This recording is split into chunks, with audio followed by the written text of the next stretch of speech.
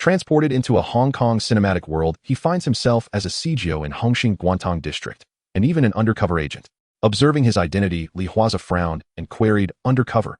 Not even a dog." The system suddenly announced, "Congratulations on awakening the sin value system. As long as you eradicate sin, the host shall be endlessly empowered."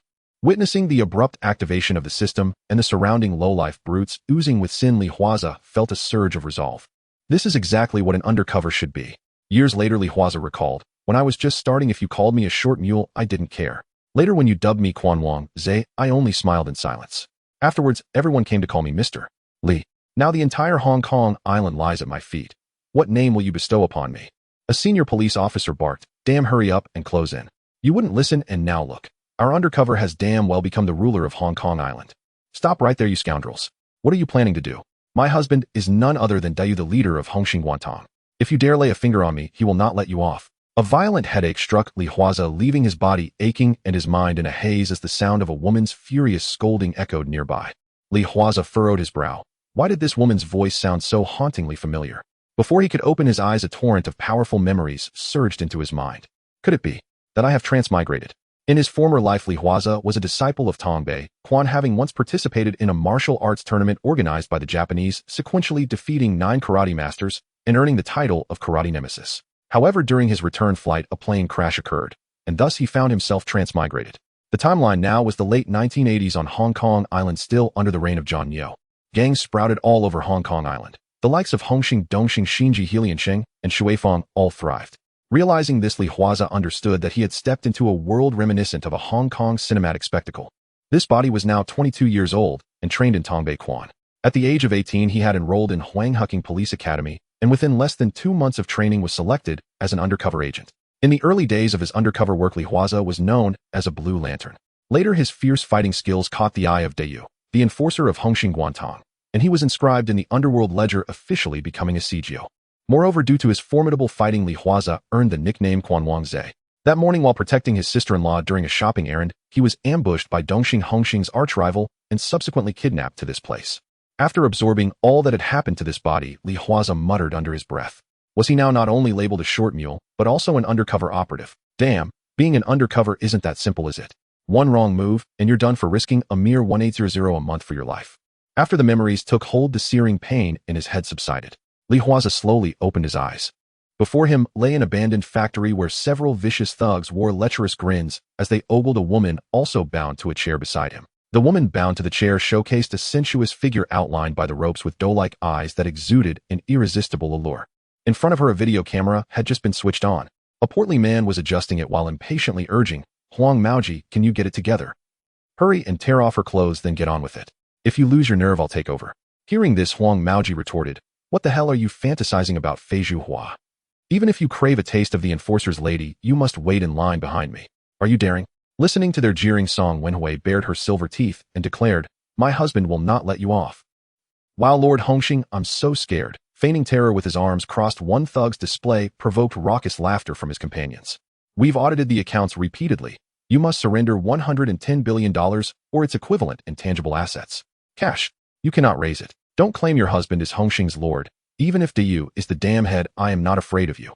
As Song Wenhui twisted her head and wriggled free, his words still echoed.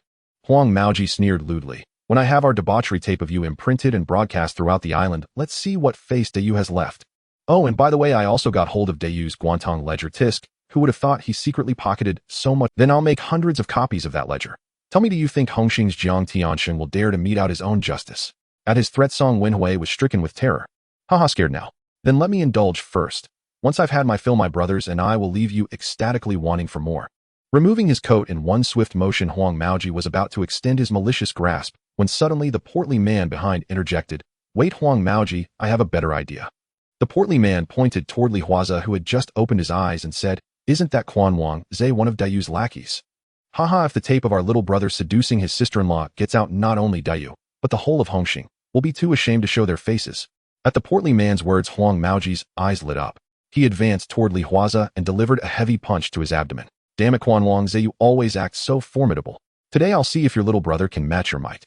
As he spoke, Huang Maoji drew a gun from his waist and pressed it against Huaze's head. Simultaneously, he signaled to his henchmen to untie Huaze.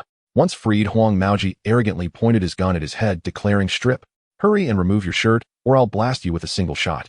Facing the ominous gun barrel pressed against his head, Li Huaze slowly reached to unfasten his shirt buttons while searching for an opening to counterattack. If he failed to comply with Huang Maoji's orders, his head would undoubtedly be blasted off. Yet if he were to succumb and yield to his sister-in-law, even under duress, his fate would be sealed. As his shirt buttons gradually came undone, Li Huaze unveiled an upper body sculpted with the perfection of ancient Greek statuary. A black overtheshelder dragon tattoo, snaked from his left shoulder to his chest, emblazoned over muscles, as smooth as marble, exuding an air of dominance. Nearby, his sister-in-law was visibly stunned by the sight, but soon closed her eyes and turned away. At the thought of the impending sordid act, Song Wenhui wished she could simply die. Yet upon closing her eyes, her mind was flooded with visions of Li Huaze's statuesque figure, handsome face, and a body carved into pure sensuality. "You get to sample this fine brew first. What the hell are you dawdling for? Hurry up." The gun barrel still rested against Li Huaze's head. Wearing a fierce expression, Huang Maoji declared as he continued to press the gun against Li Huaze's head. Under this pressure, Li Huaze had no choice but to advance and bend down to embrace his sister-in-law Song Wenhui. In that fleeting moment of embrace, the subtle fragrance of orchids sent a shiver through Li Huaze's heart. The sensation of her soft curves pressed close made his heart pound wildly. The instant Song Wenhui was held in Li Huaze's arms, though she harbored deep resentment toward Huang Maoji and his gang, a hint of illicit allure stirred within her. Knowing she had no escape today, she gritted her teeth, closed her eyes, and resigned herself to fate. Surrendering her body first to A's was preferable to yielding to those beasts of Dongxing. Upon witnessing this, Huang Maoji burst into raucous laughter as he continued to aim his gun at Li Huaze. Turning to the portly man, he declared, "Ha Feizhu Hua, just look at Quan Wang's physique. Once our tape of you and your sister-in-law circulates, the entire island will be in awe." Though he had been holding his sister-in-law, Li Huaze had been waiting for his moment. Catching sight of Huang Maoji turning his head, Li Huaze released her and swiftly dashed forward in a flash. With one hand, he seized Huang Maoji's gun-wielding right hand, and with the other, he delivered a crushing blow to the left side, targeting the liver.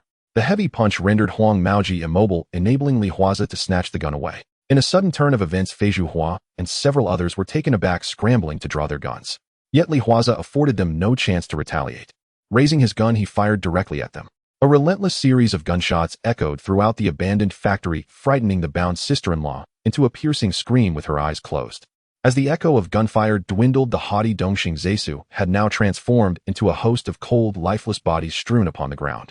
After holstering his gun and preparing to comfort his elder sister-in-law, a crisp system notification resounded in his ears. Zui system bound. Host Li Huaze. Age 22. Identity Guowozai Undercover Cop. Strength 7. Constitution 8. Agility 7. Speed 6. Skills Tongbei Fist, Intermediate Firearms, Beginner, Driving Intermediate. System Space, 5 cubic meters. Current Evil Elimination Value, 400. Allocatable. Note the peak data for an ordinary person is 10 points.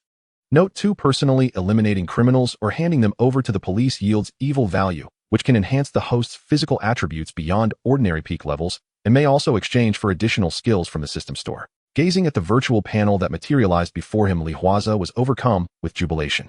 Surely a transmigrant must possess a golden finger. Upon a closer inspection of the system, Li Huaze realized that this Zui system was tailor-made for him. In the underworld, no lowlife remains untainted, whether he later eliminates other gang underlings for turf or consigns his sworn enemies to prison, he stands to gain. He could earn evil value for himself. Moreover, this value could fortify his body and grant him additional skills. Wasn't it simply perfect? Allocating 5 free points to strength and constitution, he reached the pinnacle of an ordinary human's physical prowess and power. In an instant, Li Huaze felt a surge of heat coursing through his body, as if a single punch could fell an ox. After shutting down the system, Li Huaze suppressed the excitement brewing within him. Just as he was about to turn and untie his elder sister-in-law bound to the chair, his peripheral vision caught sight of a ledger on the table. Now he was not only embarrassed, but also terrified of dragging his family into bankruptcy. He walked towards the parking lot, head down and silent. It meticulously recorded the illicit gains Dayu had amassed over the years after taking over the Guangtong domain of the gang. Should Dayu discover that the ledger was missing, and that Li Huaze had seen it, he would likely ensure his own obliteration to avoid the retribution of Hung Hing. As Li Huaze pondered over his next move, an exultant voice of his elder sister-in-law Song Wenhui resounded from behind him. "Ace, have you taken care of those scum? Wonderful, now quickly untie my ropes so we can make our escape. Once we're back, your boss will bestow upon you the red baton." Hearing his elder sister-in-law's voice laced with both joy and urgency, Li Huaze's mind raced with calculation. He then turned around, pointing his pistol at Song Wenhui's head. The sudden surge of emotion made Song Wenhui's body tremble, her eyes fixated on Li Huaze in disbelief. Ace, what are you planning to do? I am your elder sister-in-law. You brandishing a gun at me intend to betray your boss and the gang. If you dare to do so, all of Hung Hing will not forgive you. Now remove the gun, and ill consider it as your first time losing control due to excitement. Listening to his sister-in-law's scolding, Li Huaze stepped forward, the muzzle pressed against her head. Sister-in-law, I have no other choice now. As you heard from Huang Maoji, just now the boss ledger was somehow pilfered. Now I know that the boss has skimmed a vast fortune from the gang over the years. Do you think he would let me off? Feeling the icy chill from the gun's muzzle, Song Wenhui's delicate frame trembled uncontrollably. Yet she forced herself to remain calm as she gazed at Li Huaze. Ace, you have saved me from that band of Dongxing Zace. Your boss will only be grateful to you. He will regard you as his foremost, perhaps even elevate you to power. As for the ledger, I will. Don't be naive, sister-in-law. I am a Guowozai, not a fool.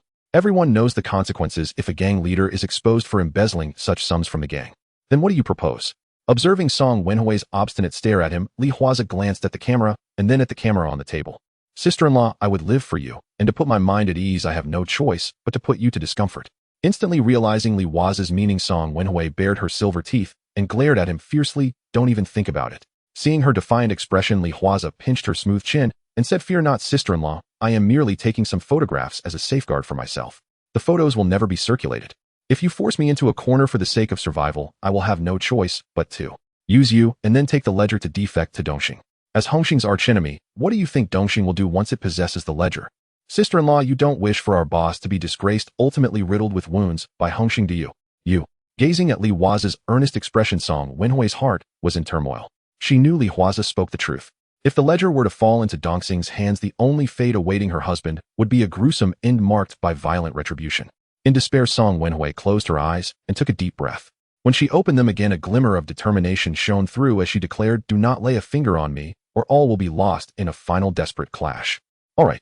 Seeing that his sister-in-law had reached a decision, Li Huaze smiled as he stepped forward to untie the ropes binding her. Although he was admittedly desirous of her, he believed in the virtue of gradual indulgence. As boundaries were gradually being dismantled, after all haste makes waste, Li Huaze pointed towards the nearby sofa, approached the table, picked up the camera, and with a playful smile, said, Sister-in-law, your actions will now determine our boss's fate. Humph. After a cold snort, Song Wenhui stepped toward the sofa. Upon seeing Li Huaze raise the camera towards her, she hesitated for a moment, but then slowly removed the dress she was wearing.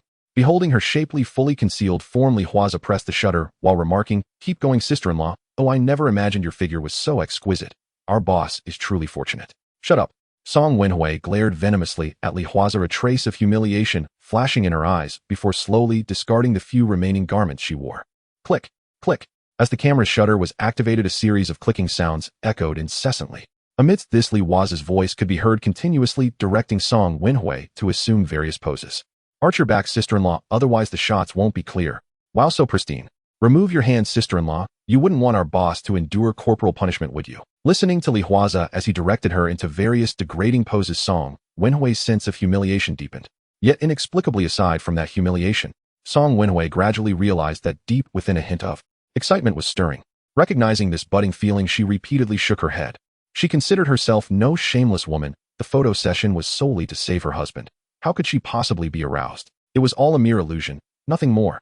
With that thought, Song Wenhui drew a deep breath, then looked at the reluctant Li Huaze with cold resolve and said, Is that enough? Half an hour later. Where did you send those photos? With a hint of anger in her beautiful eyes, sister-in-law Song Wenhui asked Li Huaze. Of course I can't tell you, sister-in-law. I can't just keep the photos on me, can I?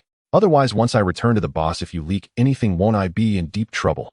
With that, Li Huaze grasped Song Wenhui's hand and said, Don't worry, sister-in-law, the photos won't be leaked. However, if something happens to me, then let go of your sister-in-law. Show some respect. With a forceful shake, Song Wenhui pulled her hand away and glared at him. I hope you keep your word. As for the accounts, I will find a way. With that, Song Wenhui got into the passenger seat. At the same time, in Kwun Tong, inside Dai's apartment, the wine bottle shattered against the wall. The leader of Hung Hing Diu angrily scolded the younger brother in front of him. Useless, you lot are all a bunch of worthless trash. How long has it been? My wife was kidnapped in her own territory, and I haven't even heard a whisper about it. What the hell am I paying you for? If this gets out, how can I, the leader of Hung Hing and Kwun Tong, still have any face in Hong Kong? They'll give you another half an hour. If you still can't find your sister-in-law, I will throw all of you into the water. Seeing Dai's overwhelming presence, the younger brothers instinctively shrunk their necks. Hurry up and go find her. What the hell are you still doing here? Do I look like I care about your late-night snacks? Hearing the boss' fury, the younger brothers quickly turned and left. After everyone had left, Dayu turned to the side and apologetically said to Longtu Jiang Tianxing, Mr. Jiang, I apologize for the scene. How could it be? With a smile, Jiang Tianxing took out a cigar and handed it to Dayu. Don't worry, Dayu. In a bit, I'll contact a few old friends from other groups to help you gather some information. However, I suspect this is likely the work of Dongxing. After all, since Dongxing came to Yuan Long and stepped into Kwun Tong, they have been trying to push you out completely. Speaking of which, Jiang Tianxing patted Daya's hand. In this world, one must abide by the rules. A family should not be implicated in troubles. If it really was Dongxing, I will contact Litu to have him release your sister-in-law. Hearing Jiang Tianxing's words, Dayu expressed his gratitude. Thank you, Mr. Jiang.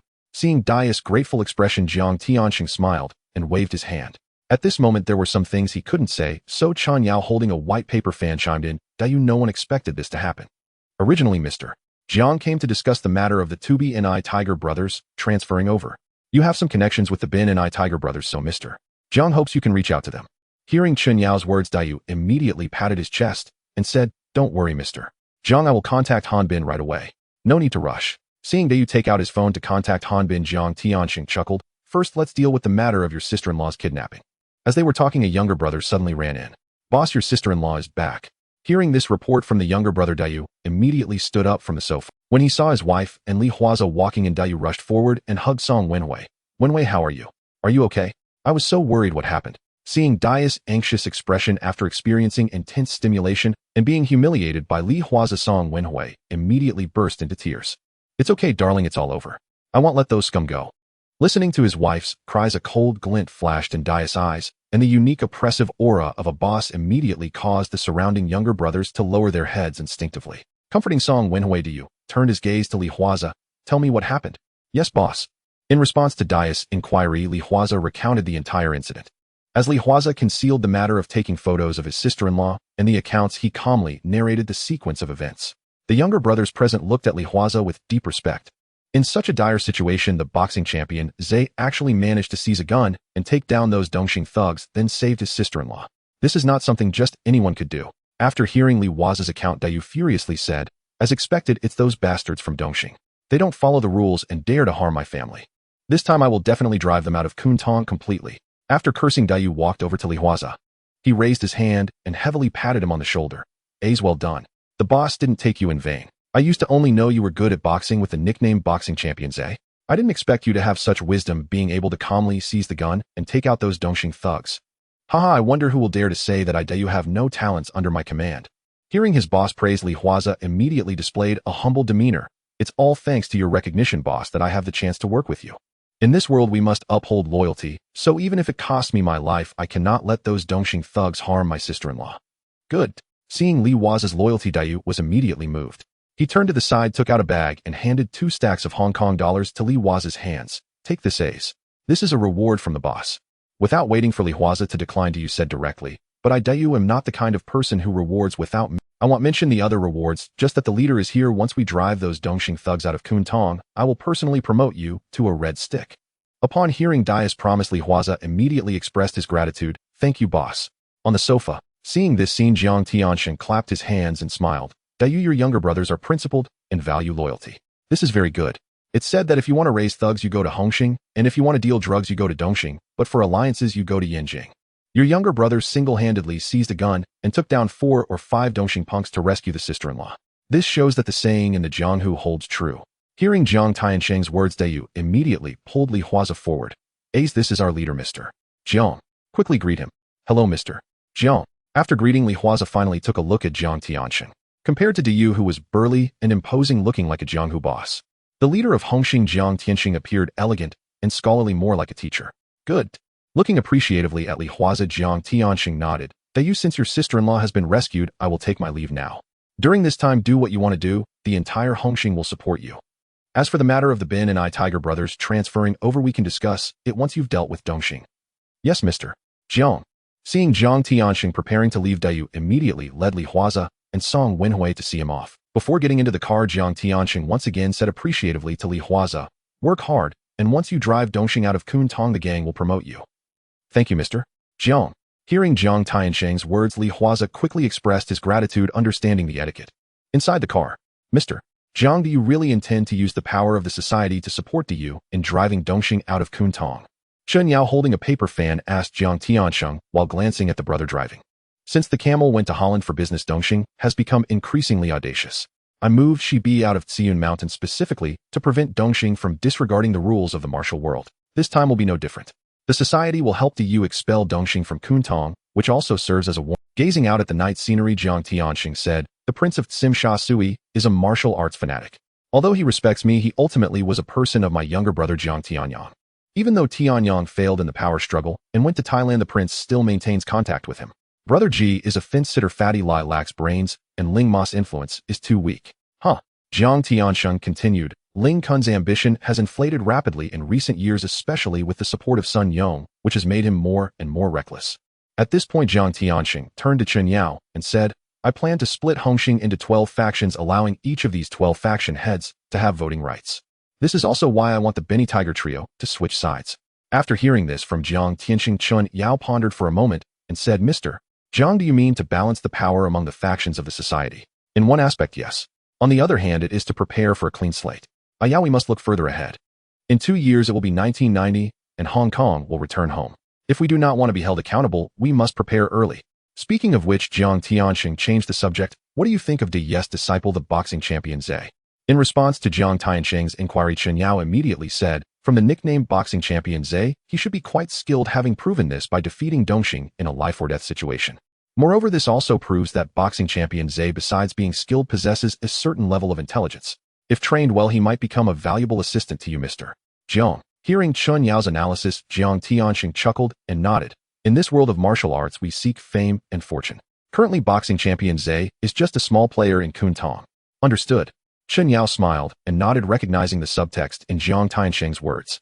Being noticed by the leader is indeed a blessing for him, boxing champion Zhe. Furthermore, since he is young, I will find a way to turn him into a loyal follower like Shibi. As for the matter of loyalty in the world of martial arts, neither Jiang Tianxing nor Chun Yao mentioned it. After all, aside from the lowly bottom feeders, how many true big shots believe in loyalty? Well, Shibi is not considered a knife in Jiang Tianxing's hand. That night, in Li Huaze's rental room. As expected of a big shot, the spending is extravagant. He glanced at the stacks of cash Yu had given him, totaling 200,000. Li Huaze sighed and got up to take out a rice cooker from under the bed. Opening the rice cooker, he found tens of thousands of bills inside. After putting the 200,000 Hong Kong dollars into the rice cooker, Li Huaze then slapped his head. I forgot I have system. Why hide money under the bed? With a thought, he stored the rice cooker filled with Hong Kong dollars into the system space. Li Huaze then nodded in satisfaction. Just as he was about to wash up and rest, his phone rang. Since the first Big Brother entered Hong Kong in 1983, 5 years have passed. Although it hasn't become as common as in later years, there are actually quite a few people who own phones. As soon as he answered the call, he heard the voice on the other end say, Shizai, why haven't you come back so late? Uncle has been cooking pig bone porridge for you, and it's almost dry. Hearing the familiar voice of Huang, Sir, Li Huaze immediately replied, Huang, sir, it's convenient for me to talk right. Hey, Zhe, where have you been? I've sent you the pager several times, and you haven't replied. I thought you were in trouble. What's going on in Kwun Tong? Why are those little rascals from Hongxing wandering around the streets like mad? Facing Huang Sir's inquiry, Li Huaze collapsed on the sofa and said, Huang Sir, I was kidnapped and almost had my head blown off. How could I reply to you? Inside the police station. What? Hearing this from Li Huaze, Huang Bingyao instantly sprang up from his chair. That bastard has the gall to kidnap my people. Do you believe I can use a deadly scissor kick to blow his head off? All right, Huang Sir, if you shout any louder, the whole world will know I'm your undercover agent. At this point, Li Huaze deliberately spoke in a sorrowful tone. Huang Sir, I've been an undercover agent for almost 3 years now, and today, I almost died at the hands of Dongxing. I no longer want to be a lowly follower. I also want to stand in the sunlight wearing a police uniform and proudly tell those who look down on me that I am not a rascal, I am an officer. His tone conveyed a deep sense of anger and bitterness, yet his expression remained remarkably relaxed. Well, if employees don't complain about hardship, how can the boss understand their efforts? Indeed, upon hearing Li Huaze's sorrow and helplessness, Huang Bingyao immediately comforted him. He even promised an additional 20% to future expenses, which made Li Huaze satisfied. He recounted the course of events to Huang Bingyao. After Li Huaze finished speaking, Huang Bingyao was silent for a moment and said, So Hongxing Diyu is preparing to go to war with Dongxing's crazy tiger. That's right, but Huang Sir Diyu and Jiang Tianxing promised that if I perform well this time, they will promote me to the position of Red Stick. This is my opportunity. Once I successfully become a Red Stick, then. Hearing Li Huaze's laughter, Huang Bingyao also revealed a lewd smile as they both chuckled. A moment later, Li Huaze suddenly asked, I just realized, Huang Sir, it's almost midnight. Why are you still at the police station and haven't gone home? In response to Li Huaze's inquiry, Huang Bingyao proudly pushed up his glasses and said, Your big brother is about to get promoted, so I have to put on a show. If all goes well, I should be promoted to the chief in West Kowloon within half a month. What? So fast? Hearing Huang Bingyao say he would become the chief in West Kowloon, Li Huaze's eyes lit up. This is definitely great. Just think when he becomes a red stick and eventually opens a faction having people in both the underworld and the police looking out for him, won't he soar? After ending the call, Huang Bingyao was silent for a moment before calling someone in. 3 years ago, this kid was chosen by Huang Zhiqing as an undercover agent, and he personally took him from Huang Zhiqing. The reason was simple: this kid's father was also an undercover agent sent out by him. Unfortunately, he met an untimely and being killed in the street. Initially, he planned to secretly promote him after he joined the police force. However, fate had other plans, and he ended up following his father's path. Left with no choice, he personally recruited him to become an undercover agent. Therefore, no matter what, he must not let this brat get into trouble. Li Huaze had no inkling that his original Buddhist deceased father had been an undercover as well. In his memory, his father had been cut down on the street, and his mother, unable to endure the trauma, fell ill and ultimately passed away. The original man loathed the identity of a gang member, which was why he had chosen to apply to Hung Police Academy. Yet fate twisted unexpectedly, and he found himself once more selected to serve as an undercover. Fortunately, he had been wrested away from Huang Zhiqing by Huang Bingyao. Had he fallen under Huang Go's control as an undercover, he dreaded he might not even know how he would meet his end. Li Huaze could not help but wonder he was just an ordinary mole. How had he attracted the attention of someone as high-ranking as Huang Bingyao? Huang Bingyao position was more than one rung above Huang Zhiqing's. This was something he would have to investigate. The next morning on Yuehua Street in Kwun Tong within the Yes Turf. Brother Zhe, hello. Brother Zhe. As he walked, the underlings greeted Li Huaze with deference. Each pair of eyes that fell upon him burned with fervor. Yesterday's deed had already spread through the mouths of the underlings. Now all of Kwun Tong knew that Champion Zhe had single-handedly taken down the Dongxing ruffians. He nodded and made his way toward his sister-in-law's office. Come in. Song Wenhui called as she heard a knock. When she saw Li Huaze enter and close the door behind him, Song Wenhui immediately frowned. Who told you to come? Look out. I don't want to see you right now. Song Wenhui's black suit dress framed her figure. Her shapely legs, sheathed in dark stockings, sat perfectly straight beneath the hem. Li Huaze smiled as he stepped forward. Sister-in-law, you weren't like this yesterday. Get out or I'll call someone. At the mention of yesterday, a flash of humiliation crossed Song Wenhui's eyes. She couldn't help but recall how he had made her pose in all those compromising ways for photographs. Hey, don't be so quick to shoo me away. Li Huaze moved behind her and placed his hands on her shoulders, gently kneading. I only came to ask, have you resolved the ledger, sister-in-law? If it hasn't been settled, and if I end up getting killed by the boss, won't those photos be leaked? Feeling Li Huaze's brazen ministration, Song Wenhui was about to fly into a rage. But at the mention of the photos, her body froze. When the hands on her shoulders slid downward, Song Wenhui grabbed them in alarm. Don't go too far. She snapped. I'm only asking for peace of mind. You still haven't told me about the ledger. Resting his head against Song Wenhui's smooth neck and inhaling that intoxicating scent, Li Huaze felt a sudden violent impulse to possess her. After all, she was beautiful, beguiling, and the wife of a formidable underworld lord. The prospect of such an encounter promised an exhilarating thrill. But now was not the time. He would proceed slowly, step by step. You mustn't. Feeling the hot breath against her neck, Song Wenhui's face flushed. She did not even notice his hand slip into her neckline. I've already taken care of the ledger. My brother is the one who manages it. He was afraid of my husband's wrath, so he never told him that the ledger had gone missing. That's enough. Overcome by a mix of shame and anger, Song Wenhui slapped Li Huaze's hand away. Now that you've heard, won't you hurry and leave? If my husband comes back and finds you here, you'll be thrown into the sea. Seeing her genuinely on the verge of fury, Li Huaze rose and moved to the front. Very well, sister-in-law, I won't bother you further. He blinked, turned, and walked toward the door. Watching his retreating figure, Song Wenhui drew a deep breath. Forcing herself to dispel that stray licentious thought, Song Wenhui spat coldly. What a brazen little bastard. 2 hours later, Anyo, who had just arrived at the office, spotted Li Huaze chatting with others and strode over teasingly. Man, Champion Zhe, you really are something, taking a gun by hand and taking down 5 Dongxing ruffians. Seeing Anyo's thumbs up, Li Huaze shrugged. He produced a cigarette for Anyo, then tucked another between his own lips. There was no choice. In that moment, if one doesn't fight for one's life, one is doomed to fall. Anyo took the offered cigarette and produced a lighter to ignite it. That's not always true. It's not as if everyone goes at things like you. How many in this world die ignobly? Why don't they seem half as fearsome? Glancing around, Anyo lowered his voice. Doesn't everyone here know the boss treats you as his sworn brother? Once Dongxing is driven out this time, I reckon you'll secure the post. Don't forget to pull your brothers up with you. In the underworld, flattering the powerful and belittling the weak is ordinary currency. Seeing the favors shift towards someone rising, it was natural for others to ingratiate themselves. Watching Anyo's leering grin, Li Huaze laughed. If I do get the post, you'll be the first I bring over. As they spoke, an underling ran up. Brother Zhe, the boss is calling you. On hearing the yes summons, Li Huaze rose and patted Anyo's shoulder. He'll go see the boss first. With that he turned and left. Anyo watched his departing back with unabashed envy. Securing a post. Once you become a sought-after enforcer, even the humblest of roles gives you the right to recruit. Unlike him, Anyo had been muddling along for nearly 5 years and remained lowly ranked. Inside Di's office, Li Huaze entered to find Yu speaking with his chief lieutenant De-1. When Li Huaze stepped in, Yu waved to him with a smile. Boss, brother one. Big Head when returned the greeting with a nod and a smile. Yu said plainly, I've said it before. Henceforth you are my sworn brother, so don't be so formal. Ace, tonight we will clash with those Dongxing scum. I have already arranged the men for you. You will lead this time. Fight well and make it count. If you deliver results, I'll make sure you secure the post.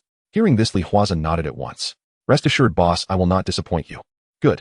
Pleased by Li Huaze's confidence, Yu nodded approvingly, then erupted in fury. That bastard Zhuanmo. How dare he stoop to such vile tricks against me? It's a pity we couldn't find him all day, otherwise I'd have him flayed alive. As Yu swore to too, when poured a cup of wine and handed it to him. Don't be angry, boss. This time we strike at Dongxing. Zhuanmo, as one of Dongxing's 5 tigers and the hall leader in Kwun Tong, cannot simply fail to show. When that moment comes, it will be up to Ace. At dusk inside the Golden Eagle Bar on Yuehua Street, in Kwun Tong. Brother Zhe. Champion brother. Brother Zhe. Watching his underlings gaze at him with fervent admiration, Li Huaze casually flicked his cigarette to the floor and ground it beneath his heel. He then stepped onto the bar counter and swept his gaze imperiously over the crowd. Brothers, by the code of the Jianghu, no harm shall befall wives or children. Yet that rabble from Dongxing dared lay hands on our big sister. Tell me, can we swallow this insult? No. Crush them. Wipe out every last one of those Dongxing scum. Brother Zhe, give the order. Drive them out of Kwun Tong once and for all. Li Huaze raised both hands, palms down, silencing the clamor. When hushed stillness settled, he beckoned. Anyo swiftly approached, carrying a sturdy case which he opened before the crowd. At the sight of stacks upon stacks of Hong Kong banknotes within, even the breathing of the assembled underlings grew heavier. What does one join the Triads for if not money? Yet many low-ranking members, mere dwarf mules, struggle so desperately, they carry less than a single coin. And as for the unregistered Blue Lanterns, they remain nameless in the Underworld roster altogether. Thus, when they beheld the case brimming with several million Hong Kong dollars, their eyes burned with feverish intensity. The boss has laid down the cash. If we drive Dongxing out of Kwun Tong, every dollar here becomes yours. If you're arrested, the boss will post bail. If you're wounded, or worse, the boss will cover medical expenses and family compensation. His gaze hardened. In his hand, the broad-bladed cleaver pointed downward like a blade of fate. If we expel Dongxing from Kwun Tong, the boss will promote me to Red Pole. And any of you who fight with distinction, I'll hold an incense ceremony and formally initiate you into the underworld. Moreover, openings exist for white paper fan and grass shoe positions. Anyone who proves exceptional courage will be promoted by the boss himself. At present, Li Huaze, like Anyo, held only the rank of 4-9, and thus lacked authority to recruit disciples. Yet should he ascend to Red Pole, he would gain the right to conduct incense ceremonies and formally accept disciples. Hearing Li Huaze's vivid promises of tangible rewards, and seeing the heavy case of real money upon the counter, the underlings' eyes reddened, breaths quickening. Sensing their fervor had reached its peak, Li Huaze leapt off his stool. Brothers, follow me. Wipe out Dongxing. Wipe out Dongxing. Wipe out Dongxing. Wipe out Dongxing. Roaring, they surged after Li Huaze toward the door, eager, blood-hot, ready to strike. At Rueha Street, inside a Dongxing bar. It's bad, brother Wild Bull. Champion Zhe has arrived with Hung Hing men to storm the place. A panicked underling burst into the bar and blurted the news to a burly man lounging on the sofa, arms wrapped around a woman. What did you say? Hearing the report, Wild Bull shoved the woman aside. His open leather jacket revealed thick, corded muscle, and across his chest a vivid tattoo of a reed. Wild Bull, lifelike and seething with fury. It seemed poised to tear through his skin and gore bystanders where they stood. Seizing the trembling underling by the collar, Wild Bull, standing a towering 1.9 meters tall, muscles coiled like live wire, loomed with suffocating menace. What the hell are you panicking about? If those Hung Hing dogs seek death, I'll gladly grant it. Go, blow the whistle. Rally everyone. Tonight I'll settle accounts with them once and for all. Before he could finish, a chorus of shrieks erupted at the entrance. Following the sound, they saw several Dongxing underlings already felled, slashed down by Li Huaze and his men. Patrons witnessing the outbreak of Triad violence fled in terror. Li Huaze ignored them entirely, dispatching a few charging Dongxing men with swift, brutal cuts of his cleaver. Then leveled the blade at Wild Bull, his expression icy and unyielding. Wild Bull, today is your end. At Li Huaze's audacity, Wild Bull ripped open his leather jacket. Champion Zhe, if you want my hide, let's see whether you've the strength to take it. Brother Zhe, Dongxing reinforcements have arrived outside. An underling rushed to Li Huaze's side, pointing urgently toward the street. Anyo, take the brothers and cut down those Dongxing scum. I'll finish Wild Bull, then join you. Yes, at Li Huaze's command, Anyo instantly raised his cleaver. Brothers, leave a few to guard brothers, eh? The rest, follow me and cut down those Tung Sing dogs. Watching the Hung Hing men charge outward, Wild Bull overturned the table before him, snatched up his cleaver, and lunged forward, its razor-sharp edge gleaming coldly as it slashed straight for Li Huaze's skull. Li Huaze sidestepped the blow, then drove a thunderous fist deep into Wild Bull's abdomen. Thud! A dull, sickening impact echoed. Wild Bull staggered backwards several paces, clutching his gut, eyes wide with disbelief. In past clashes between Tung Sing and Hung Hing, he'd fought Champion Zhe before, exchanging victories and defeats. But never, not once, had a single punch nearly cost him half his life. This is impossible. With a roar, he raised his blade and charged again, only to be met mid-stride by a devastating kick that sent him flying. No sooner had Wild Bull's massive frame struck the floor than Li Huaze closed in, fists raining down like a merciless tempest, each blow hammering into flesh and bone. Impossible. Little darling, you have no idea what impossible truly means.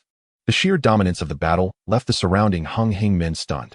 That hulking primal figure, Wild Bull fearsome as a beast, could not land a single clean strike against Champion Zhe. Regaining their senses, the Hung Hing men raised their weapons and roared in exultation, each glance at Li Huaze blazing with fanatical devotion. Champion Zhe! Champion Zhe! Champion Zhe! Amidst their deafening cheers, Li Huaze delivered a final shattering punch, square to Wild Bull's chest. Crack! Ribs snapped under the force. As Wild Bull collapsed, unable even to rise, Li Huaze rose, swung his cleaver in a lethal arc, and ended his life. Only when Wild Bull lay still, hand clamped over his throat, blood-flecked foam bubbling from his lips, eyes dimming into final darkness, did Li Huaze exhale deeply.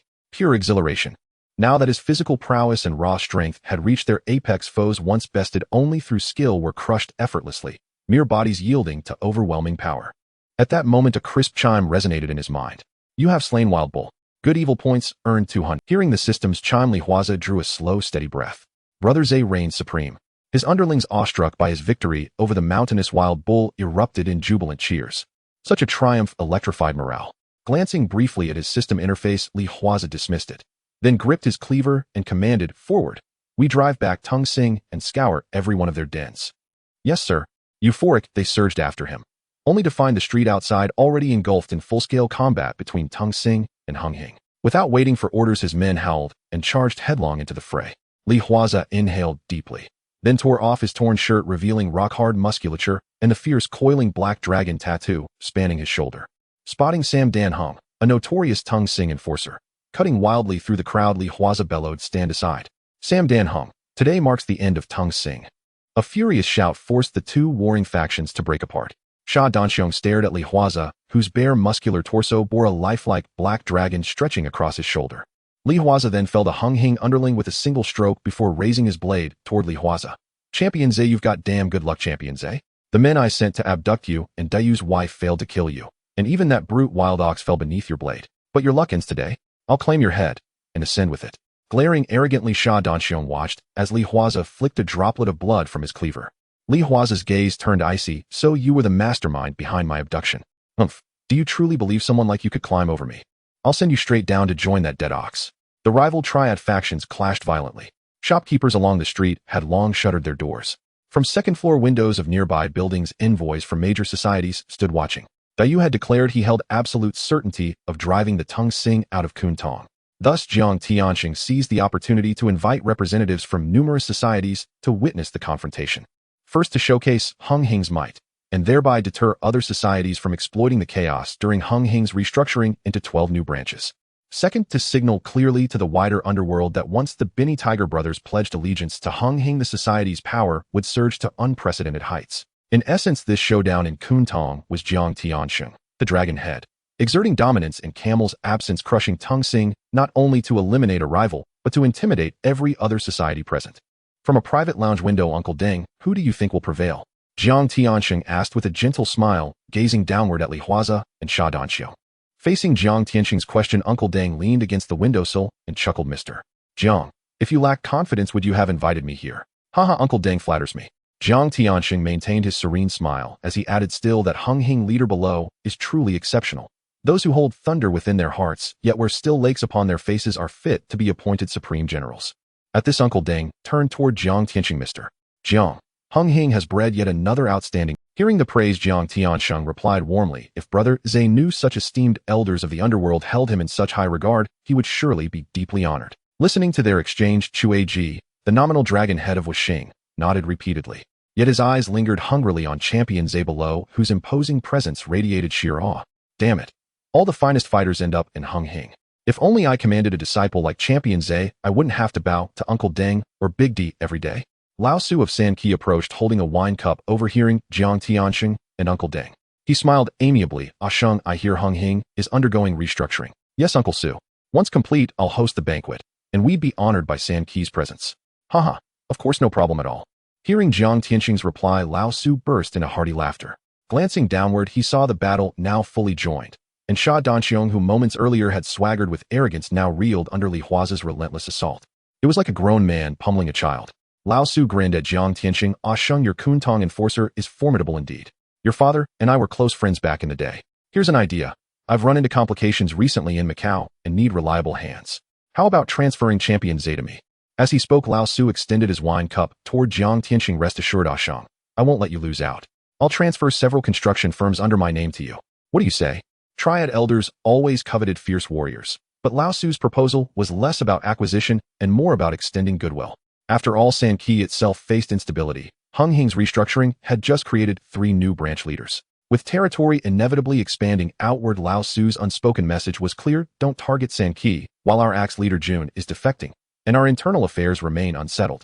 Perceiving Lao Su's subtext, Jiang Tiansheng smiled warmly. I hold great faith in Brother Zhe, and since Brother Du, our branch leader, has formally adopted him as a sworn younger brother, I'm afraid the transfer must be declined, Uncle Su. However, I do retain influence in Macau. If needed, I'll assist you directly.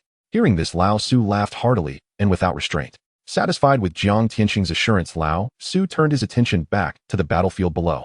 Wang Bao, having concluded his conversation with Jiang Tiansheng, asked Tian Hong, what do you make of Champion Ze's strength? Formidable. He practices Tongbei Fist. I've heard of Sha Danxiong some claim he can take on a dozen men alone, which is precisely why Curly Tiger promoted him as his frontline enforcer. Yet even such a frontline enforcer is being utterly dominated, unable to land a single counterblow. Before he could finish, a startled cry erupted from Awu.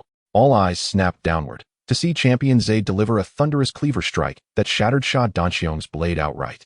It's over. Watching Sha Danxiong stumble backward, crashing into stalls as he scrambled desperately to flee, Tian Hong shook his head. Sha Danxiong is finished. Below on the battlefield, thud. A devastating kick launched Sha Danxiong airborne, his back slashed open by the cleaver's edge in a long, brutal gash. Ahawk! A guttural scream tore from Sha Danxiong's throat, his eyes wide with raw terror as he seeing Li Huaze raise his cleaver for another strike. Sha Danxiong snatched a nearby underling and shoved him forward. The underling fell instantly. Li Huaze's gaze hardened as he fixed it upon Sha Danxiong. So the boss pushes his own men into the path of the blade. Is this truly the way of Tung Sing? Facing Li Huaze, whose aura alone radiated overwhelming dread, Sha Danxiong felt his knees tremble uncontrollably. His underlings instinctively averted their gazes, refusing even to meet Li Huaze's eyes. Go! Attack him now! Cut Champion Ze down, you bastards! Staggering toward his men, Sha Danxiong shoved them forward. Yet the moment he saw Li Huaze advancing with cleaver raised, he spun and fled. Shunk! A searing agony pierced his chest. Sha Danxiong reflexively looked down, then slowly turned, dazed to see the cleaver's tip protruding from his own sternum. Next life, stay the hell out of the underworld. With a sharp flick, Li Huaze shook blood from the blade, then raised it high, roaring, eradicate Tung Sing.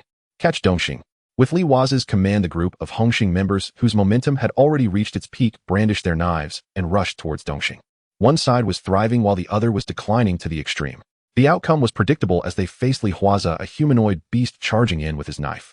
The leaderless Dongxing members instantly turned terrified and fled in all directions. Seeing them scared to the point of losing control, Li Huaze burst into hearty laughter. The little brothers around him were continuously shouting with admiration. King of Boxing Ze! King of Boxing! Facing the adoring gazes of his little brothers, Li Huaze waved his hand. Brothers, let's go take down other Dong. In the upstairs private room, witnessing Li Huaze being surrounded and going wild by his little brothers, Deng Bo sighed. Incredible, truly incredible, not only for personal valor, but seizing the opportunity. Mr. Jiang, congratulations on the emergence of talent in Hongxing again. Seeing Deng Bo's emotional expression, Jiang Tiansheng's smile became even brighter. You have praised Deng Bo.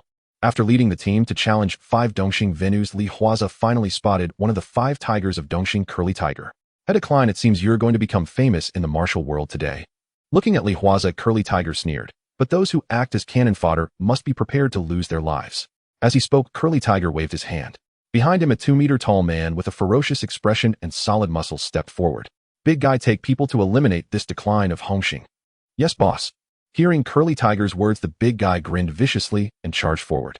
Huaze did not let his previous victories make him complacent. Instead, he waved his hand, and the group of Hung Hing members surged forward in an instant. In an instant, the two forces collided and began to fight.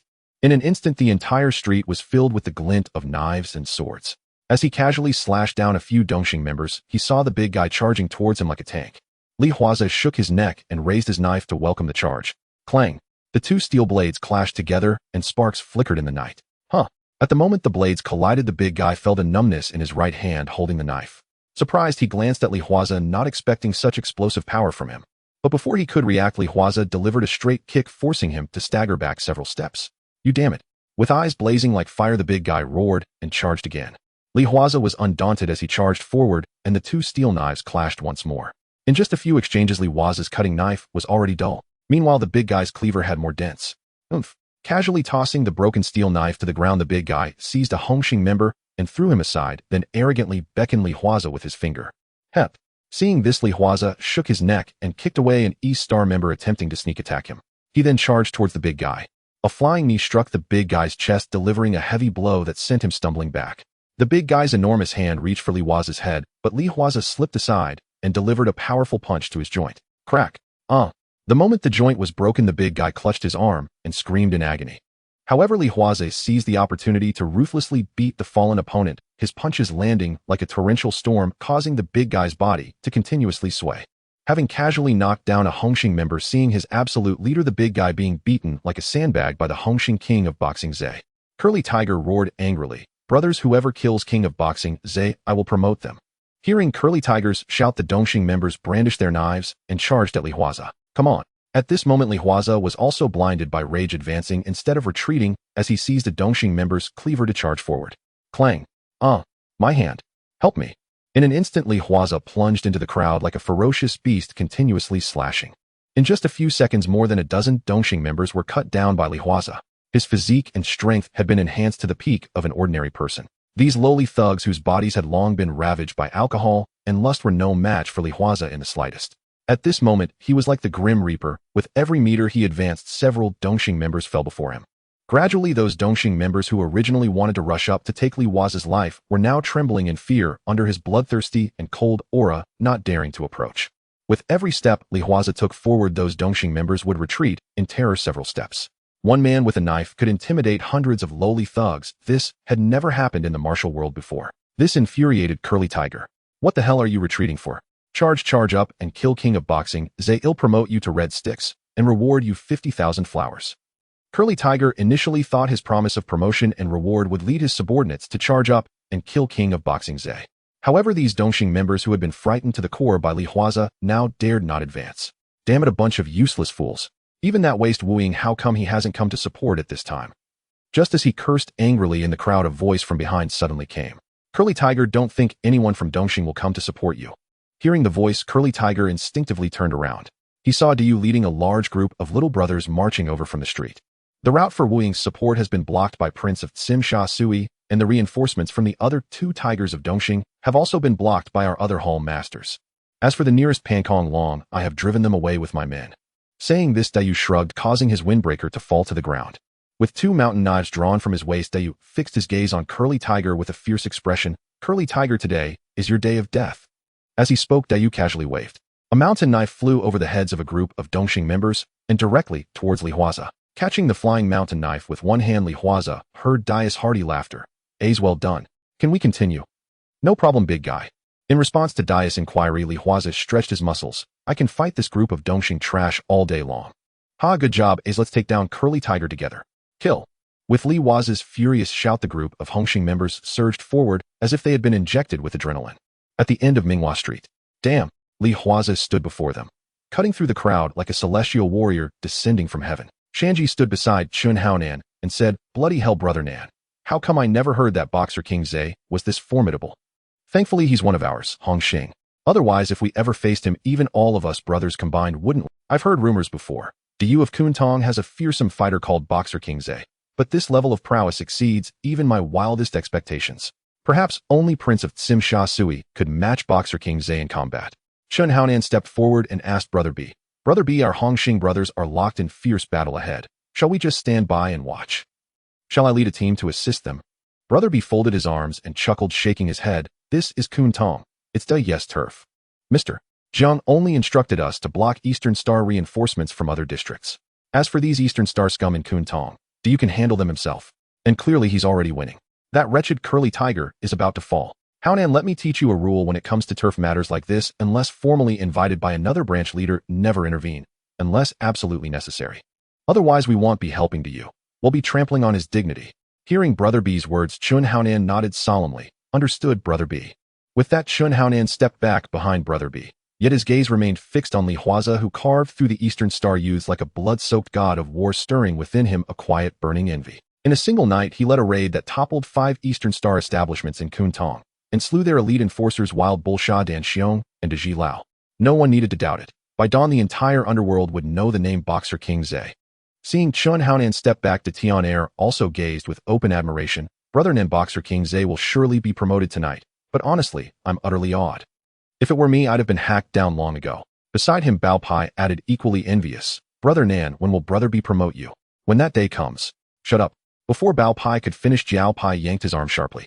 Chun Haonan wasn't angered. Instead, watching the Eastern Star youth scatter in panicked flight, he declared firmly, the day will come. Brother B will promote me and elevate me to leadership. At the street's center. You don't come any closer. Curly Tiger collapsed onto the ground, trembling uncontrollably as he stared at Huaze. His eyes cold as frozen voids, his aura suffused with murderous intent, and the massive dragon coiling across his left shoulder, seeming to erupt from the abyss itself, roaring in silent fury. Curly Tiger's body shook violently, his hands scrabbled backward across the pavement in desperate retreat. Around him, his Eastern Star underlings lay groaning or fled in disarray. A wave of utter despair washed over Curly Tiger. He knew there was no escape this night. Drawing a deep, ragged breath, he forced himself upright. He tried to hurl a final curse, but the moment his eyes met Huaze's icy gaze, his vision blurred and warmth flooded his trousers without warning. Haha, scared pissing himself. Dayu strode forward, blade in hand, and burst into loud laughter upon seeing Curly Tiger's humiliation. The Hung Hing youths nearby roared with unrestrained mockery. Spit on you, trash. You dare lay hands on my wife. With a vicious sneer, Dayu spat directly at Curly Tiger, then turned to Huaze, drenched in blood. Huaze, how are you holding up? Fine, brother. All this blood belongs to those Eastern Star scum. He exhaled slowly, the taut muscles across his frame gradually loosening. Casually tossing aside his chipped, blood-stained cleaver, Huaze smiled at Dayu. Brother, did I disgrace you tonight? Or let Hung Hing down? A true brother. Hearing those words first from Huaze, Dayu felt a profound surge of emotion rise within his chest. No wonder Huaze fought so fiercely tonight. No wonder he had grown so terrifyingly powerful, leading a single night assault that shattered 5 Eastern Star strongholds and cut down 3 of their most feared enforcers, Wild Bull Ji Lao and Sha Dan Xiong. He had done it all, not for glory but to protect Dayu's honor. Moved beyond words, Dayu stepped forward, ignoring the blood soaking Huaze's clothes, and pulled him into a fierce, heartfelt embrace. Then he seized Huaze's right hand and raised it high. Brothers, all hear this. From this day forth, Huaze is my sworn younger brother. 3 days hence at the Hung Hing assembly, I shall appoint him as a red pole for 126. Should I break this vow, may I fall beneath 1,000 blades in Kwun Tong. At Dayu's thunderous oath, every Hung Hing youth present looked upon Huaze with feverish, unreserved adulation. Tonight's battle had not merely showcased Huaze's peerless valor. It had etched an indelible truth into their hearts. They had witnessed with their own eyes and hands the meteoric rise of a new star across the underworld's firmament. Boxer King Zhe, Boxer King Zhe, Boxer King Zhe. No one knew who shouted first, but soon the chant erupted across the entire length of Minghua Street, roaring from every Hung Hing youth present. Anyo approached with a jacket draped over his arm and personally wiped the crimson droplets from Huaze's body, his expression alight with sincere admiration and awe. Though both held the same rank of 49, Anyo now truly deeply respected this Boxer King Zhe. At the street's far end, Chun Haonan stood transfixed, envy written plainly across his face. Beside him, Shanji's eyes shimmered with fervent longing. What does it mean to run the streets, if not to command such awe and respect? If one day I could stand as gloriously as Boxer King Zhe, even if I fell bleeding in the gutter moments later, I would die fulfilled. That day will come. Chun Haonan spoke with unwavering conviction, then added, let's go. The battle is over. Now it's time we bore witness. With that, Brother B led Chun Haonan and the others forward in a stately procession toward Dayu's group. not alone, but joined by Prince of Tsim Sha Sui, Liang Ma of Sham Shui Pei, and Ma Wang Jin of Chai, one each arriving with their own entourages. Ha, do you never imagined you'd keep such a masterful fighter hidden away? Why not show him off sooner? Prince arrived with his retinue, his martial obsession evident as he studied boxer King Zhe with open appreciation. Had Li Huaze not already been slated for promotion by Du, Prince would have tried to recruit him outright. I'd heard Du commands several top lieutenants, and one exceptionally skilled junior brother. Tonight you've opened my eyes. After Brother B stepped forward with a warm, approving smile, Du Fei glanced briefly at his own boss, receiving a subtle nod in return. Without hesitation, Du Fei shrugged off his jacket and draped it gently over Li Huaze's shoulders. I may be wild and reckless, but loyalty means everything to me, and I hold in highest esteem men like you, who fight and bleed without hesitation for their sworn brother. Next time you're in Aberdeen District, any matter big or small, come find me, Du Fei. I'll never hesitate, never spare my life. Wan Mao, who knelt on the ground begging desperately before Du, who stood over him, a steel blade gleaming in his hand. Begging now, where was your mercy when you ordered my wife kidnapped? With a swift, brutal slash, Du brought the blade down onto Wan Mao's shoulder. His face darkened with cold fury, the aura of a seasoned underworld kingpin radiating sheer, chilling menace. Ah! Wincing in agony, Wan Mao, who tried to crawl away, but was instantly pinned to the ground by several Hung Hing underlings. Du, stop playing around, just sink him in the pond. Time's tight. The cops will be here any minute. At Senior Brother B's urging, Du waved his hand. Instantly the underlings seized Wan Mao and shoved him into a minivan. An unspoken understanding had long existed between the Triads and the police. So long as gang warfare did not spill over into civilian life, the Organized Crime and Triad Bureau would refrain from heavy-handed intervention. Only after the bloodshed ended and the wounded were removed would the anti-Triad unit finally move in. After all, in their eyes, Triad foot soldiers, low-life thugs, were nothing but societal scum. Their deaths meant little. That night's brutal clash concluded. Li Huaze returned to his rented apartment and soaked in a steaming hot bath. Dried blood rinsed away in rivulets swirling down the drain. Only then did Li Huaze collapse onto his... Indeed, even after reaching the peak of ordinary human physical potential, his stamina and endurance had markedly improved. Host Li Huaze. Age 22. Identity: Triad Enforcer, Undercover Police Officer. Strength 10. Constitution 10. Agility 7. Speed 6. Skills: Tongbei Fist, Intermediate Firearms, Beginner, Driving Intermediate. Current Evil Neutralization Points, 1500. Tonight's battle had yielded precisely 15. Without hesitation, Li Huaze exchanged them at the system's 1100 rate, converting them into 15 free attribute points. He maxed out agility and speed, leaving 8 points remaining. Pausing briefly, he allocated 2 more points each to constitution and strength. A surge of warmth flooded his body, and in that instant his physique began to transform. His chiseled, sculpted musculature subtly reshaped, lines growing sleeker, more harmonious, yet undeniably potent. An explosive torrent of raw power surged forth from deep within him. 4 points remained. After a moment's reflection, Li Huaze elevated his Tongbei Fist from intermediate to advanced. Immediately, the image of a master practicing Tongbei Fist materialized vividly in his mind. That profound sense of mastery, of seamless integration, made him yearn to leap up and test it firsthand. Ah, I see.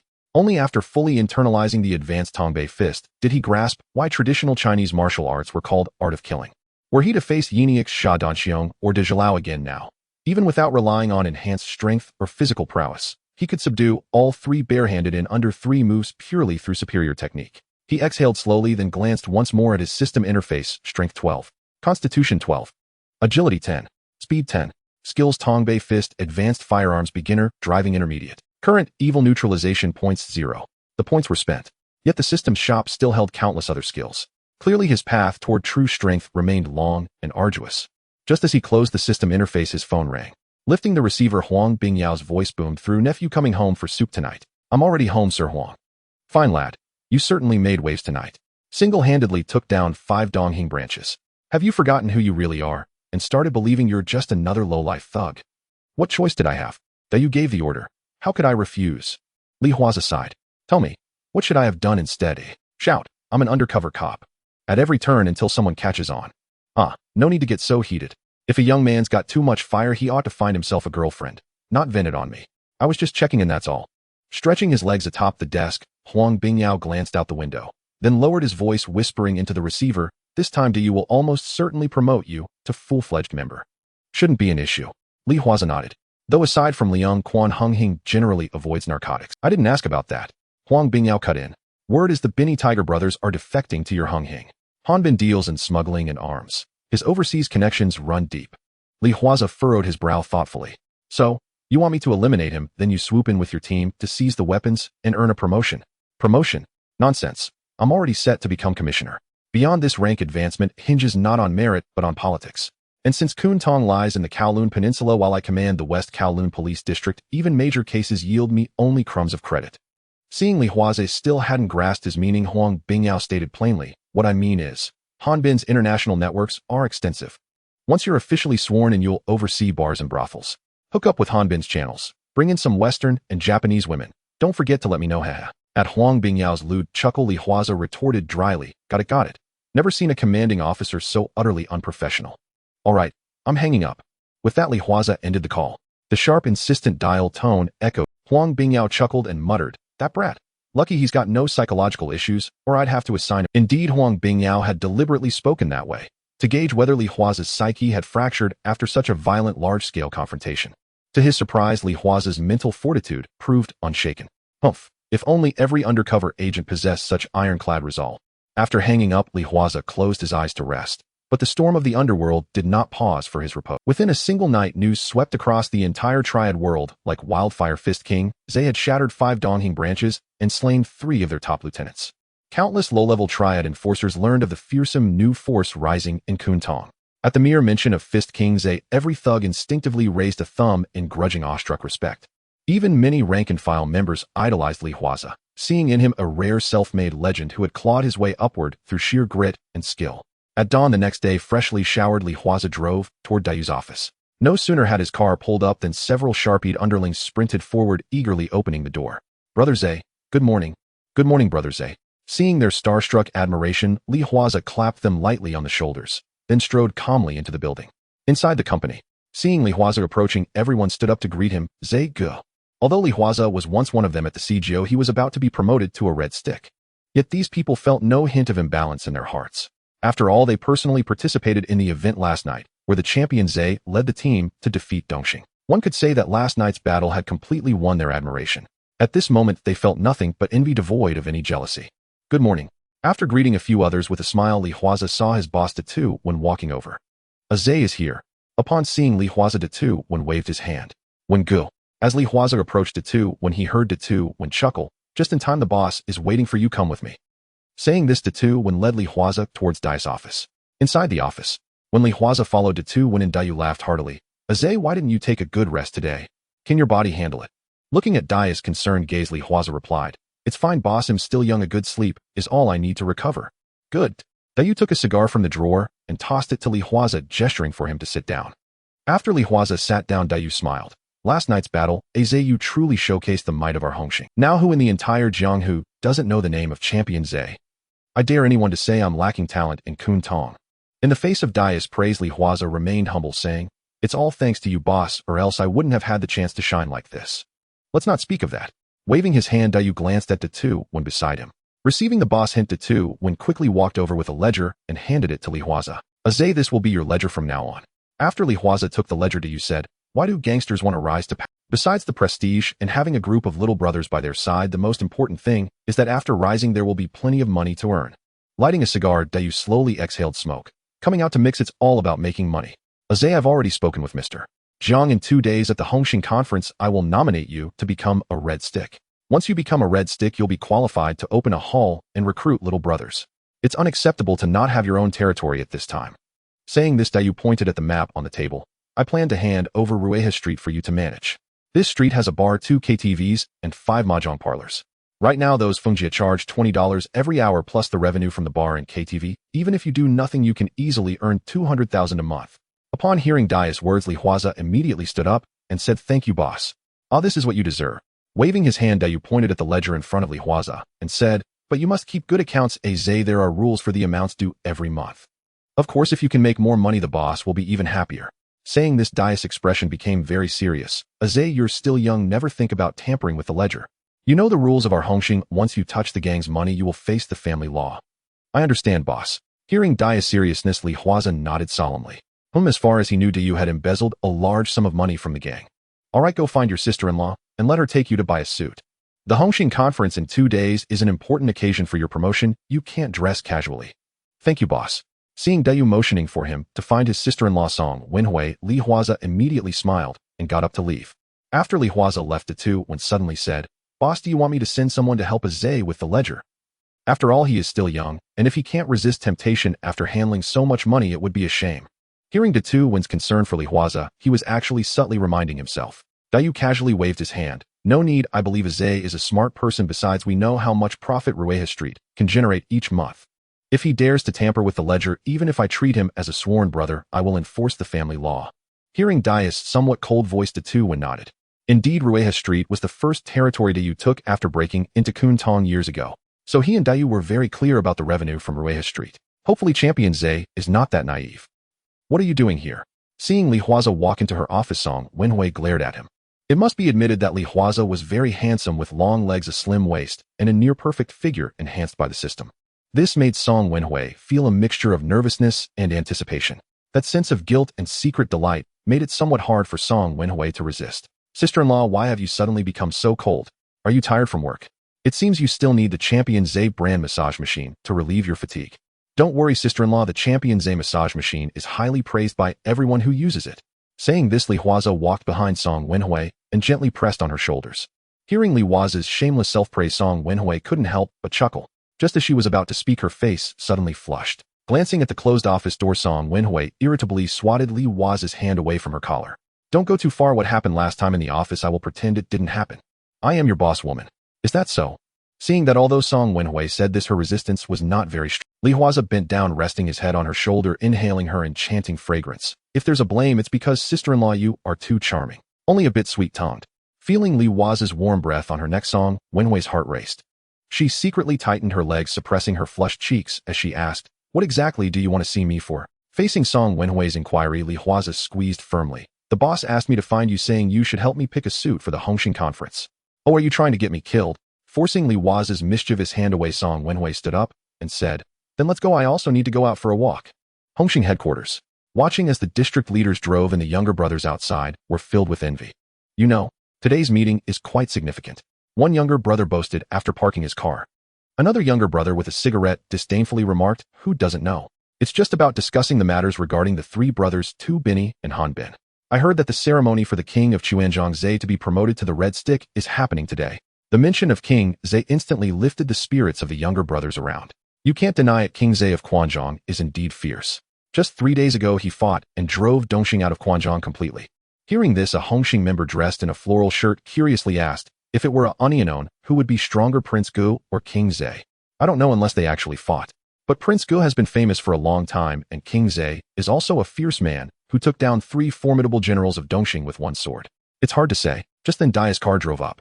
Seeing Dayu Data-One and Li Huaze get out of the car, the younger brothers of Hung Hing immediately looked at Li Huaze with admiration. Seeing the admiration in the eyes of the Hung Hing younger brothers, Dayu laughed heartily and patted Li Huaze's shoulder. "Did you see that? Huaze, all these younger brothers in Hung Hing see you as an idol. That's right, achieving such a great reputation in your 20s and holding the position of a red stick in the 426 sector. It's normal for these younger brothers to idolize you." Hearing the words of the big boss, Li Huaze merely smiled humbly and said nothing. He hadn't even held a position yet. He had no right to speak at the headquarters meeting. Following Dayu to the headquarters, he saw that a long table was already filled with the leaders from various regions. Seeing Dayu arrive, Fatty Li from Beijiao rubbed his toes and said, "Damn Dayu, recently Quanzhong has been quite impressive, stepping on Dongxing's rise. Now who in the underworld doesn't know you have a fierce warrior under you?" Hearing Fatty Li's teasing, Dayu sat back down and jokingly scolded, "Hey Fatty Li, can you not be so This is our Hung Hing headquarters. Can you not show off your dirty toes? Just look at how much Jing Ma and Ma Wang Jin despise you." Big Boss B also chimed in, "I say Fatty Li, if you want to rub your toes, just do it at home. This is Hung Hing headquarters." Faced with the agreement from everyone, Fatty Li reluctantly put on slippers. "Hey, I haven't seen you guys in a few days, and it looks like you all have become quite close. What's going on? Have you all moved in together? Do you want me to get you a Fungjia so you can have a kindred spirit?" A single sentence from Fatty Li triggered a round of laughter and scolding from everyone, while Jing Kuan, who had been silent, lit a cigarette. Then with his uniquely hoarse voice, he said, "I don't know whether you all have moved in together, but I do know that some people are becoming increasingly tardy. So many people are waiting for just one person, even if it's the dragon head. He shouldn't be this ostentatious." Just as Jing Kuan finished his dissatisfied words, Big Boss B, a loyal supporter of Jiang Tianqing, immediately slammed the table and stood up to scold, "Damn Jing Kuan, what the hell are you saying? Are you dissatisfied with Mr. Jiang?" He added, "How the master hasn't even spoken yet, the loyal dog is already barking." Sitting in the back of the long table, Li Huaze observed the leaders from various regions either being sarcastic or speaking in riddles. Some even slammed the table and argued, Li Huaze found it all quite novel. While he had seen what the Hung Hing meeting was like in movies, in his past life witnessing it up close was still quite exhilarating. Beside him, Chun Haonan, who had come with Big Boss B, noticed Li Huaze watching the drama with great interest. He took out a cigarette and smiled, offering one to Li Huaze. Every time there's a Hung Hing meeting, the leaders always argue before the dragon head arrives. Don't think they're all from the same organization. In fact, many leaders have some friction with each other. As Li Huaze took the cigarette that Chun Haonan offered and put it in his mouth, the nearby Shanjia quickly took out a lighter to help Li Huaze light it. Seeing Shanji's fawning smile, Li Huaze think. However, he felt a bit puzzled deep down as to why Chun Haonan was being so friendly and Shanjia was even more flattering. Those who have watched movies and comics know that although Chun Haonan and his group under Big Boss B value loyalty, they still tend to have high aspirations. They generally don't regard their peers highly. Why were they being so friendly to him? Zego, I heard you practice Tongbai. Helping Li Huaze light his cigarette, Shanjia asked curiously, is that right? Yes. Li Huaze did not hide it in response to Shanji's inquiry. Then Zego, can you teach me a few moves? Ever since I was little, I've hoped to become a martial arts master one day. I want to be able to fight like you. Looking at Shanji's eager expression, Li Huaze chuckled, just this. Aren't there many martial arts schools on the street? They're just flashy moves. Shanjia replied disdainfully about the martial arts schools Li Huaze meant. Afterward, Shanjia looked at Li Huaze with hopeful eyes. Zego, I saw with my own eyes how you took down that giant over 2 meters tall with just a few punches. That's true martial arts. In response to Shanjia's flattery, Li Huaze didn't feel overly pleased. I've been practicing boxing since I was a child. I can say I grew up in a boxing gym. It's a bit late for you to want to learn now, but learning a move or two shouldn't be a problem. Oh. Shanjia looked a bit disappointed upon hearing Li Huaze's explanation. Just then Daishoner chuckled and said, Shanjia, I think you'd be better off spending your time chasing girls instead of learning martial arts. That suits you better. As the few of them joked, Jiang Tianxing walked out from the inner room where the offerings were made to Guan Eryi. Seeing all the leaders arguing, Jiang Tianxing cheerfully sat at the head of the table. Is it lively? The atmosphere is just like during the New Year. If there's something happy, share it with us. I'd like to be happy for you too. Hearing Jiang Tianxing say this, the leaders who were still arguing all quieted down. Gugu started showering him with compliments. After seeing everyone quiet down, Jiang Tianxing smiled and said, today there are many matters to discuss at the Hung Hing meeting, but before that let's get down to business. In the incense hall facing the statues of the 3 heroes and 5 ancestors, Master Guan was worshipped with 3 bows. Jiang Tianxing turned his head holding a large knife and looked solemnly at Li Huaze and the 3 people kneeling on the mat holding 3 sticks of incense. According to the rules of the Hongmen, when initiating a new member, one must be accompanied by a white paper fan and straw sandals. The other 2 were the head horses recommended by the masters from other regions, meant to accompany Li Huaze during the initiation. Of course, the main character of today's initiation was already known among the various masters. After worshipping the statue of Master Guan, Longtu, Jiang Tianxing turned to look at Li Huaze. In a solemn tone, he asked, who is worshipping at my Honghua pavilion entering my Muyang city? Li Huaze, kneeling on the mat with 3 sticks of incense, replied with equal seriousness, I, Li Huaze, disciple of Hongmen, Kwun Tong Rui H Street, pay my respects to the incense master. Chai Wan Yin Tianxiong, paying my respects to the incense master. Wanchai Wang Minghua, paying my respects to the incense master. Upon hearing their responses, Jiang Tianxing continued, do you remember loyalty, filial piety, benevolence, righteousness, propriety, wisdom, and faith? We disciples dare not forget. Stepping forward, he placed the steel knife on Li Huaze's shoulder. Today, as you don the red flower, do you remember your original intention? Wherever righteousness lies, we shall restore the Ming dynasty. What is the knife? The heart is the knife. What is the lead? The blood is the lead. What kind of knife is it? The knife to restore the Ming dynasty. What is the lead? I offer my blood for Xinyuan. Who are we worshipping? With the 3 heroes and 5 ancestors above and Master Guan above, we 3 below are willing to inherit our ancestors' will and restore the Ming dynasty. In this question and answer session, the entire incense hall was filled with solemnity. The other masters also wore serious expressions, acting as guardians, standing on both sides. Alright, today, disciple Li Huaze from Rue He Street joins our Hongmen, having made great contributions, and is granted the position of 426 red stick. Today, Chai Wan Yin Tianxiong joins our Hongmen, granted the position of 451 white paper fan. Today, Wanchai Wang Minghua joins our Hongmen, granted the position of 423 straw sandals. Thank you, Incense Master. After a series of rituals were completed, Li Huaze was the first to stand, inserting the incense stick into the incense burner. The other 2, seeing this, also stepped forward one by one to place their incense sticks in the incense burner. This marked the formal completion of the initiation. After the initiation, the Hung Hing conference continued. However, the subsequent matters had little to do with Li Huaze and the others. The masters stayed at headquarters for the meeting, while Li Huaze and his companions were the first to leave. Zhang, congratulations on your initiation. Now you are quite impressive. By the way, do you have anything else to do next? Shanji, who left together, eagerly approached Li Huaze and asked. Seeing Shanji being attentive, Li Huaze tossed him a cigarette. What's up? Do you really want to learn a thing or two from me? Not really. Scratching his head, Shanji shrugged. I was thinking, since I have nothing to do, why not join us for a stroll in Tong Luo Wan? We are all young people, surely we have common topics. Besides, we are all from the same organization, we will definitely need to look out for each other in the future. Faced with Shanji's invitation, Li Huaze thought for a moment, and then shook his head. Maybe another time. You know the rules of the rivers and lakes. Oh, we just dealt with the Dongxing gang. That bunch from Dongxing definitely won't swallow this defeat easily. They might take the opportunity during this Hongxing conference to make a move on Kwun Tong while I and the boss are away. So I need to go back and hold the fort. Upon hearing Li Huaze say this, Chun Haonan nodded in agreement. Indeed, that bunch from Dongxing never abides by the rules of the rivers and lakes. At this point, Chun Haonan patted his shoulder. If you need any help, just give me a call. He then wrote his phone number down for Li Huaze. After receiving the number, Li Huaze nodded him off. With that, he opened the car door and drove towards Kwun Tong. Seeing Li Huaze driving away, Jiao Pai, who was beside, asked in confusion, Brother, Nen Shanji, why does Brother B want us to get close to Master Jia? I don't know. Facing Jiao Pai's inquiry, Chun Haonan raised his thumb and scratched his ear. Brother B must have his reasons for asking us to do this. We just need to follow Brother B's instructions. In fact, Chun Haonan also had a guess about why Brother B would instruct. As soon as he arrived at Xingman Bar, from this moment on, it became the bar of his high status. As soon as the car stopped, the little brother excitedly shouted a few words into the bar.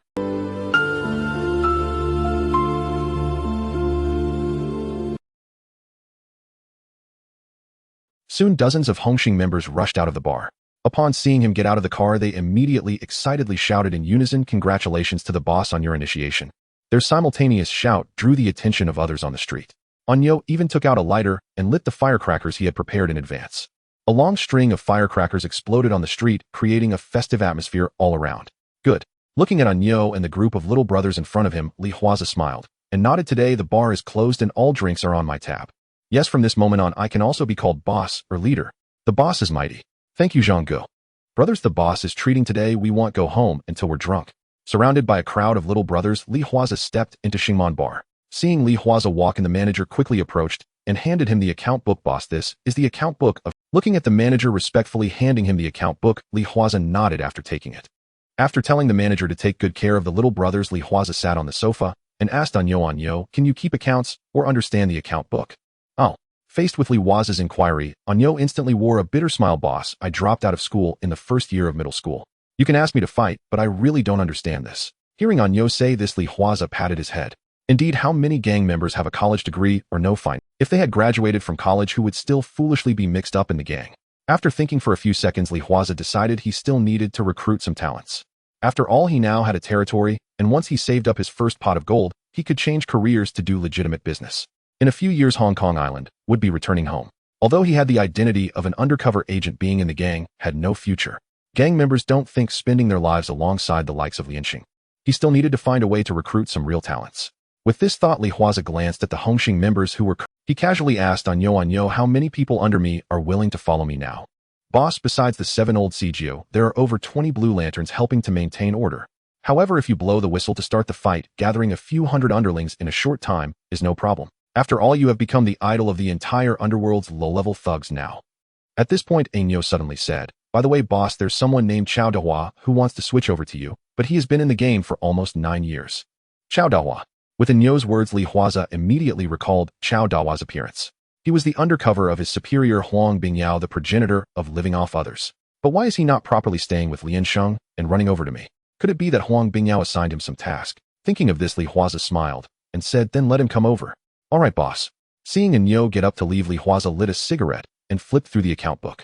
The account book recorded the operation of a bar, 2 KTVs, and 5 horse stalls on Rueha Street over the years.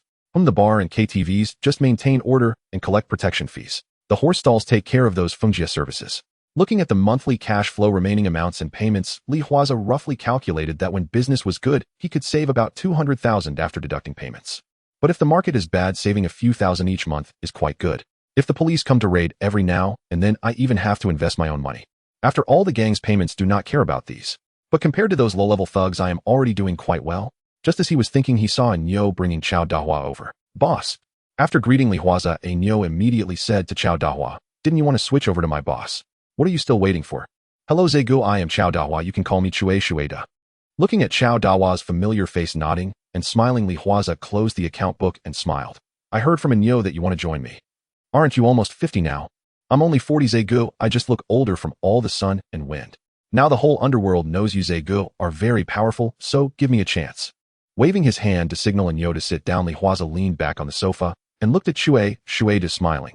You can join me, but you must have some exceptional skills. In response to Li Huaze's inquiry, Shuade immediately patted his chest and said, Zegu, I have been in the underworld for so long, although I don't have any exceptional skills. But I am well aware of everything big and small in the underworld. Zegu, although I am not skilled in fighting, I am absolutely adept at gathering information. Looking at Shuade's earnest demeanor, Li Huaze thought for a few seconds. All right, just when I have just taken office and lack talents, you will join me starting today. By the way, who was your previous boss? I will give him a call to let him know. Hearing that Li Huaze was willing to take him in, Chao Dahua immediately beamed with joy and nodded repeatedly. However, when asked about his previous boss, Chao Dahua immediately showed a glum expression and spread his hands, saying, Boss, my former boss was killed a few years ago. You know the structure with Lian Shang. Although I hold the position of CGO, I am actually quite similar to the Blue Lanterns. That simplifies things. Putting down the phone, Li Huaze smiled and said, from now on, change your alias. We used to have a Shuada in Hung Hing, so you will be called Guapuda. Great, thank you, boss. With a face full of smiles, he nodded in agreement, but quickly reacted, Boss, what does Guapuda mean? It means living off others. Getting up and patting Chao Dahua on the shoulder, Li Huaze looked at the beaming Chao Dahua and said, You have that potential. After saying that, Li Huaze turned around and left. Seeing Li Huaze's back, Chao Dahua rubbed his chin, living off others. Is it saying that I Chao Dahua look good enough to live off others? Well, it seems the new boss has an eye for talent. While wait for me, boss, I haven't caught up yet. Chao Dahua spread his hands and said, then quickly followed behind. Rueha Street. Zay Goat. Boss. Good morning, boss. Seeing Li Huaze accompanied by Nyo and the others, the Hung Hing members passing by on the street nodded in greeting. Arriving at the tea restaurant, Li Huaze ordered a cup of yuan yang and a plate of rice. He then said to Nyo and the others, order whatever you want, it's on me. Thank you, boss.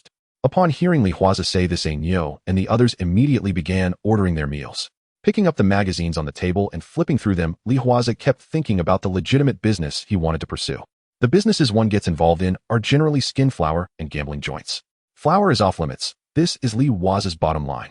He is afraid of having a son with no future in that kind of business. He has no qualifications for gambling joints, not even a mahjong parlor could he run. Moreover, the mahjong parlors in Kwun Tong are all under Yes trusted aides with the two when in charge. The only thing he can do is those fungji businesses. Damn it, the name Boxer Zay is going to become Lecherous Zay or Horse Stable Zay. Just thinking about it sends a chill down his spine. Compared to these, Li Huaze prefers to engage in some legitimate industries. Knowing what will happen in the future, Li Huaze understands that only legitimate industries can enable him to stand tall in the future. Just like that Jimmy who eventually managed to establish a logistics company in Shenzhen. Wait. Thinking of Jimmy, Li Huaze's eyes suddenly lit up. He became wealthy through pirated grade products and eventually got close to the big shot. Why can't I do that? Thinking of this, Li Huaze looked at the magazine in his hand and suddenly had an idea. Once again picking up the yuan yang milk tea to take a sip, he caught sight of the restaurant door being pushed open. Two middle-aged men carrying luggage entered. Upon entering, they first surveyed the surroundings and then chose a corner to sit down and start ordering. Seeing the expressions of these two men and the luggage they carried, the words gangsters appeared in Li Huaze's mind. He noticed that Nyo and the others were enjoying their meal and hadn't noticed these two. With sharp eyes, Chao Dahua whispered to Li Huaze, Boss, let's eat quickly and leave as soon as we're done. Ooh, I have a bad feeling inside. Moi. Hearing Chao Dahua say this, Nyo looked at him in confusion. Chue. Guapuda, what are you talking about?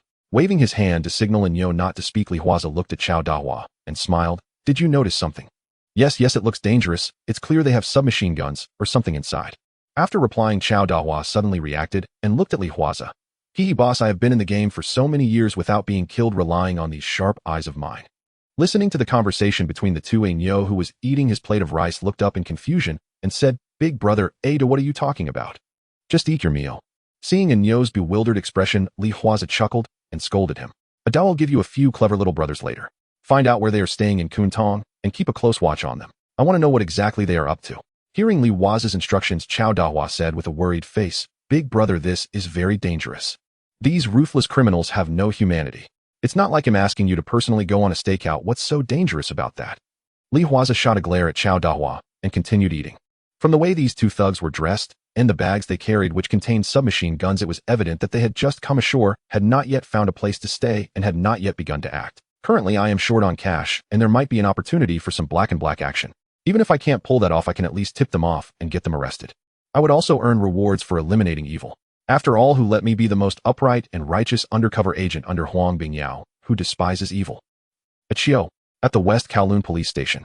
After sneezing, Huang Bingyao looked at the goodness gun and he felt as if someone was cursing him from behind. Well, it's best not to let me find out who dares to be so bold. Otherwise, I would definitely make him taste the sharp sting of the deadly scissor kick. While he was thinking, the phone on the table rang. Picking up the phone, he heard Chao Dawa's voice coming through. Huang, sir, can I apply to rejoin the team? According to your request, I have already gone undercover under the Boxing King Zhe. But this Boxing King Zhe has no humanity. If I continue undercover like this, I'm afraid I might end up in trouble. Hearing Chao Dahua say this, Huang Bingyao frowned immediately. A Zhe has no humanity. How could that be? He is my undercover agent. Could it be that after a long time he has turned bad? Thinking of this, Huang Bingyao asked, Ada, what exactly happened? He recounted the events to Huang Bingyao. Listening to Chao Dawa's complaints, Huang Bingyao's expression turned dark. Is that it? Alright, Ada, who doesn't know that you are my most capable undercover agent?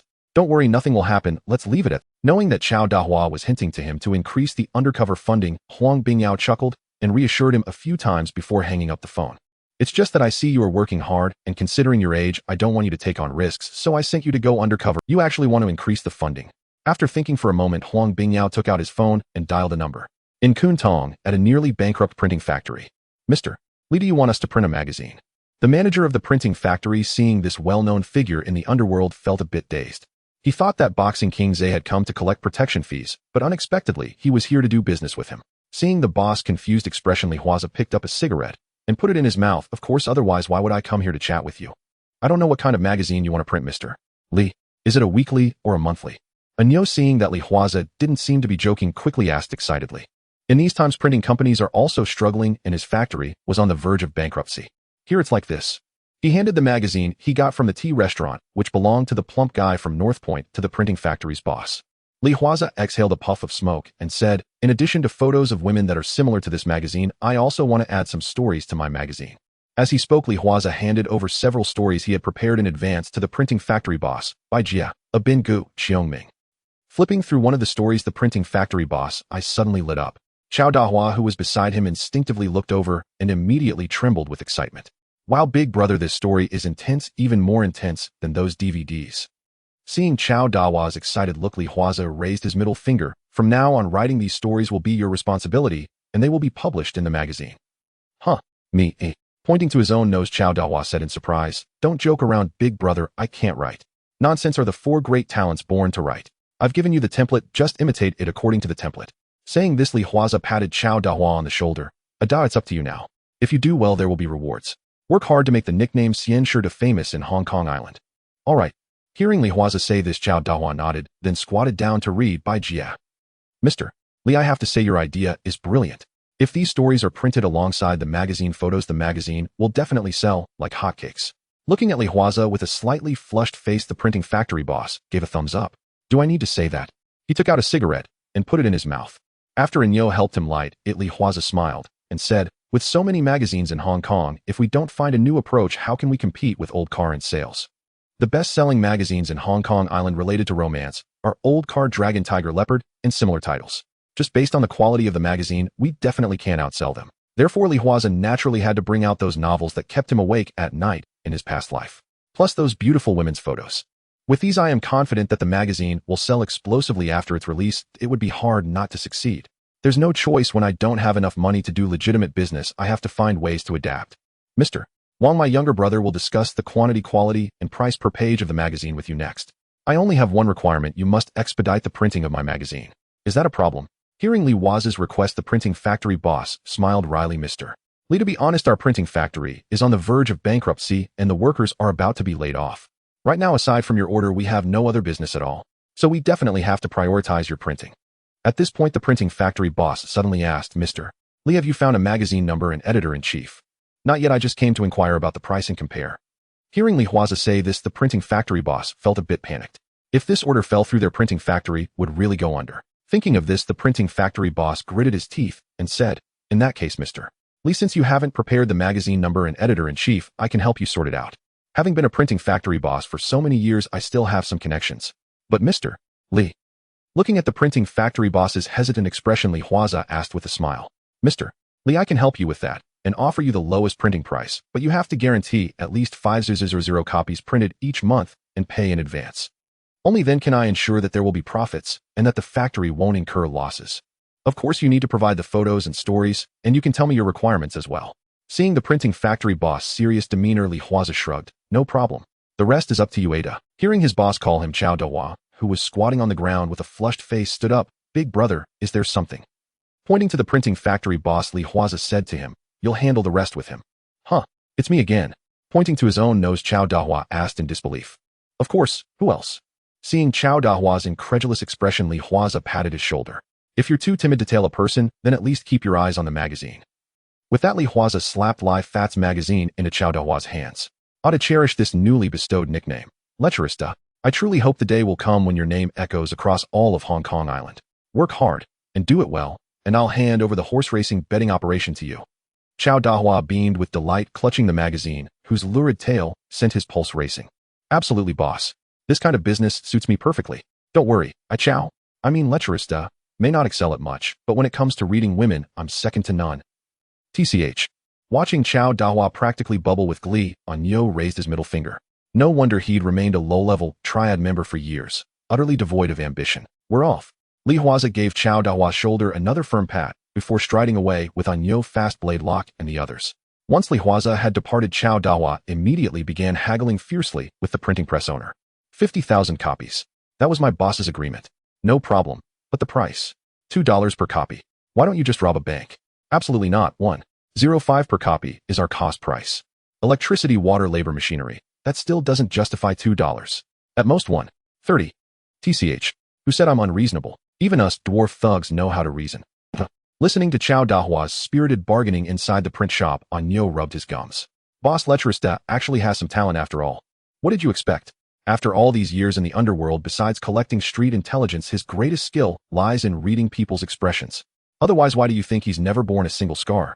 Here. Huaze tossed a cigarette into his mouth. Onyo promptly lit it for him. Huaze smiled.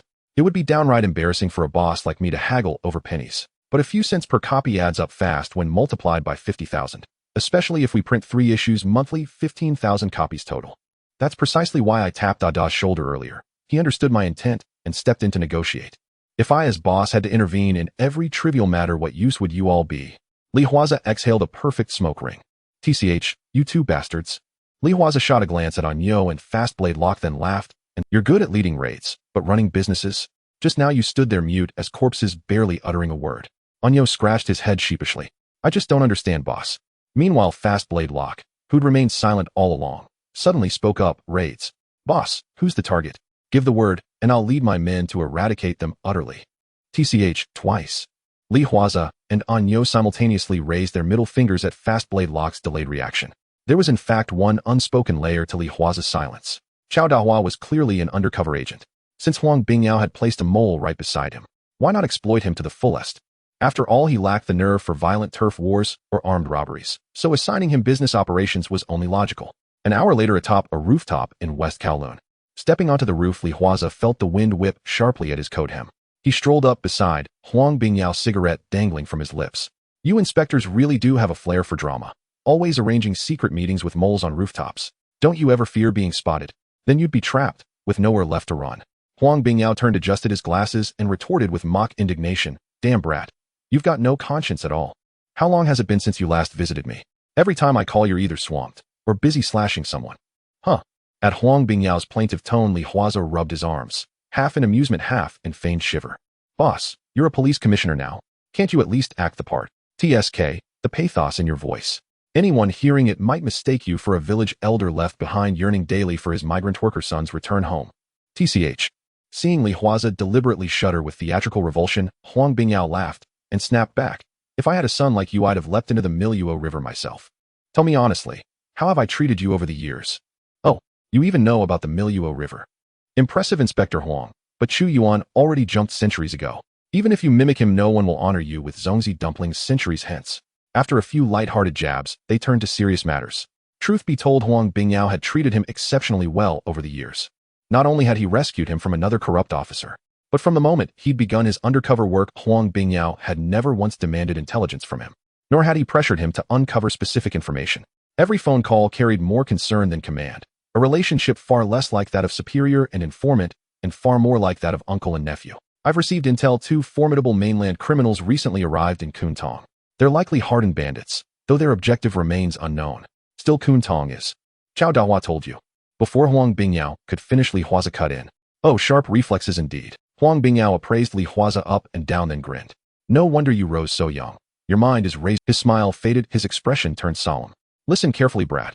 Ada is my undercover operative. He's been deep in the underworld for years. He hasn't delivered much, but I won't let him meet a grim end. So after your promotion, I assigned him to you. Please look after him. He's earned that much. Undercover work is never easy. Moved by Huang Bingyao's sincerity, Li Huaze nodded. Understood. I've already entrusted him with a new venture. Also, I'll keep watch on those 2 bandits. The moment they strike, or succeed, I'll inform you immediately. But if they choose to act outside Kwun Tong, I can't guarantee anything.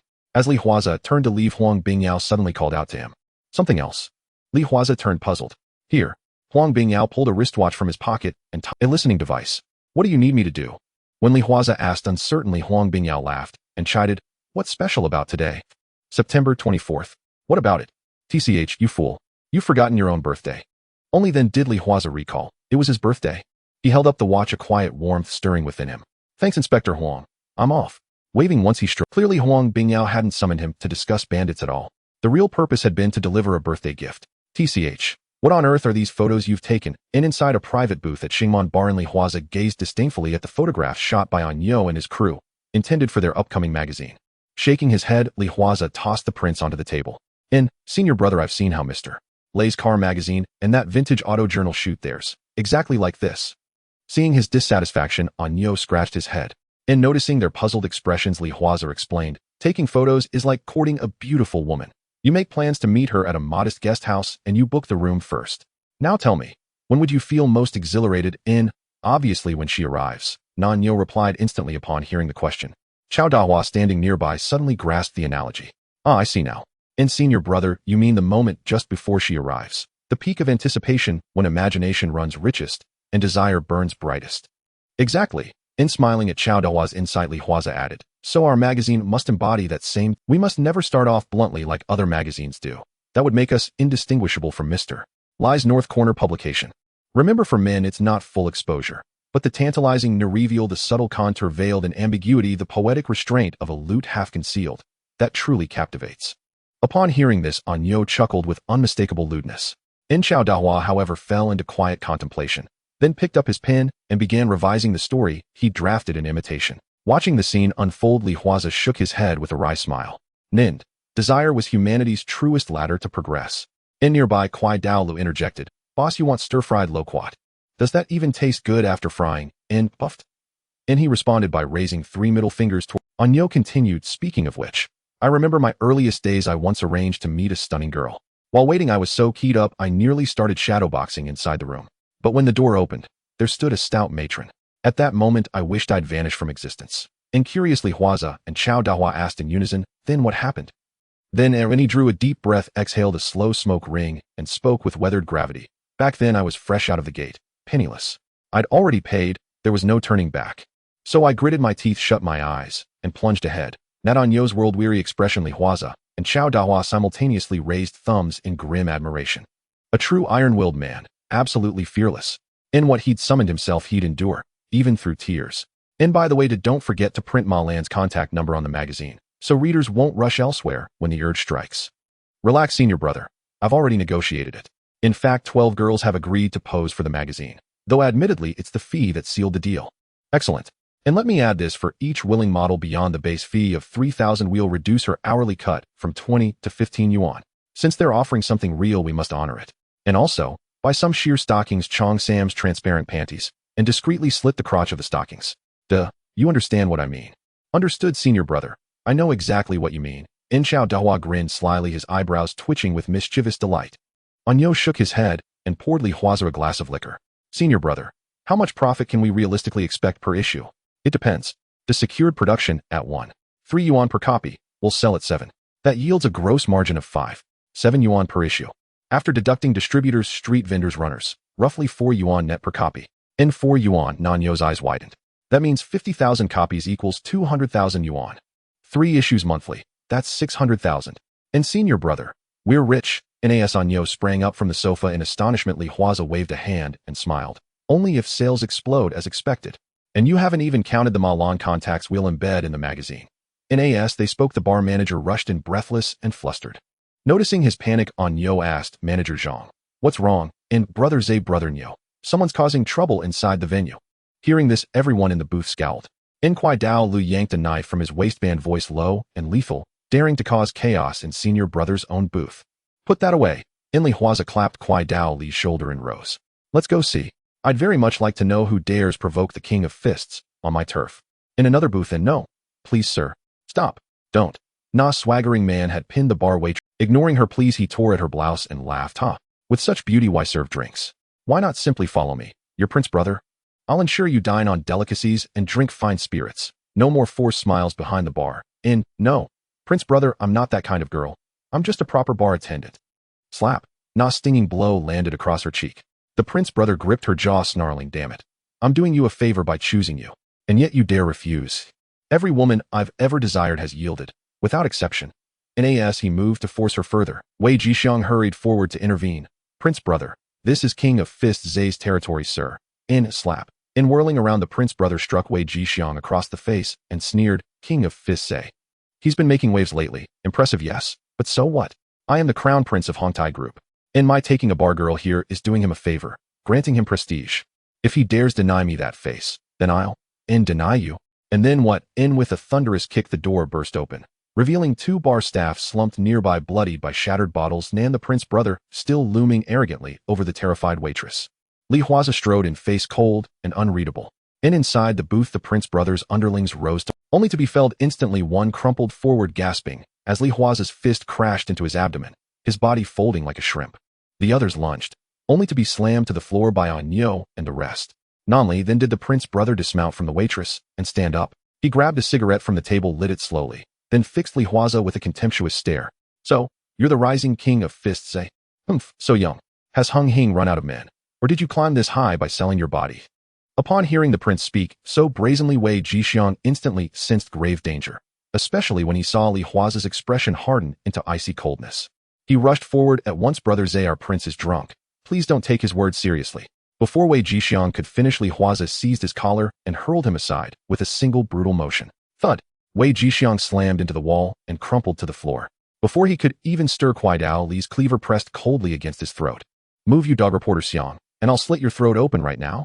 Seeing Wei Jixiang thrown aside so effortlessly, the prince's face paled in shock. He had dared to provoke trouble here today for two reasons. First, his father was the dragon head of Hongtai. Second, Wei Jixiang was renowned for his ferocity in combat. Though the prince held him in contempt, often mocking him as dog reporter Xiang, yet it could not be denied Wei Jixiang was Hongtai's most formidable red pole. Moreover, brother Zay, the boxing king, had recently risen to towering prominence across the underworld, threatening to eclipse the prince's own standing. That was why this confrontation had been staged. Yet now, to his utter disbelief, Wei Jixiang had been flung aside like rubbish upon their very first encounter. The prince faltered, voice trembling, "Think carefully. I am the prince of Hongtai, and my father is its dragon head." Before he could boast further, Li Huaze gripped his head and drove a crushing blow onto the table. Instantly, a gash split open on the prince's forehead, blood streaming down his temple. "F!" he shrieked in agony. But before the cry could fully escape his lips, Li Huaze snatched up a liquor bottle from the table and brought it crashing down. Crack!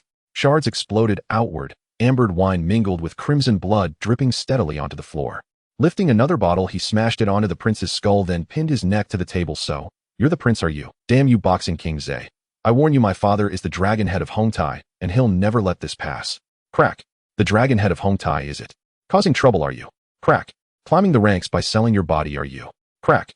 After shattering 7 or 8 bottles, Li Huaze hauled the prince upright by his collar. "Dare you deliberately disrupt my turf? Daring to outdo me in sheer brutality? Prince, you truly are fearless." Dazed and reeling from the blows, the prince no longer bore a trace of his earlier arrogance. Trembling head to toe at Li Huaze's glacial tone, he stammered desperately, "I was wrong, boxing king Zay. No, brother Zay. I was wrong. I'd had too much to drink tonight. Please overlook my folly. I swear I'll never dare disturb your turf again. You're a magnanimous elder. Let me go as one might release an insignificant puff of air."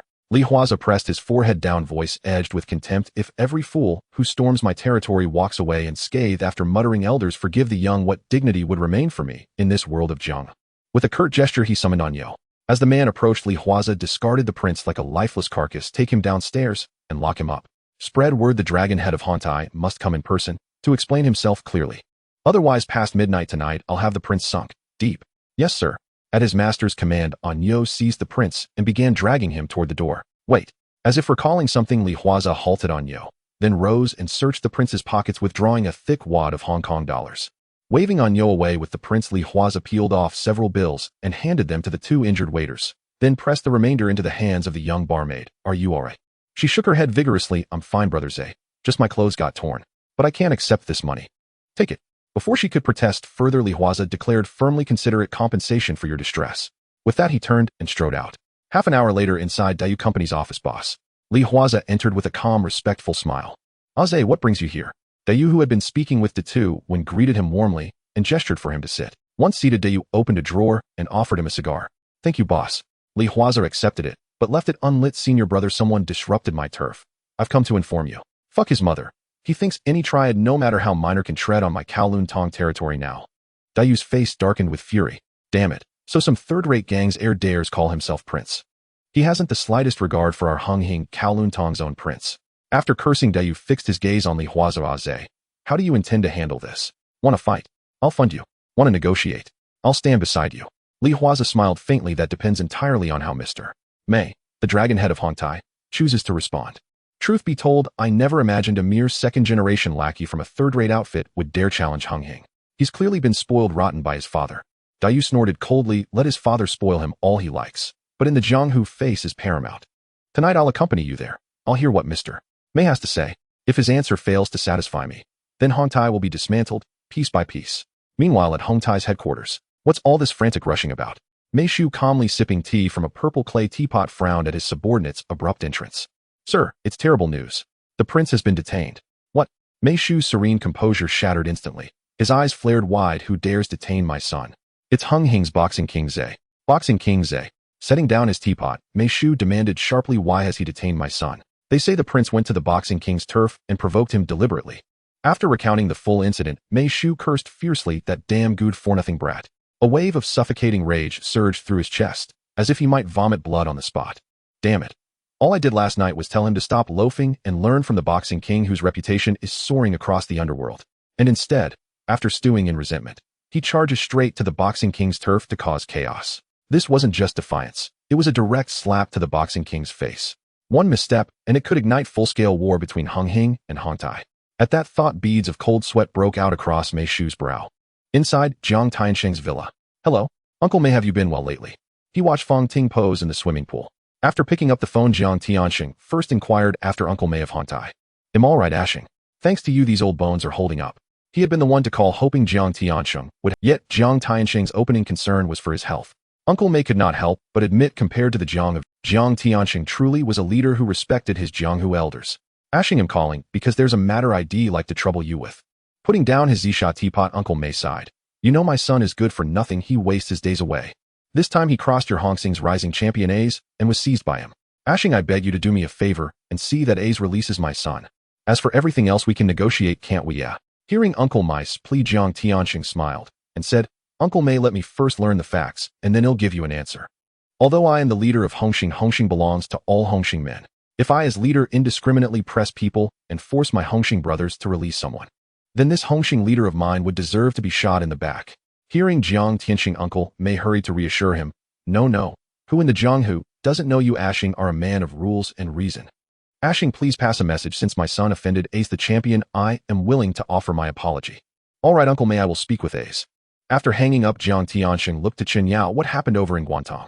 When Jiang answered the call, he had given Chen Yao a look. Receiving that look, Chen Yao immediately called Dayu. After learning the sequence of events, he recounted the whole affair to Jiang Tiansheng. So it seems Uncle my son broke the rules first and went to Ace's turf to cause trouble. Tisk, I really don't know how Uncle Mei raised his child. With that, Jiang Tiansheng took out his phone and dialed Li Huaze. Inside Xingman Bar. Hehe, boss, what do you think of the story I wrote? Handing his writing to Li Huaze, Chao Dahua bowed and smiled obsequiously. I patterned it after your Baija, boss. How is it? Taking the novel, Chao Dahua offered. Li Huaze looked at him in puzzlement. What do you mean, written by me? Aren't the stories printed in our magazine, signed by your pen name, Xianshida? Chao Dahua was stunned. I wrote it. How would I know it's mine? Ridiculous, Zyanshida, Ania chimed in. Of course those lewd stories are by you, Zyanshida. Could they be the boss? If the boss had written them, would he have to rename himself Xianzais? Understanding Aniu, instantly Zyanshida nodded vigorously and proudly thumped his chest. That's right. I wrote them. Characters like Abin and Baijia are all my work, Zyanshida's. If anyone doubts it, come to Rueha Street and ask me. My name Zyanshida is not a boast. Seeing Chao Dawa's proud face, the three of them promptly flipped him the bird. As they spoke, Li Huaze's mobile rang. He answered and heard Jiang Tiansheng's voice. Good afternoon, Mr. Li. Has Uncle Mei the Hongtai leader reached you? Li replied, he's not dead. Understood, thank you, Mr. Jiang. All right, Mr. Jiang will visit when I have time. The call had just ended when Aniu came over and asked, Boss, what did the leader mean? Did he call to ask us to let Hongtai's heir go? What are you thinking? Seeing Aniu's indignation, Li Huaze shook his head. Mr. Jiang means we can beat the man, give him a lesson, so long as he doesn't die. Then when we discuss terms tonight, we can demand an exorbitant price. If going forward anyone comes onto our turf and makes a scene and we pretend not to see it, Hung Hing will lose all face. Saying this, Li Huaze glanced at his watch. Let's go find Brother Yu and settle accounts with that old bastard from Hongtai. They left Xingman Bar following him. Seeing the boss in the front passenger seat, Aniu drove straight toward Dai's company. In the back, Chao Dahua, bewildered, spread his hands. Hey, I'm not even in the car yet. Wait for me, I'm not in yet. In the front passenger seat through the rearview mirror, Li Huaze saw Ada reenacting a famous scene and chuckled, then told Aniu don't toy with him. They stopped the car and waited for Chao Dahua to get in. As Aniu started the engine, he said, Zyanshida, it is enough for me, the boss, and Kwaideol to hear about this. Why don't you go back and write your racy stories? What are you doing with us? I just want to see. Faced with Aniu's question, Chao Dahua spread his hands innocently. This issue is in print, the next won't be for 10 days, and I have nothing to do now. Naturally, I want to watch. Besides, when two factions settle accounts, such a spectacle I've only ever observed from afar. Saying that, Chao Dahua produced a lighter and eagerly lit Li Huaze's cigarette. Boss, after all, I'm your confidant now. I want to broaden my horizons too. Chao Dahua fawned and ingratiated. Aniu felt a sudden sourness. If Ada continued his shameless obsequiousness, the boss top position might. At the same time, in Yuan Lang at Dongxing headquarters, damn, I've only been in Holland a few months, and you tell me Juanmahu, one of Dongxing's 5 tigers, was cut down. Luada pounded the table and demanded, even if Juanmahu was slain, what are you all doing? Watching the show, seeing Litaw angry, Weah lit a cigarette and said, Boss, if you ask me, we should strike back at once, otherwise the outside will think Dongxing has no backbone. Ha, Boxing King Zay. What rubbish. Neither Dayu nor I Weah take him seriously, oh, let alone a mere boxing king like Zay. Boss, give the order. I will lead men into Kwun Tong right now and bring back the heads of Boxing King Zay and Dayu for you. Hey Crow, don't go spouting nonsense. Upon hearing Crow declare plans to launch an assault on Kwun Tong, Uncle Ben, who had remained silent until then, immediately cut him off. Turning to Camel, Uncle Ben said, Jiang Tiansheng of Hung Hing has been preoccupied lately with integrating the 3 Tiger brothers of Tabini into his ranks. At present, this is Hung Hing's most pressing undertaking. During the Kwun Tong incident, Jiang Tiansheng personally invited the leaders of several triads across the underworld to witness the confrontation. Camel brother, I trust you understand Jiang Tiansheng's underlying intent. Listening to Uncle Ben's account, Camel nodded slowly. So, if we East Star mobilize our forces, Jiang Tiansheng will rally the entire Hung Hing against us. Precisely. Uncle Ben fixed his gaze upon Camel and advised, though we remain uncertain what structural reforms Jiang Tiansheng intends to implement, now is no time to provoke Hung Hing. Otherwise, a full-scale war between Hung Hing and East Star would erupt, leaving both sides shattered and bleeding. Moreover, the anti-corruption unit would certainly fix its sights squarely upon us. Uncle Ben, so are we simply to swallow this humiliation whole? Crow's face twisted in frustration as he voiced his grievance. Certainly not. Glancing at the others around the table, Uncle Ben continued, East Star will host a martial tournament next month, and we shall extend formal invitations to all major triads across the underworld. We'll also open betting markets, inviting other triads to participate in the side wagers. Isn't Hung Hing famously known as the Brawlers, Hung Hing? And if they lose the tournament? Hearing this, everyone broke into dark, knowing smiles. Even Crow, whose arrogance knew no bounds, declared, then on the final day, I'll step onto the ring myself and challenge that so-called champion Zay. Isn't he riding high on fame across the underworld? Uncle Ben speaks wisely. Killing a man pales beside destroying his honor utterly. At 8 o'clock that evening at Yugui restaurant. Oh, Uncle May, you arrived early. Dayu strode arrogantly into the private room, spotting Uncle May already seated there with his men. Dayu offered a casual greeting before pulling up a chair and sitting down. Li Huaze sat beside Dayu while An Yo and the others stood silently behind Li Huaze. Early or not, I have only this one son. Until he walks free, my heart will never settle. Pouring himself a cup of tea, Uncle May turned his gaze toward Li Huaze. You must be champion Zay. remarkable for one so young to carve such a formidable reputation across the underworld. Truly heroes emerge from youth. Hearing Uncle Mei's praise, Huaze remained silent, merely raising a hand in a dismissive gesture. Seeing this, Chao Dahua instantly stepped forward, first filling Dayu's cup, then refilling Huaze's teacup. Enough pleasantries, Uncle Mei. Today's meeting is about settling accounts, isn't it? Without hesitation, Dayu spoke as soon as his teacup was filled. Uncle Mei, your son Prince caused trouble in Kwun Tong on Champion Zay's turf. How do you intend to settle this debt? Wasn't my son beaten too? Uncle Mei retorted sharply. TCH. Uncle Mei, if that's your stance, then there's nothing left to discuss. Plucking a toothpick from the holder, Dayu sneered. A beating was well deserved. But what we're addressing now is how Prince trampled Champion Zay's dignity, and mine and Hung Hing's, into the mud. If that remains your answer, I walk out, right now. With that, Dayu snapped the toothpick in two and raised it as if to drop it into Uncle Mei's teacup. Uncle Mei swiftly covered his teacup with a palm. The temper of today's youth grows ever more volatile. My son erred. Dayu, name your terms. Seeing Uncle Mei's willingness to negotiate, Dayu leaned back with a smile. That's the spirit, Uncle Mei. Or else Hung Hing might just have to march upon your Yao Mati turf. With that, Dayu fell silent and shifted his gaze deliberately toward Huaze. Until now, Huaze had stayed mute, deferring to his senior master Dayu. But now with Dayu's tacit signal, Huaze wasted no time. He snapped his fingers and then strode fast, knife lock and Anyo dragging a burlap sack between them. As the sack was unbound, Prince emerged, his face swollen and bruised, eyes nearly sealed shut. Uncle Mei shot upright from his chair at the sight. His expression crumpled with paternal anguish. Yet before he could utter a word, Huaze spoke. Uncle Mei, you are a venerable elder of the underworld, so I grant you face. I have delivered my gift and my sincerity stands affirmed. Now it is your turn. So saying, Huaze drew a cigarette and placed it between his lips. Anyo moved to light it, only for Chao Dahua to leap ahead with a grin, striking a match for his senior. Had the setting allowed, Anyo would have kicked him square in the shins. How does this lecherous Dahua always know exactly when to act? Clamping down on his fury, Uncle Mei ground out. Very well. I'll pay 20,000 as restitution for my son. 20,000? Huaze slammed his fist on the table and rose, his eyes glacial as they locked onto Uncle Mei. 20,000? What a fortune, though I wonder would 20,000 suffice to buy your son's life? Turning to Dayu, he added, Senior Master, I request permission to invade Yao Mati. Let me test whether I can dismantle Hung Tai within a week. Dayu burst into hearty laughter. True heir to my legacy, your temperament mirrors mine. Hearing Huaze threaten to invade Yao Mati and dismantle Hung Tai outright, Uncle Mei's rage surged, yet he dared not slam the table. Hung Hing's power dwarfed Hung Tai's by orders of magnitude. After all, Hung Tai was but a minor triad. Should Champion Zay truly lose control, or Dayu unleash his wrath, Hung Tai might vanish overnight. Clenching his jaw, Uncle Mei replied coldly, Champion Zay, name your price. 5 million. Why not just rob a bank? Uncle Mei could raise 5 million, but doing so at once would cripple his organization's foundations. Robbing takes time, whereas your son walked right into my hands, ripe for the taking. So saying, Huaze flicked a toothpick into Uncle Mei's teacup. This is my sole condition, accepted, or fight.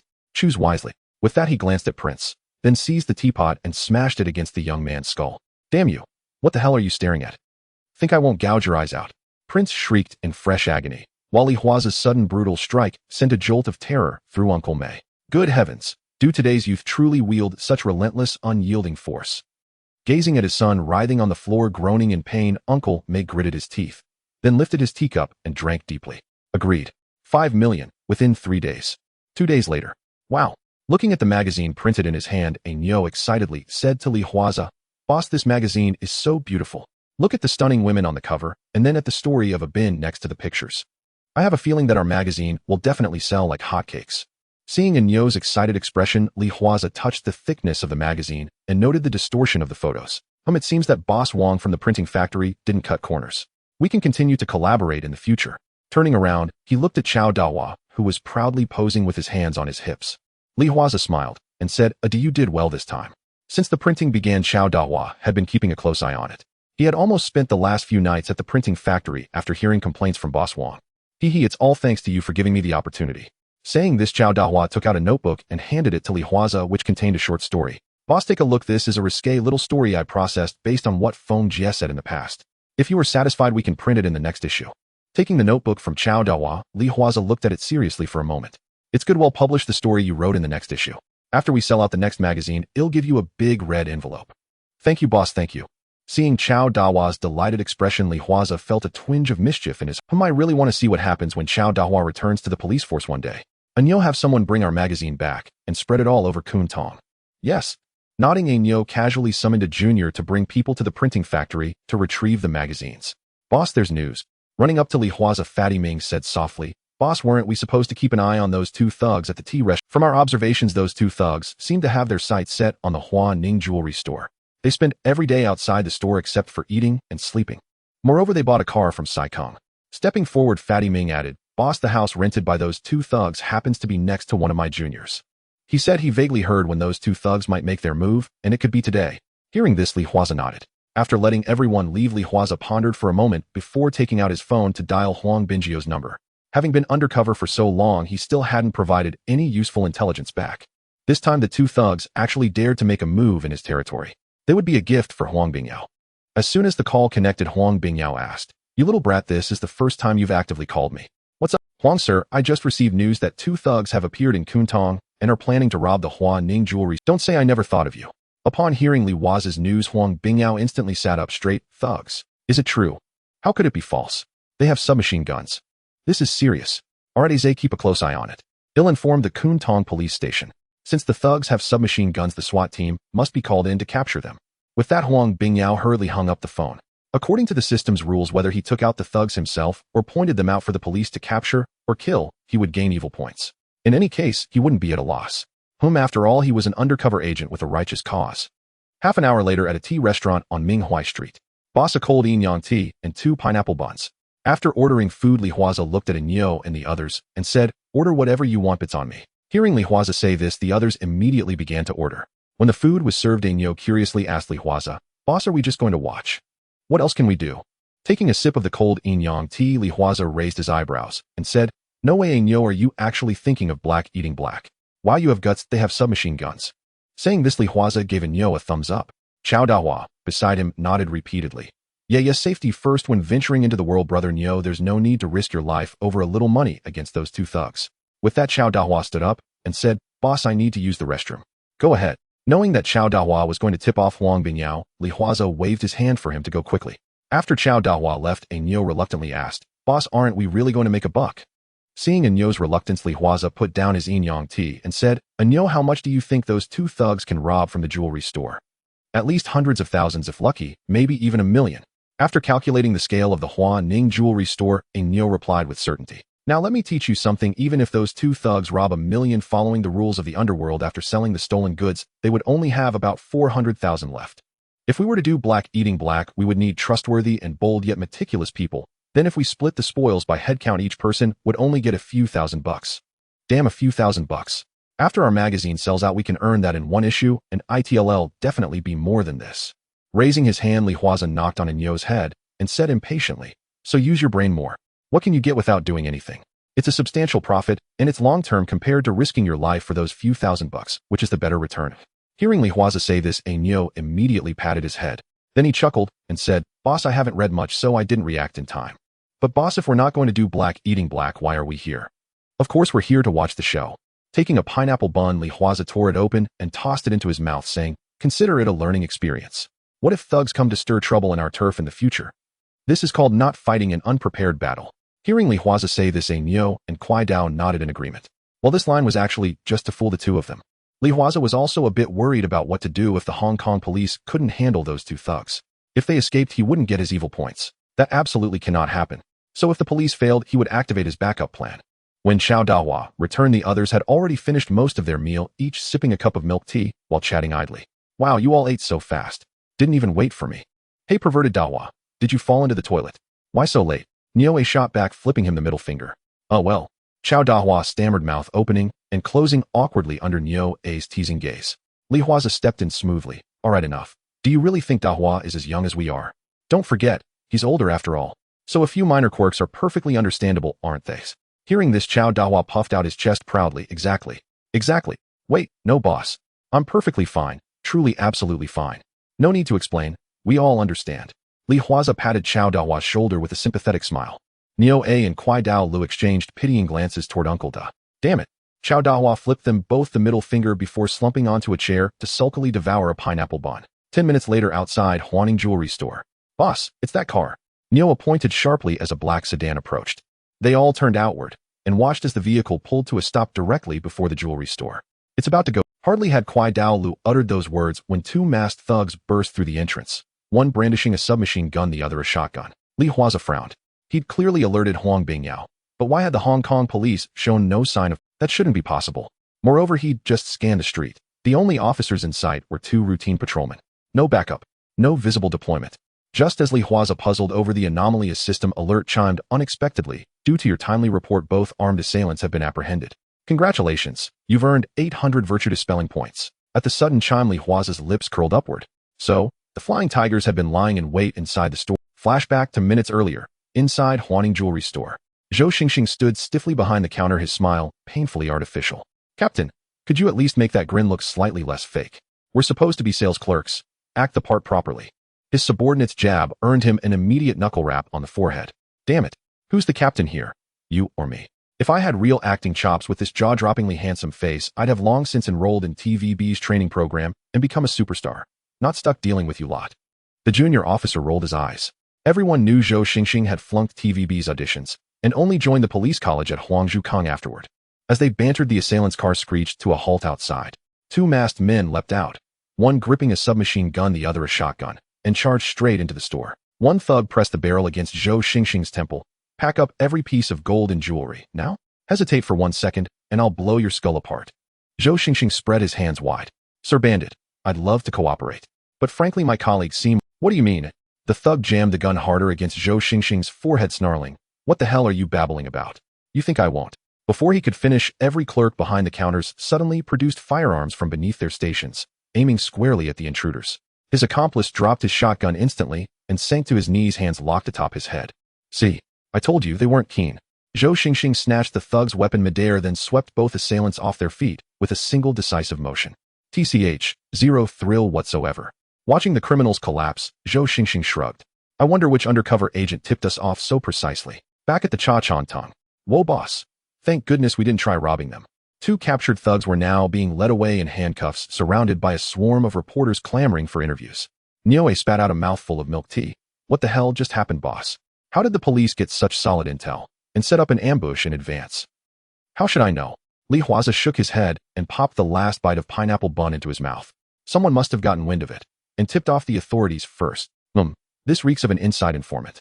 And that informant is almost certainly based in Kwun Tong. Li Huaze fixed Chao Dahua with a deliberate stare. Dahua, could you be the mole? Huh. Chao Dahua, who'd been quietly basking in the belief that he alone had foiled the robbery, jolted upright, startled. Of course not, boss. Me, a mole? The cops aren't that blind. Li Huaze slid an arm around Chao Dahua's neck, voice dropping low and ominous. Are you certain? You always vanish into the restroom whenever trouble looms. That's highly suspicious. Sweat broke across Chao Dahua's brow at the chilling tone. But boss, you yourself said it's just my kidneys act good. Because if I did find a traitor among my ranks, I'd deal with him exactly how the Ming dynasty dealt with corrupt officials. Oh, I know. Skin him alive and stuff the corpse with straw. But boss, what does that have to do with a turncoat? Everything. Li Huaze clapped Chao Dahua's shoulders, smiling warmly. If I ever catch a double-crosser working under me, I'll apply that very method. Picture it: bury the traitor up to his neck in soil, then slit his scalp open and pour liquid mercury inside. He'll feel unbearable itching, then jerk violently upward, straining to escape. TSK. Chao Dahua shuddered involuntarily at the grisly imagery. He rubbed his own scalp nervously, then bargained weakly. Boss, could we skip the scalp cutting? Just trim the hair instead. Nonsense. Li Huaze flipped him the middle finger, then rose. Let's go. No more spectacle to enjoy. Back home. Yes, boss. 3 times yes. Outside, Zhou Xingxing stood radiant amid flashing cameras and thrust microphones, beaming with triumph. Li Huaze smiled faintly. Truth be told, his territory was now secure, profits steadily rising. It was high time he found a girlfriend. As a longtime admirer of Hong Kong cinema, he'd always been captivated by the characters He Min and Li Xinxin. Now that fate had granted him the chance, he wouldn't let it slip away. Turning to Chao Dahua, he declared, Dahua, I have a mission for you. Huh, me again, boss. Chao Dahua groaned, offering a wry, pleading smile. Can't someone else handle? What do you think? Fine. Head bowed, shoulders slumped, Chao Dahua trailed behind Li Huaze, convinced beyond doubt that today's luck had utterly abandoned him. Inside the private room of Xingman Bar. Strength 12. Physique 12. Agility 10. Speed 10. Skills Tongbei Fist, Advanced Firearms Beginner, Driving Intermediate. Current evil value eradicated 800. Seeing the 800 points of evil value obtained from the two thugs, Li Huaze immediately exchanged it for freedom points. It's time to strengthen his physique a bit more. With this thought, Li Huaze directly allocated points to his physique. In the next moment, he felt a wave of heat flowing through his body and his muscles began to tighten. With a physique twice that of an average person at its peak, Huaze felt that he could now punch a cow to death with a single blow. After loosening up his muscles and bones, he threw a punch. Hearing the dull sound produced after executing the Tongbei fist technique, a smile immediately appeared at the corner of Huaze's mouth. Only those who practice martial arts know what that sound truly represents. In other words, if he had relied on skill and physique to crush the East Star Gang's big guy a while ago, now Huaze felt that he could incapacitate him with just one punch. This is the difference. Just as he was thinking, a call from Huang Bingyao came in. "Hello, my dear nephew, are you coming back to? I made pork bone soup for you." Every time he heard Huang Bingyao call him my dear nephew on the phone, Huaze felt an urge to dig his toes into the ground and wish to disappear. He couldn't help but wonder who came up with that clever nickname. "I'm in the office, is it convenient to talk?" "You little rascal, have you been following the robbery case at the gold shop on Minghua Street?" "Of course." Facing Huang Bingyou's inquiry, Huaze lit a cigarette and said, "I was at the sugar water shop across the street at the time." "Haha, then do you think the culprit would expect who is behind the Minghua Street gold shop?" With a slap on the table, Huang Bingyao said excitedly, "You little rascal, although Kwun Tong is not my district, I was the first to receive the news, and then 2 thugs were arrested. Plus with that person behind the gold shop, haha, I can't escape a reward." Hearing Huang Bingyou's excited tone, Huaze's curiosity piqued. "Huang, sir, now that you are the chief, who exactly is behind the gold shop to make you so excited?" "It can't be a big brother, right?" "Hey, don't say that carelessly, but I can't tell you yet." Putting away his somewhat reckless laughter, Huang Bingyao said, "You little rascal, this time counts as a merit for you, but I can only inform you verbally." But Huaze, remember, never provoked the Huaning gold shop, and Kwun Tong understood. "Don't say I didn't remind you as a big boss. Also, your subsidy this month will be doubled." "Got it." Hearing Huang Bingyao say this, Huaze responded, and then hung up the phone. Someone who could make Huang Bingyao so cautious or overly excited over a compliment. It seems that the person behind Huaning gold shop is not simple. The next morning, Kwun Tong, Minghua Street. "Hey, are there any new magazines today?" A businessman in a suit carrying a briefcase glanced at the newsstand as he passed. The newsstand owner handed a magazine to the businessman and said, "We can't publish Dragon, Tiger, Leopard, and Old Car recently, but there's a new magazine out said to be personally edited by Uncle Xian Wet Wong." Uncle Xian Wet Wong. The businessman looked at the cover of the magazine. It features a woman in a cheongsam sitting under a tree, the wind lifting her cheongsam, revealing. The cover is quite nice." Casually flipping through, the businessman remarked, "You news guys always talk nonsense. Why have I never heard of Uncle Xian Wet Wong?" As he spoke, the businessman glanced at the enticing image of a beautiful woman next to a paragraph of a novel. Bin's results are not ideal. As he continued reading, the businessman's face turned slightly flushed, but his eyes lit up, soon becoming engrossed in Bin Guest's story. Seeing the businessman in this state, the newsman chuckled. "So what do you think? I told you Uncle Xian Wet Wong is not overrated. These novels are all personally penned by Uncle Wong. $7 each, you should be satisfied." Quickly taking out a banknote from his wallet and handing it to the newsman, the businessman said while still reading, "No need for change, considerate payment for next issue's magazine." Hey, pay attention to your appearance." Noticing the businessman's pants were in disarray, the newsman immediately reminded him, "Hey, your bus is leaving." Waking up from Bin Guest's story upon hearing the newsman's reminder, the businessman hurriedly stuffed the magazine into his briefcase and quickly ran to catch the bus. "Hey, newsman, what magazine was Enzai reading that captivated him so much?" Another person walked over with a toothpick, asking the newsman. "Here it is, a novel magazine, personally written by Uncle Xian Wet Wong." Seeing him pick up the magazine, the newsman said, "Only $7. Come on, am I really going to be short of that little money?" Casually handing the money to the newsman, the man looked at the magazine and suddenly exclaimed with excitement. Many people witnessing this scene, especially seeing the middle-aged man's lewd smile and excited expression, rushed forward to pull out money to buy a copy. On the roadside, "Boss, it seems we don't have to worry about the magazine sales." Seeing so many people queuing to buy at the newsstand, Al Nyo immediately exclaimed, "Of course, after all, this is personally edited by Uncle Xian Wet Wong." Hearing the boss mention him, Chow Dahua, who was sitting in the back row, immediately straightened up, looking proud. Compared to the previous nickname of Blowwater Da, being called Uncle Xian Wet is simply too prestigious. Seeing Chow Dawa's smug expression, Al Nyo and the others immediately laughed and teased him. Driving around Kwun Tong and seeing people queuing at the newsstands, Huaze finally felt a bit reassured. The first issue of the magazine seems to be selling well, plus the feedback from those newsmen and the reviews from magazine buyers. Huaze is confident that his magazine will definitely sell well. However, with a print run of 50,000 copies, that quantity is simply too much for Kwun Tong to absorb. It seems he needs to find a way to expand this business cake. "Let's go to the boss company today. Uncle Hong Tai is coming to give us money." Hearing Huaze say this, Al Nyo immediately grinned. It seems Uncle Hong Tai's leader is quite polite. Inside Dayu Corporation. "Come take a seat." Seeing Huaze arrive, Dayu chuckled and gestured for him to sit across from him. With a wave of his hand, Datu Wen brought over a leather briefcase. Ace, this case contains 5 million. Hong Tai's uncle Mei delivered it this morning. Consider this matter settled, for now. Hearing Dai's words, Li Huaze nodded with a smile. Understood, boss. He stood open the case and divided the 5 million into 2 equal portions. Placing 2.5 million before Du, he said, boss, per the Triads code, this is yours. Up. Gazing at the pile of over 2 million before him, Du burst into hearty laughter. Ace, you're my sworn younger brother. No need for such formality between us. I know you cherish me, boss, but the Triads rules must never be broken. And more importantly, this money must go to the organization. You shouldn't have to cover it out of your own pocket. Excellent. Du laughed again, eyes gleaming with approval. Truly the most outstanding young man in Hung Hing. Only those who honor discipline can rise far and high. Go on. Go speak with your sister-in-law. She's bought you several new outfits. Now that you're a boss, appearance matters. Thank you, boss. Li Huaze nodded respectfully to both Du and Dadawen, then turned and walked out carrying the remaining 2.5 million. After Li Huaze left, Du lit a cigarette and said to Dadawen beside him, I told you there was no need to test him. He's followed me since the day he entered the Underworld. Do you think I don't know what kind of man he is? He respects the Triads rules more than anyone else. My apologies, boss. I misjudged him with a petty mind. Dadawen chuckled. I assumed that Boxing King Zhe, so young yet elevated to boss status, might grow arrogant. So I wanted to use this incident to gently rein him in. Yet his composure is astonishing. Boss, it seems the plan can proceed as scheduled. Not yet. Hold off for now. After a moment's thought, Du shook his head. In 3 days, Mr. Jiang will host a gathering for the heads of all major Triads to witness the formal induction of the Bini Tiger brothers into Hung Hing. That is our top priority right now.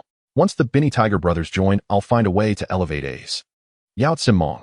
Yao Tsim and Mong Kok both have Hung Hing branches. But what about Yao Mati? Why does it remain under interim management? To let it linger would make us appear short on capable leaders. This is the perfect opportunity to install Ace as the Yao Mati branch chief. Leaning back in his chair, Du's gaze radiated unshakable authority.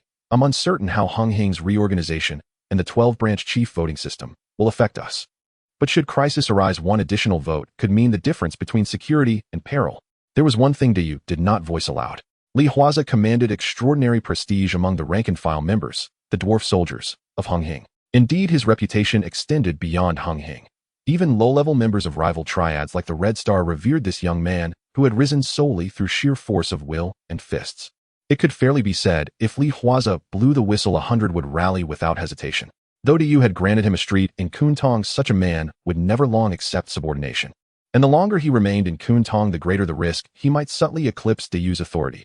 Even without intent, his immense underworld stature would inevitably draw opportunists eager to stir unrest. Recall how Zhao Kuangyin ascended the throne. Better than for Du himself to proactively elevate Li Huaze, grant him his own incense altar, appoint him branch chief. Thus, should Du ever face peril, Ace would stand by him without question. Inside senior brother's wife's office, Ace has arrived. Seeing Li Huaze enter, Song Wenhui smiled warmly. Senior sister. He greeted her with deep respect and took a seat nearby. All right, everyone else please step out.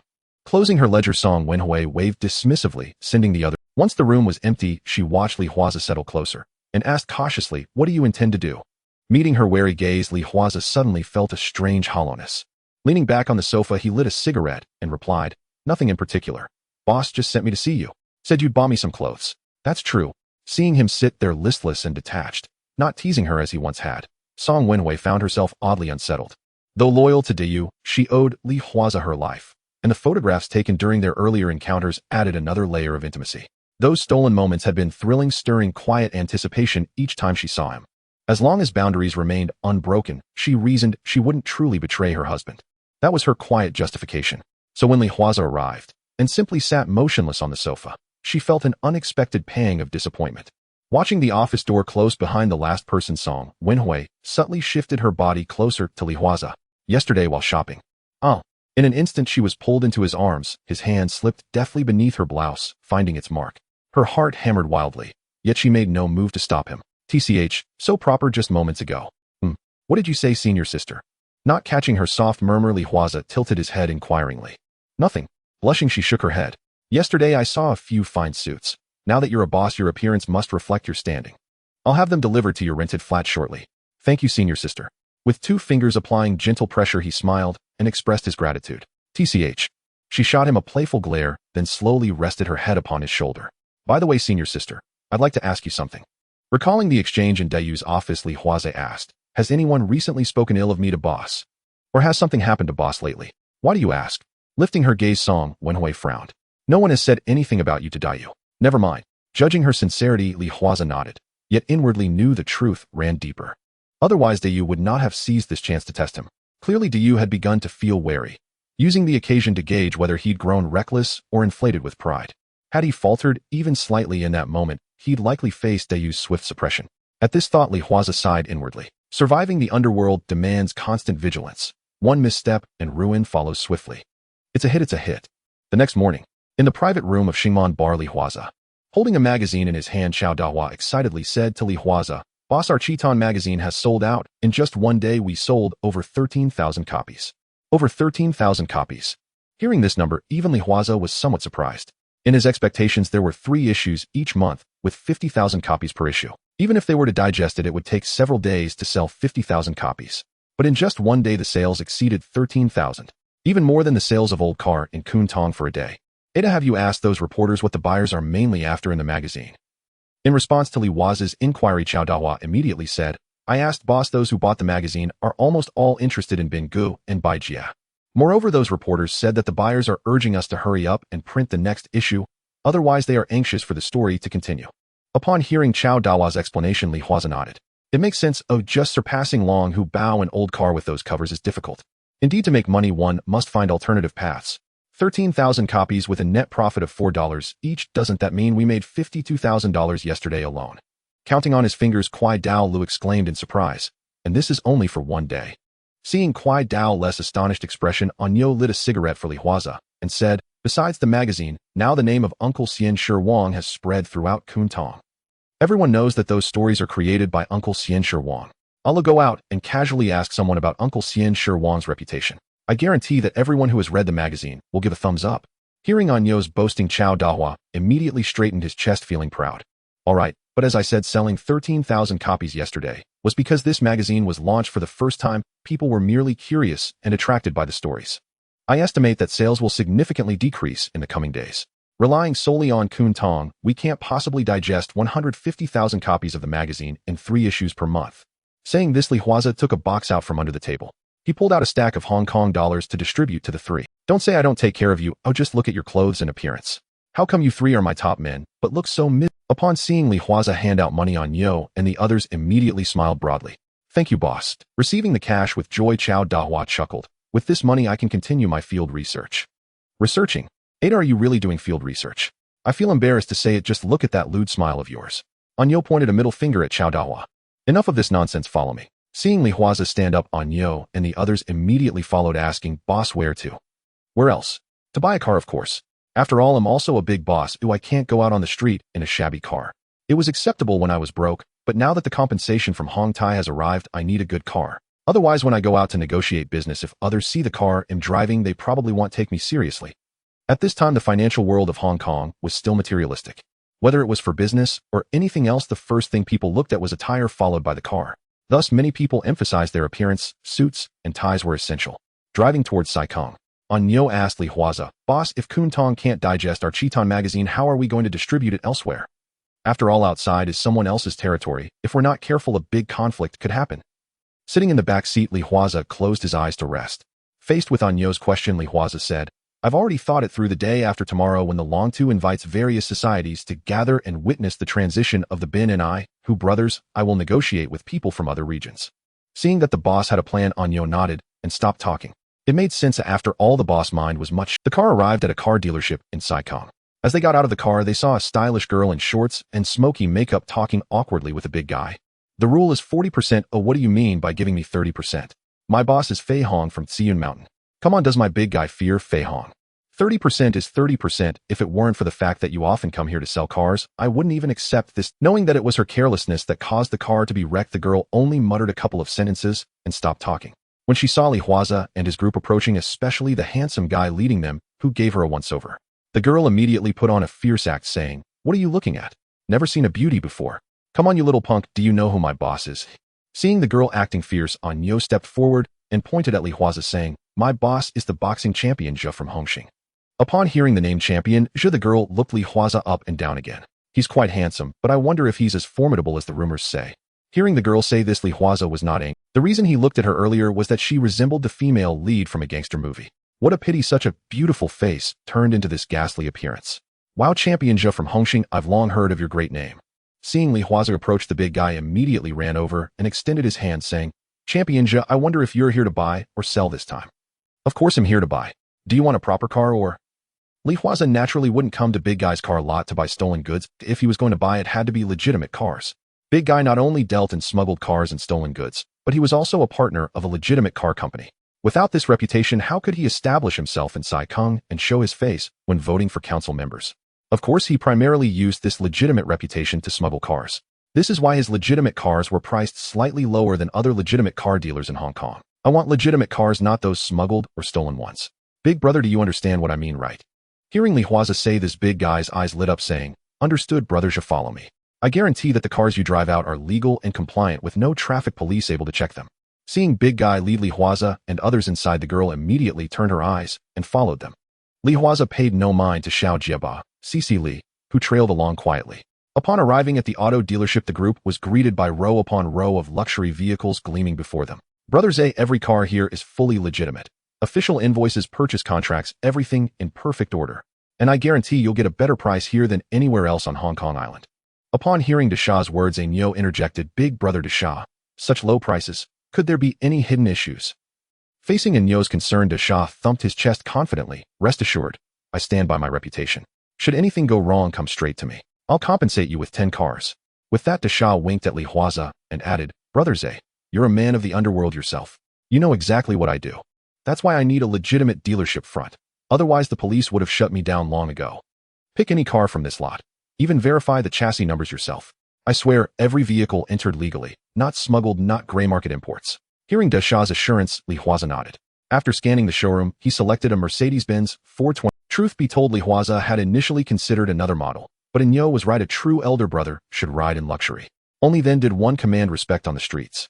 Once all paperwork was complete, Huaze tossed the keys to Nyo. Heh. Clutching them, Nyo slid into the driver's seat, inhaling the rich scent of leather, his grin unwavering. Look at that lecherous grin. So you're just a chauffeur now?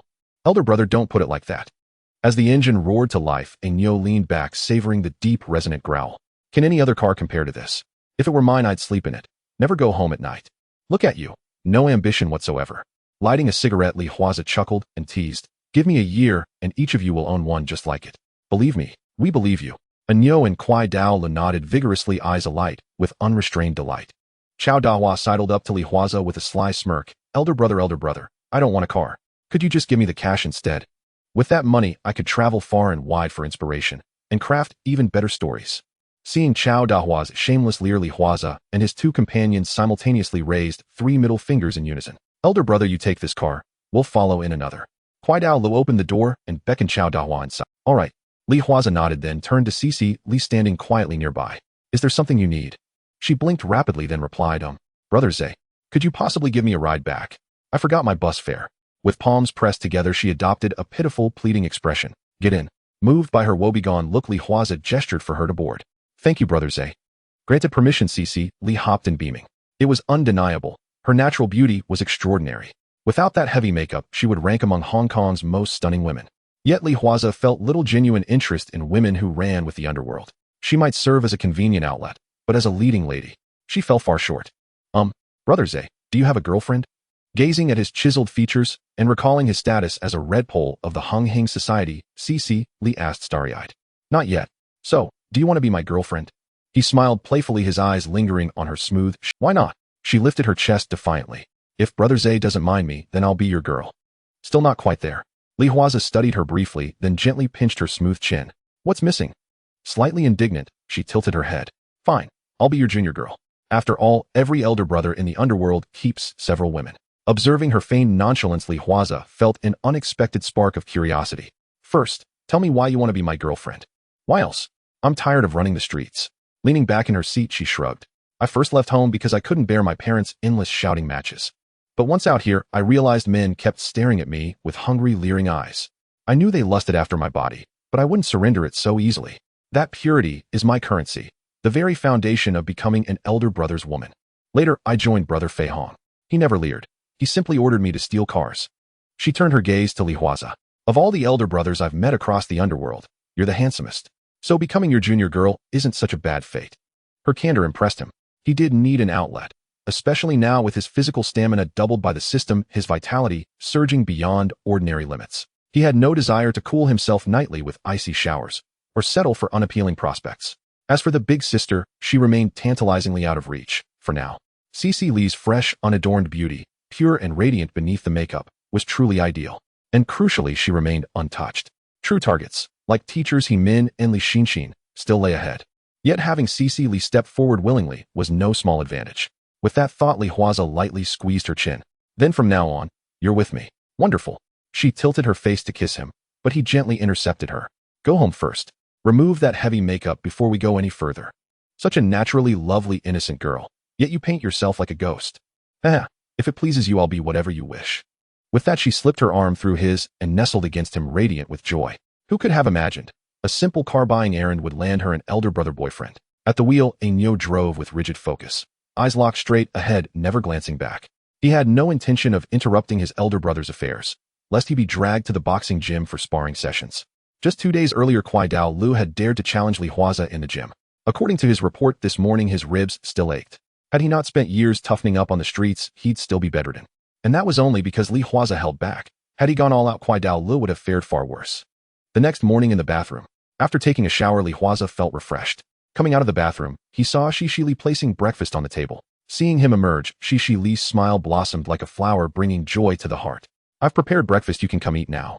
Looking at Cece Lee limping, Li Huaze silently apologized to Chun Haonan in his heart. Sitting at the dining table, Cece Lee thoughtfully served Li Huaze some dishes, saying, Eat more. I finally understand why you were able to rise to power at such a young age. Why, oi? Li Huaze asked with a smile after taking a bite of the dish. Well, after I got up this morning, my whole body felt like it was falling apart. I heard my mom and other aunties gossiping before, saying it shouldn't feel any different in just a few minutes. Saying this, Cece Lee got up, took a spoon, and served Li Huaze a bowl of soup. How does it taste? Not bad, especially last night. Oh, come on, who asked you that? Blushing, Cece Lee shot Li Huaze a glare and said, I was asking how breakfast was this morning. The taste is quite good. I didn't expect you to have such culinary skills. I must say, although Cece Lee came from a rough background, she still possessed the qualities of a good wife and mother. From almost fainting last night to waking up early today to cook and wash the red bedsheets, it was evident. Perhaps this was related to her mother's teachings since childhood. No wonder in the original plot after her death, Chun Haonan couldn't forget her. Of course. Proudly lifting her elegant neck, Cece Lee smiled and said, My mom used to run a night stall, and the neighbors all praised her cooking skills. All my cooking skills were learned from her. Unfortunately, if it weren't for those gangs coming to demand protection fees every few days, my mom's night stall wouldn't have had to close down. The reason I ignored my mom's objections to come out and mix in this world is that I didn't want her to be bullied. But I didn't expect that the boss I followed was a coward, famous in name, yet shrinking back when faced with trouble. Mentioning Xianshin Feihong, a trace of disdain appeared on Cece Lee's face. Just then her pager. Well, Cece Lee didn't have a mobile phone, otherwise she wouldn't have stolen Chun Haonan's car and later used a bars. Glancing at the pager, Cece Lee said to Li Huaze, Look, speaking of Feihong, he's looking for me. Here, call him back and tell him that you're my girl now and won't be mixing anymore. Hearing Li Huaze say this, Cece Lee's smile brightened instantly. It seemed she had chosen the right person. He wasn't the type to discard someone like trash after using them. Taking Li Huaze's phone, Cece Lee pressed Feihong's number. As soon as the call connected, she heard Feihong's voice. Damn, where the hell have you been, you little stutterer? I told you to go to Saigon to sell the car. Why the hell are you missing? Are you selling the car, or your kidney? If you don't come back soon, I'll sell you to the brothel. Those customers are willing to pay a high price for a head of soup. Hearing Feihong curse, Cece Lee frowned. Seeing this, Li Huaze extended his hand, signaling for Cece Lee to give him the phone. Taking the phone, Li Huaze said, Feihong, this is Li Huaze from Kwun Tong. Who? Li Huaze from Hung Hing in Kwun Tong. Xianshin. Upon hearing Li Huaze introduce himself, Feihong frowned. He certainly knew about the recently prominent champion, Zhe, who had just taken office as a red stick.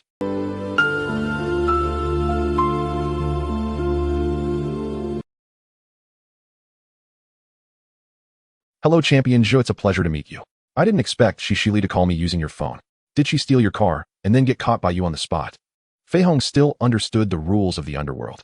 If the car was stolen but not caught on the spot, then even if Champion Zhe found out, it wouldn't matter. At most, he would pay a small fee to Champion Zhe and then return the car to him. But if caught on the spot, then he would have to. Now, since Cece Lee was using Li Huaze's phone to call him, Feihong guessed it must be that she was caught stealing the car. Damn this useless deadbeat, when she gets back, I must sell her to the brothel. Cursing inwardly, Feihong said, Champion Zhe, aside from that, I have some connections with your boss B from Hung Hing. Since Cece Lee is in your hands, I have no say. Oh, feel free to do whatever you want with her. However, I understand the rules. How about this? Let me find Boss B as an intermediary, and we can drink to apology. Hearing Fei Hong say this, Li Huaze chuckled and said, Fei Hong, I'll ask you one thing. Has Shishili entered your Chong-less Underworld yet? Not yet. She hasn't even received a name Blue Lantern, so there's no way she's on the Underworld roster yet. Then it's easy, Fei Hong. Shishili is now my girl, and she won't be with you anymore. Upon hearing Li Huaze say this, Fei Hong immediately slapped his forehead. Damn, he had misunderstood from the start. He didn't expect that Shishili hadn't been caught stealing Champion's car, but rather had gotten together with him. Isn't this against the rules? Champion Shishili is my subordinate. You can't just say she's out of the game like that. What about my face? Shishili hasn't even received a named Blue Lantern, and she doesn't even need to pay for tea and red envelopes. You're telling me about not following the rules. Fei Hong, do you really think you're the water room, or Laoli? If you're not satisfied, bring some people to Kwun Tong, or I'll bring people to Xianshan. Looking at Li Huaze's tough words, Shishili held her chin with both hands, her eyes sparkling with excitement. On the other end of the phone, Fei Hong also felt he had a hard time explaining. If he had known, he would have just said she had entered the Underworld roster. This way he could have earned a little red envelope, right? Alright, Champion Ji, you're impressive. Fei Hong will remember this. After dropping a harsh remark, Fei Hong directly hung up the phone. So cool. Looking at Li Huaze hanging up the phone, Shishili immediately leaped up and kissed him on the cheek. See, I knew I didn't pick the wrong person. By the way, brother Zhe, what should I do next? Looking at the beaming Shishili, Li Huaze thought for a moment. I will find you a teacher. You should learn about managing accounts from her recently. Do you really trust me this much? Hearing Li Huaze ask her to learn about managing accounts, Shishili's eyes brightened, and she immediately wrapped her arms around his neck and began to act cute. Of course, he couldn't let Shishili manage his personal accounts, but the club's accounts needed someone to handle them. He had already found someone to teach Shishili. It was his sister-in-law Song Wenwei. With Diyu as an example, Li Huaze clearly understood that his sister-in-law was a genius in this regard. Big boss, did you sleep well last night? Upon seeing Li Huaze arrive, Chao Dahua chuckled and stepped forward. Get lost. Look at your sleazy appearance. You are now the wet king of Kwun Tong. Can't you exhibit some of the wet? Huh? Am I not wet enough? Hearing Li Huaze say this, Chao Dahua was taken aback and then shrugged, saying, Boss, I have been trying my best to act wet enough. By the way, boss, our magazine sold over 7,000 copies again today, but compared to the first day, our magazine sales are sharply declining, so we need to think of other ways. Regarding the magazine sales mentioned by Chao Dahua, Li Huaze already had a clear understanding in his mind. After the Hung Hing meeting is over, I will. Just as he was halfway through speaking, Ang Yo came running over panting. Not good, boss. The delivery truck for Fat Boy Ming's magazines was deliberately overturned, and then several short guys used gasoline to burn all the magazines of this issue. What? Hearing Ang Yo say this, Li Huaze's expression changed, and an imposing aura of authority suddenly erupted. Chao Dahua beside him was somewhat intimidated by this force. Let's go take a look. Standing up and walking outside Chao Dahua, and Ang Yo hurriedly followed. After about 10, a Mercedes-Benz slowly stopped. Li Huaze got out of the car and saw the patrolling police handling the situation. Seeing Li Huaze approach, one of the officers wearing a badge and a suit walked over, saying, Champion Zhe, is the burning truck and magazines yours? Inspector Wang. Glancing at the name on the badge, Li Huaze said, such a small matter has attracted your attention. Small matter. In Kwun Tong, there is no small matter concerning you, Champion Zhe. He took out a box of cigarettes from his pocket, pulled one out, and handed it to Li Huaze. After receiving the cigarette, Chao Dahua, standing beside him, quickly lit it for Li Huaze. Champion Zhe, I know you've been quite prominent lately, making waves, and even gaining a name in our division, but as the old saying goes, fortune and misfortune are intertwined. Now this saying is being proven true. Think about it, who could have done this? In response to Inspector Wang's inquiry, Li Huaze exhaled a puff of smoke and chuckled, saying, Inspector Wang, how would I know? This is legitimate business with a publication number, yet the truck was crashed en route and the magazines were burned. I am the victim here, and catching the criminals should be your police's responsibility. Hearing Champion Zhe say this, Inspector Wang was not angry. He was used to dealing with gangsters and naturally understood their thoughts. You are right, catching criminals is our duty, so just wait for news. After we find the criminals, I will inform you. Alright then, I will trouble you, Inspector Wang. After saying this, Li Huaze didn't even glance at the burning truck and the ashes of the magazines. He turned directly back to his car. Go to the hospital and see how Fat Boy Ming is doing. Following Li Huaze's orders, Ang Yo started the car and headed straight for the hospital. In the hospital ward, boss. Upon seeing Li Huaze come in, Fat Boy Ming, lying on the hospital bed with his head wrapped in bandages, tried to get up, but was pressed down by Li Huaze. Take good care of yourself. I will cover all medical expenses. Thank you, boss. After expressing his gratitude, Fat Boy Ming looked a bit guilty, saying, Boss, it's my fault. I couldn't protect. Let's not talk about that for now. Ming, do you know who deliberately crashed into your car? I don't know. In response to Li Huaze's inquiry, Fat Boy Ming shook his head, saying, they were all wearing masks, so I couldn't see. I had just crawled out of the car when one of the guys hit me on the head with a steel pipe. However, I vaguely saw a bat tattoo on his wrist. Bat tattoo. Hearing Fat Boy Ming say this, Li Huaze nodded, saying, I understand now, Ming. Take care of yourself. Ooh, I have already paid for the medical expenses, and I will handle the rest. Thank you, boss. Watching Huaze get up and take out 20,000 Hong Kong dollars for himself as nutrition fees, Fat Boy Ming's eyes turned red. Having messed up the job resulting in the boss losing several tens of thousands, the boss not only did not blame him, but also gave him nutrition fees. Damn, where can I find such a good boss? After leaving the hospital, Huaze's expression darkened. And yo, get the brothers moving no matter what, find these bastards for me. I want to see who in Kwun Tong dares to mess with my Huaze's business and younger brothers. Yes, boss. Anyo, driving the car, nodded heavily. He was also burning with anger. Ever since driving off Dongxing, apart from that fool from Hong Tai, no other gangs in Kwun Tong dare to challenge their boss. Yet now a few bold bastards have emerged. If they don't retaliate, it would be a huge loss of face for their boss. At the same time, in a residential building in Kwun Tong. Damn it, why didn't you tell me earlier?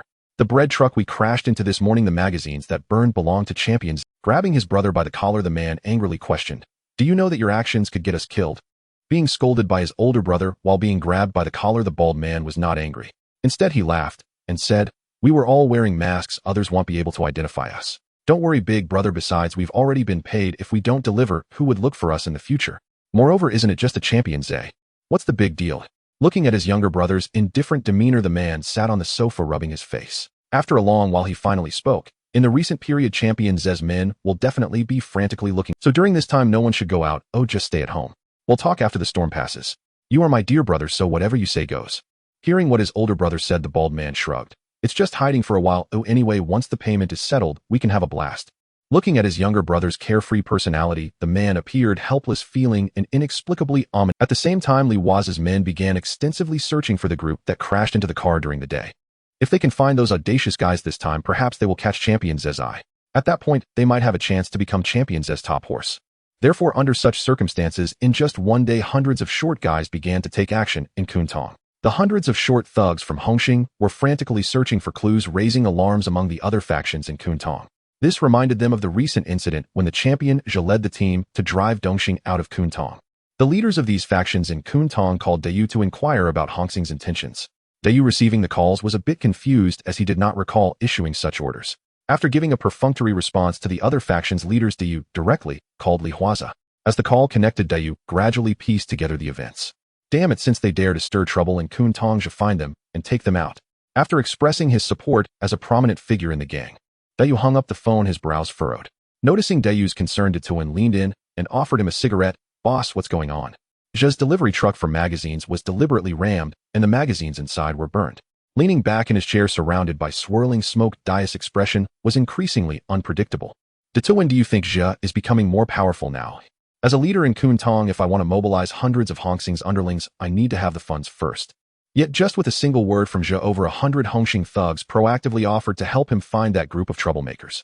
Not to mention those from other factions with their blue lanterns. Seeing Dayu's shifting expressions, Tuan fell silent for a moment and said, Zhe is indeed not someone who can stay under someone else for long, even if he has that intention. But who can predict the ways of the world? However, boss, Zhe understands. Before Tuan could finish, Dayu waved his hand and chuckled. Tuan, do you think I, Dayu, am just anyone? To be honest, I am indeed a bit wary of Zhe's influence in Kwun Tong, but that does not mean I will take action against him. Although he is currently in the limelight, my control over Kwun Tong over the years is not something he can easily overturn overnight. Having said that, I, Dayu, provide opportunities to let my underlings rise. The more they rise, the happier I, Dayu, become. Kwun Tong is a shallow pit. If it cannot contain the roaming dragon, then I, Dayu, will pave the way for him to rise as the master of the hall. With that, Dayu picked up the phone and dialed Jiang Tiansheng. Seeing Dai's exuberant demeanor, Tuan lowered his head and stepped aside. Despite Dai's grandiose words as his confidant for so many years, Tuan knew well what Dayu was truly thinking. If Jiang Tiansheng agreed to Dai's proposal, allowing Champion Zhe to lead the team into Yaomati to establish a shrine, it would be fine. Otherwise, it would be difficult for Champion Zhe in the Kwun Tong area in the future. Meanwhile, at Xingman Bar, dressed in a suit without a badge, Inspector Wang arrived at the bar counter. He looked at Huaze, who was discussing something with Chao Dahua, and smiled. Seeing Inspector Wang, Huaze waved his hand, signaling Chao Dahua and others to leave first. Since when does a bar open so early? It's just about getting things ready. He snapped his fingers at the bartender. After the bartender handed over 2 glasses and a bottle of red wine, Huaze poured the red wine into the 2 glasses. This is for you. Wow, no wonder you're currently the most prominent red pole of Hongxing, drinking something so strong, so early in the morning. Feigning exaggeration, Inspector Wang picked up his glass and lightly clinked it with Huaze's. Just as he was about to drink, he paused with the glass at his lips, Champion Zhu, I hope this doesn't count as a bribe. Stop joking, Wang, sir. Hearing Inspector Wang's words, Li Huaze smiled and shook his head.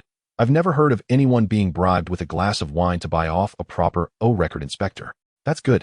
Nodding, Inspector Wang finally felt relieved and took a sip from his glass. Not bad. Looking at the orange-eared liquid in his glass, Inspector Wang raised an eyebrow and said, Indeed, the higher one climbs, the better things one can enjoy. That said, Inspector Wang turned to Li Huaze. However, sometimes the higher one is the more cautious one must be, or else it's easy to make big mistakes. I don't understand what you mean, Inspector Wang. Playing with the glass in his hand, Li Huaze said, You're not here this early just to lecture me, are you? I'm not that free. Placing the glass on the bar counter, Inspector Wang frowned and said, In one day, hundreds of short thugs are rampantly searching for people with bat tattoos in Kwun Tong. Champion Zhu, this time you've stirred quite a commotion. I don't know whether to praise you for being impressive or to advise you to although I've only been in Kwun Tong for a short while, this is also my jurisdiction. Champion Zhu, what I want is stability and security. As for the rest, you should understand my meaning. Seeing Inspector Wang standing up adjusting his clothes to leave, Li Huaze took a sip from his glass. Inspector Wang, I also hope for a stable environment to make money. But you can see the results. I don't care. Looking at Li Huaze, Inspector Wang said seriously, for the sake of this glass of wine, don't blame me for not reminding you. Whoever stirs up a big commotion in Kwun Tong, I will keep a close eye on them. After saying this, Inspector Wang brushed off some dust from his suit that he had accidentally brushed against. Then he looked at Li Huaze. That's right, since you're in formal attire, you should act like a civilized person. Think it over. After saying that, Inspector Wang turned and left. Once Inspector Wang left, Cici approached and linked her arm with Li Huaze. Zhigu, why did Inspector Wang come so early? Is he here to threaten you? Anyo also walked over with a frown.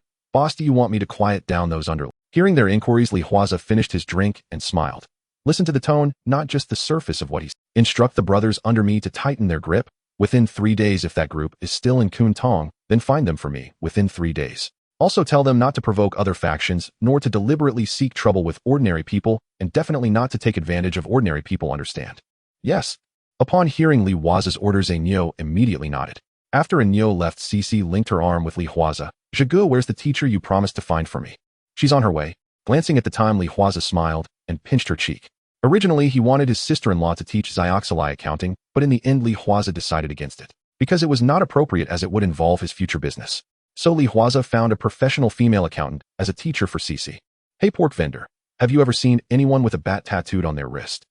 A steel pipe clanged against the meat stall as a yellow-haired Hung Hing underling brazenly questioned the vendor. Never seen one. The pork vendor shook his head vigorously, eyeing the young gangster before him.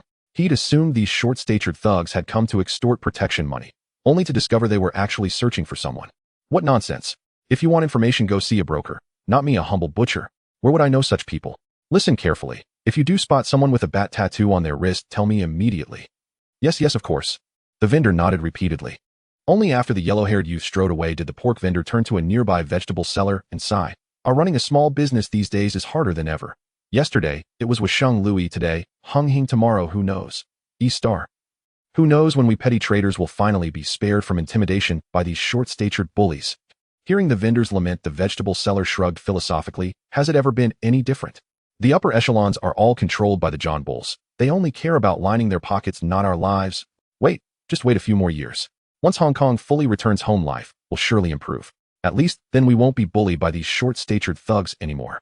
Their conversation resonated deeply with the surrounding vendors, who erupted into animated chatter.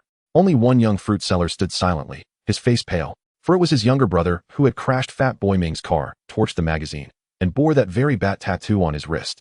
Nearby, damn it. A sharp slap cracked across the yellow-haired youth's skull. 4-9, cigarette dangling from his lips, scowled. The boss gave orders, find the man, yes, but don't harass ordinary folks. What in hell were you doing waving that steel pipe around? Struck hard on the head by his own leader. The youth didn't flinch in anger. Instead, he rubbed his scalp and grinned. Boss, we're allo. If we don't carry something, what if rival gangs pick a fight? Still talking back. Another stinging slap landed. 4-9 jabbed a finger at his forehead. You call yourself a Triad member?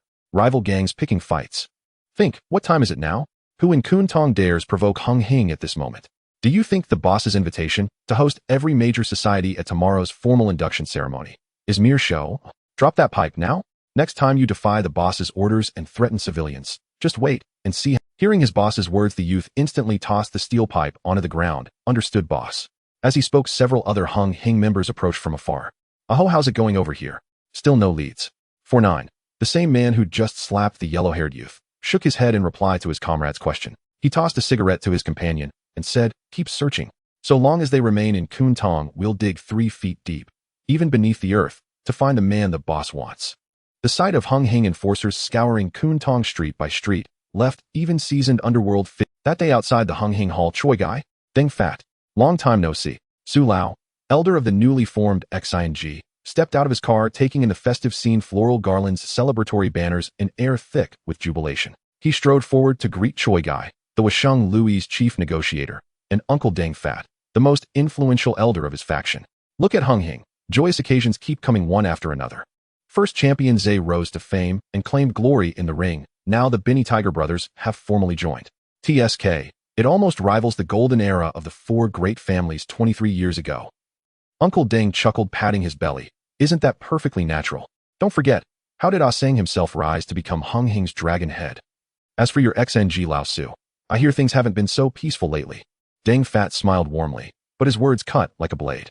Su Lao's eyes flickered shrewdly before feigning distress. Who says otherwise? When a society grows large, inevitably, some short-sighted souls stir up trouble behind the scenes. But it's nothing serious. Brother Axehead Jun holds the reins firmly. XING won't fall into chaos. At the mention of Axehead Jun, Uncle Deng's expression darkened instantly. Beware, the knife may one day turn upon its master. With that, Uncle Deng turned sharply and entered the main hall accompanied by Choi Guy. Deng Fat, you see how easily you flare up after just 2 sentences. Where's the grace of a senior elder? Hurrying to catch up, Su Lao kept smiling amiably. Each word a quiet thrust deeper into Deng Fat's. Guests arriving. A herald's cry rang out. Jiang Tiansheng rose with Chun Yao and others to greet them. Congratulations, Ah Sang. Hung Hing thrives ever more brilliantly under your leadership. Hearing Uncle Deng's praise, Jiang Tiansheng clasped his hand warmly and laughed. Uncle Deng flatters me greatly. Then he turned to exchange cordial pleasantries with XING's Lao Su. At a nearby banquet table, wow, Uncle Deng of Washeng Louis Dragon Head Choi Guy Lao Su of XING, and already here are leaders from Shui, Feng Watu, and others. That makes over 20 society heads, all gathered here today. Hung Hing's prestige has never been greater. Shanji, wearing a t-shirt and cocking his cap sideways, whispered in amazement. They've all come out of respect for Master Jiang.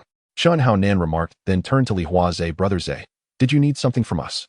Li Huaze smiled. Indeed, there's something. But let's discuss it later tonight at Yigui Run in Causeway Bay after today's induction ceremony concludes. Shanji leaned in, grinning sycophantically. Brother Zay, does this mean good fortune's coming our way? Before Li Huaze could answer, Defei swept back his long hair and declared, no need to guess. It's obvious. Everyone in Hung Hing knows. Young Brother Zay stands tallest among our generation.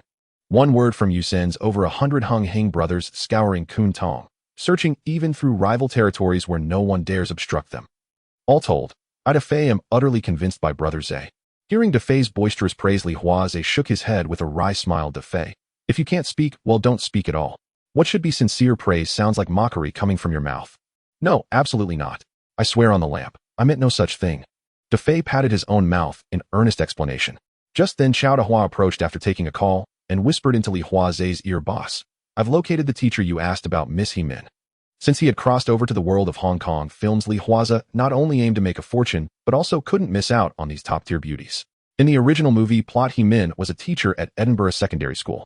However, after inquiring, Li Huaze found out that He Min was not currently working at Edinburgh Secondary School. Therefore, he sent Chao Dahua to investigate further. Unexpectedly, Chao Dahua had not wasted his time in the martial world over the years. He really managed to find information about He Min. But now is not the time to discuss this. Li Huaze waved his hand and said, let's talk about it when we get back. All right, big boss. Nodding, Chao Dahua went to another table. As the auspicious hour arrived, Chen Yaocai, as the host, announced that the Benny Tiger Trio had officially joined the ranks. Watching the Benny Tiger Trio adorned with red flowers and exuding an imposing aura, Shanji scoffed in disdain. Come on, isn't it just a transfer? You'd think they were about to become the new leaders. Hearing Shanji's discontented murmurs, Chun Haonan scolded, be quiet, Shanji. Today is a great day for our Hongxing. Don't say anything unnecessary. Understood, Brother Nan. After a casual reply, Shanji adjusted his hat and leaned closer to Li Huaze. Sir, take a look at that beauty next to Longtu Litoa from Dongxing. Wow, she's stunning. Do you think I have a chance to flirt with her? Seeing Shanji's hopeful expression, Chun Haonan shook his head and Li Huaze, setting down his teacup, smiled and said, the beauty next to Lha is called Haifeng. She's quite wild and specializes in smuggling. Are you sure you want to flirt with her? As he spoke, Li Huaze made a gun gesture. After glancing at Li Huaze's gesture, Shanji was stunned for a few seconds before reacting with surprise. Sir, you're not such a beautiful woman, and you're saying she's a smuggler. What do you think? Patting Shanji on the shoulder, Li Huaze crossed his arms and smiled. At first no one believed in her at Dongxing, but she forcefully carved out her path in this business from Holland due to her wild personality. If you're bold enough, go flirt with her, you might bring a significant boost to our Hongxing. Forget it, I'm afraid for my life. Shrinking his neck, Shanji shook his head repeatedly. Below the stage, Li Huaze and the others were chatting at their table. On stage, Jiang Tianxing announced with a radiant face that starting today the Binny Tiger Trio had officially joined Hongxing, and they were granted the positions of the leaders of the Kwai-Tsing, Kowloon City, and Tunmun districts. Although this result was already known, the announcement still stirred many. However, at this moment, no one was foolish enough to overturn the table. Not everyone was a crow. Chen Haonan's eyes flashed with a hint of envy. When the boxing champion Zhe Jia was elevated to a red stick, he had wished he could take his place. Now 3 more leaders had suddenly appeared. He didn't know when he would finally have his chance. With this thought, Chen Haonan sighed. Turning to talk to Li Huaze, he found that Li Huaze had already left without him noticing. After finishing up, Li Huaze stood outside smoking a cigarette. Oh, isn't this the most prominent young boxing champion in Hongxing, Zhe? Are you actually hiding here alone for some peace? What's wrong? Did Hongxing suddenly gain 3 more leaders, making you Looking at the woman dressed in black with red boots and striking purple hair, Haifeng, Li Huaze exhaled a puff of smoke and smiled. I didn't expect that Haifeng from Dongxing had heard of my nickname. Should I be happy or scared? Haha, boxing champion Zhe, am I that scary? Besides, is there anything for you to be afraid of, boxing champion Zhe? Covering her mouth, Haifeng laughed mischievously as she leaned closer to Li Huaze. For a moment, a faint scent of gardenia wafted into Li Huaze's nostrils. You're quite beautiful. She raised her delicate fingers attempting to lift Li Huaze's chin, but he casually swatted her hand away. You have quite the personality. As she spoke, Haifeng reached out and snatched the cigarette from Li Huaze's mouth, taking a... The light blue smoke slowly rose into the air, and Haifeng smiled at Li Huaze. Have you considered joining Dongxing? Although you took down Curly Tiger, he had it coming. If you're willing to join us at Dongxing, I guarantee you can become one of the 5 tigers of Dongxing. Facing Haifeng's invitation, Li Huaze raised an eyebrow and asked, Did I'll send you to recruit me? Will you come? Looking at Li Huaze with her sparkling eyes, Haifeng's lips curled into a beautiful arc. Moreover, if you decide to join, aside from becoming one of the 5 tigers, I can give you a tremendous surprise. In response to Haifeng's temptation, Li Huaze chuckled. Adjusting his formal attire, he said, I am a member of Hongxing. Do you think you can make me switch to Dongxing? Don't dream. Just as Li Huaze was about to turn and leave, Haifeng suddenly grabbed his arm. Don't rush to leave, I haven't finished yet. Ignoring Li Huaze's surprise, Haifeng tiptoed and leaned close to his ear. I've prepared a great gift for you. Whether you join or not, this gift will soon be delivered to you. Consider it a thank you for helping me take down Curly Tiger. After speaking, Haifeng deliberately licked Li Huaze's earlobe before giggling and turning to leave. Watching Haifeng's departing figure, Li Huaze furrowed his brows. A sense of vigilance arose within him. He was unsure what kind of gift Haifeng had prepared for him, but he didn't dare to take it lightly. Compared to Haifeng, Li Huaze preferred to confront the leaders of other societies in the martial world. Even in a real fight, he felt no fear. Only with Haifeng did Li Huaze not want to provoke. It wasn't that he was afraid of her, it was simply that he couldn't understand her thought process. This woman was crazy. Even if one day she stormed a police station with a machine gun, Li Huaze wouldn't be surprised. After all, who can understand the mind of a madman? With this thought, Li Huaze waved his hand. Big boss. Seeing Li Huaze calling him a Nyo who had been hiding aside approached. Call back and warn the brothers. I have a feeling Haifeng might be up to something. Yes. Hearing Li Huaze mention that Haifeng might be making moves, a Nyo's expression suddenly changed. It was clear that he had also heard about Haifeng's deeds. While taking out his phone to call the brothers of Tuadi, Nyo quietly asked Li Huaze, Big boss, she won't throw grenades at us, will she? She shouldn't, at least not while Loa Ta'a is still on the island. Li Huaze shook his head and walked towards the The Binna Tiger Trio's crossing of Hongxing indeed caused quite a stir in the martial world. At least with the addition of 3 more hall masters, their strength on paper has increased significantly. In Tongluan at the Night Returner Bar, isn't Han been involved in smuggling? I think many hall masters in the society would definitely want to collaborate with him this time. Raising a beer to clink with Li Huaze, De Fei spoke up. Smuggling, what's so great about it?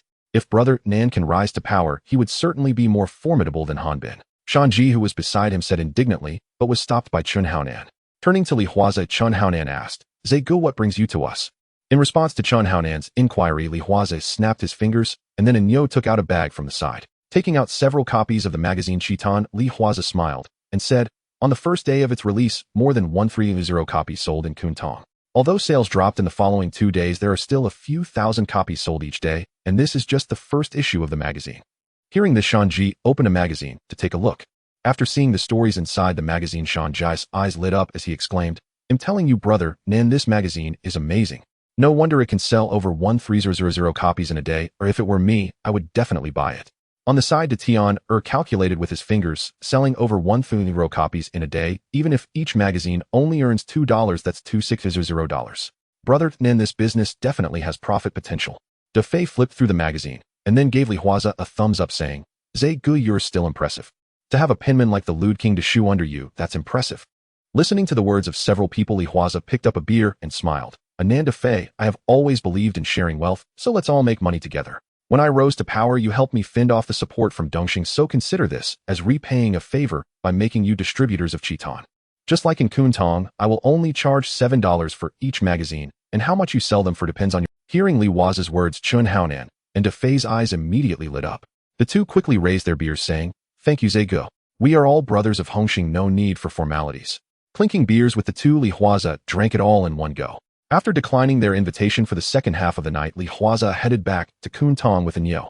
Inside the car, Anyo driving glanced at Li Huaze sitting in the back seat and said, Big boss, we definitely have profits to make it $7 for each magazine.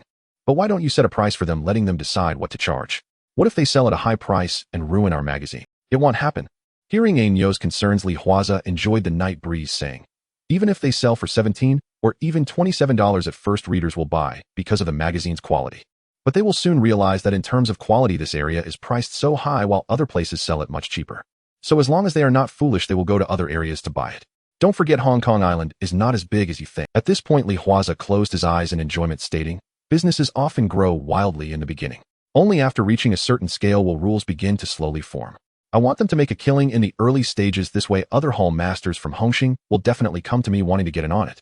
Anyo, when that time comes, it will be when our Chiton magazine covers the entire Hong Kong Island. And don't forget, there are other societies besides Hung Hing here. Speaking, Li Huaze leaned back in his seat. There was one thing he didn't say to Anyo. That is, Kwun Tong is still too small to allow him to expand his legitimate business, nor can it contain his ambitions. Returning to the rented apartment, Li Huaze opened the door and saw Shishili sitting at the dining table dozing off. Hearing the door open, Shishili opened her eyes. Seeing that Li Huaze had returned, she smiled and rushed into his arms. You finally came back. The food is cold. Let me heat it up. No need to heat it up. The weather isn't cold. Let's just eat it as it is. Shishili, if I come back late in the future, you should eat first. That won't do. Taking Li Huaze's coat and hanging it on the rack, Shishili smiled and said, How can I eat first without waiting for the head of the household to return? Saying this, Shishili picked up a spoon and served Li Huaze a bowl of soup. Then she chattered about what she learned today in the tutoring class with those finance teachers. The atmosphere was very warm. At the same time, in De's apartment, De Yu and Song Wenhui were also having dinner, but the atmosphere at their dining table was not as harmonious. No matter what dear Huaze did save my life. Putting down the soup bowl in her hand, Song Wenhui looked up at De Yu with a frown and said, And you know Huaze's temperament and character, right? I don't think anything will happen that you need to worry about. You keep saying he is your sworn brother, but dear, what you're doing. What do you understand? Hearing Song Wenhui's words, De Yu put down his utensils and said, This is me giving him a chance as a big boss, allowing him to become a hall master of Hung Hing. Why does it become me wanting to harm him when it comes to you? Facing De's excuse as his partner, Song Wenhui understood very well what he was thinking. Dear, don't you want to say a word from your heart to me? Seeing Song Wenhui's somewhat sad eyes, De Yu slammed his chopsticks down on the table. Just as he was about to scold her, looking at Song Wenhui's red eyes, De's heart softened and he sighed. I don't want this either. Oh, when outsiders know that the boxing king Zhe is my De's right-hand man, who wouldn't envy me? But only I know that Huaze is gaining more support in Kwun Tong. He is someone who has made his name through fighting an idol for those lower-level brothers. Moreover, Huaze is righteous, generous towards the younger brothers below. So many Hung Hing guys in Kwun Tong are willing to follow him. Leaning back in his chair, De Yu lit a cigarette and said, Kwun Tong is something I fought hard to establish, and I have no plans to retire. So I can only find an opportunity and let Huaze go out to seize territory. At this point, De Yu gritted his teeth and said, At worst, I will give him money and troops, treating it as a favor from me as a big boss. The next morning at Qingman Bar, Sister-in-law, what brings you here? Seeing his elder brother's wife, Song Wenhui, enter, Li Huaze waved dismissively, signaling on Yo and the others to leave the private room. Song Wenhui had coiled her lustrous black hair into an elegant chignon. A strand of lustrous pearls graced her slender swan-like neck. Her porcelain-fine cheeks bore lips painted a seductive crimson, while her white women's blazer, left partially unbuttoned, revealed a softly rounded silhouette beneath.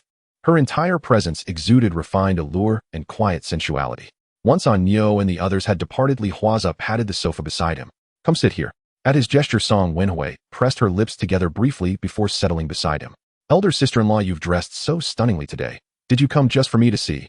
Feeling his large hand settle upon her waist, Song Wenhui's cheeks flushed instantly. Instinctively, she glanced toward the door, only relaxing inwardly when she confirmed it was firmly closed. A thrilling sense of transgression quickened her pulse. The intoxicating tension between refusal and surrender left her breathless. "Why aren't you speaking?" Watching her blush deepen as her fingers nervously twisted the hem of her blouse, Huaze smiled faintly and gently turned her toward him. Inhaling the delicate fragrance rising from her nape, he leaned close to her ear and murmured, "Did you miss me?" "Don't." His warm breath, brushing her earlobe, sent fresh heat flooding across her face. Gently pressing down on his hand where it rested beneath her blazer song, Wenhui drew a slow, steadying breath, her voice trembling slightly as she said, "I came to take you shopping." "Oh." Though surprised by her words, Huaze chuckled warmly. "Sister-in-law, what inspired this sudden shopping? Just needed to get out and walk around. By the way, Huaze, I heard you've recently taken up with a new girlfriend." Huaze lightly pinched her delicate cheek. "Jealous? Who am I to be jealous?" She pursed her lips, then rose gracefully. "Today you're my driver. Accompany me on a shopping spree." "Of course. I'd never decline such a rare invitation from you, sister-in-law." Rising with her, Huaze casually picked up his coat and car keys from the sofa. "Where shall we go? We'll decide once we're outside." With that song, Wenhui strode confidently toward the door. Half an hour later. "This suit suits you perfectly." Holding a crimson men's suit against Huaze's frame, song, Wenhui nodded in quiet satisfaction, then handed her card to the sales assistant. "Please charge it." Buying again. Jiggling several shopping bags in his hands, Huaze grinned. "In just half an hour, sister-in-law, you've already bought me 7 distinct suits. Won't this crimson one be too bold?" "Not at all. It complements you beautifully." Chuckling softly, song, Wenhui added, "And with your handsome features, fine figure, and tall stature, white and red suits only heighten your commanding charm and virile elegance." Stepping closer, she lifted a slender finger and traced a light, teasing line down his chest. "Your young girlfriend is still inexperienced. She doesn't yet know how to dress a man to his fullest advantage. So naturally, as your elder sister-in-law, I must step in and help." Hearing the faint, wistful edge in her tone, Huaze murmured gently, still denying you're jealous. "Huh, I have a husband after all." Winking playfully at him, song, Wenhui resumed browsing the racks. As the sales assistant handed over the neatly wrapped suits, Huaze could only accept them with a resigned smile. By midday, the trunk and rear seat of his newly purchased Mercedes were completely filled with shopping bags. Settling into the passenger seat, song, Wenhui fastened her seatbelt. "Let's go, we're having lunch. What would you like to eat?" Starting the engine, Huaze asked. "I'll guide you, and there's something important I want to tell you." Her eyes crinkled with warmth as she gazed at him. Meanwhile, inside De Lao B's territory, Brother Fist King Zhe isn't just skilled in combat, he's sharp-minded too. De Lao B chuckled, flipping through a glossy magazine as he addressed Chen Haonan. "Since Brother Fist King Zhe wants to lift you up and share prosperity, I as your senior leader fully endorse it. So, let Xiao Feng give you some startup capital. Begin sourcing goods through Brother Fist King Zhe. How much you earn is up to your ability, Haonan. But remember to repay the principal to me in due time." "Thank you, Brother B. I won't let you down."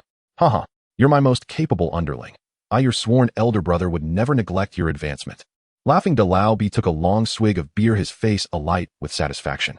Turning, he found Shanji still clutching the magazine, eyes wide, unwavering, utterly entranced. De Lao B teased, "Hey, what's so fascinating about holding a magazine? Tonight I'll arrange something far better for you." "Yeah, thanks, Brother B. But honestly, this magazine is incredible." "Haha." De Lao B roared with laughter at Shanji's rapt expression. To him, Brother Fist King Zhe truly embodied loyalty and righteousness. After all, De Lao B had only asked Haonan and Shanji to temporarily block East Star's reinforcements, a task assigned solely at Mr. Zhang's command. Yet once Brother Fist King Zhe secured his footing and uncovered a profitable path, his first thought was to uplift Haonan and the others.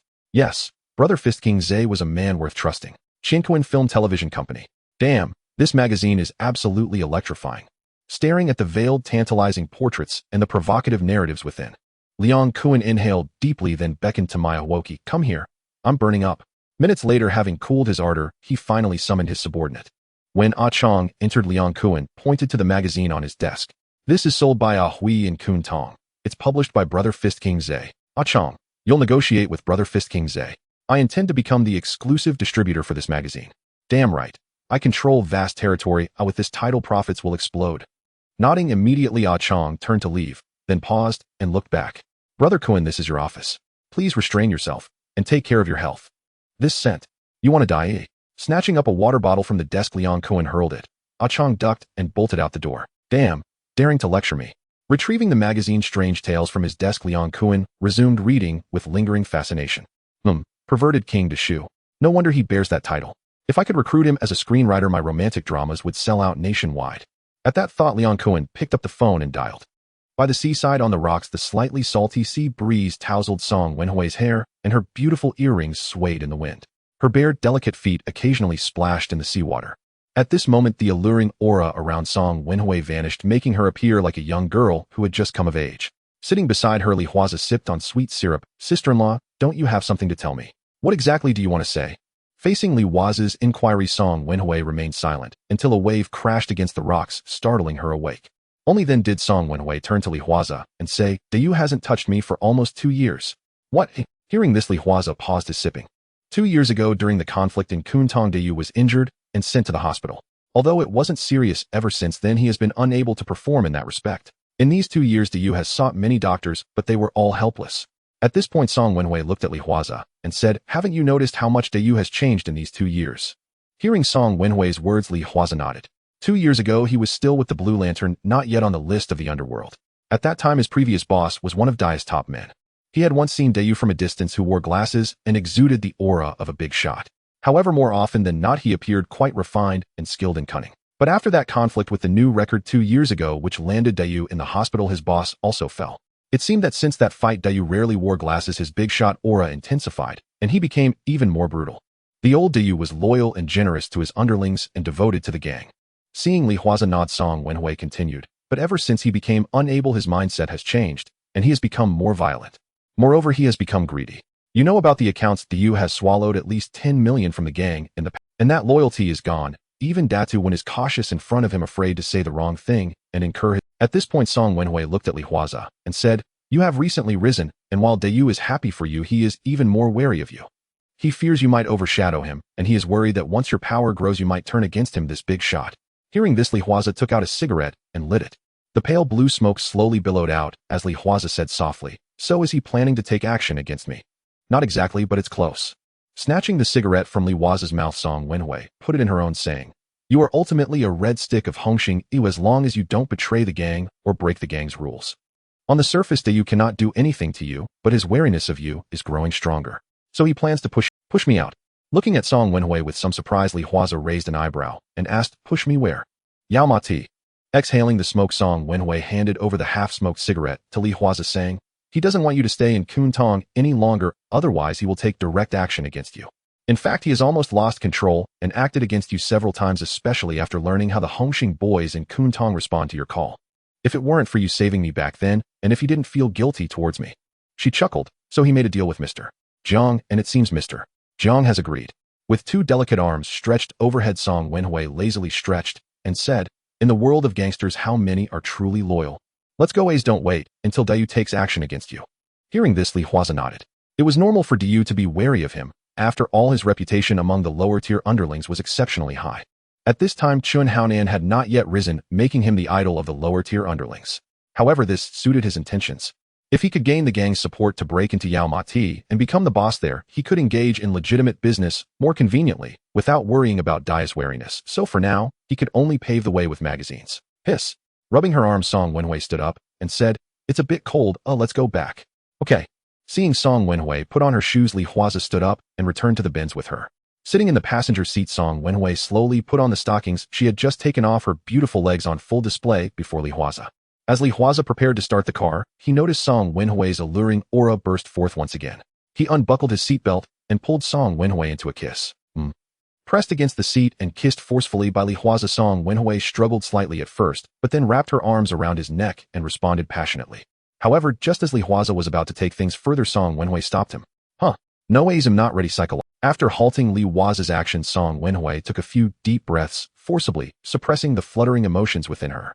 She took out a tissue from her bag to wipe her mouth, and then pulled out her lipstick to reapply. After driving Song Wenhui back, Huaze returned to Xingman Bar. Sitting in the private room, he contemplated what to do next. He had tried to keep a low profile on Rueha Street, yet he didn't expect to still be feared by Dayu. Perhaps from the moment he pushed him to become a red stick, Dayu had already started to be wary of him. While he was thinking, Chao Dahua hurriedly ran over. "Big shot, it's exploded, it's exploded." Seeing Chao Dahua grinning from ear to ear, Huaze laughed. "What exploded?" "The magazine." Coming closer to Huaze, Chao Dahua squatted down and said, "Dafei ordered 30,000 copies from us, and Chun Haonan ordered even more, directly asking for 50,000 copies, and all of them paid up front. Big shot, we just sold 80,000 copies at once. The printing factory's machines are almost smoking." At this point, Chao Dahua leaned in and whispered, "Big Shot, I've heard that Kwun wants to get involved and is asking around in the underworld about me. Big Shot, I won't be captured by Kwun and forced to write scripts. I truly can't do that." Seeing Chao Dahua's pitiful expression, Huaze laughed. "Don't worry, you are now my top man, Huaze. Even if Kwun is powerful, he won't do anything too outrageous. With me protecting you, what do you have to fear?" That's good, that's good." As if relieved, Chao Dahua patted his chest. "I was afraid Kwun would kidnap me to film a movie." Just as they were talking, Huaze's phone suddenly rang. "Boss, we found those who burned our magazine." The voice of Kwai Dao came through the phone. Huaze immediately said, "Bring them to the factory." After hanging up the phone, Huaze stood up and said, "Anyo Ada, we've found the culprits who burned our magazine. Let's see who gave them such audacity." Hearing this, Anyo rubbed his fists, his eyes filled with ferocity. However, Chao Dahua looked a bit troubled and said, "Boss, can I go too? Such scenes might not be suitable for someone like me from the countryside." Watching Chao Dahua rubbing his hands with a smirk, Anyo expressed his dissatisfaction, saying, "Damn, after so many years in this business, it's no wonder you're still the old number 4. Enough." Interrupting Anyo, Huaze glanced at Uncle Da and said, "You stay here and continue writing the content for the next issue of the magazine. That's what I'm good at." With great confidence, Chao Dahua patted his chest and declared, "Boss, rest assured, I, the lecherous King Uncle Da, am not just boasting." "Damn." Anyo raised his middle finger at Chao Dahua and shook his head, saying, "That nickname was something we made up for you. Where do you get this arrogance? Other people don't know." Muttering quietly, he saw Huaze taking Anyo out. Chao Dahua thought for a moment, then took out his phone and dialed Huang Sir's number. Inside the car, "Hello, uncle." After receiving Huang Sir's call, Huaze glanced at Anyo, then said, "Forget it, I'm not coming over for your pig bone soup anymore. Is there something?" All right, I'm not a rookie. I don't need you to remind me." "Got it, I'll hang up now." After hanging up, Huaze put away his phone. "Boss, you have an uncle? I never heard of that."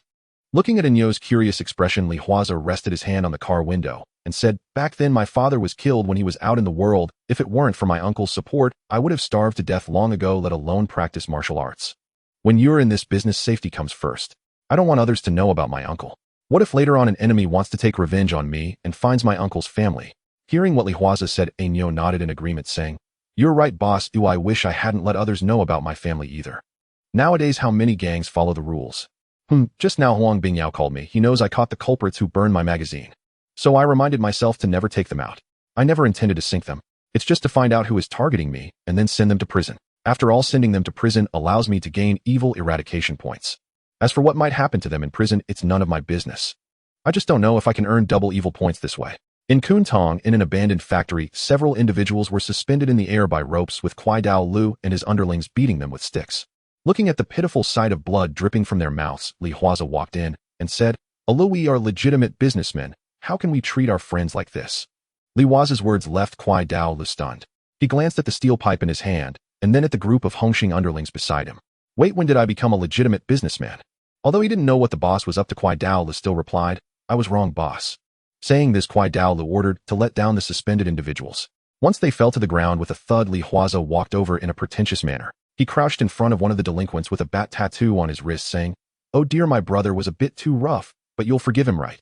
Looking at Huaze's cold gaze, the delinquent with the bat tattoo nodded repeatedly, I was wrong, Brother Zhe. I was blinded by greed to attack your magazine. Am not a human, I deserve to die. Brother Zhe, please spare me." Watching the tattooed man continuously plead for mercy in fear, Huaze's smile remained gentle. "Why are you so scared? I'm a legitimate businessman. But how dare you attack my only business?" As his words fell, a fierce glint flashed in Huaze's eyes as he slammed the delinquent's head hard against the ground. Bang! A muffled sound echoed, and the tattooed delinquent let out a miserable scream, stars dancing in his eyes. Seeing this, Anyo took out a bottle of water and splashed it on his face. The previously dazed delinquent regained his senses once more. Upon seeing Huaze's intimidating demeanor and the trembling aura he exuded, the tattooed delinquent trembled all over, stuttering as he pleaded for mercy, waving at Anyo. When Anyo took out a cigarette, Huaze placed the cigarette in the delinquent's mouth. After lighting it, Huaze stared into his eyes, saying, "Whatever I ask, you answer.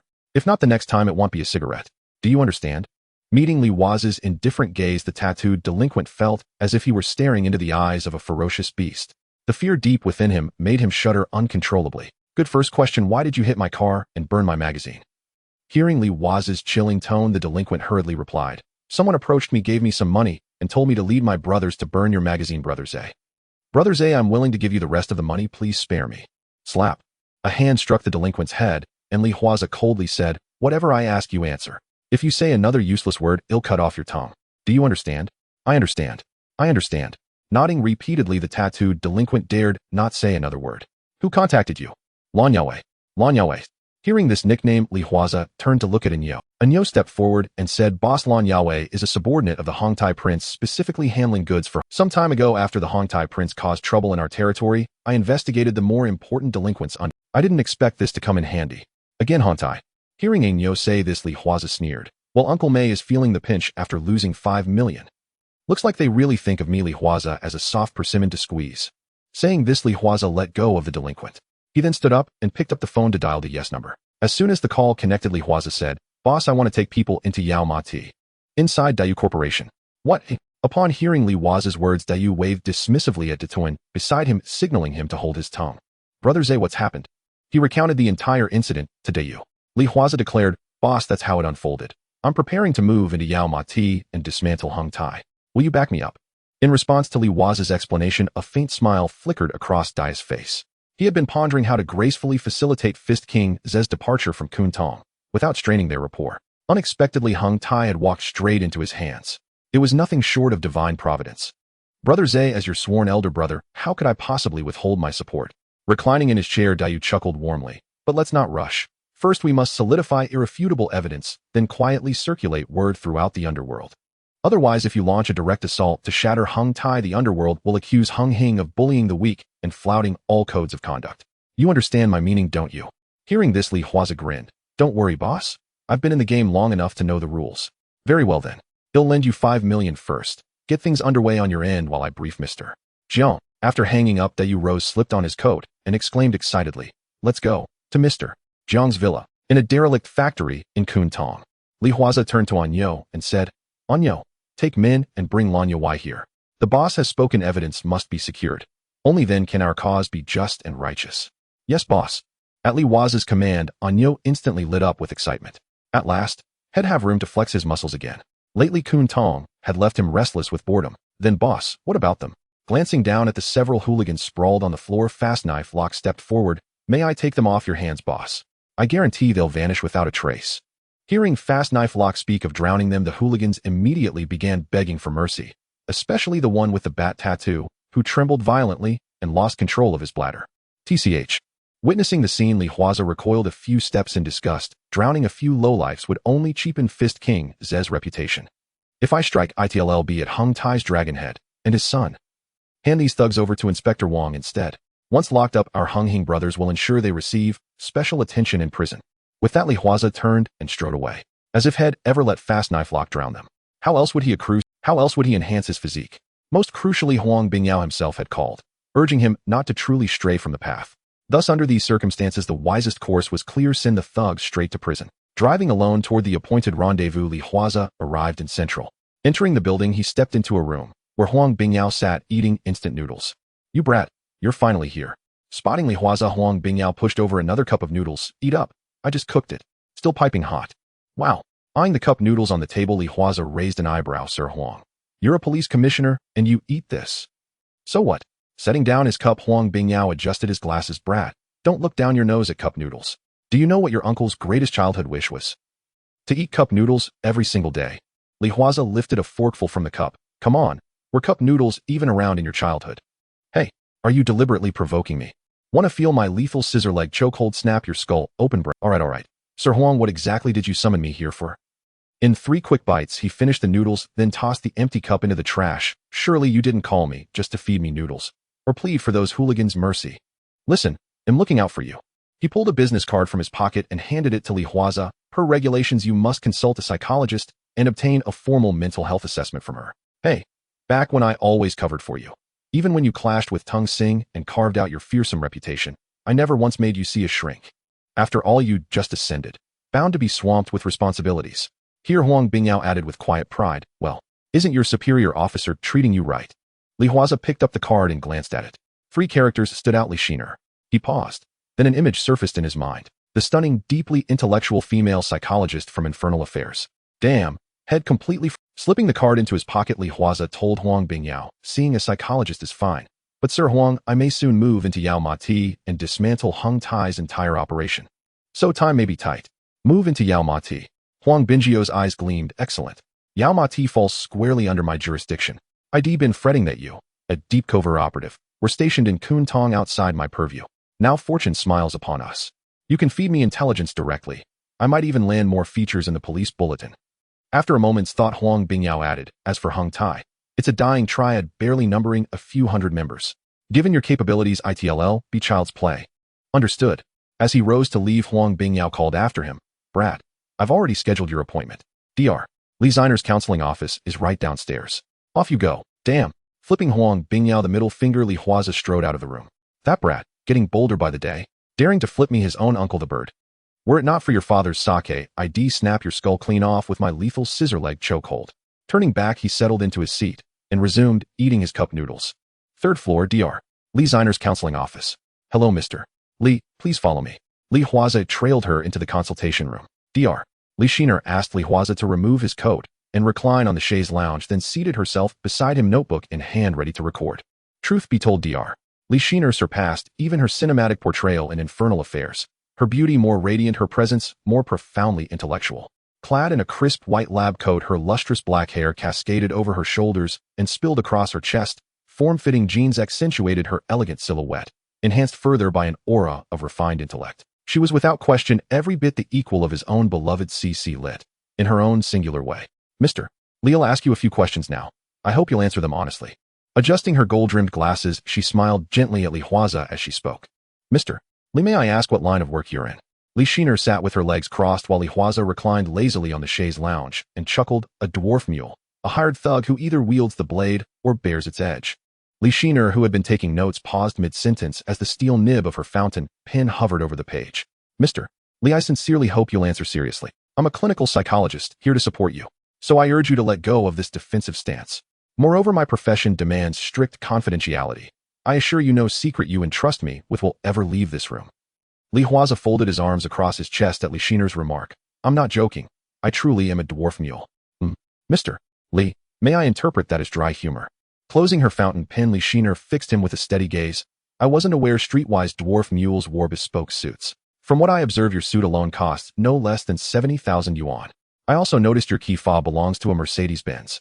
Are today's triad enforcers really this prosperous? Of course. Li Huaze tilted his body slightly toward her, a faint smile playing on his lips. Ordinary dwarf mules certainly don't prosper. But what if I've already risen through the ranks? And perhaps I specialize in serving elegant ladies like yourself, what some might call a groom or escort. Li Shiner lifted a hand to tuck a strand of hair behind her ear, her eyes lingering on his bright, unflinching gaze. Is that so? Do you find me beautiful? Absolutely. Nodding thoughtfully, Li Huaze appraised her from head to toe. A woman like you, strikingly attractive, impeccably proportioned, and above all radiating rare poise, is naturally sought after. Ms. Li Shiner, I imagine you must have countless admirers vying for your attention. Not quite. Snapping her notebook shut, Li Shiner leaned back in her chair with a subtle knowing smile. Were I a man, I wouldn't marry a psychologist. Not unless I wished to live without mystery. After all, married life would hold no secrets at all. Surely a rather diminished experience for most men. That applies only to ordinary men. Li Huaze reclined fully once more, hands resting lightly over his abdomen, his expression effortlessly relaxed. Oh, then I'm genuinely curious. How precisely does an extraordinary man think? Li Shiner studied his face, closely searching for telltale fissures beneath the calm. Don't bring her home. Just keep her outside, discreetly tended. He spoke idly, eyes still closed, eliciting a sharp, silent clench of Li Shiner's teeth. She rolled her eyes and prepared to resume questioning. From the moment Li Huaze entered, she detected nothing definitive in his gestures, posture, or expressions. Yet that very inscrutability only deepened her fascination with him. Ms. Li Shiner, a word of caution, never let yourself grow intrigued by a man, because that right there is where your surrender begins. Li Shiner arched one delicate eyebrow. Ah, I see. You possess extraordinary confidence in yourself. Ignoring her remark entirely, Li Huaze closed his eyes and drifted into quiet repose. Watching him, Li Shiner removed her glasses and settled quietly beside him. She picked up a book at random and began to read, her peripheral vision repeatedly returning to the man lying motionless before her. She could not deny it. This man who had challenged her from the first breath he drew in her office was undeniably compelling. After an indeterminate span of time, Li Huaze exhaled deeply and slowly opened his eyes. Glancing at his wristwatch, he rose to his feet. Dr. Li, has anyone ever told you your chaise lounge is perfectly calibrated for restorative slumber? You're the first. Li Shiner closed her book and stood as well. Still, Mr. Li, whether or not you cooperate, your fee remains non-refundable. Understood. Slipping on his coat, Li Huaze added with quiet finality, consider it payment for my nap. And with that he turned and walked out. The fee had come from the police department. Refunds would never reach his own account. Besides, exchanging wits with a poised, intelligent woman was reward enough and cost him not a single cent. Who knew? The conversation might even escalate to something far more intimate. Refund? Not a chance. Driving back to the D, he found Anyo and the others had already apprehended Lan Yue. Boss Lan Yue confessed. The money came from Hung Tai's heir apparent, and he ordered the arson attack on our magazine. After we beat him last time for causing trouble in our territory, he nursed his grudge and struck back. Spread this news across the underworld. Yes, boss. Anyo bowed and immediately carried out Li Huaze's orders. Meanwhile, in Yao Mati, you're telling me Lan Yue was seized by Anyo of Kwun Tong Hung Hing. Do you know why? Wai Chi Kung's brow furrowed deeply as he stared at his subordinate. Everyone in the underworld knew Anyo now served as the chief lieutenant of Boxing King Ze. If they'd moved against Lan Yue, did that mean Boxing King Ze was preparing to march on Yao Mati? His underling shook his head. Brother Xiang, I don't yet know the precise reason. But yes, they came specifically for— At the time, Tong and I were there too. But Anyo ignored us, completely seizing Lan Yue and bundling him straight. The young man hesitated, then asked, Brother Xiang, should we inform Prince Tai about this? No sooner had the words left his mouth than Wai Chi Kung's phone rang. Answering it, he heard Prince Tai's arrogant voice blare down the line. Hey dog, reporter Xiang, where are you? At the bar, Prince Tai? Anything urgent? Damn right it's urgent. Business, obviously. Dog reporter Xiang, remember how I got beaten in Kwun Tong last time? And how you didn't lift a finger to help? I haven't even held it against you yet. But get over here now and sign the contract. I'm handing you the DVD distribution. Under normal circumstances, entrusting him with the DVD trade would indeed be a lifeline, a genuine opportunity. But Wai Chi Kung had already heard whispers from his men the DVD operation was merely a front. Prince Tai used it to conceal narcotics trafficking. Once Wai Chi Kung signed, he'd be the designated scapegoat if anything went wrong. His gaze hardened, flickering with cold resolve as he thought of his son at home. Yes, Prince Tai, I'll be right over. By the way, did you hear? Lan Yue has been taken by Boxing King Ze's men in Kwun Tong.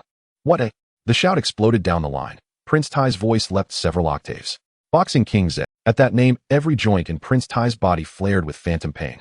He abandoned all urgency about the contract and hung up without another word. Staring at the deadline, Wai Chi Kung sat utterly still, torn between two paths: seek refuge under Boxing King Ze's banner, or remain trapped in uncertainty. Dad, something's wrong, he cried as he barreled home, panic written across his face. Taizi looked at Mei Shu with utter alarm. What has happened now? Mei Shu asked, setting down his teacup. You're a grown man. Must you lose your composure at the first sign of trouble? Mei Shu said, placing his teacup on the table as he regarded his son, who had returned in a flurry. Dad, Lan Yue has been seized by Champion Ze. The Taizi blurted, gulping down several mouthfuls of tea, his face stricken with dread. Lan Yue, the one who hawked your goods. Hearing the nickname, Mei Shu's memory clicked into place. Why would Champion Ze take him? Isn't Hung Hing supposed to steer clear of the powder stalls? Did that unlucky Lan Yue go selling on Champion Ze's turf? No, Dad. The Taizi stamped his foot in frustration at his father's unruffled demeanor. Wasn't I beaten by Champion Ze not long ago? I couldn't swallow that humiliation, so I had Lan Yue arrange to burn Champion Ze's magazine. Somehow Ze found out and even hauled Lan Yue off. Dad, Champion Ze will surely know I ordered it. What do we do now?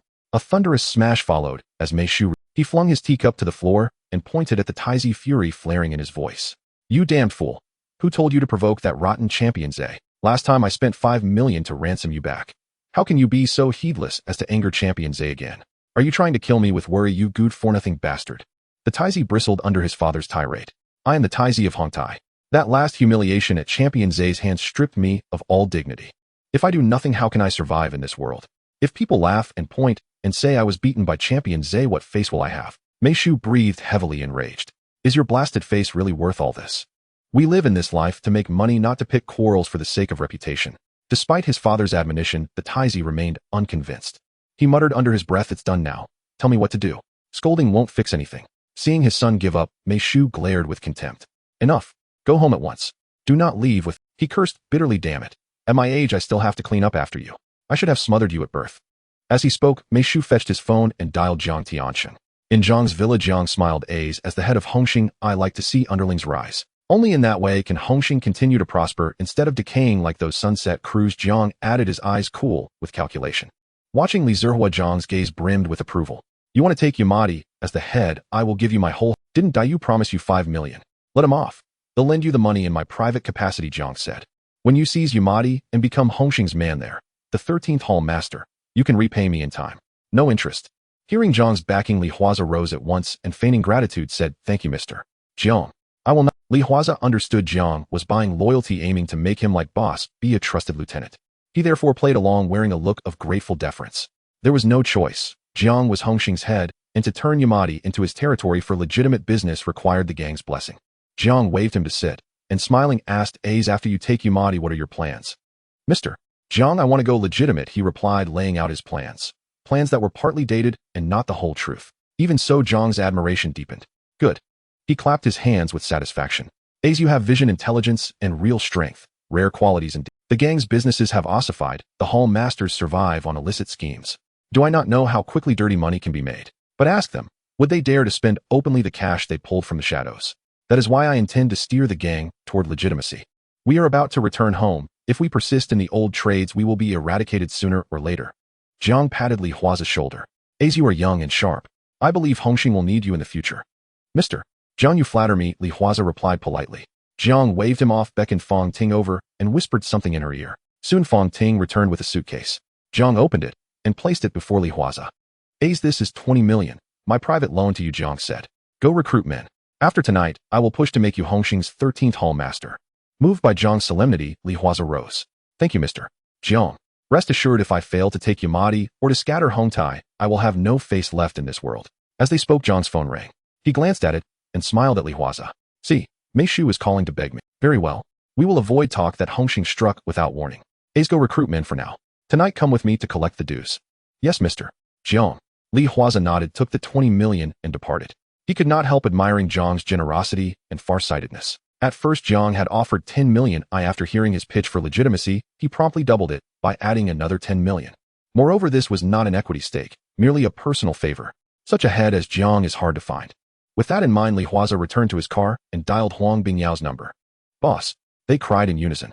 When Li Huaze returned, Aniu, Kwai Daol, and Xiao Dahua sprang to their feet, while the eager barely contained anticipation on Aniu and Kwai Daol's faces was plain to see. Li Huaze waved them down, signaling them to sit. He produced a cigarette, set it between his lips, and Xiao Dahua hastened to light it for him with practiced courtesy. Li Huaze exhaled a plume of smoke before speaking. Aniu, Lu, you two blow the whistles now. Once we finish tonight's tally, we strike into Yamadi. This time, Mr. Jiang privately lent me 20 million and promised that if we take Yamadi and hold it for 7 days, he continued, then I will be the hall master of Yamadi. At Li Huaze's words, Aniu and Kwai Daol instantly grew ecstatic. If the boss became hall master, they too could secure official posts. No problem, boss. I'll blow the whistle right away. I can't promise everything, but if I go to the armory on Siyun Mountain, I can fetch at least 1,000 men. Watching Aniu pound his chest with vows, Li Huaze nodded. Good. Tell them if you're wounded, I'll pay medical expenses. If you're arrested, I'll pay bail. If you're maimed or killed, I'll provide for your family. Also, those who perform well this time, I will take into Haidi and formally make them Sijio. Li Huaze had barely finished when a runner dashed in. Boss Hongtai's enforcer Wei Jixiang is here. He wants to see you. The messenger's words made Aniu frown at once. Boss, could he be here to assassinate you? Aniu fretted. Don't be fooled that Wei Jixiang is now derided as Gazai Xiang. He used to be Hongtai's red enforcer and still has skill. Kwai Daol snorted coldly at Aniu's worry. Dare attempt to kill the boss. I could take him down by myself.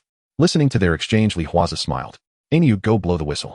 I don't think Wei Jixiang has come to assassinate. Perhaps he's come to defect to me to present his token of allegiance.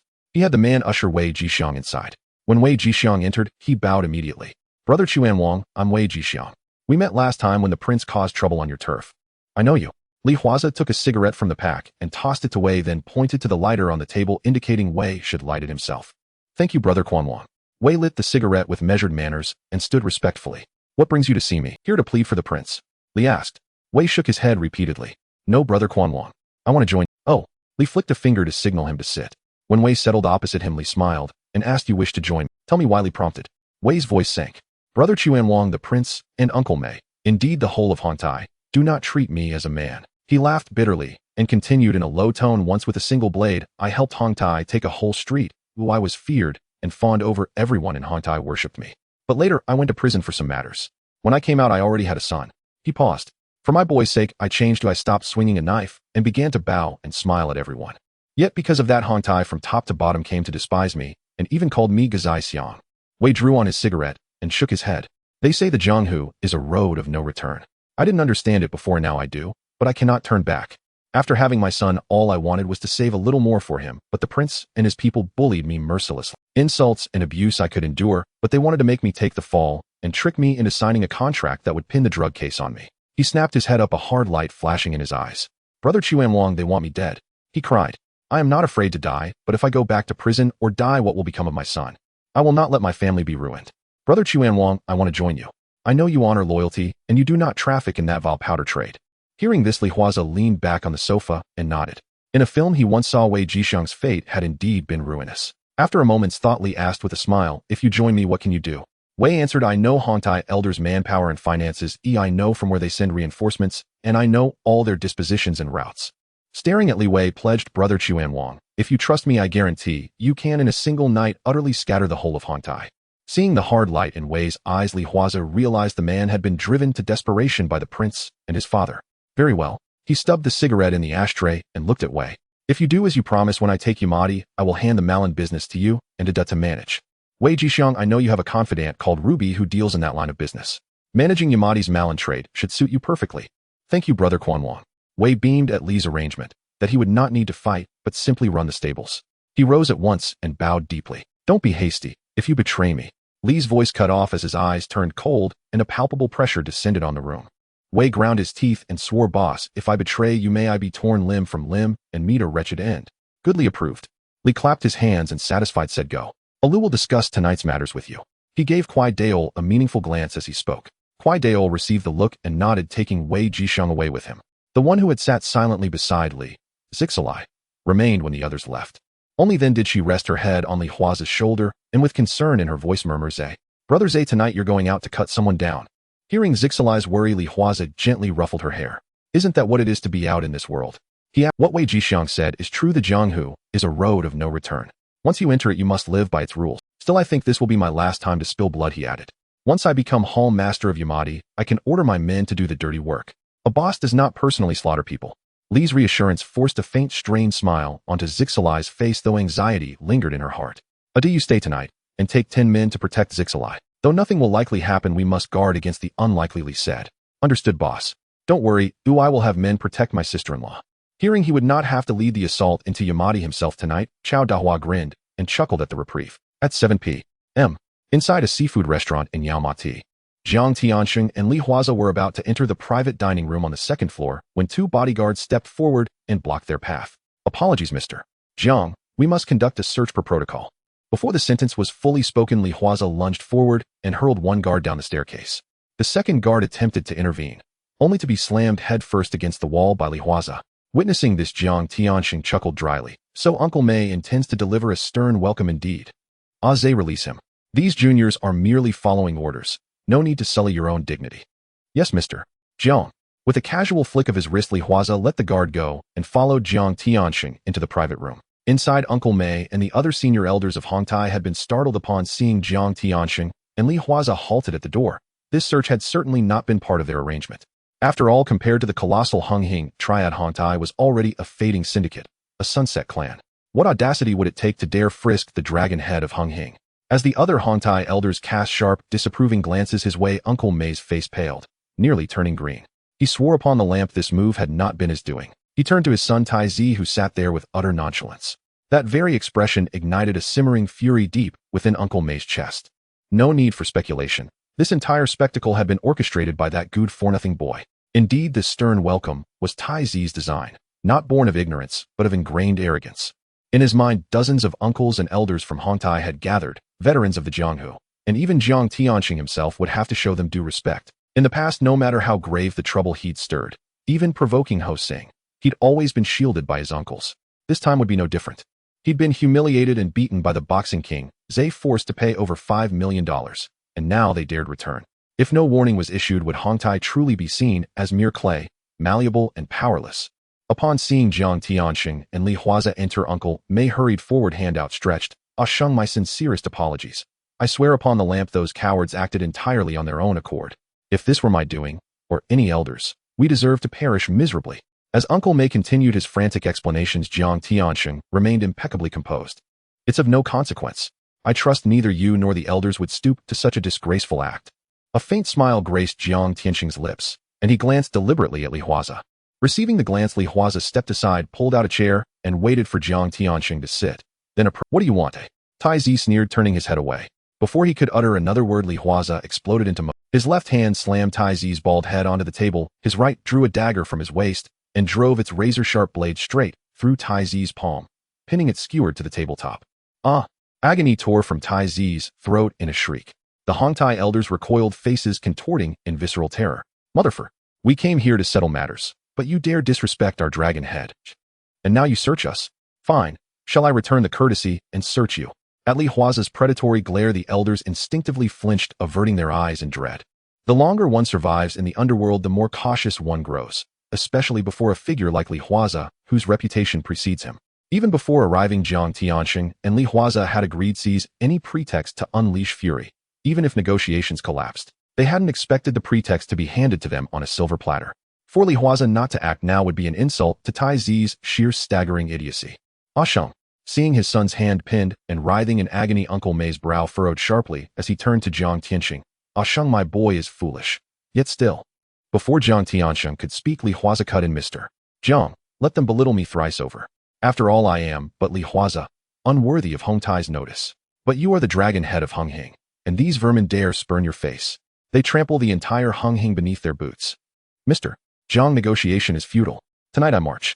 If Hongtai remains intact after 3 days, I accept familial punishment without protest. Hearing Li Huaze's voice, cold, lethal, unyielding, one elder hastily rose. No need, no need. Things haven't reached that point yet. Ah Sheng, Tai Zi is young and inexperienced. Please, as a man of stature, overlook his folly. A nervous laugh trailed off. Still gripping Tai Zi's skull, Li Huaze swept a mocking gaze across the elders and laughed aloud. Inexperienced. Tai Zi is over 30, still treated like a toddler. Shall I buy him infant formula, send him home to suckle? Better yet, why doesn't Hongtai pivot entirely into maternity retail? Li Huaze's taunt hung in the air, arrogant, unapologetic, while Jiang Tianxing maintained his serene smile. Huaze speaks truth. Every man must answer for his deeds. Turning to Li Huaze, Jiang Tianxing said, Yet Huaze, there is one thing I must correct you on. How can you say you, Li Huaze, are nothing? You are Hung Hing's red pole, the living embodiment of our honor. To insult you is to insult Hung Hing itself. Should we fail to reclaim this dignity, I shall have no face left to wear as dragon head. With that, Jiang Tianxing rose. Facing the elders and Uncle Mei, who still sought to speak, he declared flatly, This time Hongtai has gone too far. There will be no negotiation, only combat. Do not accuse Hung Hing of bullying the weak. We offered dialogue. You tossed that chance onto the floor like so much trash. To continue now would strip Hung Hing of all standing in the Jianghu. He picked up a toothpick, snapped it cleanly in two, and dropped both halves into his teacup. Then, Huaze, we depart. Ah Sheng, Ah Sheng.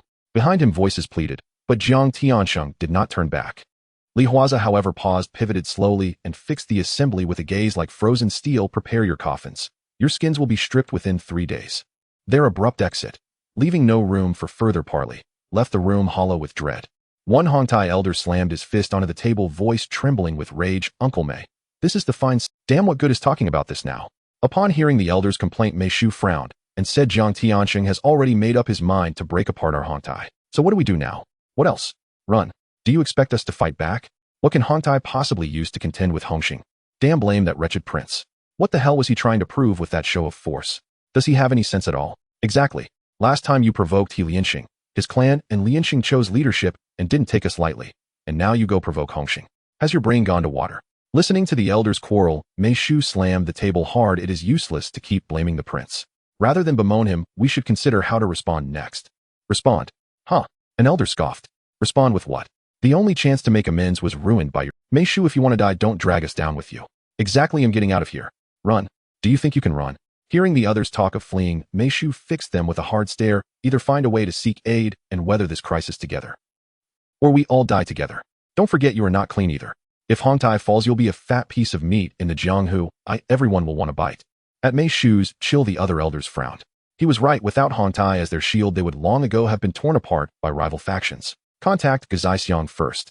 One elder fell silent for a moment. Gazaixiang is Hongtai's fiercest fighter. Who else could lead a force and go toe-to-toe with Hongxing? Strike a couple of blows to let Hongxing vent. Once their anger cools, we can discuss the rest. Saying this, the elder glared fiercely at the prince, who clutched his hand and wailed at worst, well, send Deng Fei as an intermediary. Some of us will swallow our pride and kneel before Jiang Tianxing. After all, we're veterans of the Jianghu. Having come this far, Jiang Tianxing shouldn't utterly annihilate us. The elder finished, and the others nodded in agreement. Before life and death, such pride means nothing. Good. Seeing unanimous agreement, Mei Shu took out his phone and dialed "Tell your men to be on alert. Have them all obey Guzai Xiang's orders. Dad, I want Quan Wangza dead, I want him dead." Seeing the prince's savage expression, Mei Shu snapped coldly, "Shut up. If you hadn't caused so much trouble, would Hong Tai be in this state?" He glared at the prince, and as the call connected, he said, "Hey Xiang, where are you? We're going to open hostilities with Hung Hing." In the Yamadi Jin, Ingbar Wei Jixiang raised an eyebrow at Nyo and smiled upon hearing Mei Shu on the line, then feigned alarm. "Mei Shu, Hung Hing is opening fire. We can't beat Hung Hing. Of course I know we're outmatched. I've persuaded our other uncles to hand their men over. Listen, you must hold through the first few battles, understand?" Hearing Mei Shu's icy tone, Wei Jixiang exhaled smoke. "No problem, Mei Shu. They'll contact the others and have them come." After hanging up, Wei Jixiang told Nyo, "Brother Nyo, the boss was right. Hong Xing's Chun Mei has already handed most of Hong Tai's forces to me. Then proceed as planned." Nyo slapped Wei Jixiang on the shoulder and grinned. "The boss said scatter Hong Tai." As they spoke, Wei Jixiang's phone rang again. After a brief exchange, he hung up and told Nyo, "This man is a diehard Hong Tai loyalist. There's no chance he'll surrender. Then eliminate him." Nearby, Kwai Dao Le finished wiping his cleaver and narrowed his eyes. "Those unwilling to bow to the boss have no need to live. Fine, he'll lead them into the encirclement." After a brief plan, they rose and left. In Yamadi, on the third floor of another seafood restaurant. "Understood. Mr. Jiang, and I will watch your performance." After hanging up, Li Huaze smiled at Jiang Tianqing. "Mr. Jiang, barring the unexpected after tonight, there will be no more Hong Tai in the Jianghu." "Oh, so confident." "Of course, Mr. Jiang. Hong Tai's top enforcers are mine. What chance?" Seeing Li Huaze's confidence, Jiang Tianqing produced a cigar and offered it. "Good. They'll watch the show. Well, everyone, damn it, get your spirits up. Tonight we go up against Hung Hing. Don't let those Hung Hing brats look down on us."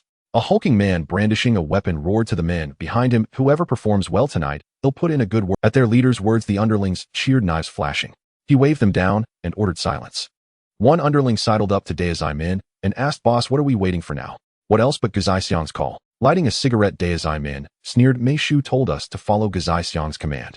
"Damn, so what if Guzai Xiang's been out longer? Otherwise I'd be Hong Tai's top enforcer." As he spoke, Daizai Min's phone rang. He answered to hear Wei Jixiang say, "Daizai Min, where are your men?" "Bowling Street." "Then bring your men to the end of the street. Well, rendezvous." "Got it." After hanging up, he crushed his cigarette underfoot and waved, "Brothers, move out." Leading dozens, they thundered toward but the place was empty. Daizai Min raised an eyebrow and cursed, "Goddamn it, what is Guzai Xiang playing at? Weren't we supposed to meet here?" He was about to call when in the next second several vans lunged out from both sides, sealing the road ahead and behind. "Damn, we've walked into a trap." Seeing armed men pour from the vans, Daizai Min shouted and raised his blade, "Brothers, we've been ambushed. Fight your way out with me." With that, he charged at the man in front, blade swinging. "Heck, come on then." Seeing Daizai Min rush at him, Kwai Dao Le's gaze went icy. His heavy cleaver flashed with a cold gleam as it collided with Daizai Min's blade. Clang! Sparks flew as the blades met. Before Daizai Min could strike again, Kwai Dao Lu in the blink of an eye unleashed a second blow. A blade struck Daozai Min. Kwai Dao Lu flicked the blood from his mountain-cleaving blade and sneered that Hong Tai were. With that, Kwai Dao Lu advanced, brandishing his cleaver toward the man rising from the ground. He said that with his skill, he wouldn't even last 5 moves before their boss. He demanded how Hong Tai had the nerve to provoke their boss. Hearing this, Daozai Min gritted his teeth and pulled himself to his feet. He was about to speak when a bolt of pain stabbed his chest. Looking down, he saw the blade piercing his torso. Daozai Min slowly turned and discovered that the one who had stabbed him was Wei Jixiang. Spitting blood and cursing him as a damned traitor, Daozai Min watched Wei Jixiang withdraw the knife.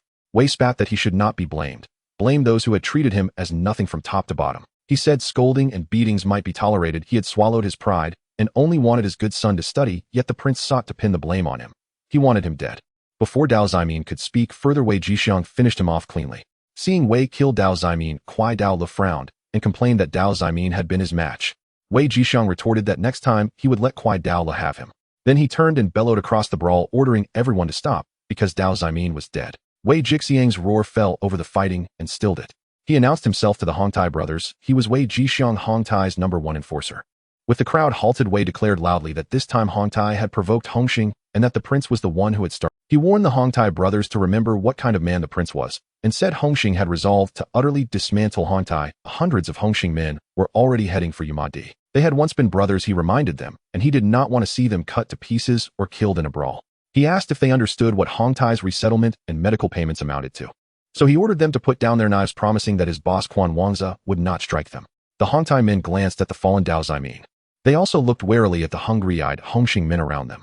Gradually, as the first man dropped his weapon, the sound of arms clattering to the ground followed in quick succession. Seeing this, Kwai Dao Le curled his lip.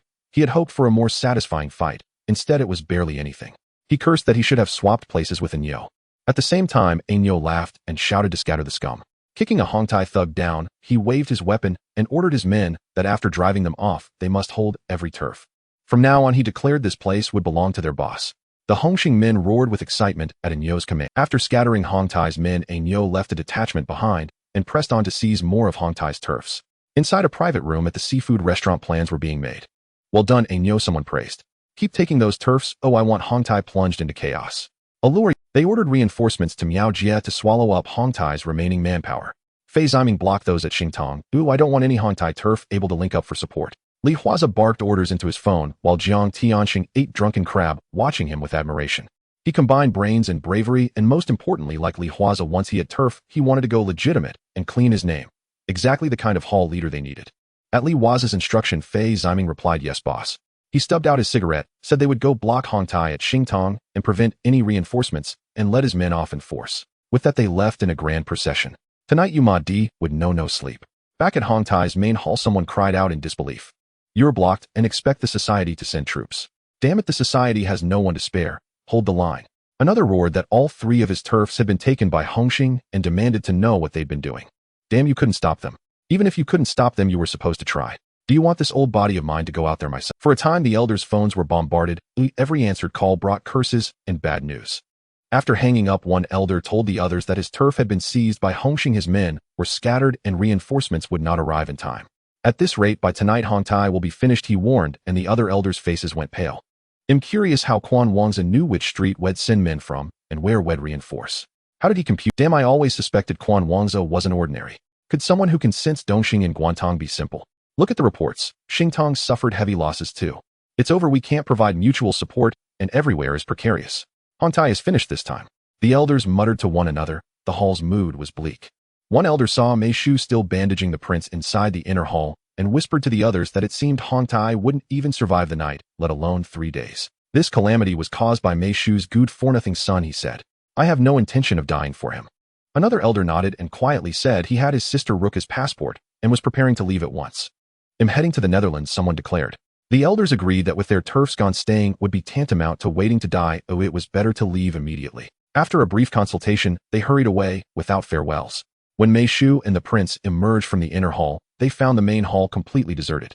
The prince frowned and asked his father where those old men had gone. Mei Shu said nothing, only taking out his phone and calling number after number.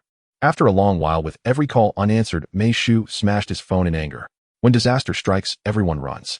Son, pack your things. Those old men are preparing to flee. If we delay any longer, we might not even have the chance to escape, Mei Shu warned. The prince stared in disbelief and asked if his father truly believed Hongtai was finished. How long has it been? Not even 2 hours. This is impossible. How could Kwun Wangza be so formidable? The elder cut him off. Enough talk. Seeing the prince stunned, Mei Shu ground his teeth and said fiercely that as long as the Green Hills remained, there would still be a future for them. He ordered him to hurry and pack. They were leaving immediately. We can't hold them off. Run. In. Stop fighting. We surrender. And help me. In Miao Street. In Hongtai's underlings wished their mothers had spared them the extra pair of legs. Faced with the ferocious underlings of champion, Zhe, Hongtai's men scattered almost the moment they engaged. It wasn't that Hongtai lacked reinforcements. Yet every time Hongtai's reinforcements set out, their route seemed uncannily known to Hung Hing's youths. Intercepted in advance, rendering the battle unwinnable. Only a dozen diehard loyalists of Hongtai remained defiant. All other units either dissolved under assault or surrendered outright before Wai Qikeng and Anyo. After felling the last loyalist, Wai Qikeng took a cigarette from Anyo and lit it. Thanks, brother Nyo. No need for thanks. Without your intimate knowledge of Hongtai's deployment routes and reinforcement patterns, we couldn't have ambushed and shattered them so effortlessly. Glancing at his wristwatch, Anyo murmured in awe, look, just 3 hours and Hongtai is gone. This time our boss has made history. No troops borrowed from other Hung Hing branch leaders, yet he crushed an entire triad within 3 hours using only his own forces. Once word spreads, who among us won't raise a thumb in reverence at the mere mention of our boss? In with that, Anyo tossed a cigarette into his mouth. Ah Chung. Henceforth we're brothers in blood. Then brother Nyo will count on your guidance from now on. In Pa. What nonsense. Among brothers such words are meaningless. As they spoke, Wai Qikeng's phone rang. He answered, understood. Tomorrow we'll take you to meet the boss. The reward he promised remains unchanged. After hanging up, Wai Qikeng exhaled a plume of smoke and grinned at Anyo. When I pledged allegiance to the boss, I bribed the bodyguards of Prince Tai and Mei Shu. He just called. The two of them are fleeing tonight, and he's already sent me their escape route. As he spoke, Huaze dialed Li Huaze's number. Damn, Ah Chung. You've got guts. Nanyo gave him a thumbs-up, voice hardening with venom. That despicable Prince Tai has provoked the boss time and again. Tonight he must vanish without a trace. Inside the seafood restaurant, and oh, is that so? Excellent work. After ending the call, Li Huaze turned to Jiang Tianxing. Mr. Jiang, Hung Hing has been utterly dismantled. I'm heading there now to finalize matters. Would you care to witness the final act? Jiang Tianxing glanced at his watch. In 3 hours, Huaze. Impeccable work.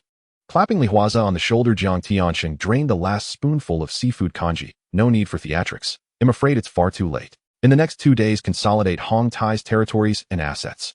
Once you've held them steady for a week, report to the Central Hall. They'll personally endorse your appointment as Hung Hing's Yao Ma Ti branch leader. And thus Mongkok will finally shed its temporary stewardship over Yao Ma Ti. And thank you, Mr. Jiang. In hearing Jiang Tianxing's personal endorsement, Li Huaze accepted the honor with quiet gratitude. Yao Mong is territory no triad would ever relinquish. Hung Hing maintains branch leaders in Sim Sha Sui and Mongkok alike. But Yao Ma Ti, due to certain circumstances, had long been overseen by Mongkok's leader in name only. That nominal oversight, however, was hollow. Now having dismantled Hong Tai, Li Huaze stands as Hung Hing's 13th official branch leader, sovereign over Yao Ma Ti. After bidding farewell to Jiang Tianxing, Li Huaze had barely reached his car when Huaze and Anyo sprinted toward him. And how did you get here so quickly? Li Huaze retrieved 2 towels from the vehicle and tossed them over. And thank you, boss. 2. And they wiped sweat and spattered blood from their faces.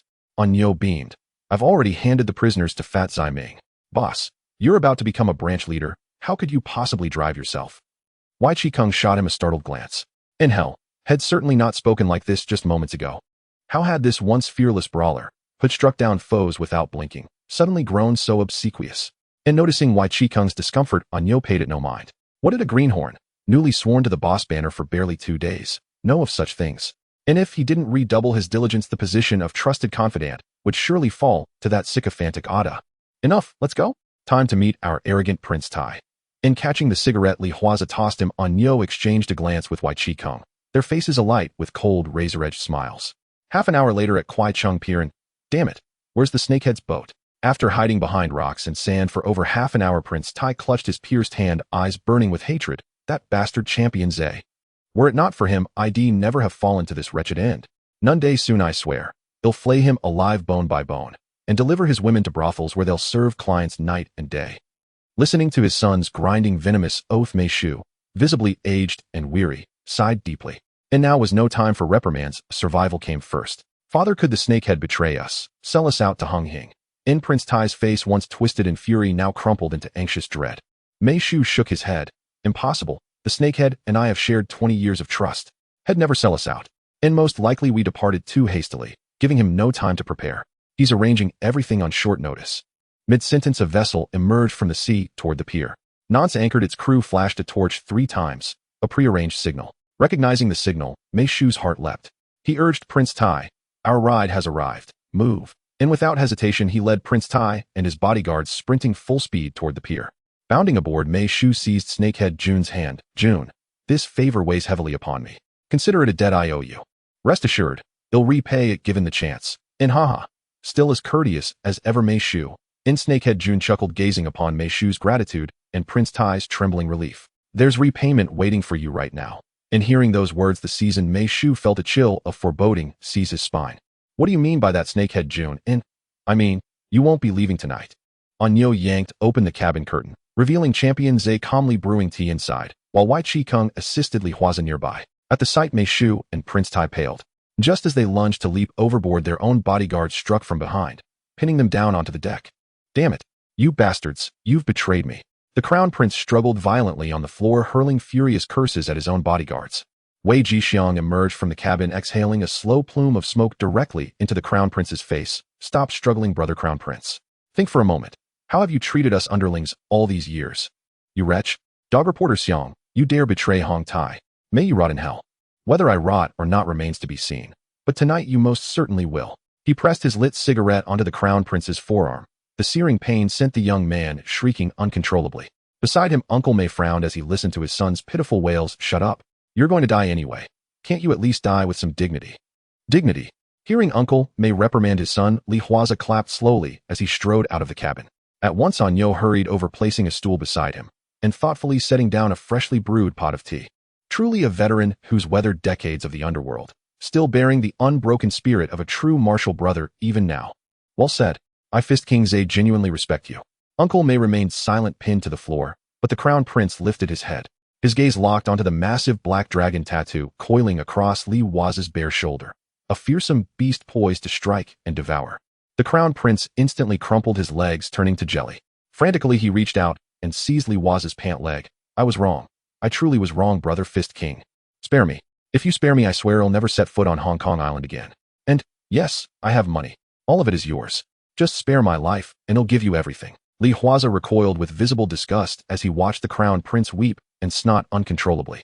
With a wave of his hand, he signaled the bodyguards to release Uncle May. Drink your tea. Upon seeing Li Huaze's gesture, Uncle May drew a deep, steadying breath. Though his hands trembled, he sat upright across from Li Huaze and drained his cup in one swift, defiant gulp. So, you mean to send us father and son to our graves? We all know the old adage, what goes around comes around. I've known that truth all my life. Yet I never imagined I'd meet my end at the hands of a mere junior like you. Who said I'd kill you? Li Huaze suddenly smiled as he saw Uncle May bracing himself for death. Hong Tai has already been shattered by my hand. Even if you wish to take revenge, you no longer possess the strength to do so. Rather than waste time on vengeance, let's discuss compensation instead. Last night, over 1,000 of my men mobilized, wounded, dead, maimed. The cost is staggering. The Crown Prince would not be spared. He had to die. But Uncle May, no, he must live. After all, Li Huaze had spent years undercover. He still owed Huang Bingyao a substantial favor. Hong Tai ran narcotics dens. Once Li Huaze uncovered their locations and warehouses, he would deliver them all to Huang Bingyao as a token of gratitude for years of patronage. Whether they were killed outright or imprisoned, Li Huaze would earn corruption points either way, a perfect win-win. As for whether Uncle May might escape prison, a joke. There were countless Hung Hing brothers inside those walls. If Uncle May survived a week, Li Huaze would consider himself unworthy of his title. Hearing that he might yet live, Uncle May, who moments before had steeled himself for death, suddenly lit up with desperate hope. Fist King Zhe, you truly intend to spare us both. Let's settle the compensation first. Li Huaze gestured, and Wei Jixiang stepped forward, holding out a set of transfer documents. Sign these. Your bar, 2 karaoke lounges, and 10 commercial properties are now mine. These were no mere protection agreements. Those had automatically reverted to Hung Hing after Hong Tai's collapse. These were tangible assets, the very fruits of Uncle May's decades-long underworld empire.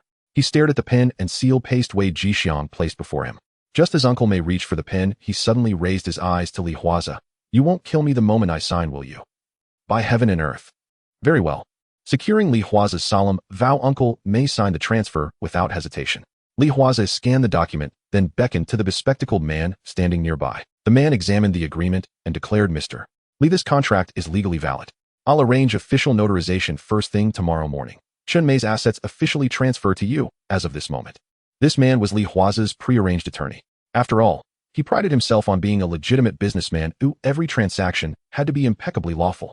Uncle May, you're safe now, Li Huaze said with a smile, then turned toward the sobbing Crown Prince, his voice dropping to a low hypnotic murmur. Crown Prince, your father is safe. So tell me, what will you pay for your life? I have money. I do have money. Seizing his chance at survival, the Crown Prince blurted, over 7 million HKD hidden in Yao Ma Ti. I had to flee too quickly to retrieve it. I meant to use it as seed capital when I return someday. I'll hand it all over to you. What? Do you take me for a beggar? Seeing the Crown Prince's evasiveness, Li Huaze slammed his polished shoe onto the young man's hand. Ah! The Crown Prince screamed in agony, gasping. I swear I'm telling the truth, brother Fist King.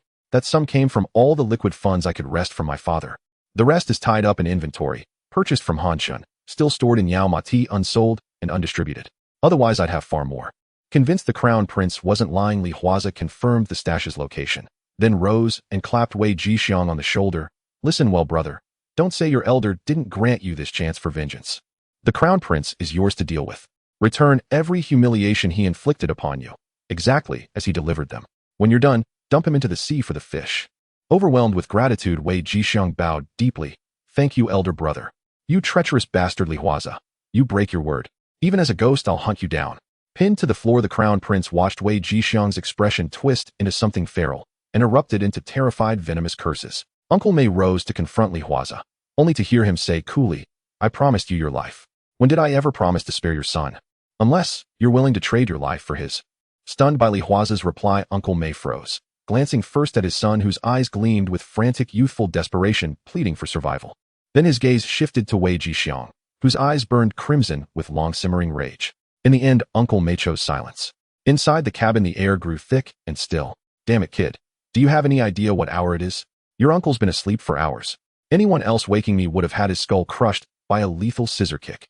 Listening to Huang Bingyao's irate voice crackling down the line, Li Huaze smiled and asked softly, Superintendent Huang, would you like a career-defining achievement? Hearing that Li Huaze had some achievements, Huang Bingyao suddenly sat up in bed. Who is it so late?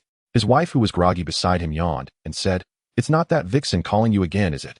Upon hearing his wife's words, Huang Bingyao lifted the quilt and said, It's a matter from the department. You should go back to sleep. After that, he left the bedroom and went to the balcony. You little brat, after being undercover for so long, you finally decided to send me some intel. Let's hear it. I'm curious to see what kind of intel you've brought back to disturb me at this late hour. After Huang Bingyao finished speaking, he heard the prince's screams from outside the cabin. Li Huaze laughed and said, I have completely dismantled Hongtai, and both the father and son of Hongtai have been captured by me. I obtained the locations of the powder stash and the warehouse from them. Huang sir, how do you find this achievement? As soon as Li Huaze finished speaking, Huang Bingyao exclaimed, You've dismantled Hongtai. It's only been a few hours. I specifically ordered the police department to support you if things got heated. Yet before the police force could even start, you've already dismantled Hongtai. You little brat, you've really risen up. After hearing Huang Bingyao say that he had already made arrangements to help at critical moments, Li Huaze's lips curled into a smile, feeling warm inside. One must admit that having such a good superior is indeed a stroke of luck for an undercover agent. You little brat, how much cargo is hidden in Hongtai? Approximately over 15 million. In response to Huang Bingyao's inquiry, Li Huaze smiled and said, Originally they were sourcing goods from Han Chun and wanted to find out Han Chen's connections, which is why they bought so much at once. But before they could start distributing the goods, they've already made it convenient for you, Huang sir. Hearing the figure of 15 million, Huang Bingyao's breathing on the other end of the line intensified. Then he laughed heartily and said, Haha, who doesn't know you are my most capable undercover agent? I knew you would. However, just as he was laughing, Li Huaze heard Huang Bingyao's wife roaring like a dragon. Tisk. Shaking his head, Li Huaze hung up the phone. When he exited the cabin, the prince was already wrapped in a sack covered in blood, and Wei Jixiang had thoughtfully tied him up with a stone using hemp rope. Splash. The sound of a heavy object falling into the water rang out. After Wei Jixiang completed all this, he let out a long sigh of relief. The gloom and melancholy in his brows had lightened considerably. Thank you, boss. No need to thank me. Since you chose to be my brother, I will definitely not mistreat you. After patting Wei Jixiang on the shoulder, Li Huaze stretched his muscles and said, On the way back, get a good night's sleep tonight. There will be plenty of trouble tomorrow. Hearing the boss words, Wei Jixiang and Anyo both smiled broadly. If all the troubles were about expanding territory, the more they had the better. An hour later in Kwun Tong, at Li Huaze's rental apartment. Zhigu, you're back. Sitting on the couch, Shishi Li, who had been lost in thought, immediately stood up excitedly upon hearing the sound of the door opening. When she saw Li Huaze, Shishi Li immediately rushed into his arms with excitement. Looking at the overly excited Shishi Li, Li Huaze rubbed her head and said, Why aren't you asleep so late? Didn't I ask Ada to have people watch downstairs? I was worried about you, so I couldn't sleep. Lifting her head, she kissed Li Huaze on the face, clearly relaxing a lot. You haven't had dinner yet, right? I'll make you some noodles right now. No need. I had seafood with Mr. Jiang at the seafood restaurant. Saying this, Li Huaze raised the takeout bag in his hand. I specifically ordered a new takeout for you. Seeing her man being so considerate, Shishi Li couldn't help but smile, then wrapped her arms around his neck and said, I don't want seafood right now, I want to eat. Huh.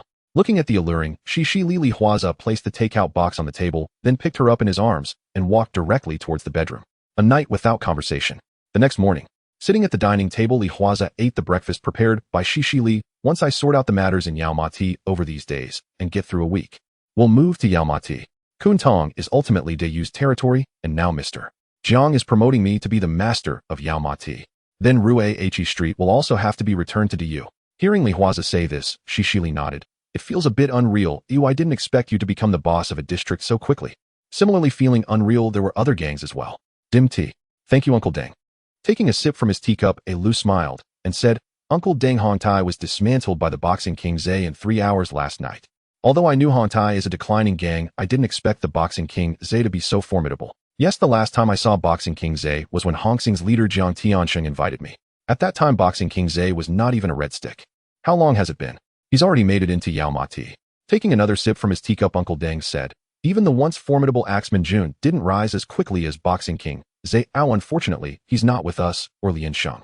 Uncle Deng, what I'm more worried about now is Boxing King Zhe's ambition. Facing Uncle Deng's sentiment, Lu said seriously, Jordan is adjacent to Yaomati and Simsha Sui.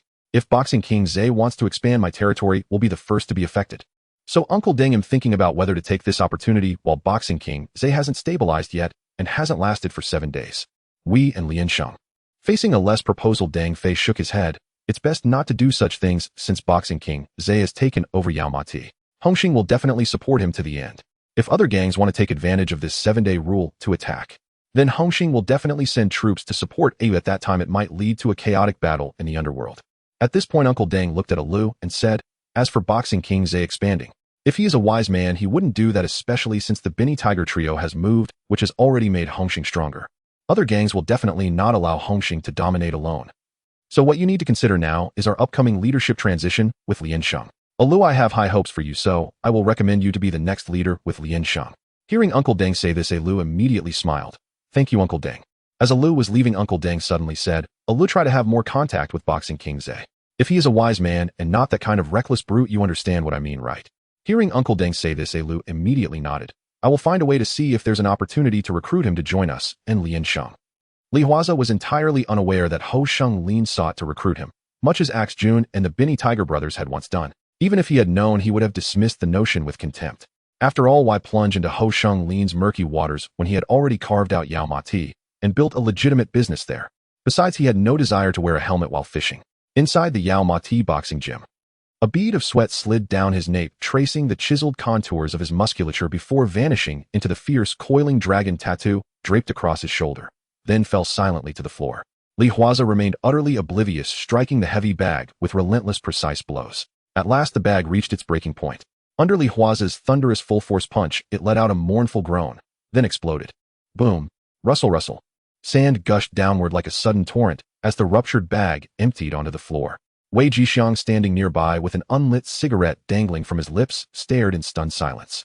Brother Nyo, boss, is this strong? Is it even real? That was a heavy bag, just shat. Seeing Wei Jixiang's dumbfounded expression, Nyo clapped him on the shoulder. We're used to it. Back when boss trained at Kwun Tong Gym, he did things even more astonishing. Right now he's still relying purely on brute force. But if he ever unleashed the refined techniques of Tongbei Fist, a dozen bags wouldn't survive a single strike. Nyo pulled out a lighter and lit Wei Jixiang's cigarette. Let me give you some wisdom. Though boss treats his brothers with warmth and never puts on airs, don't mistake kindness for leniency. But if he ever invites you up onto the ring for a little sparring, don't accept. Ever. Otherwise. Nyo shook his head without finishing the sentence. Wei Jixiang glanced first at the shattered bag, then down at his own body, and hastily shook his head. No thanks. I'd rather stay alive, please. Nearby, Li Huaze exhaled deeply, long and steady, his body invigorated by the vigorous workout, every sinew humming with vitality. He opened his system interface. Host Li Huaze. Age 22. Identity, Triad Enforcer, Undercover Police Officer. Strength 18. Constitution 25. Agility 12. Speed 12. Skills, Tongbei Fist, Advanced Firearms Expert, Driving Intermediate. Current evil neutralizing value 10. Eliminating Tai Z and dismantling Hung Tai had sent his evil neutralizing value soaring. So last night Li Huaze exchanged his points to boost his constitution to 2. 5 times that of an ordinary man, while also modestly enhancing strength, agility, and speed, and elevating his firearms proficiency to expert level. Accepting a towel from a junior brother, Li Huaze wiped the sweat from his torso. He beckoned Nyo over. When both men approached, he asked, how is the territory holding up? Don't worry, boss. We've been rotating shifts on Nyo, Wei Jixiang, and Fast Knife Lock. Some fools thought our foothold in Yao Mati was still shaky after only 7 days, and tried to seize a bite. But we sent every one of them packing. Hearing this, Li Huaze gave a slow, approving nod. Taking a cigarette from Wei Jixiang, he lit it, and drew deeply, spare no expense.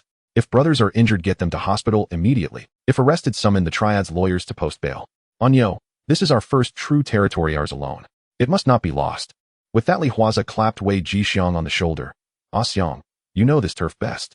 Keep close watch. Yes, boss. At his resolute tone, both Nyo and Wei Jixiang nodded firmly. Just then Li Huaze's phone rang.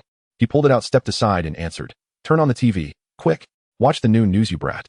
Huang Bingyao's voice crackled through, bright, boisterous, almost dog-like in its exuberance. Li Huaze picked up the remote and switched on the television. The news anchor was mid-broadcast. This morning, West Kowloon Police Headquarters cracked a large-scale narcotics operation in Yao Mati, seizing contraband valued at approximately 30 million Hong Kong dollars. The operation was led by Chief Superintendent Huang Bingyao, who stated he had pursued this case for nearly 6 months. 13 undercover officers were deployed over time, culminating yesterday in the complete dismantling of this massive drug syndicate. As the anchor spoke, Li Huaze watched Huang Bingyao stand before the cameras, confident, radiant, commanding. His jaw dropped. Well now, only you could pull that off. You inflated 15 million Hong Kong dollars worth of goods into 30 million Hong Kong dollars. If you're not fit to be chief supt Huaze. Haha, what do you think, brat? Do I look imposing on screen? Li Huaze clicked his tongue. Impressive, yes, but where's my reward? Reward? Huang Bingyao propped his leg up on the desk. You're already the Hung Hing Yao Ma Ti branch leader. What more could you possibly need? Relax, I'll back you up. I've summoned the heads of all other Yao Ma Ti triads to the station tomorrow for a brief. I'll make it clear I expect Yao Ma Ti to return to normalcy, and anyone who moves now will find themselves under my unblinking scrutiny. How's that for unclely support? Li Huaze smiled faintly. Thanks, supt. Huang. No more talk. I'm off to chase those foreign devils. Damn them. They've had their fun long enough. When I get home, I'll settle every last score with those bastards. With that furious, Vao Huang Bingyao hung up. Li Huaze pocketed his phone and signaled Anyo over. When Anyo hurried near, he said, Tell all brothers to stay sharp tonight. We may face pressure from rival triads. Yes, boss. Anyo started to ask, but Li Huaze waved him off. Never mind. I'll personally oversee operations tonight. After this, things should stabilize. With that, he strode toward the shower. And indeed, as Li Huaze predicted, the rival triad leaders, upon learning of Huang Bingyao's summons, quickly grasped his intent. They were all shrewd men, they knew. If they failed to claim even a morsel of Yao Ma Ti Hung Hing's turf tonight, then the entire former Hung Tai domain would irrevocably belong to Boxing King Zhe. Thus the night's battles erupted with extraordinary ferocity. Larger triads spearheaded the assaults, aiming to seize key venues, while smaller ones trailed behind, scavenging scraps. Clashes broke out relentlessly across Hung Hing's Yao Ma Ti establishments, so many so fast that reinforcements couldn't keep pace. Faced with a coordinated assault by multiple triads eager to snatch away his hard-won prize, Li Huaze had no intention of yielding. With a cleaver wrapped tightly in one hand, he stood before his Hung Hing brothers, eyes locking onto the red pole of the Shui Fong Society ahead, then raised his blade and pointed it straight at him. Boxing King Zhe, your appetite is far too vast. You seek to trample the entire Hung Tai turf to ascend as the Hung Hing Yao Ma Ti branch leader. Let's see if your teeth are strong enough for such a feast. Looking at Ma Tu Lin standing by the water room's dock, Li Huaze dug idly at his ear. Ma Tu Lin, I recall you were selling fish balls in Tsunwan. Why on earth did you come here to Yao Ma Ti? What possessed you to stir up trouble in this territory? Are Tsunwan locals suddenly refusing fish balls? Or have you simply grown tired of living? At Li Huaze's disdain, Ma Tu Lin erupted in fury. As the most prominent red pole of the water room, he had been reduced, by the crushing dominance of Ho Sing's Big D, to peddling fish balls in Tsunwan. That humiliation had become a laughingstock across the underworld. Now Boxing King Zhe had dredged it up, slapping him squarely across the face. A sharp-tongued braggart, this Boxing King Zhe. Let's see whether your fists match your mouth. With those words, Ma Tu Lin slashed his hand downward. Brothers, cut Boxing King Zhe down where he stands. At Ma Tu Lin's roar, over 100 underlings surged forward, knives gleaming. Oomph! Li Huaze let out a contemptuous snort as the water room's henchmen charged. Behind him, the Hung Hing gangsters likewise exploded into motion. The two factions collided in an instant. Screams of agony soon echoed down the entire street. Flicking his cigarette but onto the ground, Li Huaze's gaze turned glacial. With one clean slash, he felled a water room thug blocking his path and lunged straight for Ma Tu Lin. Seeing Boxing King Zhe charge, Ma Tu Lin raised his cleaver and met him head-on. Clang! Their blades struck, sparks erupting like scattered stars. Almost simultaneously, the violent impact seared Ma Tu Lin's arm with numbing pain, his weapon clattering helplessly to the pavement. Before he could react, Li Huaze drove a thunderous kick into his chest, sending him hurtling backward through the air. Blood spurted from his lips as Ma Tu Lin collapsed, eyes wide with disbelief, staring up at Li Huaze, who advanced like a ravenous beast. He'd spent decades in the Triad world, engaged in countless street brawls, even crossed blades with Crow, one of East Star's 5 tigers. Yet never, not once, had he felt so utterly powerless, unable even to parry a single strike. How could this be possible? Was Boxing King Zhe even human? Gazing upon Li Huaze, eyes icy aura terrifyingly overwhelming, Ma Tu Lin felt for the first time a deep primal fear coil coldly within his gut. Struggling upright, he staggered backward while frantically shoving his men forward. But the water room thugs who rushed Li Huaze fell in an instant, hacked down before they could blink. Yet Li Huaze's gaze remained locked on Ma Tu Lin alone. Gulp! Witnessing this, Ma Tu Lin swallowed hard, his body retreating instinctively step after trembling step. Charge! What are you all waiting for? Get in there! Chop Boxing King Zhe to pieces, you bastards. Backing away wildly, Ma Tu Lin screamed orders at his frozen underlings. Yet beneath Li Huaze's terrifying presence, their knees trembled, paralyzed. Even meeting his gaze, they instinctively averted their eyes. In that moment, both factions, mid-battle moments ago, halted as one.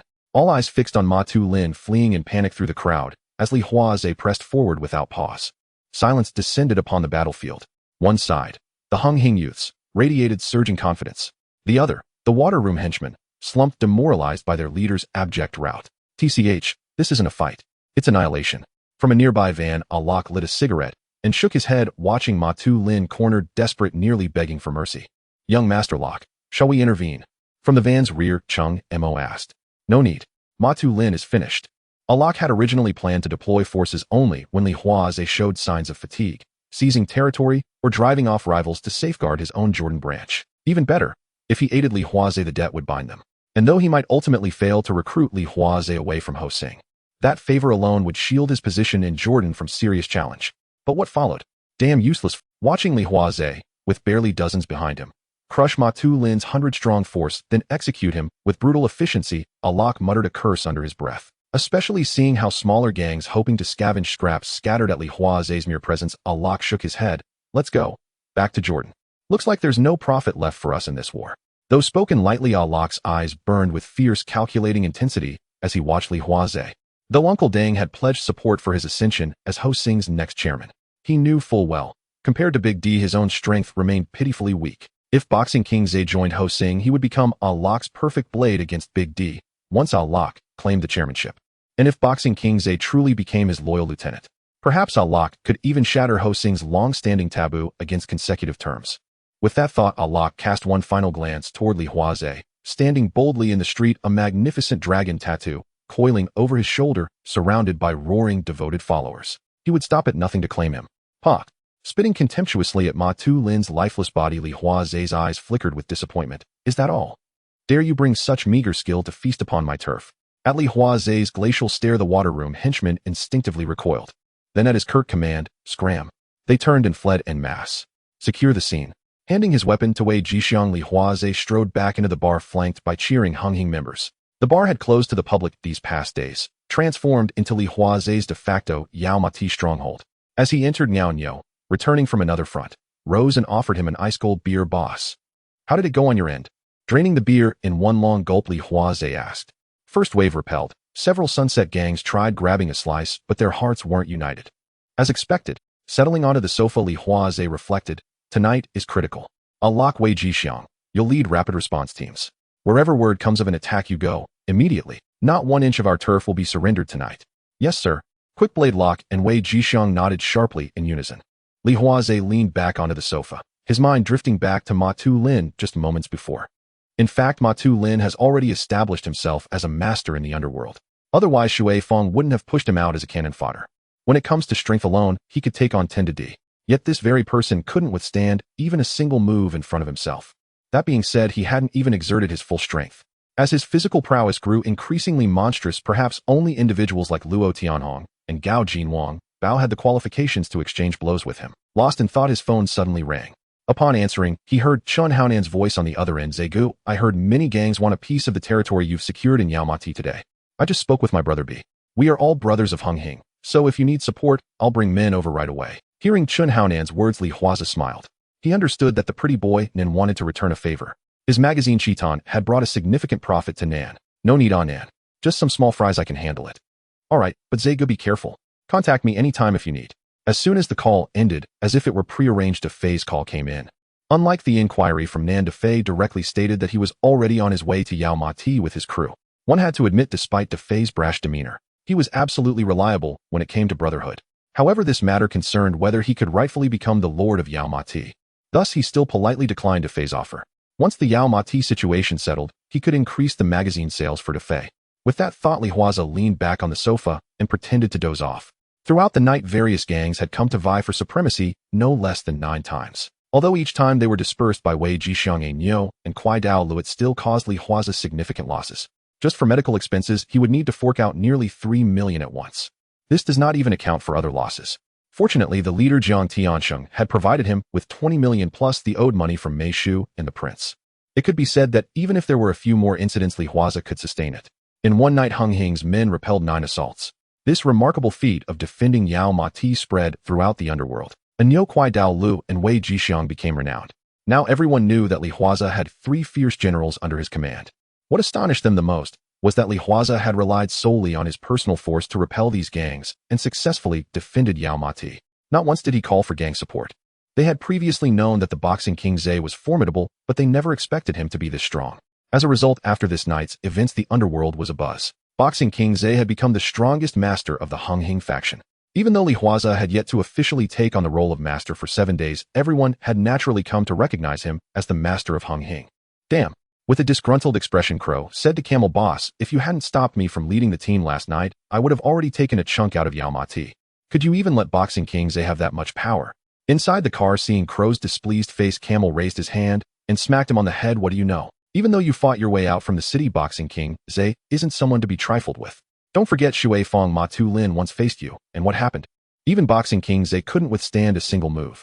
Crow, what's most important is recognizing your own abilities, otherwise you won't even know how you died. Upon hearing Camel's admonition, Crow noticeably felt discontent. However, he dared not continue to argue with the leader and could only sulkily glance at the smiling tiger. Crow, the boss is right. Boxing King Huaze isn't that easy to deal with. However, once he becomes the master of Yao Ma Ti, we will have the chance to play with him slowly. As they spoke, the car arrived at the police station's entrance. As Camel stepped out of the car, he noticed leaders from other gangs getting out as well. Sheng, congratulations on Hung Hing producing a well-deserved master. Looking at Jiang Tianxing getting out of the car, Camel said with a smile, you flatter me. If Huaze knew he was praised by a senior like you, I think he'd be very pleased. Well, that's the rule.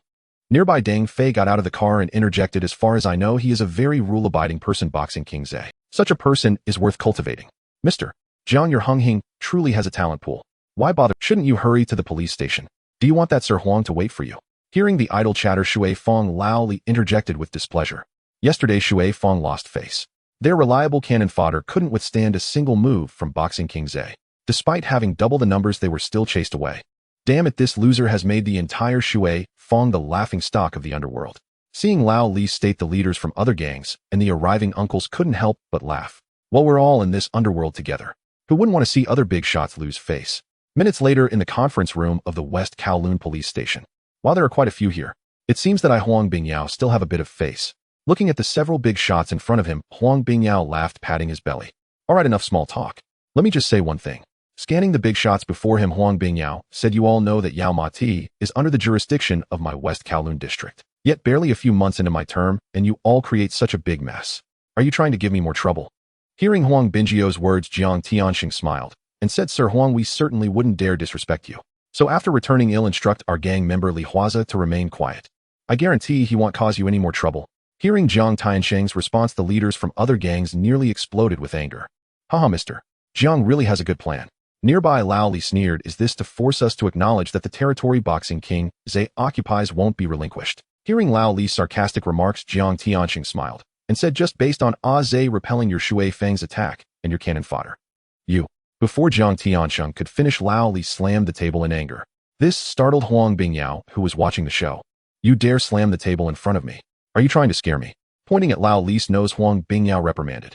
With his angry shout, all the leaders fell silent. Seeing the crowd quiet down, Huang Bingyao nodded in satisfaction. I am a reasonable person. Sometimes it's not that I don't want you to eat, but you all need to remember only those I allow to eat can eat. I don't want to discuss the recent events in Yao Ma Ti, but starting today, if any gang stirs up trouble, I will keep a close watch on them. 247. At that time, you should be clear about whose loss will be greater. As soon as Huang Bingyao finished speaking, Jiang Tianxing immediately said, our Hung Hing is fine. Nearby, Lao Li shot a glare at Jiang Tianxing. Of course your Hung Hing is fine. The ones benefiting the most from this ceasefire are you, Hung Hing. We don't have any issues with Lianxing either. Nearby, Deng Bo raised his hand. Our Xing agrees too. Lao Su was the third to raise his hand in agreement. Seeing that these three all agreed with his proposal, Huang Bingyao nodded in satisfaction. What about you all? The others, upon witnessing this, also expressed their agreement. There was no choice under the circumstances of having support. If anyone opposed Huang Bingyao at this moment, they would truly be in serious trouble. In an instant, all the gangs agreed to the ceasefire agreement for Yao Ma Ti, and even Lao Li had to grit his teeth and swallow the bitter fruit. Now that's more like it. Looking at the gang leaders bowing their heads, Huang Bingyao leaned back in his chair and said with a smile, then it's decided, from now on, anyone who moves, I will keep a close eye on them. Alright, all you big shots in the underworld, if there's nothing else, you can head back. I won't keep you here for coffee. Hearing Huang Bingyao start to usher them out, the leaders began to rise and leave. Hey, you little brat, don't say I don't take care of you. I've already negotiated with all the gang leaders. From today onwards, there will be a ceasefire in Yao Ma Ti, and you can firmly secure the position of the Hung Hing Yao Ma Ti Home Master. In the bar, receiving a call from Huang Bingyao, Huaze smiled and said, Huang, sir, should I thank you more? What do you think? It seems this little brat has a bit of conscience knowing to leave Chen Mei for me. This reward is inescapable, but sitting in my position cannot solely rely on merits. Hearing Huang Bingio's words, Li Huaze leaned back on the sofa. In his open suit, his muscles solid as carved marble were like a dragon coiling over his shoulders. Huang, sir, if there's anything you need help with, just let me know. Don't worry, there will definitely be times when I need you in the future, let's leave it at that. Saying that, Huang Bingyao hung up the phone. After the call ended, Li Huaze moved his body. The sound of his bones cracking was like popping beans, and Li Huaze nodded in satisfaction. Anyo. Hearing Li Huaze's call, Anyo immediately walked in. 3 things. Throwing a cigarette to Anyo, Li Huaze said, first, let the brothers take a break. I've caught wind that there's a gang war happening in Yaomati, which has displeased the West Kowloon district immensely. Many gang leaders, including Mr. Zhang, have been summoned, and they promised to calm down. Hearing this from the boss, Anyo's eyes lit up. Boss, does that mean we have firmly established ourselves in Yaomati from— That's right. Picking up a lighter to ignite his cigarette, Li Huaze slowly exhaled a puff of smoke. From now on, I am the Hall Master of Hung Hing Yaomati. Although we still have to wait for the gang to hold a conference, it's already a done deal. Wei Jixiang may be under my command now, but he is originally a red stick of Hong Tai, and Mr. Jiang said he doesn't have to be demoted to the 4th rank. As for you, Alu and Ada, you can be the red stick's white paper fans and straw shoes. Li Huaze said as he looked on you. Then he took out a box and tossed $10,000 to him. Go buy some decent clothes quickly. How do you expect to stand out when you're dressed so colorfully like those little brothers outside? I just know you'll embarrass me. Hearing the boss say this, Anyo accepted the money without hesitation. Thank you, boss. So boss, what is the 3rd thing? Facing Anyo's inquiry, Li Huaze crushed the cigarette, but into the ashtray. Notify the Hung Hing brothers in prison. Dawn has arrived. It's time to buy the funeral clothes. Like those who buy powder scraps, it's too cheap for them to go to prison to retire. Understood. Nodding, Anyo took the money and turned to leave. The next morning in the prison yard. Big Head, how long has it been since your boss came to see you? Observing Big Head sitting on the ground, looking forlorn, Sang Wen walked over and sat beside him. Almost 3 years. Leaning his head against the barbed wire, Big Head gazed at the scorching sun in the sky. Initially, when I took the blame for Brother B, he or Chun Haonan would come to see me once a month. Gradually, it became once every 6 months, and in the end it's been over 3 years since anyone came. Do you regret it? Glancing around, Sang Wen took out a cigarette from his pocket and offered it to Big Head. Regret? Of course I regret it, but I regret even more becoming a little mule and wasting 8 years here, the most precious 8 years of my life. So I plan to serve these 3 years diligently and find a proper job after I get out. Hearing Big Head say this, Sang Wen patted his shoulder. All right, I also want to assign you a task, so you can earn a bit more money and live a little better here. Since you think so, then forget it, I'll do it myself. After saying that, Sang Wen stood up, a sharpened toothbrush slipping from his sleeve into his palm. Seeing this scene, Big Head frowned. However, he didn't say anything more. Watching Big Head head straight for Chun Mei, he tilted his head back and squinted in the sun. If given a chance to start over, he would definitely study hard, instead of choosing to join a gang and become a little mule. Just as Big Head was feeling regretful, a scream shattered the tranquility of the prison yard. Instinctively looking over, he saw Mei Shu collapsed on the ground, his heart pierced by a toothbrush, convulsing a few times before dying. Sang Wen, who attacked him, had already hidden to the side to watch the fun. By the time Zhong Chuxiong and his men arrived, Chun Mei was already dead beyond revival. Seeing this, after asking if anyone had seen the murderer and receiving no answers, Zhong Chuxiong waved his hand, canceling the yard time for today. Upon witnessing this, Big Head stood up from the ground and then returned to the prison cell. As for the former Red Stick, Mei Shu of Hong Tai, Big Head didn't even glance at him. How many people who come out to mix can have a good ending? At the same time. So Hong Tai has fallen apart like this. Holding a transparent cup filled with amber liquid, Han Shin sat on a high stool looking at Chen Yongren beside him. Boss, the territory of Hong Tai and Yaomati has been completely secured by Hung Hing. Initially, the water room and some small gangs wanted to take a share, but they were personally dispersed by the King of Fist Zhe on the same day. I heard that Old Li from the water room was unhappy and wanted to mobilize troops, but he was summoned by the cops and told to stabilize Yaomati. Hearing Chen Yongren say this, Han Shin chuckled. This is indeed a good opportunity. Chen, my son, brought over more than 15 million worth of goods to me, but before it could be dispersed, the person was sunk to the sea. Now that Hung Hing occupies Hong Tai's territory, it means there are no goods left there. Saying this, Han Shin looked at Di Lu Sha Chong and Chen Yongren. Who among you will go scout the path?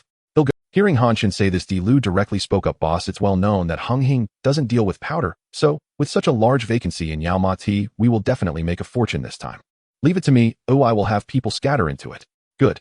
Facing Di Lu's proactive offer, Han Shin chuckled with a slightly hoarse voice. Then I'll wait for your good news. After leaving Han Shin's side and watching Di Lu leave, Sha Chong said somewhat indignantly, Rin, why didn't you step forward?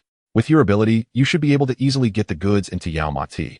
Di Lu is already Brother Chen's top horse. You should also show some spirit. Seeing Sha Chong speak up for him, Chen Yongren smiled. I think this is good enough.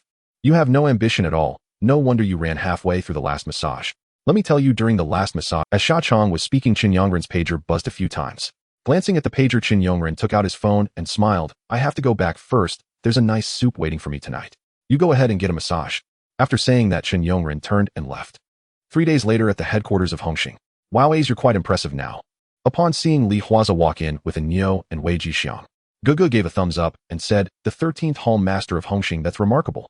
Hearing Gugu's words, Huaze smiled and replied, it's just luck. Hey, you can't say that. Listening to Huaze's humility, the prince chuckled and said, leading the team into Yao Ma Ti, breaking up Hong Tai and resisting the attacks from Shui, Fong, and other societies, that's not something luck alone can handle. As I heard you're quite skilled at boxing. If you get the chance, come to my boxing gym in Sim Sha Sui to practice a few moves. Facing the prince's invitation, Huaze nodded. However, the nearby Fatty Li mocked, isn't it just breaking up a Hong Tai? If I didn't know better, I'd think you took down Dongxing. Why are you acting so cocky, you little wretch? Hearing Fatty Li's sarcasm, a Nyo behind Huaze was about to speak when Huaze stopped him. That's right, I indeed only broke up a Hong Tai. Fatty Li, how many societies have you broken up? What the hell are you saying? Listening to Huaze daring to retort him even before becoming a Hall Master, Fatty Li slammed the table and exclaimed, you son of a bitch. Smack. Before Fatty Li could continue speaking, Huaze suddenly stepped forward and slapped him hard across. The sudden turn of events made the other Hall Masters frown. Meanwhile, Chen Haonan and Shan Ji and others sitting on the bench were so excited that they clenched their fists, barely holding back cheers. Hey, King of Boxing, don't you have any rules? Do you still have any regard for the society? Covering his face while looking at Huaze, Fatty Li never expected Huaze would dare to hit him in public. You dare to act against me in front of Lord Guan. No matter the size, I will definitely report this to Mr. Jiang. Watching Fatty Li point at him, Huaze took out a cigarette and put it in his mouth. Before Nyo could step forward to light it for him, Chao Dahua squeezed past him and used a lighter to ignite Huaze's cigarette. Damn. Seeing this scene, Nyo shook his head helplessly. He then looked at Wei Jixiang, his eyes seemingly saying, did you see that? After rubbing his nose, Wei Jixiang exchanged glances with Nyo. Indeed, when it comes to flattery, they couldn't compete with Chao Dahua. Huff. With a puff of smoke blown into Fatty Li's face, Huaze sneered. In front of Lord Guan, there's no distinction of size. By the way, you want to report to Mr. Jiang. Great, I also want to report to Mr. Jiang. What do you have to report? You're the one who started hitting people at the head. Tisk idiot. Huaze raised his middle finger at Fatty Li and said, I am also a brother of Hung Hing. Even though I have not officially become the Hall Master of Yao Ma Ti, I am already a red stick. According to Hong Hing's rules, those who insult the parents of their brothers should be punished accordingly. As soon as Huaze's words fell, Big Boss B directly said, Fatty Li, your words are indeed deserving of a beating. King of Boxing, they did nothing wrong. Gugu also nodded repeatedly from the side. Exactly, Fatty Li, you're in trouble. Damn, I take that back. Fatty Li, covering his face, sat down and no longer spoke. The reason Fatty Li targeted Huaze was mainly because his recent Banana Weekly was outdone in sales by Huaze's magazine Strange Tales. Although Strange Tales is currently only sold by Chun Haonan Defei, and in Kwun Tong, many people in North Point have heard about it and would rather go to these 3 places to buy than purchase his Banana Weekly. This made Fatty Li extremely angry. Damn, I can't sell my magazine, and I can't write stories like the dirty uncle. This was the reason he sought trouble with Huaze today. At the long table, Han Bin quietly smoked his cigarette while watching the scene. However, Dinosaurs leaned over and quietly said to Han Bin, this King of Boxing Zay is very arrogant. It looks like he will be hard to deal with in the future. He's doing it on purpose. Hearing Dinosaur's words, Han Bin shook his head and said, the reason for doing this is to establish authority. Don't forget the territory of Yao Ma Ti used to nominally belong to Mong Kok. So if he can't establish authority, I fear that in the future. Han Bin didn't continue, but Dinosaur nodded. Oh, I see. So why don't we establish authority ourselves? Looking at the innocent Dinosaur, Han Bin sighed. We are in the middle ground. Mr. Jiang has already given us enough face. But King of Boxing Zay rose from the 49, so his approach is different. Just then Jiang Tianxing walked out from the back hall, looking at Fatty Li covering his face and the teasing from Big B and Gugu. Mr. Jiang cheerfully sat in the main seat and said, it seems everyone is very happy today. If there is any excitement, feel free to share, as I would like to be happy too. Hearing Mr. Jiang say this, Gugu quickly replied, Mr. Jiang, it's nothing much. It's just that Hung Hing has indeed added another Yao Ma Ti, so everyone is quite happy. And there's also Fatty Li. Before Gugu could finish, Fatty Li directly said, it's nothing, Mr. Jiang. What happened to your face? I accidentally fell. Haha, since it was an accident, be more careful next time. The headquarters is not North Point. It's fine if you accidentally fall, but if you fall and can't get up, it'll be a problem. Hearing Mr. Jiang's blunt warning, Fatty Li nodded. All right, let's talk business. He clapped his hands to focus everyone's attention. Today's meeting has several matters. First king of boxing Zhe led the team into Yao Mati and broke up Hong Tai, allowing us to truly gain another hall in Hongxing. However, with the emergence of a new hall, there must be a responsible hall master. At this point, Jiang Tianxing looked at the others and said, I recommend Ace to officially become the hall master of Yao Mati. Of course, if anyone has better recommendations, feel free to mention it. Of course, king of boxing Zhe is the most suitable. As soon as Jiang Tianxing's words fell, Big B immediately raised his hand and said the territory was fought for by him. Recommending anyone else at this time would be counterproductive. That would be reaping without sowing. Big B, you should read more. Gugu was the second to raise his hand. I also support Mr. Jiang's proposal. I agree. Liang Kwun also agree. Seeing other hall masters raise their hands one after another, Fatty Li glanced over at Li Huaze on the bench. Then he reluctantly raised his hand. All right, it's passed unanimously. Clapping his hands, Jiang Tianxing turned to Li Huaze and smiled. Ace, come over here and sit. From now on, you are the 13th hall master of Hongxing. Thank you, Mr. Jiang, and thank you all hall masters. After bowing to everyone, Li Huaze walked to the empty chair at the long table and sat down. Sitting on the stool, Li Huaze was filled with emotions. From being chosen as an undercover agent by Huang Zhiqing to being thwarted by Huang Bingyao. As an undercover, he finally had a territory that truly belonged to him. Compared to other undercover agents, he was undoubtedly lucky. Not only did his superiors support him, but he also rose to a prominent position in less than 3 years. More importantly, with a territory, he could engage in legitimate business. Next, he needed to secure positions for Nyo Kwai Dao Lu and Chao Dahua. Kwai Dao Lu would take the role of a red stick, Nyo would be the white paper fan, and Chao Dahua would handle the straw sandals. After the meeting, Li Huaze didn't rush to leave. Instead, he went out for a massage with the other hall masters. In fact, Fei and Chun Haonan were nearly selling out their Chiton magazine. Moreover, this was legitimate business that could be seen in the light and conducted openly. Naturally, the other hall masters also wanted a share of the pie. Li Huaze fully supported their ideas. Fei and Chun Haonan were merely stepping stones for him, part of his larger plan. Well then, brother Ji, don't say that I'm not giving you face. Lying on the massage table, Li Huaze said the price is the same for everyone. Oh, I only take $7. As for how much you sell it for, that's your skill. Every month I can guarantee you 30,000 copies. If you need more, I welcome that. Of course, you'll need to pay me up front, since printing magazines costs money. Hearing Li Huaze's words, brother Ji readily agreed. Of course, no problem, Aze. Chun Haonan and Fei's magazines are practically flying off the shelves. After I get back, I'll have someone transfer the money to you. They'll start with 70,000 copies. 70,000 copies. Hearing this, Li Huaze raised an eyebrow. Brother Ji, can you handle that? If you can't sell them, I won't refund you. What are you talking about, Aze? You underestimate me. Don't worry, if I can't sell them, I guarantee I won't return a single copy. On another massage table, the prince said the profits I make are already minimal. Having another business would be even better. Aze'll start with 30,000 copies as well. Me too. Long Nyo chimed in. Tun Mon is relatively small, though 30,000 copies a month is sufficient. Hearing these hall masters placing orders with him, Li Huaze waved his hand, and when Chao Dahua came over, he said, Ada, you will be responsible for the magazine business and the handover of each territory from now on. No problem, big boss. Thank you, big boss. Seeing Chao Dahua nodding and bowing, looking somewhat lewd, Liang Kwun suddenly said, Champion Zhe, is this the lewd Wang Deshu under your command? Can I borrow him? My film company is facing a creative bottleneck, so I need the lewd Wang to help me write a script. Hearing Liang Kun's unique, raspy voice, Chao Dahua shivered. He immediately looked at Li Huaze with a pleading expression. He knew who Liang Kwun was and did not want to help him. Kwun, I only have a few capable people under me, so don't think about poaching from me. As soon as Li Huaze finished speaking, Chao Dahua hurriedly ran out, as if afraid of being forcibly taken away by Liang Kwun. After the massage relaxed his muscles, Li Huaze chose not to participate in the subsequent matters. After all, he already had a little stutter. Moreover, he had to see a psychologist today. Half an hour later, at Li Ziner's site, Mr. Li, I am a professional psychologist, not a sleep therapist.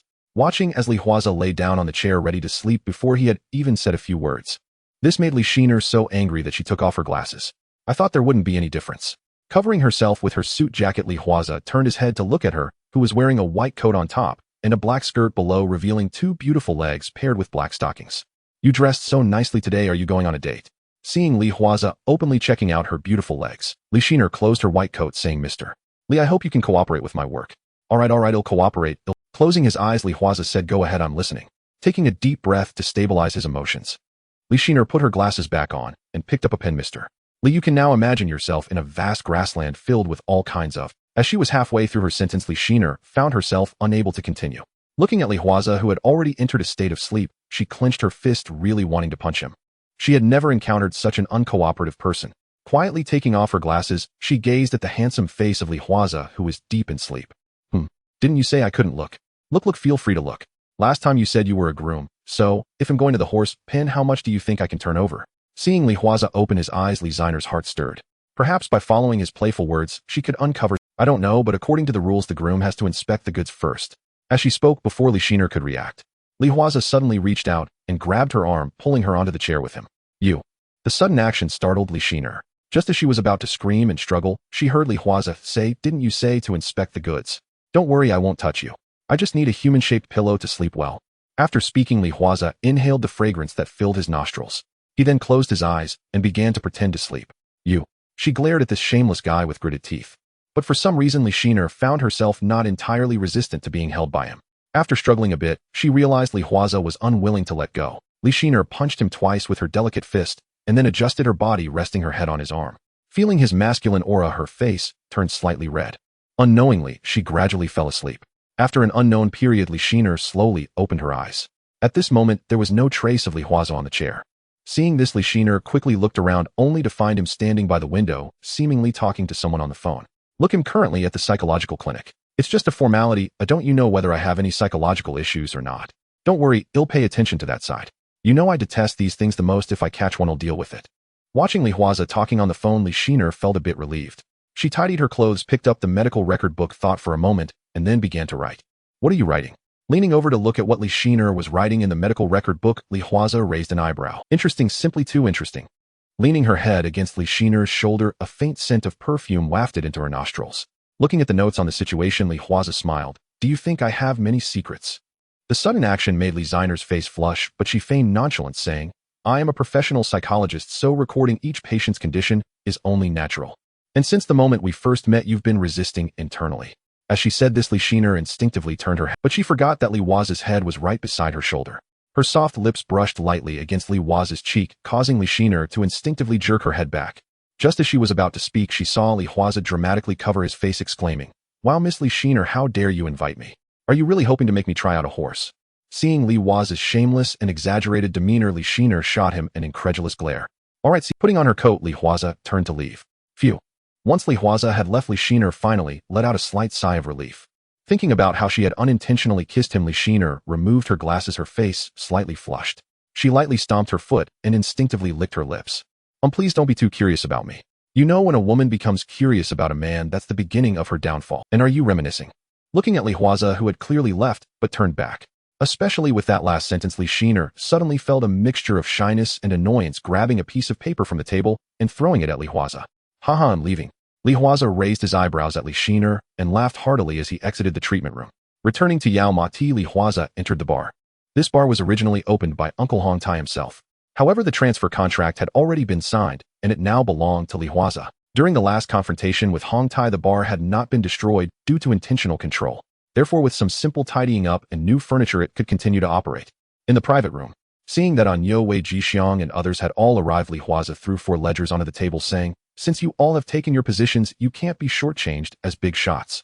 All the business at our local bar will be handed over to you.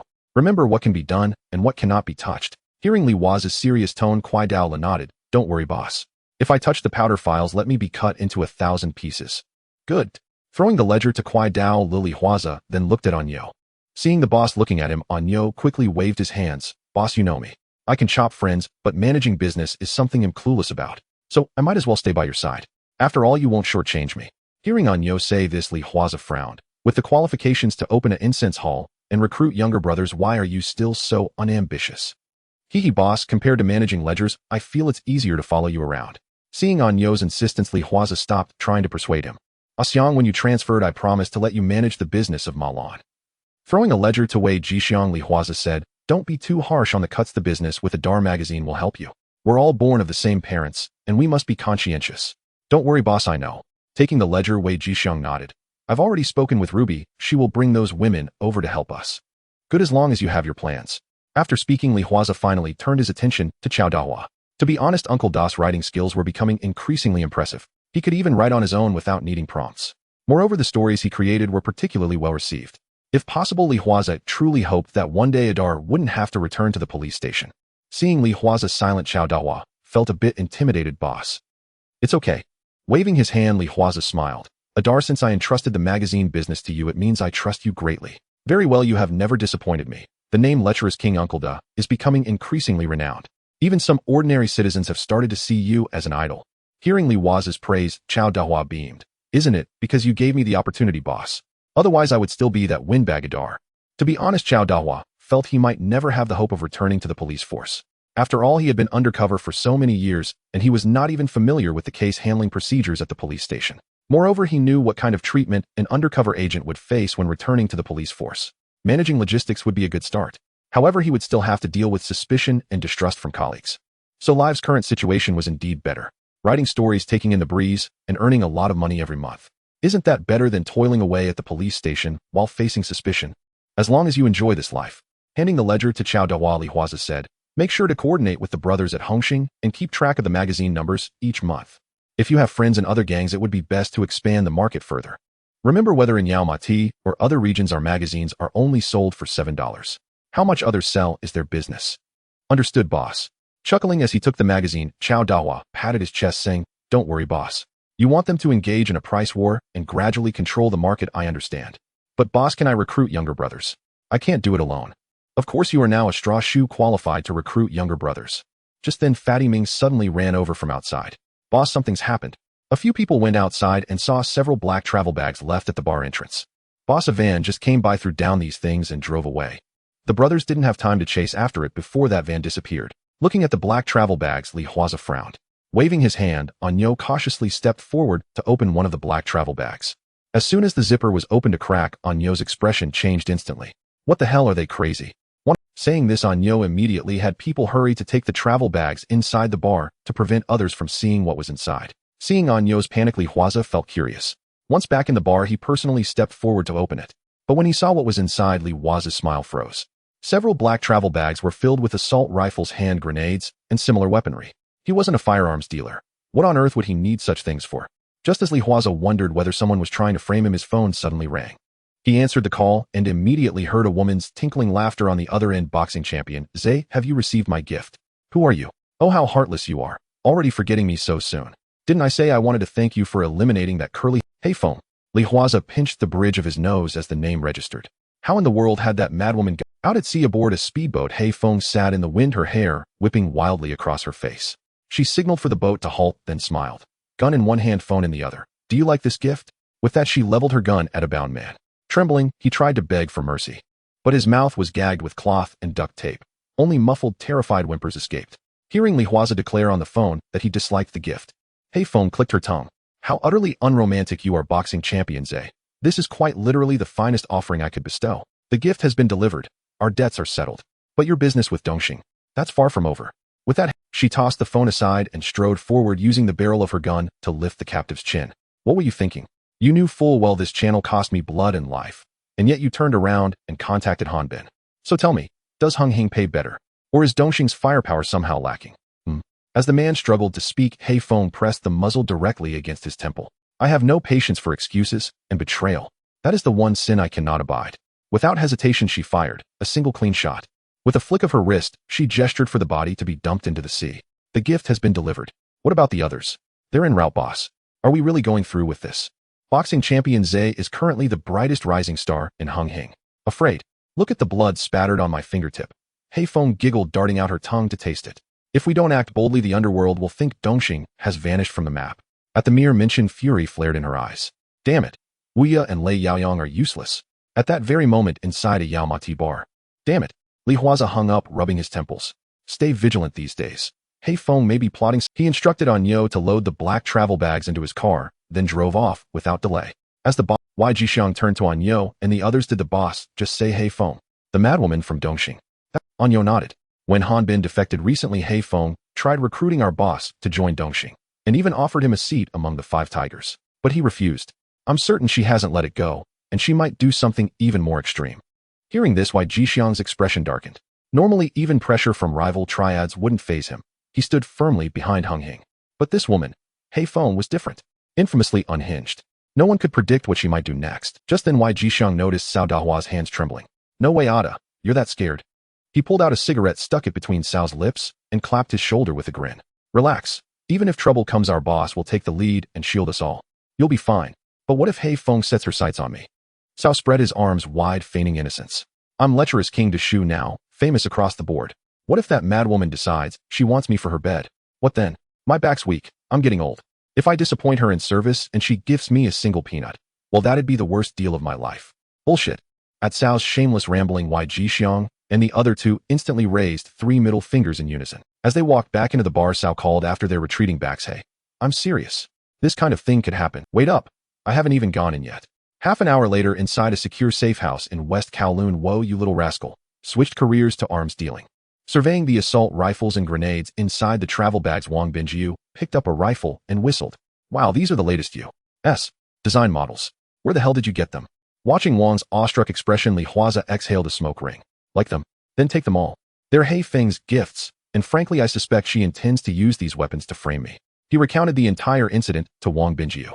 At the name, He Feng, Wang Binjiu frowned. Once Li finished, he leaned in with a sly glint in his eye. What if you make a sacrifice? Take He Feng off the market.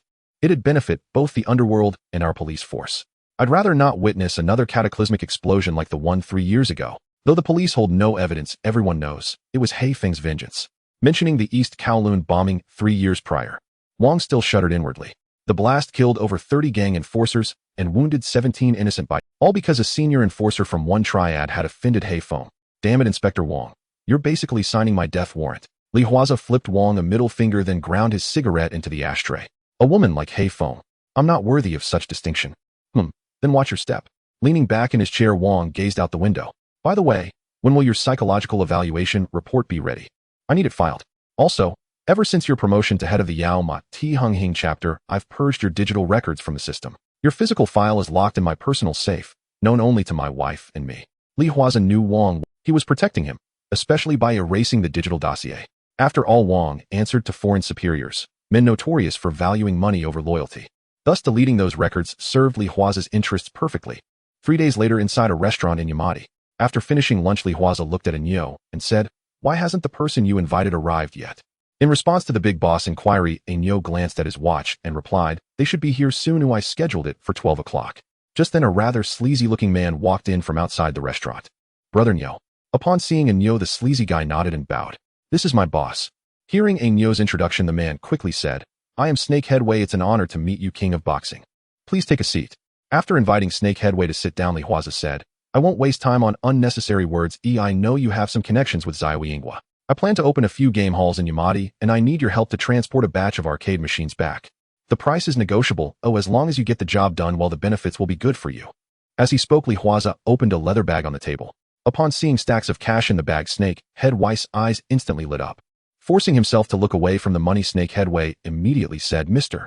Li, how many machines are you looking to acquire?"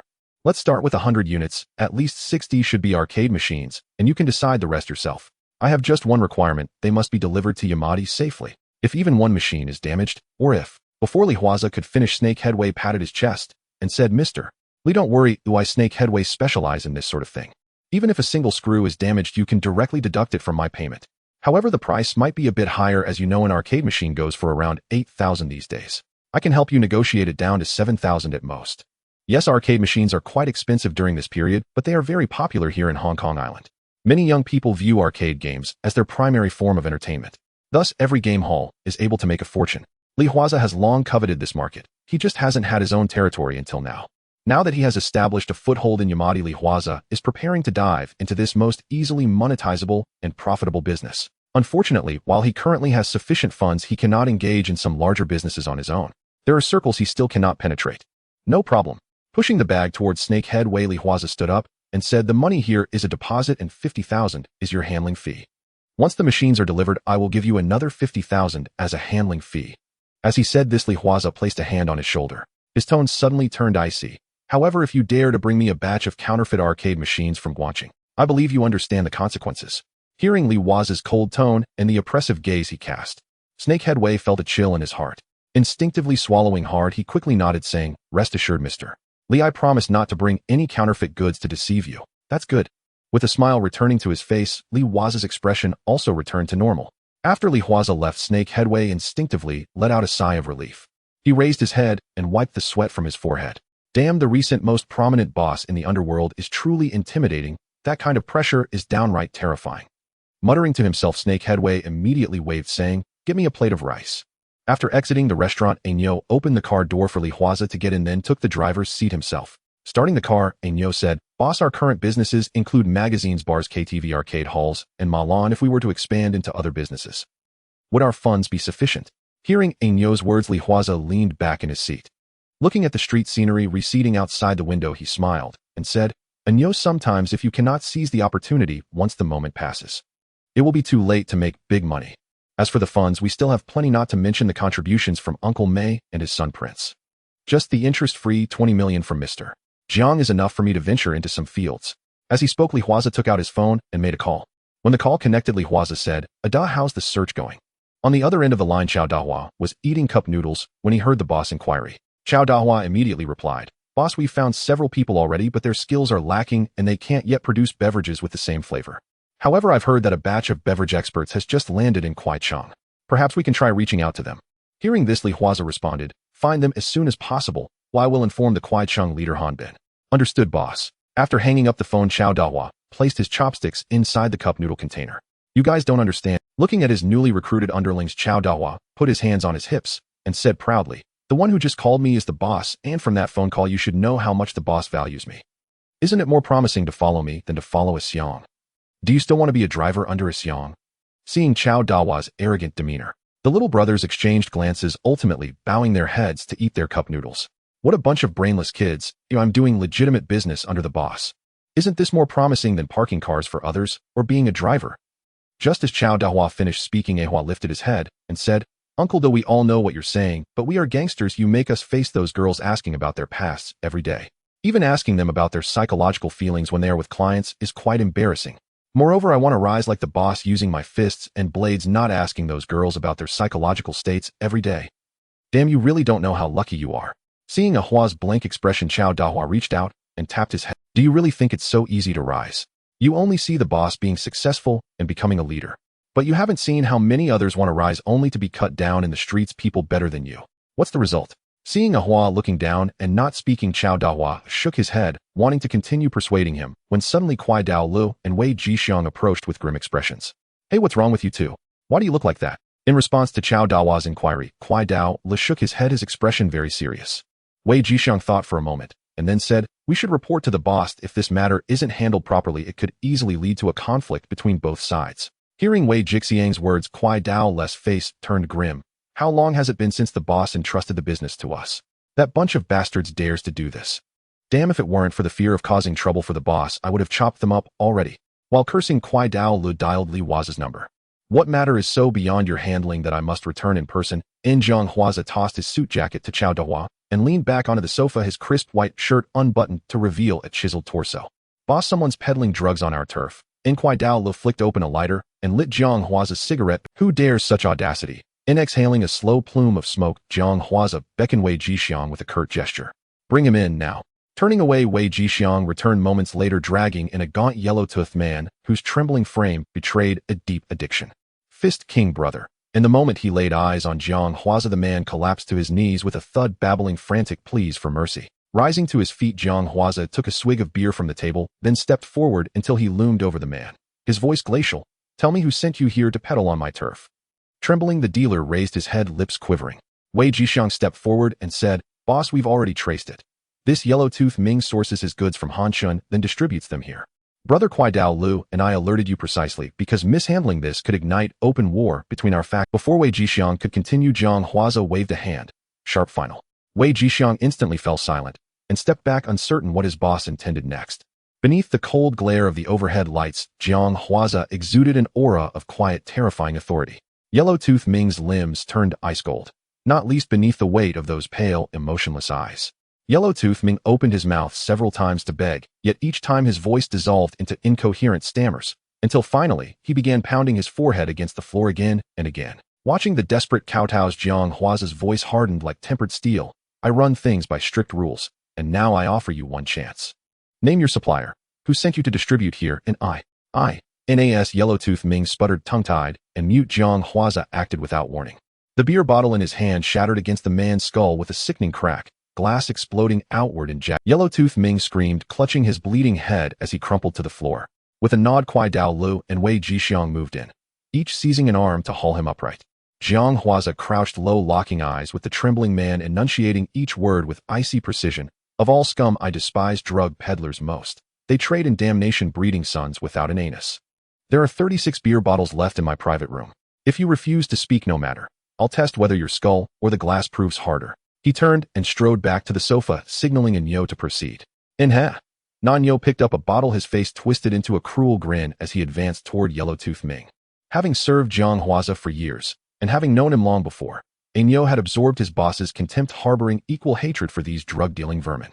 No, don't. I'll talk. I'll tell you everything. In panicked by Nyo's advancing leer, Yellow-Tooth Ming blurted out, my supplier is by Hu of Central District. I sourced directly from him. He told me Yao Mati's Hung Tai was dismantled, their stock seized by the police, so demand here would be massive. Fist King brother, every word is true. Hearing this, Jiang Huaze waved his hand. Xiang, take men to Central District. Bring Bai Hu to me, alive. Yes, boss. Nodding, Wei Jixiang immediately exited the private room. Ada, take this trash downstairs and lock him up. Don't let him vanish. Yes, boss. Xiao Dahua stepped outside, summoned several underlings, and had them drag Yellow-Tooth Ming away. Boss, I don't quite understand. Kwai Dao Lu, watching closely, voiced his confusion. We already know both he and his supplier source from Han Chen. It may even be Han Chen's deliberate provocation. So blatant, yet you chose to interrogate him anyway. Jiang Huaze pinched the bridge of his nose, then nodded to Nyo. Explain it to him. Brother Kwai Dao Lu. Nyo replied, the boss's principle is simple: catch the thief, seize the evidence, and sever the hand reaching into Yao Mati root and branch. What use is arresting one addict? He's merely a stone cast ahead, a scout for Han Chen. Believe me, if the boss confronted Han Chen directly over this, Han Chen would deny it outright, and might even try to leverage the incident into a business negotiation. Nyo pulled a cigarette from his pocket and lit it. The boss abhors such games, and by Triad code we cannot touch Han Chen himself. Otherwise any gang could point to some random junkie and claim he was sent by rivals to test the waters, and the entire underworld would descend into chaos. Rules exist, but only if everyone respects them. Kwai Dao Lu nodded slowly, realization dawning. So that's the deeper meaning. What a headache. Honestly, I'd just grab a blade and cut down the whole lot. Seeing Kwai Dao Li's exasperated expression, Nyo chuckled. You think more, swing less. Stop dreaming of slashing rivals. Watch closely. The boss intends this incident as a message to every syndicate master that anyone daring to peddle on his turf will lose not just their hands, but their feet.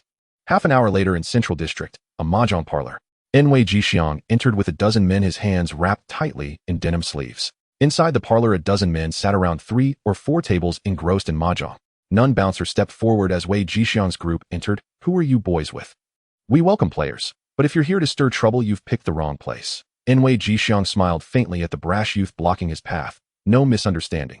We're not here to provoke.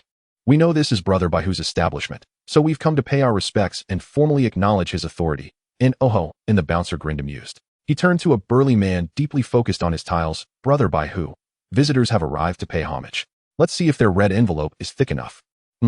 Bai Hu glanced up, unhurried, drew a tile, and declared triumphantly, pure sequence, self-drawn. Pay up, pay up.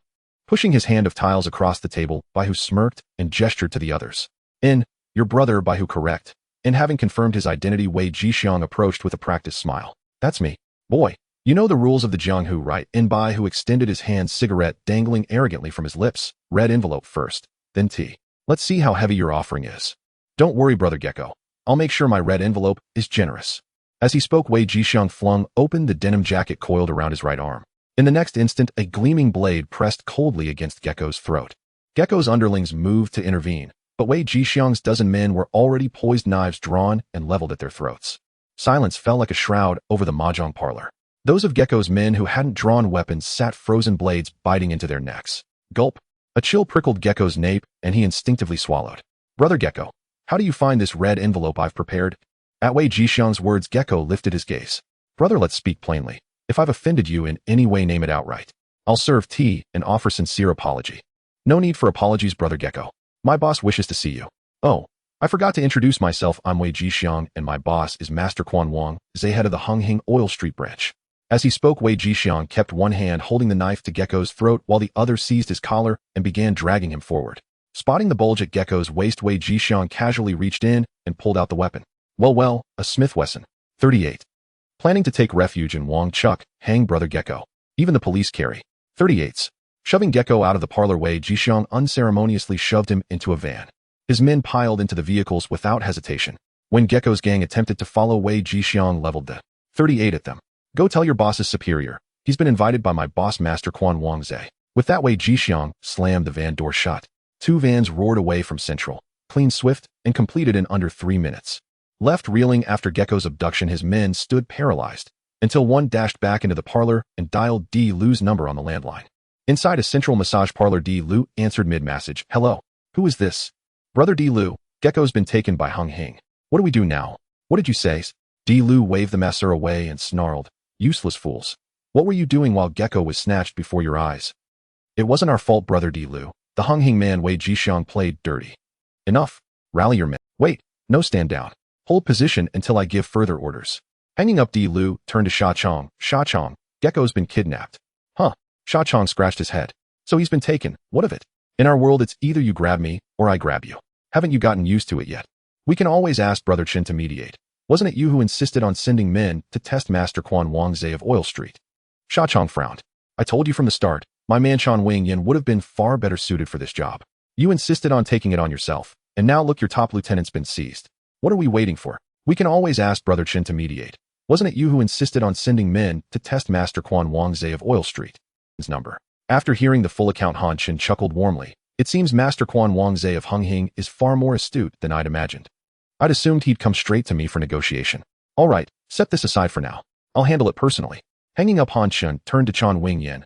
Yin, how long have you been with me? Nearly 2 years, Brother Chun. Chan Wing Yin set aside his instant noodles. 2 years, and though I've earned little and risen no higher, I remain nominally under Sha Chong's command. Yin, do you resent me for that? How could I, Brother Chun? Shaking his head, Chan Wing Yin slurped his noodles and said, You know my story, Brother Chun. Without your protection after the Ni family's fall, I'd have been killed by my enemies long ago. Han Chen smiled faintly, his voice raspy. Since you're so grateful, would you accept a new assignment? What assignment? Go to Oil Street and join Master Quan Wangze. Reaching into his pocket, Han Chen handed Chan Wing Yin a thick wad of Hong Kong dollars. These past 2 years you've only fought for me, never truly advanced. So a change of allegiance is only natural. You understand what I mean, don't you? Meeting Han Chen's unwavering gaze, Chan Wing Yin felt a chill rise in his spine. Yet he smiled and accepted the money. Thank you, Brother Chun. I know exactly what to do. I admire acting on your own initiative. As Gecko clenched his jaw, determined to shoulder full blame, Li Huaze clapped slowly and laughed. I admire men with backbone like yours. Anyo, take him outside and give him a thorough loosening up. Yes, boss. With several men hauling Gecko away, Anyo followed closely behind. Boss, if Gecko refuses to confess, what then? Refuse to confess. Does he think silence absolves him? Rising, Li Huaze slipped on his coat. Prepare accordingly. Cut off the hand that reaches too far. Damn it. I'm a failure as a boss. I've consolidated all Oil Street operations, yet I still live in driving a Mercedes but renting a flat? I must be the only branch master in the entire underworld to pull that off. Kuai Dao Lu and Wei Jixiang burst into laughter. Chao Dahua stepped forward eagerly. Boss, why not become neighbors? My estate has stunning views, and we could drop by for mahjong anytime. Li Huaze shook his head. No, I've already made plans with Shi Li to view apartments tomorrow. With prices still reasonable, just over HK4000 per unit, we should buy now. Otherwise, in 15 years, even HK4000 won't cover a taxi license. Glancing at Wei Jixiang and the others, Li Huaze added, Don't say your boss doesn't care for you. Anyone without property, take HK4000 each and buy a place right away. Consider it an early salary advance. Hearing this, they grinned broadly in unison. Thank you, boss. Only Kuai Dao Lu scratched his head, bewildered. HK4000 won't even get a taxi license in 15 years. Has inflation gone utterly mad? In the middle of the night on a rooftop in Central. Why did you call me over at this late hour? Looking at Chen Yongren, Huang Ziqing asked anxiously, Did you find Han Chen's warehouse? Seeing that Huang Ziqing's first question was about finding Han Chen's warehouse, Chen Yongren felt a tinge of disappointment within. When will I be able to return to the police force? Not answering Huang Ziqing's question, Chen Yongren retorted. Seeing Chen Yongren's desire to lash out, Huang Ziqing realized he had been a bit too impatient. He stepped forward to comfort him, saying, Aren't I eager for you to return to the police force? It's just that we haven't dealt with the cancer that is Han Chen yet. You've been under him for more than 2 years. You should know what Han Chen is involved in. His business causes countless innocent families to be ruined. Aren't we responsible for protecting these citizens? So please bear with it a little longer. Once we take down Han Chen, I will guarantee your promotion to inspector when you return. Bear with it. Hearing Huang Ziqing's promise, Chen Yongren angrily shook his arm. You initially had me go undercover in the Ni family, saying I could return once the Ni family was taken down. I was a subordinate for several years, finally infiltrating the Ni family, and together we dismantled their business, and now you want me to go undercover for Han Shun. Boss, you said 3 years back then, but now it's been almost 10 years. Looking at Chun Yongren's furious expression, Huang Ziqing felt a little guilty. Of course, this emotion flashed briefly in his heart. He stepped forward, took out a cigarette, and placed it in Chun Yongren's mouth, continuing to comfort him. After a while, once Chun Yongren's emotions calmed down, Huang Ziqing continued to ask, Arin, you didn't call me over this late just to complain, did you? Who? Exhaling a puff of smoke, Chun Yongren replied gloomily. You know that the boxing champion Zhe from Hung Hing has scattered Hong Tai and become the master of Yao Ma Ti, right? Of course I know about that. Hearing Chun Yongren mention boxing champion Zhe, Huang Ziqing's expression changed. That was an undercover he had chosen from Huang Zhuqing back in the day. Unfortunately, just as he became an undercover agent, he was intercepted by Huang Bingyao. There was nothing he could do, the higher-ups hold more power, and Huang Bingyao was not just one level above him. Otherwise, if boxing champion Zhe had remained under his command and became the master of Hung Hing, how much could he have? For instance, the goods that Hong Tai imported from Han Shun were destroyed by the police. Huang Ziqing could guess that this was definitely information reported by Li Huaze to Huang Bingyao.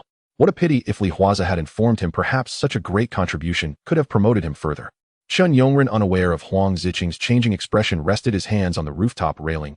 Hong Tai has been taken down, and Hung Hing won't touch the powder business. So now Han Shun has set his sights on this large market in Yao Ma Ti.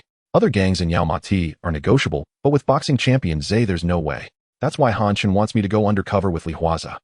At this point, Chun Yongren gave a self-deprecating laugh. It seems I can't escape the undercover job for the rest of my life. You want me to go undercover with boxing champion Zhe? Hearing Chun Yongren say this, Huang Ziqing found it somewhat ridiculous, letting an undercover agent go to work undercover. However, since it was an order from Han Shun, it seemed Chun Yongren had no choice. After some thought, Huang Ziqing said, this might be a good thing. If you perform well, Han Shun may let you get involved in his. Saying this, Huang Ziqing patted Chun Yongren on the shoulder. You've worked hard. It's a hard life. Taking a deep breath, Chun Yongren's face was filled with exhaustion. The next morning, Mr. Lee, this set of luxury apartments spanning 1,000 square feet is currently priced at only 490,000. It's a definite steal. Listening to the real estate agent's flattery, Li Huaze seemed somewhat dissatisfied. 1,000 square feet sounds large, but in reality it is less than 100 square meters. However, Cici was quite satisfied. After all, in a place as small as Hong Kong Island, 1,000 square feet apartment is already quite good. There are schools nearby, a subway and shops, and the community's greenery is also quite nice. I think it's. Looking at Li Huaze, Cici spoke, since you think it's good, then let's buy it. Just then Li Huaze's phone suddenly rang. Upon answering the phone, he heard Li Shiner on the other end say, Mr. Lee, today is your 3rd week visiting the psychologist. I'm just reminding you not to forget. Glancing at his watch, Li Huaze replied, they'll be there in an hour. After hanging up, Li Huaze looked at the agent. Let's sign the contract. Thank you, Mr. Lee. Hearing Li Huaze's prompt decision, the real estate agent couldn't help but smile broadly. After the contract was signed, Cici's face was full of joy. Zego, I want to buy more things to fill our home nicely. Then go ahead, I'll have a few of my brothers help you move things. By the way, is the money enough? Facing Li Huaze's inquiry, Cici nodded repeatedly. It's enough. You gave me more than 100,000 pocket money. Then buy what you want, you can decide how to decorate the house. Ruffling Cici's hair and leaving a few of his brothers to help her move things, Li Huaze drove away. Half an hour later in Central, at Li Ziner's psychology clinic. Mr. Lee, you're finally here. I thought you were going to stand me up today. When Li Huaze walked in, Li Shiner put on her gold-rimmed glasses from the table. Just as she was about to get into the main topic, Li Huaze suddenly said, did you change your perfume? You can smell that. Looking at Li Huaze in surprise, Li Shiner smiled. I thought many men don't understand cosmetics and perfumes. I didn't expect you to be so detail-oriented, Mr. Lee. Of course, I am always very patient with women. Sitting in front of Li Shiner, Li Huaze suddenly leaned closer. Did you change your perfume specifically to meet me? Suddenly being so close made Li Ziner's heart race. Indeed, just thinking about how he held her, and they slept together for an entire afternoon, made Li Shiner feel a flutter in her heart. So today she specifically changed her perfume. However, after waiting for a long time, since Li Huaze still hadn't come, Li Shiner had no choice but to muster the courage to call him. She didn't expect her little thoughts to be seen through by him. Li Shiner, whose thoughts had been exposed, remained calm. Instead, she steadied her emotions and smiled at Li Huaze, saying, Mr. Lee, you really enjoy being self-indulgent. What do you want to woo me? Yes, my dear Dr. Lee. Without any concealment, Li Huaze looked directly into her eyes and said, if I can't have such a beautiful woman, then wouldn't I have come here for nothing? Looking at Li Ziner's feigned calm expression, Li Huaze mischievously extended his hand. Hey, show some respect. Li Shiner swatted away Li Huaze's hand with an irritated sigh. Let's get on with your psychological therapy. Once it's over, I'd rather not see you again. Wow, so cold. Are you serious? Absolutely. First you claim to be a coachman, then a dwarfed brute. You haven't uttered a single truthful word. Watching Li Shiner pick up the gold-rimmed glasses from the desk preparing to begin today's session, Li Huaze suddenly asked, "Have you had lunch yet?" At his question, Li Shiner's stomach let out a soft, unmistakable rumble. "You have the nerve to ask. You promised to come for your consultation today. I've been waiting for you all morning." Slipping on his coat, Li Huaze extended his hand with a warm smile. "Very well. By way of apology, may I with utmost honor invite the exquisite Ms. Li Shiner to lunch?" Gazing at his outstretched hand, Li Shiner replied with playful hauteur, "You should treat me. It's only fair after making me wait so long." 10 minutes later, inside a modest bistro, Li Huaze stirred his claypot rice with a spoon and chuckled. "I'd assumed a woman as refined and intelligent as you would prefer the ambience of a fine Western restaurant. Never imagined you'd adore claypot rice. What a delightful contrast." Hearing this, Li Shiner calmly swallowed her bite before replying, "That's merely a shared prejudice. People naively assume that those who dress elegantly, move gracefully, and speak eloquently must relish lofty discourse. They imagine lawyers and physicians frequenting upscale dining rooms. Yet such portrayals exist only in film and television. Give me the street-side eatery any day. After all, nourishment knows no hierarchy." As she spoke, Li Shiner lifted her spoon toward her lips, ready to savor another bite. Just as the spoon touched her lips, she paused and said, "Are you truly a triad enforcer?" "You don't quite—" "No secrets here," Li Huaze replied with a wry smile. "You've already named it, a prejudice. To you, a triad enforcer must wear flashy, disheveled clothes, curse incessantly, and brandish knives at the slightest provocation, right? Yet reality is more nuanced. Most are simply struggling to survive, to earn their next meal. And those who rise higher, they turn to business, legitimate or otherwise." Her eyes shimmering with quiet curiosity, Li Shiner realized this might be her best chance yet to truly understand the enigmatic man before her. "Business? Would you tell me about what triad enforcers actually do for profit?" "Gladly." Setting down his spoon, Li Huaze dabbed his lips with a napkin. "Let's start with the basics. Valet parking. You know how that works, yes?" "Mum." She nodded, her gaze fixed on him with keen interest. "Is valet parking really considered a business?"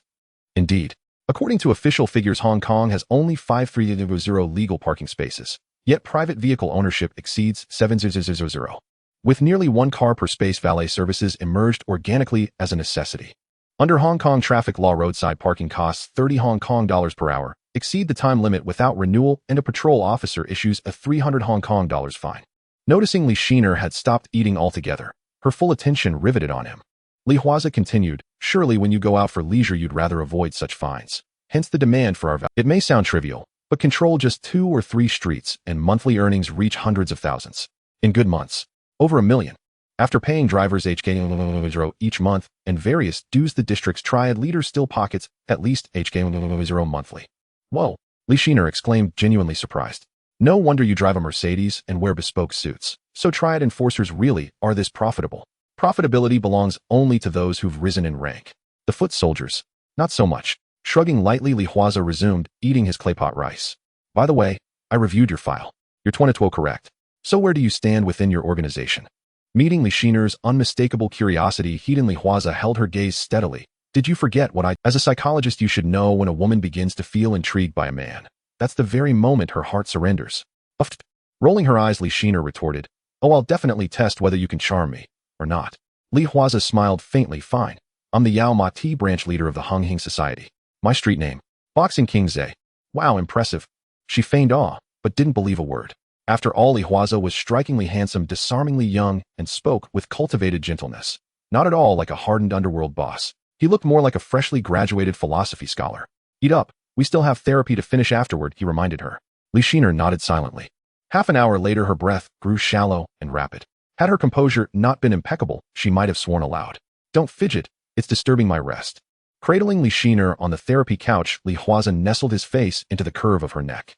Breathing in the subtle, soothing fragrance, he closed his eyes, preparing to drift into a light, feigned slumber. "This is the second time, Mr. Li. If you're trying to woo me, this isn't the way. I'm a clinical psychologist, not your personal pillow." She tensed, ready to pull away, then froze as his warm, steady breath brushed against her throat. Her heart began pounding fiercely.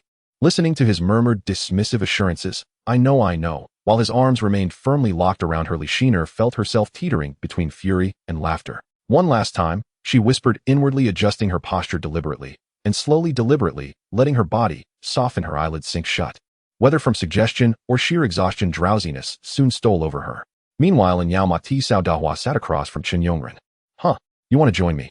Scratching his head, Cao Dahua puffed his chest out with mock grandeur. "Wait, is my reputation that legendary already?" "Absolutely. Everyone across Hong Kong knows perverted King Dahua. You're the idol of every man on the island. So naturally, I want to follow you, Uncle Dahua. Flattered by the praise, Cao Dahua stood proudly, hands on hips, belly gently protruding. You're right. I didn't earn this title through empty boasts. Young man, your judgment is impeccable. Clapping Chun Yongren heartily on the shoulder, Cao Dahua nevertheless kept his wits about him.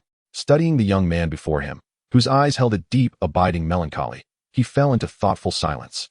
At dusk inside a bar, the deafening thump of music reverberates from beyond the private booth. Anyo glared at Cao Dahua and snapped, Damn it, Dahua. Do you even have a brain? Chun Yongren works for Han Shun. You know full well Han Shun is trying to expand into our territory, yet you still accepted him as a disciple. Seriously, are you truly unafraid this is just one of Han Shun's calculated moves?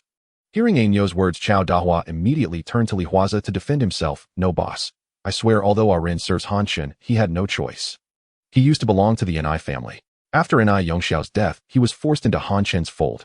And even after over 2 years by Han Shun's side, he remains nothing but low-level muscle. Before Cao Dahua could finish, Li Huaze cut in. Never mind that for now. Chun Yongren, is it? You wish to join? Yes, boss. There's no future with Han Shun, and I refuse to deal with drugs anymore. Excellent. Then bring us your letter of allegiance. Li Huaze turned to Anyo. Has the lizard confessed yet? Yes, he's Dai Lu's right-hand man. That toothless junkie who showed up earlier. Sent by the lizard himself. Good. Nodding firmly, Li Huaze fixed his gaze on Chun Yongren. I'll give you 20 men. You'll seize Dai. Once you deliver your letter of allegiance, you'll officially serve under Dahua. Hearing Li Huaze order him to capture, Chun Yongren inwardly groaned. He'd been sent by Han Shun himself. Yet now he was expected to arrest Han Shun's most trusted lieutenant. Yet beneath Li Huaze's calm, unwavering gaze loomed an ironclad authority that brooked no refusal. Chun Yongren could only nod. No problem, boss. Dahua, if you're so eager to take him in, then you'll accompany them on this mission. Huh? Me, eh? Cao Dahua pointed incredulously at his own nose, staring at Li Huaze in disbelief. All right, boss. Seeing Li Huaze's resolve unshaken, Cao Dahua reluctantly agreed. I'll take Rin and the others there immediately. After the two departed, Anyo stepped closer. Boss, won't Dahua be in danger? After all, that's Han Shen's turf. Exactly. So let's all go watch the spectacle. I'll drive. Upon hearing there was action to witness, Wei Jixiang leapt up instantly. Half an hour later, in Central. Rin, how many underlings does Dai Lu usually keep around? Does he carry weapons? Seated inside the van, Cao Dahua asked, his hands trembling slightly. Normally Dai Lu doesn't carry arms. He's Han Shen's top enforcer, already flagged at the police station. He's often stopped for random checks while walking the streets. If he carried weapons, it'd cause serious trouble. But if Han Shen assigns him a task, then yes, he'll be armed. Hearing Chun Yongren's explanation, Cao Dahua clasped his palms together. May the Bodhisattva protect us. May Han Shen have given Dai Lu no orders today. May he be unarmed. Watching Cao Dahua's fervent expression, Chun Yongren shook his head wordlessly. Though he'd long intended to warn Han Shen, Cao Dahua's constant shadow left him no opening. So he suppressed the thought and silently prayed Dai Lu wouldn't appear. Alas, fate refused his plea. Minutes later. Uncle Da, the target's here. One of the underlings pointed ahead. Dai Lu strode toward them, flanked by several henchmen. Excited, he added, shall we move now? Wait, let him draw just a little closer. With no alternative, Cao Dahua gritted his teeth. Meanwhile, Wei Jixiang lit Li Huaze's cigarette with a lighter and reported, boss, the target's arrived. Keep watching. If Dahua's team handles it, we won't need to intervene. As he spoke, their van's sliding door burst open. Chun Yongren charged forward with several men intent on seizing. Whoa, clean and decisive. As they dragged Dai Lu away, others fended off his entourage. Anyo chuckled. Looks like things aren't as dire as we imagined. Before he could finish, dozens of thugs wielding steel pipes and cleavers surged from the sidewalk. Dai Lu, still pinned down, burst into raucous laughter. Damn right. This is our turf. Did you really think I'd do nothing after you snatched the lizard? You're finished. At the sight, Cao Dahua barked orders to retreat into the van. Someone scrambled to start the engine, only for two cars to slam into it from front and rear, pinning it motionless. We're doomed. We're utterly doomed. What do we do now? Cao Dahua's hands trembled violently. A cold sweat streamed down his forehead, especially as the pipe-wielding thugs began battering the van. Cao Dahua and his men cowered, covering their heads. Even Chun Yongren frowned, uncertain how to proceed. He'd been dispatched by Han Shun to infiltrate Li Huaze's ranks, yet now he'd failed to secure his letter of allegiance and found himself trapped by Han Shen's own men. Neither side trusted him, both saw him as a traitor. Whichever way this ended, survival seemed impossible. Just as despair washed over Cao Dahua and his men, suddenly the attackers halted their assault. Instinctively, they glanced out the window. Hundreds of Hung Hing enforcers stormed in from every direction, driving Han Shen's men into panicked retreat. Leading the charge were Wei Jixiang and Fast Knife Lock. Screams pierced the air. Whoa, boss has come to save us. We're saved. Seeing his allies arrive, Cao Dahua instantly regained his swagger. Gesturing triumphantly at the captured Dai Lu, he declared, "Your turf means nothing. What good is preparation when Hung Hing crushes you utterly?" Faced with Chao Dahua's astonishing bravado, Dai Lu clenched his fists tightly. Gazing at his routed men outside, he drew a deep breath. "Fine, you win. But my boss Brother Chen will not yield so easily." As he spoke, a Mercedes-Benz roared onto the scene, plowing straight into the melee. To avoid being crushed, both sides instinctively scattered. In that instant, the battle ground to an abrupt halt. A bodyguard stepped out from the front passenger seat and opened. Han Shen emerged, dressed in a deep blue suit. Though short in stature, his presence radiated formidable authority. Surveying the stunned factions, he smiled faintly. "Who's leading this operation?" "Step forward. I want to see you." "Hung Hing boys, you've crossed the line." "Heh," stepping over the line. A cool, detached voice came from the rear of the crowd. More than 100 Hongxing men fall into two neat columns. Seeing Huaze stride forward step by step, Han Shen smiled and cupped his hands. "You must be the famed Hongxing Yamadi Hallmaster Kwun. I've long admired you." Faced with Han Shen's courtesy, Huaze's aura surged to its peak in an instant. With every step he took, the sense of oppression grew ever more intense. Even the men behind Han Shen instinctively stepped back, heads bowed, daring not to meet Huaze's gaze. He waved his hand casually. Those trapped in the van, Chao Dahua and the others, immediately flung open the doors and rushed over. "Boss." Motioning for Chao Dahua and the others to fall back behind him, Huaze looked down at Han Shen and said, "You just said I crossed the line. Isn't it obvious?" Despite the pressure radiating from Huaze, Han Shen kept smiling. Unlike ordinary small-time thugs, Han Shen had faced life and death trials more than once. Even so, a flicker of unease rose in Han Shen. He knew the Kwun before him was not like the usual cannon fodder in the Jianghu. He was a man of consequence. "I brought a few men here, and you say I stepped over the line. Then Brother Chen, your men, took a top man from my turf. How do you intend to settle that?" Smiling under Huaze's unblinking stare, Han Shen chuckled. "How else? By the rules, of course. Men who run things fear nothing more than underlings acting on their own." "Exactly." Hearing the pointed subtext in Han Shen's words, Huaze also laughed softly. If a boss cannot even control his own men, he'd be a laughingstock. With that, Huaze casually snapped his fingers. Wei Jixiang and Inyo immediately dragged Di Lu and shoved him into the vehicle. "This is too much, Kwun. Do me a favor and let Di Lu go." Unmoved by Han Shen's plea, Huaze replied, "Relax, Brother Chen. Once I teach those disobedient underlings a lesson, I'll return him to you." After speaking, Huaze turned and left without hesitation, watching the Hongxing goons stream away. Sha Chong stepped forward. "Brother Chen, are we really going to let Kwun take Di Lu like that? He has no respect for us. Should I blow the whistle and bring people to snatch Di Lu back?" At Sha Chong's suggestion, Han Shen watched the departing van and the smile drained from his face. "How would you snatch him? Do you think anyone has more men than our Hongxing?"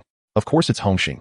But Brother Chen, we have—" Han Shen glanced at Sha Chong and sneered, "You think Hongxing doesn't have guns? Don't be fooled. These gangs put on a show of pipes and blades. It's an unwritten rule. Once live firearms are used, the cops will sweep the lot in less than 3 days." Han Shen's eyes narrowed. "It seems Kwun wanted to keep me here." "Huh? Keep you here for what?"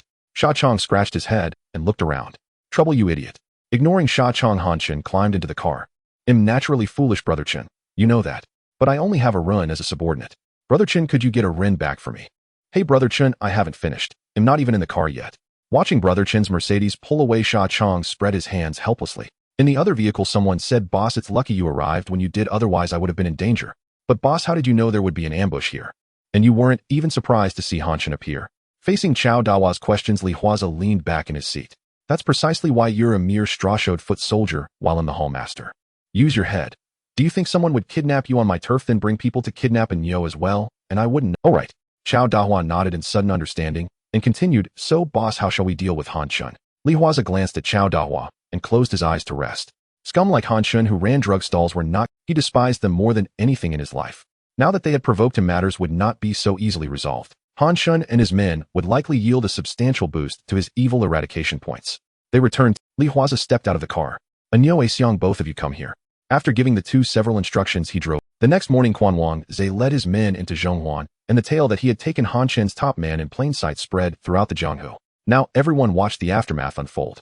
Would the seasoned Han Shen ultimately prevail, or would the newly rising Kwun force him to yield?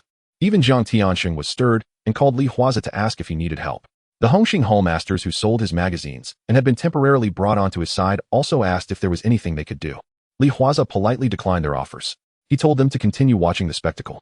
Just as everyone expected a great battle to break out, to the disappointment of the major factions in the Jianghu, nothing happened for an entire week. It was as if Han Shen had never had Di Lu as his top man.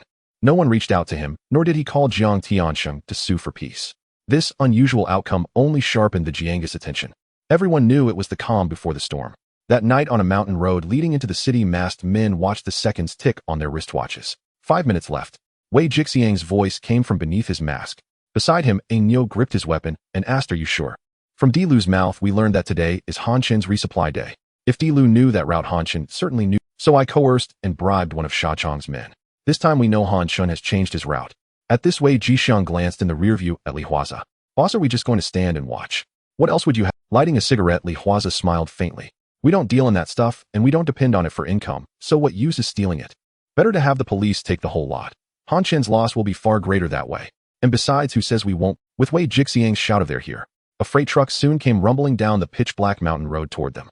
"Damn, I heard Han Chen used to ship by water. This time he docked early and switched to land," someone muttered. "If we hadn't bribed that underling of Sha Chong, we never would have guessed." Li Huaze paid no heed to Wei Jixiang and Nyo's complaints. He held his phone and waited quietly. Just as the truck was about to pass the intersection, the pitch-black night was suddenly washed in flashing police lights. A few riot vehicles blocked the road to stop the truck.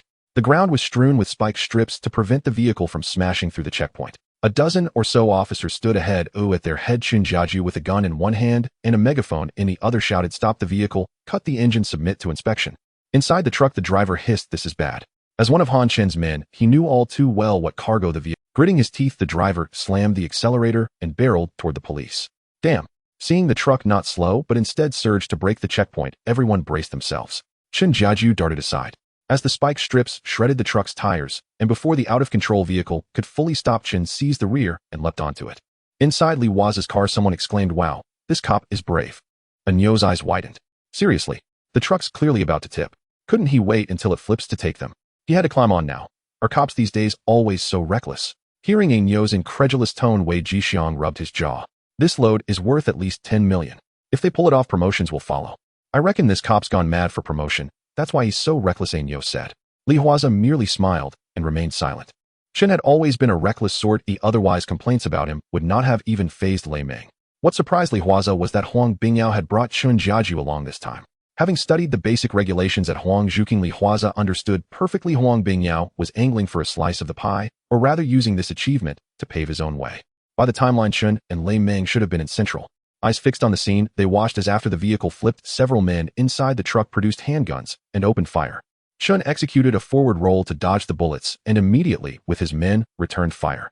For this capture, West Kowloon Police Station had brought in heavy firepower. After a brief, not overly fierce exchange of gunfire subsided, Chun and the others closed in. They opened the truck's cargo bay, greeted by the excited cheers of the crew. A smile tugged at Li Huaze's mouth as he dialed Huang Bingyao. "Second uncle, don't wait up for me. I want to be back for pork bone soup tonight, maybe tomorrow." On the other end, Huang's face lit up. "All right, you brat. I've been simmering it for 2 hours and you tell me you want cum. Next time give me a heads up." After hanging up, Huang leaned back and said to Lei Ming across from him, "Looks like the men have made the score.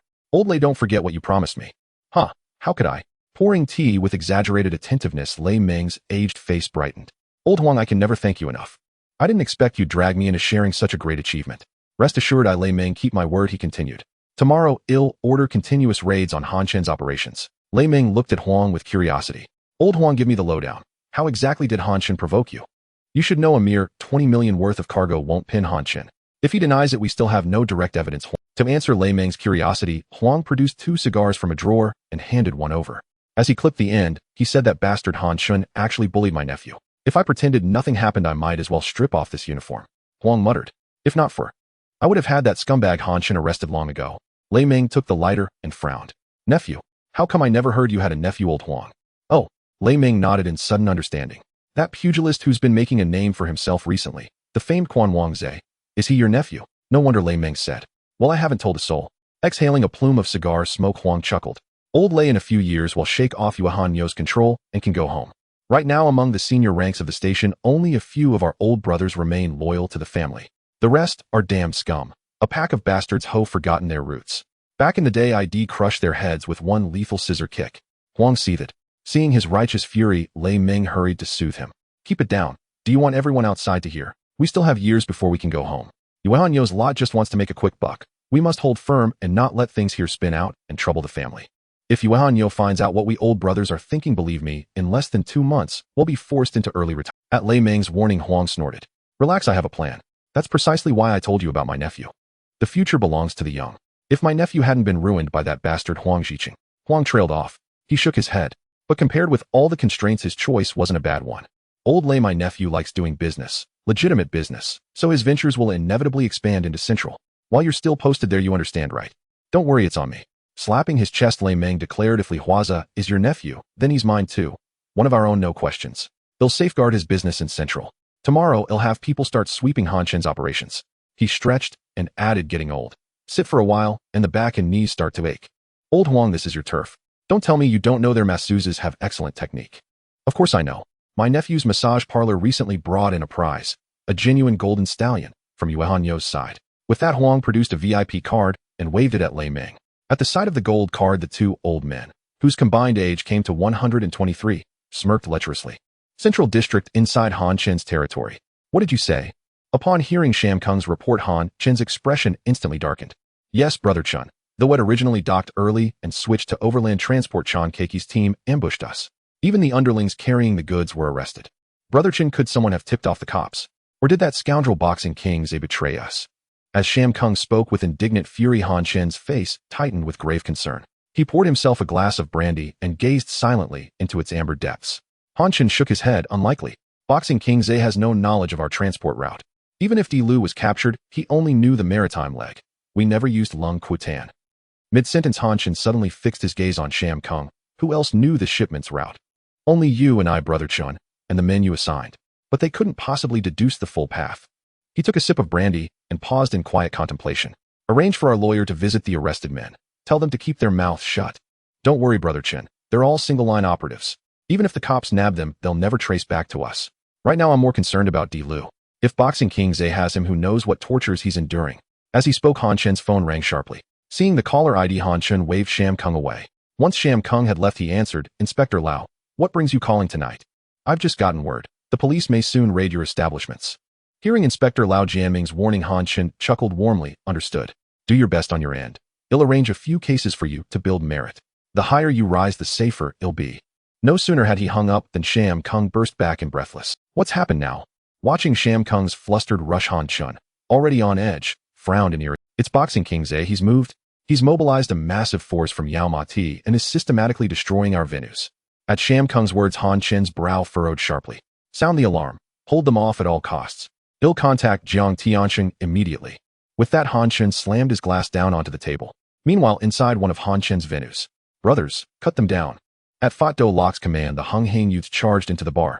Han Chen's men drew knives to resist, but soon screams and wails pierced the air. As Han Chen's forces scattered, one underling approached Fat Do Lok. Brother Lok, what do we do with this venue? What do we do? Fat Do Lok inhaled deeply on his cigarette, then smirked coldly.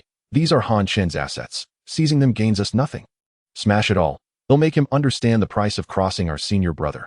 At his order, the underlings erupted into cheers. Instantly, the bar filled with shattering glass and splintering wood. Once the venue lay in ruins, Fat Do Lok crushed his cigarette beneath his heel. Brothers, on to the next. On the rooftop, below, Fat Do Lok led hundreds of Hung Hing youths in 3 coordinated waves, methodically demolishing Han Chen's venues. Lei Yo-Yo stood on the balcony, the night wind whipping his suit like a banner. ID heard Han Chen was formidable. Yet Boxing King Ze dispatched only his second-in-command, and Han Chen's men crumbled instantly. Smiling Tiger Wu Qiheng shrugged beside him. Hung Hing street fighters versus powder dealers. Unless Han Chen arms his men with firearms, how can his ragtag crew stand against Boxing King Ze's elite? Just then, a deafening explosion seized their attention. Ahead, an opulently decorated bar erupted in flames, fire devouring its interior. See that? Boxing King Ze's handiwork is truly grand. Han Chen's losses must be catastrophic. Hearing Smiling Tiger's gloating tone, Lei Yo-Yo closed his eyes. Pity. There's no music here. A symphony would lend this spectacle far greater artistic resonance.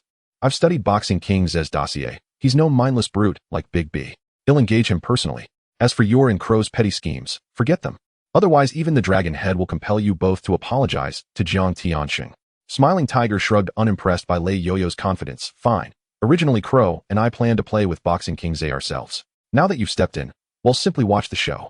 Meanwhile, as grim updates poured through his phone, Han Chen hurled his glass against the wall, shattering it completely. Useless, every last one of them. He inhaled deeply, forcing composure. After several seconds of silent calculation, he dialed Inspector Lau Jiaming. The moment the call connected, Han Chen demanded, Inspector Lau, I don't care how. You must bring police reinforcements here immediately. Damn it.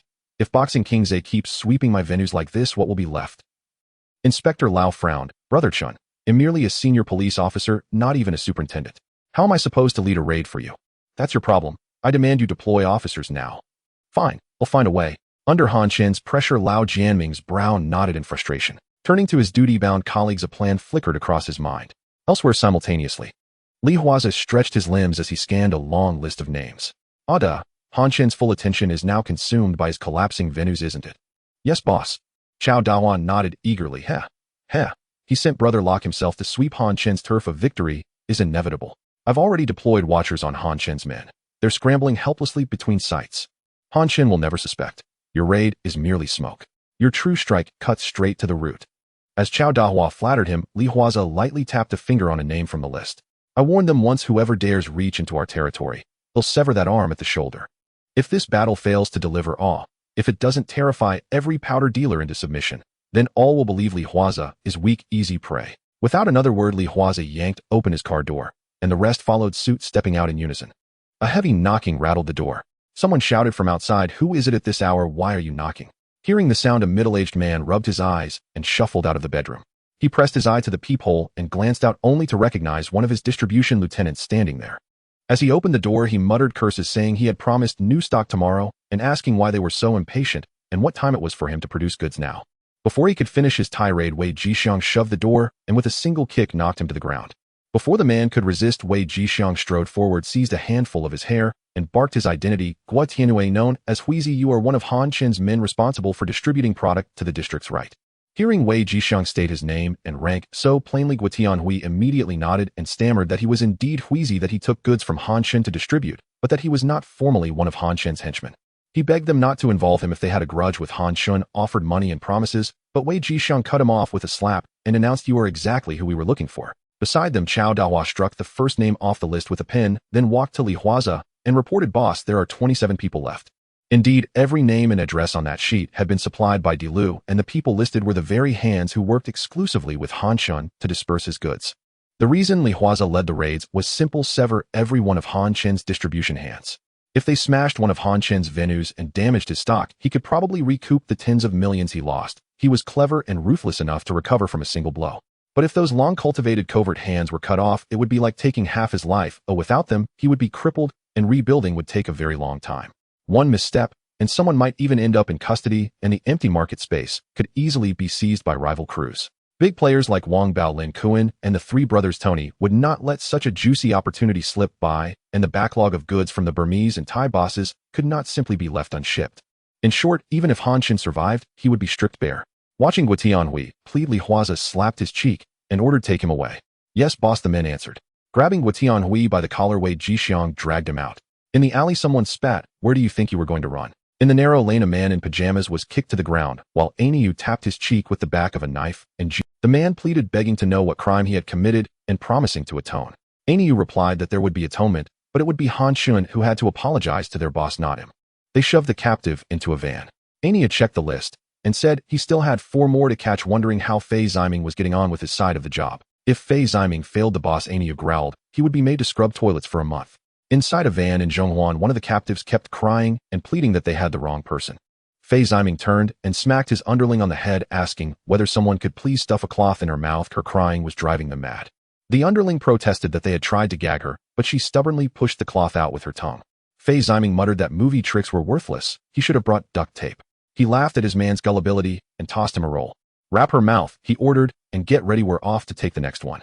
By dawn, the 30-odd names on the list had all been taken by Li Huaze's men, though those who normally collected the goods had no idea what had happened. At a restaurant, Huang Mao paced and kept trying his phone, exasperated that it was already 9 and Brother Hui. No one picked up.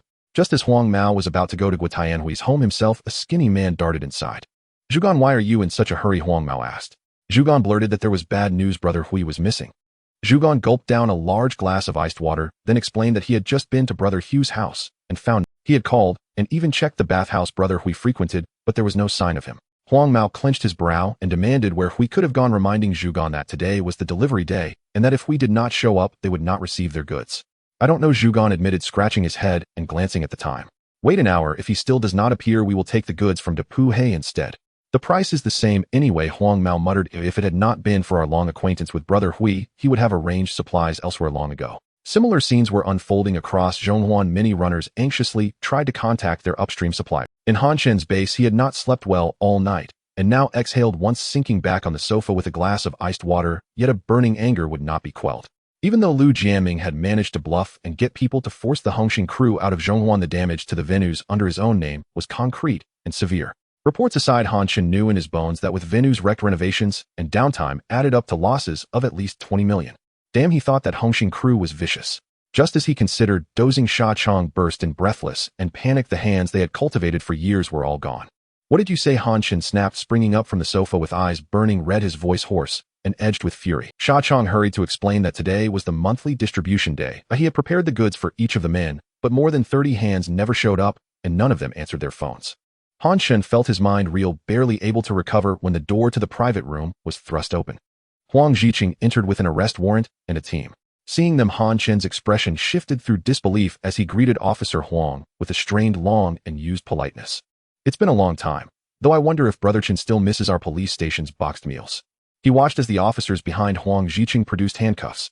Han Chen rose and said, "We're all old friends. Surely there's no need for this. Rules are rules. Just because we're close doesn't mean we can bend them." With that, Huang Ziqing waved his hand, signaling the officers to cuff Han Chen. "Go easy. Brother Chen is after all a major player. Don't bruise him, or he'll sue you."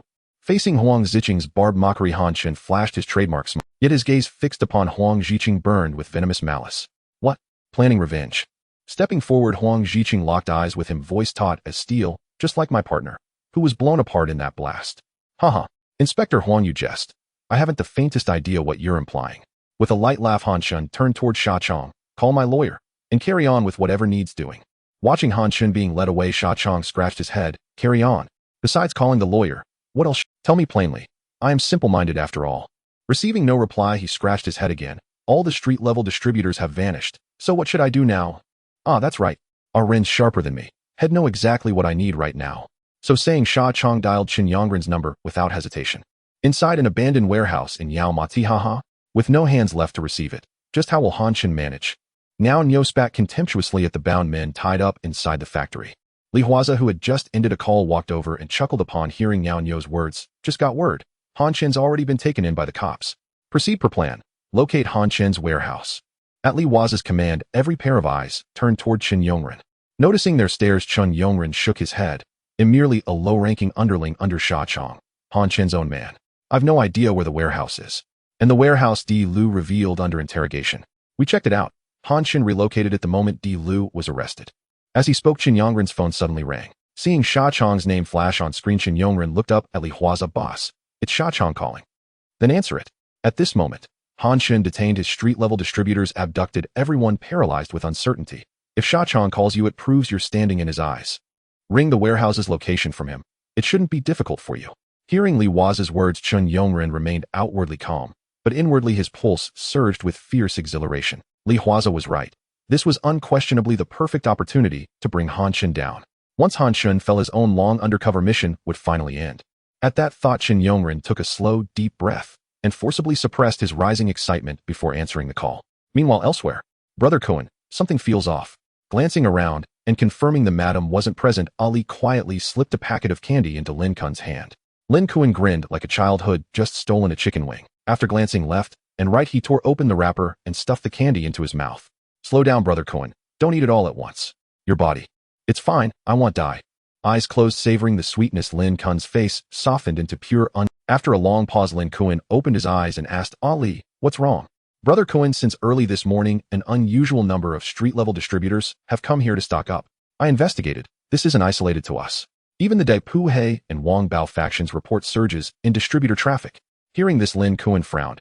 "Who did these distributors answer to before?" "Han Chen's.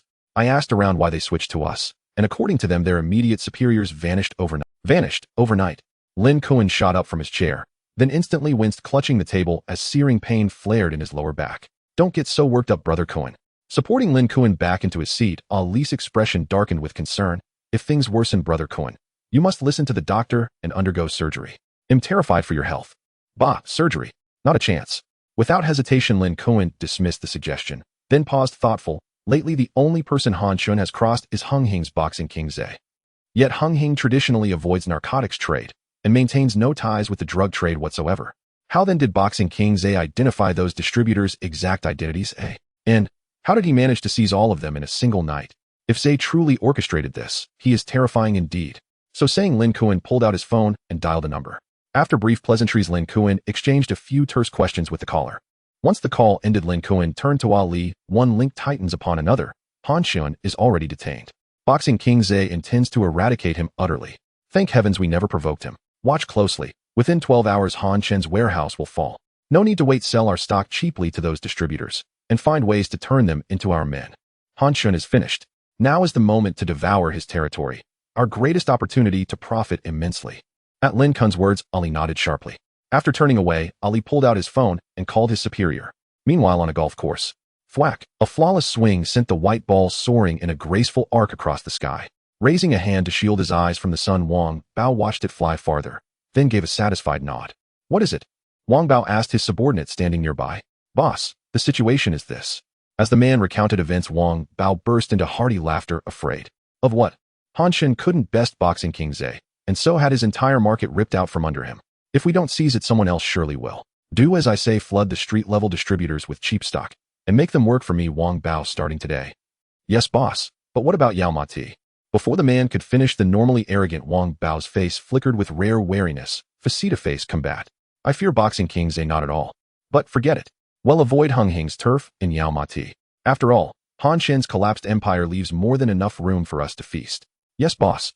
Watching his subordinate depart, Wang Bao drew a slow, deliberate breath, then dialed a number. Hello, Lian Haolong. This is Wang Bao.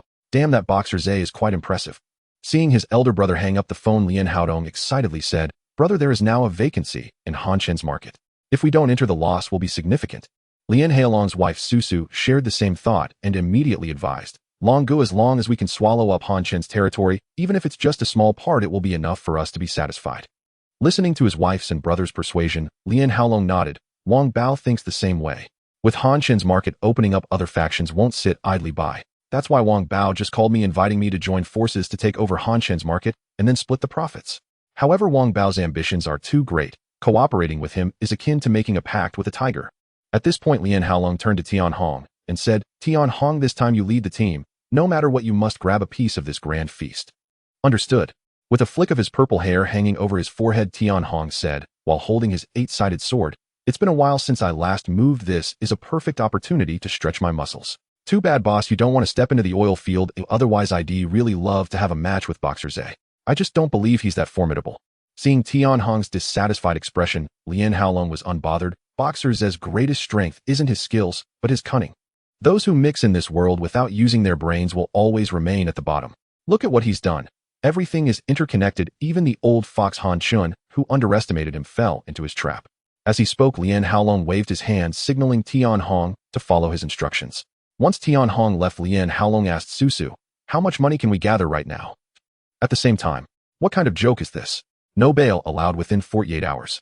No phone calls allowed. Hearing what his lawyer said, Han Shun was infuriated by the restrictions placed on him. Han Shun slammed his fist heavily on the table. I don't care what methods you use or how much money it takes. You must get me out as quickly as possible. Having spent so many years in the underworld, Han Shun certainly understood his current predicament. But hearing the lawyer say he was powerless only fueled his anger, causing him to pound the table furiously. After the lawyer left, Huang Ziqing came in with 2 cups of coffee. Why are you so angry? Aren't you a major player? Can't you keep your cool? Looking at the gloating Huang Ziqing, Han Shun glared at him fiercely. Do you really think that confining me for 48 hours will completely eliminate me? Unfazed by Han Shun's menacing glare, Huang Ziqing replied, Han Shun, I told you back then that you were the most human-like among the people under the Ni family. But in the end, the Ni family fell, and after the black guys Gandhi and their crew went down, you became a shell of your former self. By the way, you've offended people you shouldn't have. The no bail and no phone call policy came from above. Seeing Han Shun's pupils constrict suddenly, Huang Ziqing pushed the coffee toward him. If I were you, I would best confess the location of the warehouse right now. Otherwise, you know the consequences, Han Shun. Facing Huang Ziqing's advice, Han Shun took a deep breath. His previously furious emotions gradually calmed down. Huang, sir, we are all old acquaintances. You should know what I do. Even if I confess, I'll only end up in prison for the rest of my life. I've fallen to this point because of Boxer Zhe. If I can get out, the warehouse will be my capital for a comeback. If I can't get out, I'll use billions worth of goods to make trouble for Boxer Zay. After saying this, Han Shin closed his eyes and fell silent. He also had undercover agents in the police department. Thus Han Shin planned to use their mouths to spread his decision. How naive. Shaking his head, Huang Ziqing stood up to leave.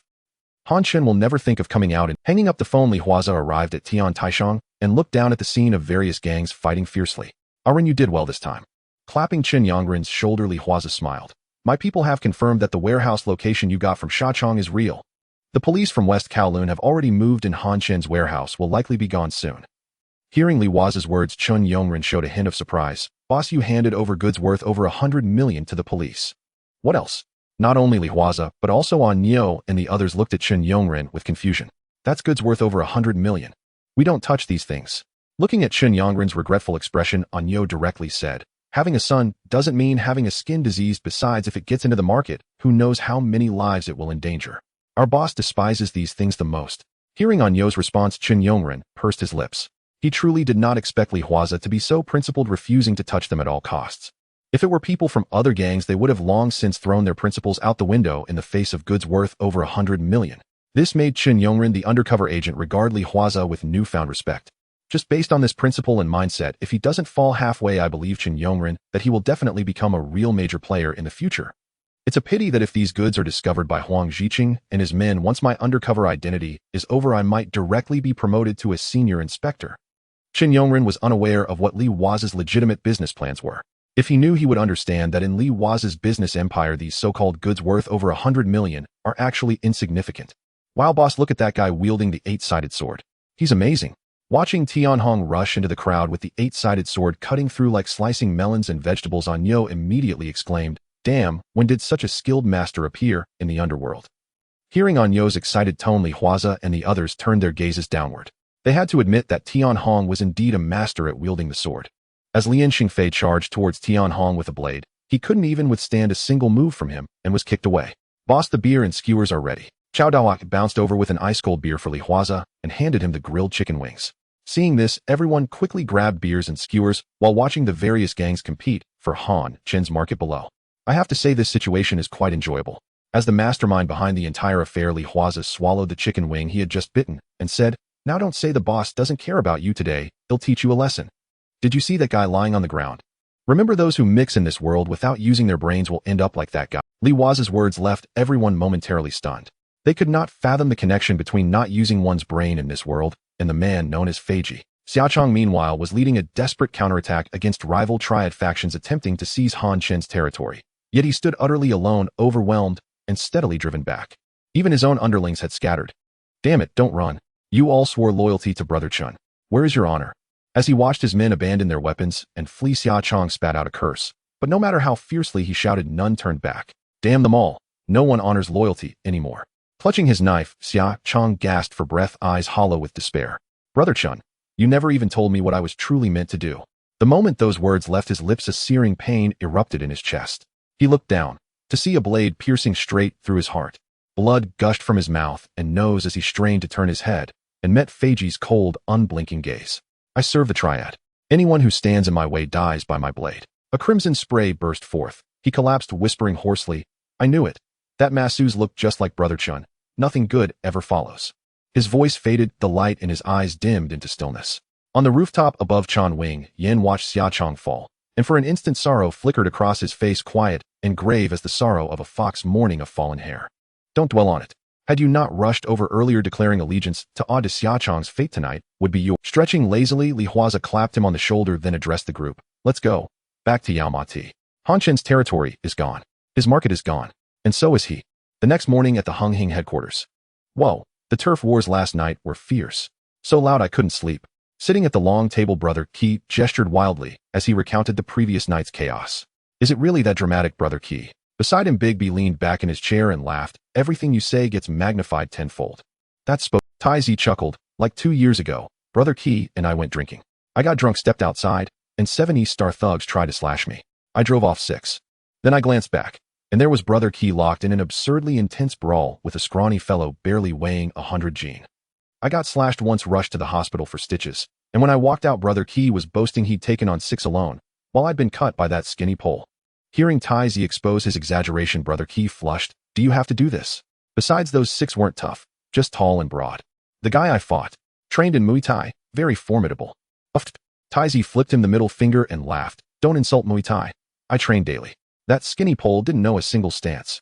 As the group bantered around the long table, Huaze entered with Anyo and fast knife lock. What's got you all so amused? Settling into his seat, Huaze accepted a cigarette from Han Bin and asked with a smile, what's this about a skinny pole's boxing style? Is there a new boxing champion emerging on the streets?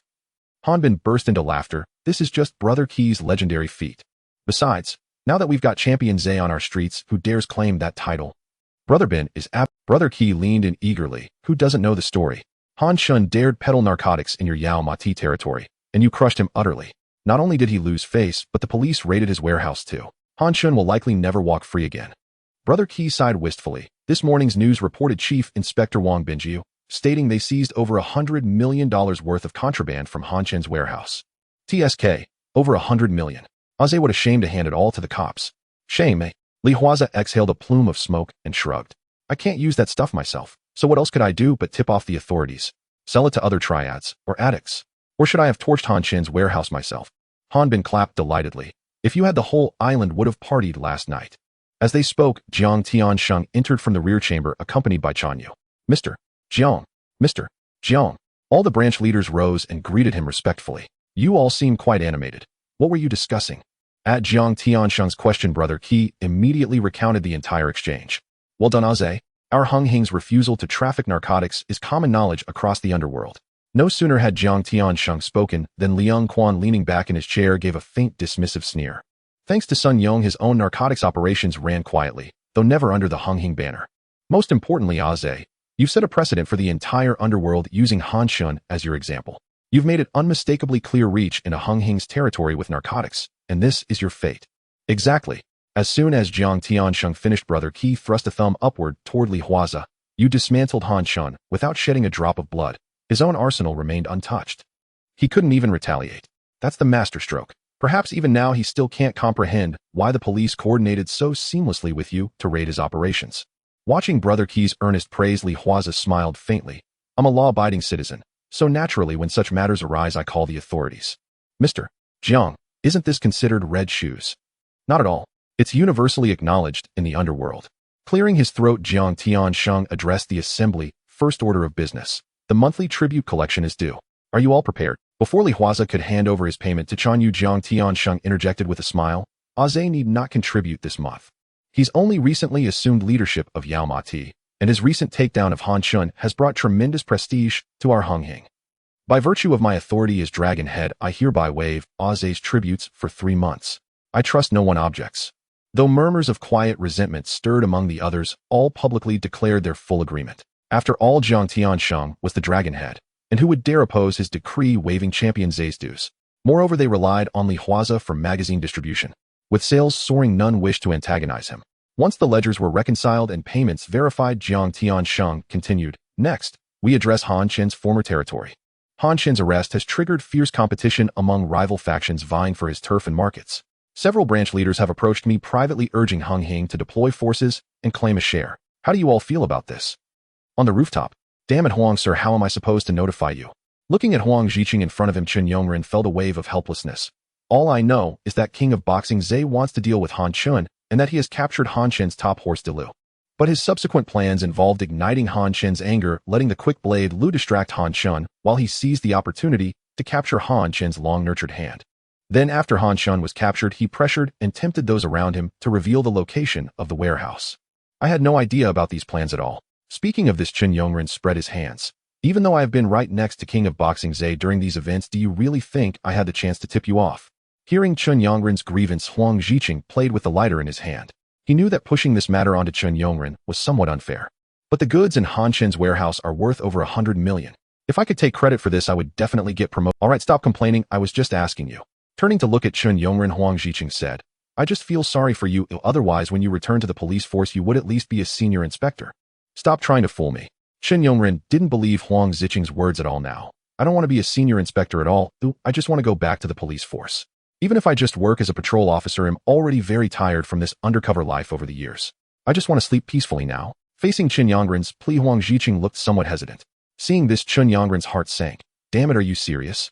Han Shun has already been dealt with. Do you still want me to continue being an undercover? Although Han Shun has been dealt with after the trial, he will go to prison, but his market has been divided among people like He Lianxing de Pu Wang Bao Lin Kuan and Lian Haolong. You know how big the market left by Han Shun is, and now that these newcomers have entered it will inevitably cause chaos. Even the recent gang clash you witnessed a few days ago. Saying this, Huang Zhiqing took out a cigarette and handed one to Chun Yongren. Aren't you are familiar with Han Shun's market and foundation, so I hope you can screw off. Swatting away the cigarette Huang Zhiqing offered, Chun Yongren pointed at Huang Zhiqing's nose and cursed. I'm currently with King of Boxing Zhe, and it's only been less than 2 weeks, and you want me to switch to another gang? They'll be cut to pieces. Do you think King of Boxing Zhe is such a kind-hearted person? No, aren't I know King of Boxing. Screw you, I quit. Without mercy, Chun Yongren flipped Huang Zhiqing the bird and turned to leave. He realized that Huang Zhiqing had never truly considered letting him return to the police force. He didn't even regard the undercover as a real person. Watching Chun Yongren leave, Huang Zhiqing frowned. And after this is done, I guarantee you can return to the police station. Damn it, you little bastard, don't forget your file is still in my hands. Disregarding Huang Zhiqing's call, Chun Yongren dismissed him with a finger gesture, briskly leaving the building. Sighed. Seeing Chun Yongren leave, Huang Zhiqing shook his head. He knew that these people who had been undercover for many years had changed their mindset, and his trust in them had dropped from 90% to 40%. Inside the building, as the elevator doors slowly opened, Chun Yongren walked straight out of the building.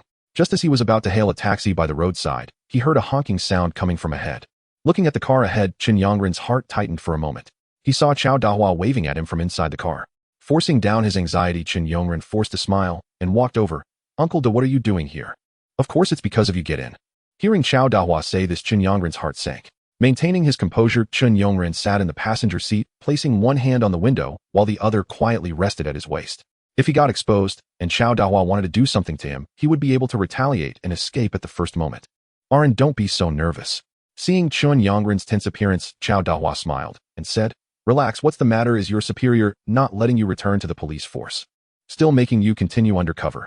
Hearing Chao Dahua say this, Chun Yongren's pupils contracted, and his weapon almost came out from his waist. Don't think about denying it, you little brat. How many years have you been undercover? In front of me, you're still just a wet behind the ears rookie. Originally prepared to fight back, Chun Yongren was momentarily stunned upon hearing Chao Dahua say this. Does that mean he is also an undercover? How is that possible? Uncle Wang is someone who has been in the underworld for decades. How could he be undercover? Huh, you don't believe it. It's fine if you don't believe it. Sometimes I forget my identity as an undercover myself. Aran, when you're out in the underworld, the most important thing is to stay safe. Oh, my previous 11 partners are all dead. At this point, Chao Dahua's expression suddenly became serious. Chun Yongren, according to the order of Superintendent Huang Bingyao from West Kowloon, from now on you report to me. As for the files, the superintendent will retrieve them from that useless Huang Zhiqing. Here, this is your paper file. The superintendent prepared it for you to ensure you don't doubt anything. After you read it, just burn it yourself. Looking at the paper file in his hand, Chun Yongren's mind was still in a daze. My file isn't just in Huang Zhiqing. See, this is the downside of being chosen as an undercover from Huang Zhukang. You don't even know the most basic thing. Although the undercover file is classified if it's not in the headquarters system, how do you think Huang Zhiqing entered it into? Touching the file in his hand and looking at his name on it, Chun Yongren felt a mix of emotions. So what is my next task? Investigate King of Boxing Zhe, or infiltrate another gang as an undercover? Neither. Looking at Chun Yongren, Chao Dahua smiled and said, your next task is to help the boss get the legitimate business up and running. Huh.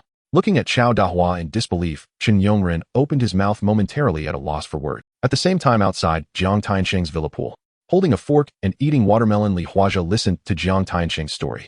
Nearby, Debi led Chun Haonan and Shan Ji, who were also sitting beside him. When Jiang Tiansheng tried to fork up the last piece of watermelon, it was snatched away by Shan Ji. Seeing everyone looking at him, Shan Ji was momentarily at a loss, not knowing whether to eat it or return it to Jiang Tiansheng. Damn, no manners. Is this how I taught you? Upon seeing Shan Ji's actions, Debi scolded him. Haha, Ibi, don't take it too seriously, mister. Jiang won't blame Shan Ji for this. Seeing Shan Ji's awkward demeanor, Li Huaze stepped in to mediate. After all, Chun Haonan and Shan Ji held him in high regard.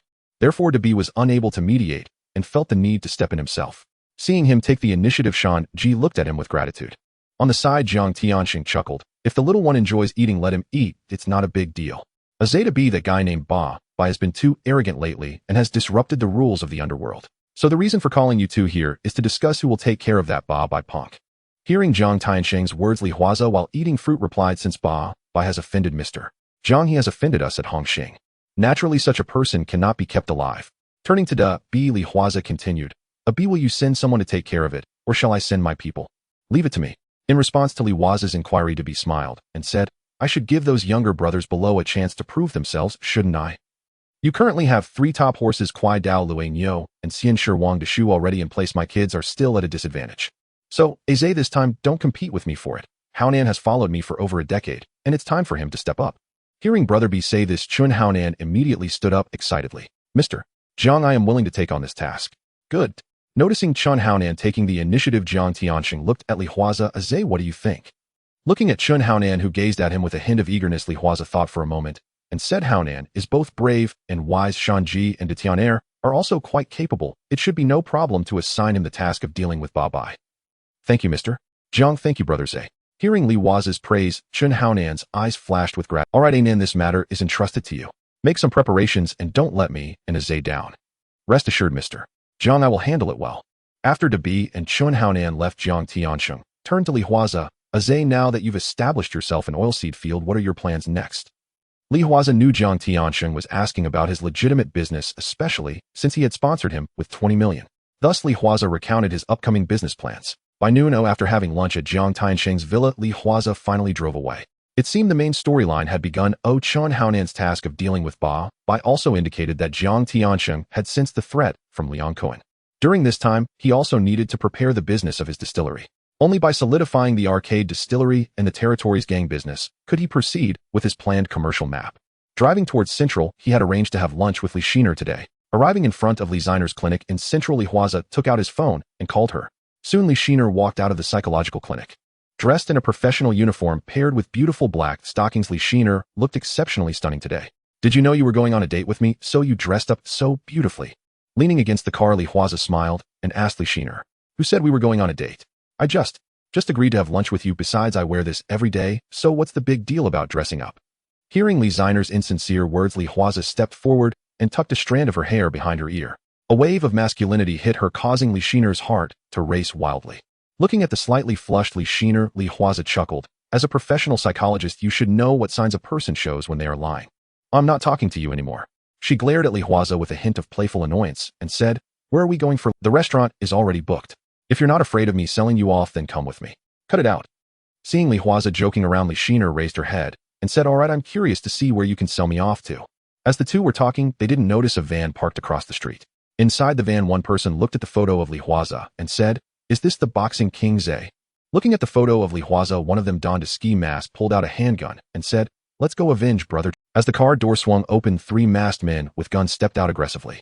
However, before they could cross the street to eliminate Li Huaze, Kwai Dao Lu and Wei Jixiang suddenly appeared from nowhere. They swiftly and decisively eliminated the 3 gunmen. After taking care of the gunman, Wei Jixiang turned and drove a knife into the fleeing driver's body. A scream echoed through the street, causing everyone to instinctively turn towards the crime scene.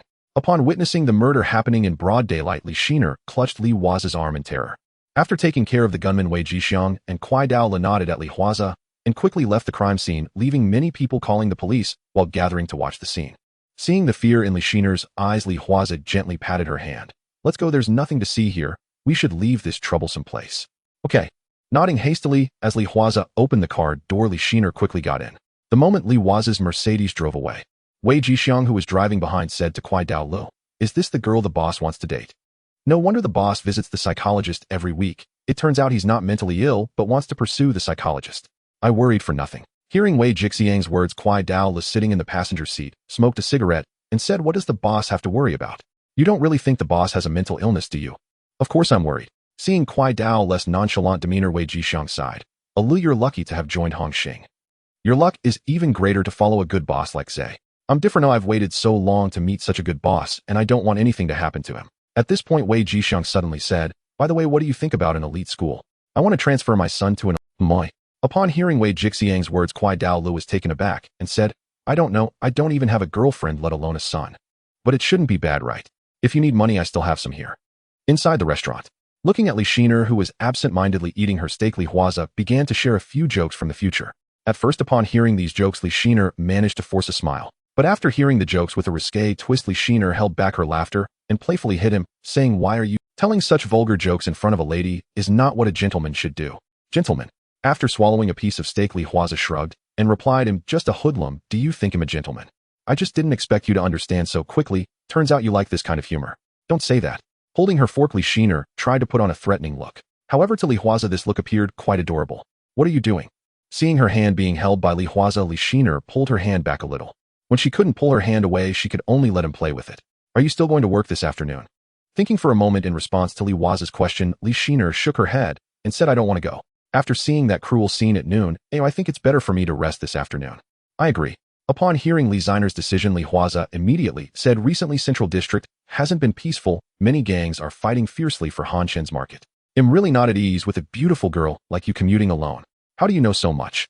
Li Shiner raised her head and blinked her beautiful eyes at Li Huaze, saying, but it really hasn't been peaceful around here lately. There are different gangs hoodlums causing trouble every night. But aren't you from Yaomati? How come you know this so well?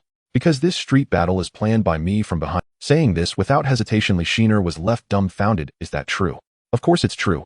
Gently stroking the smooth back of Li Shiner's hand, Li Huaze smiled and said, so for the time being, I think it's better if I drive you to and from work. Come on, just looking at you, it's clear you don't have good intentions. Li Shiner shot him a charming glance and pulled her hand back to continue eating her steak. Seeing this, Li Huaze didn't press further, but continued eating.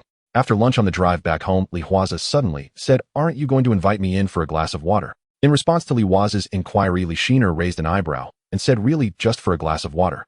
Of course the lunch was a bit salty. Then come on up. After hesitating for a few seconds, Li Shiner nodded. A few minutes later, hey, didn't you say just a few sips of water? Don't be annoying. Haha, that tickles. MMM. As the door closed, it became Li Huaze's domain. Inside the car downstairs. This elite school doesn't seem that great. Looking at the list of materials in hand, Kwai Dao Lu frowned and said the tuition is so high, but it seems like there's no direct admission to secondary school. It's all integrated. Handing over another set of materials for an elite school, he said, what do you think of this one? Even high school is integrated. I've heard the chances of getting into university are high. If a student performs well over a long period at the school, the academy's Mr. John Bull will issue a recommendation letter for direct admission to university. Is that true? Hearing Wei Jixiang say this, Kwai Dao Lu glanced at the annual fees. Damn, 50,000 a year. Why don't those John Bulls go rob a bank? That's exactly what they're doing.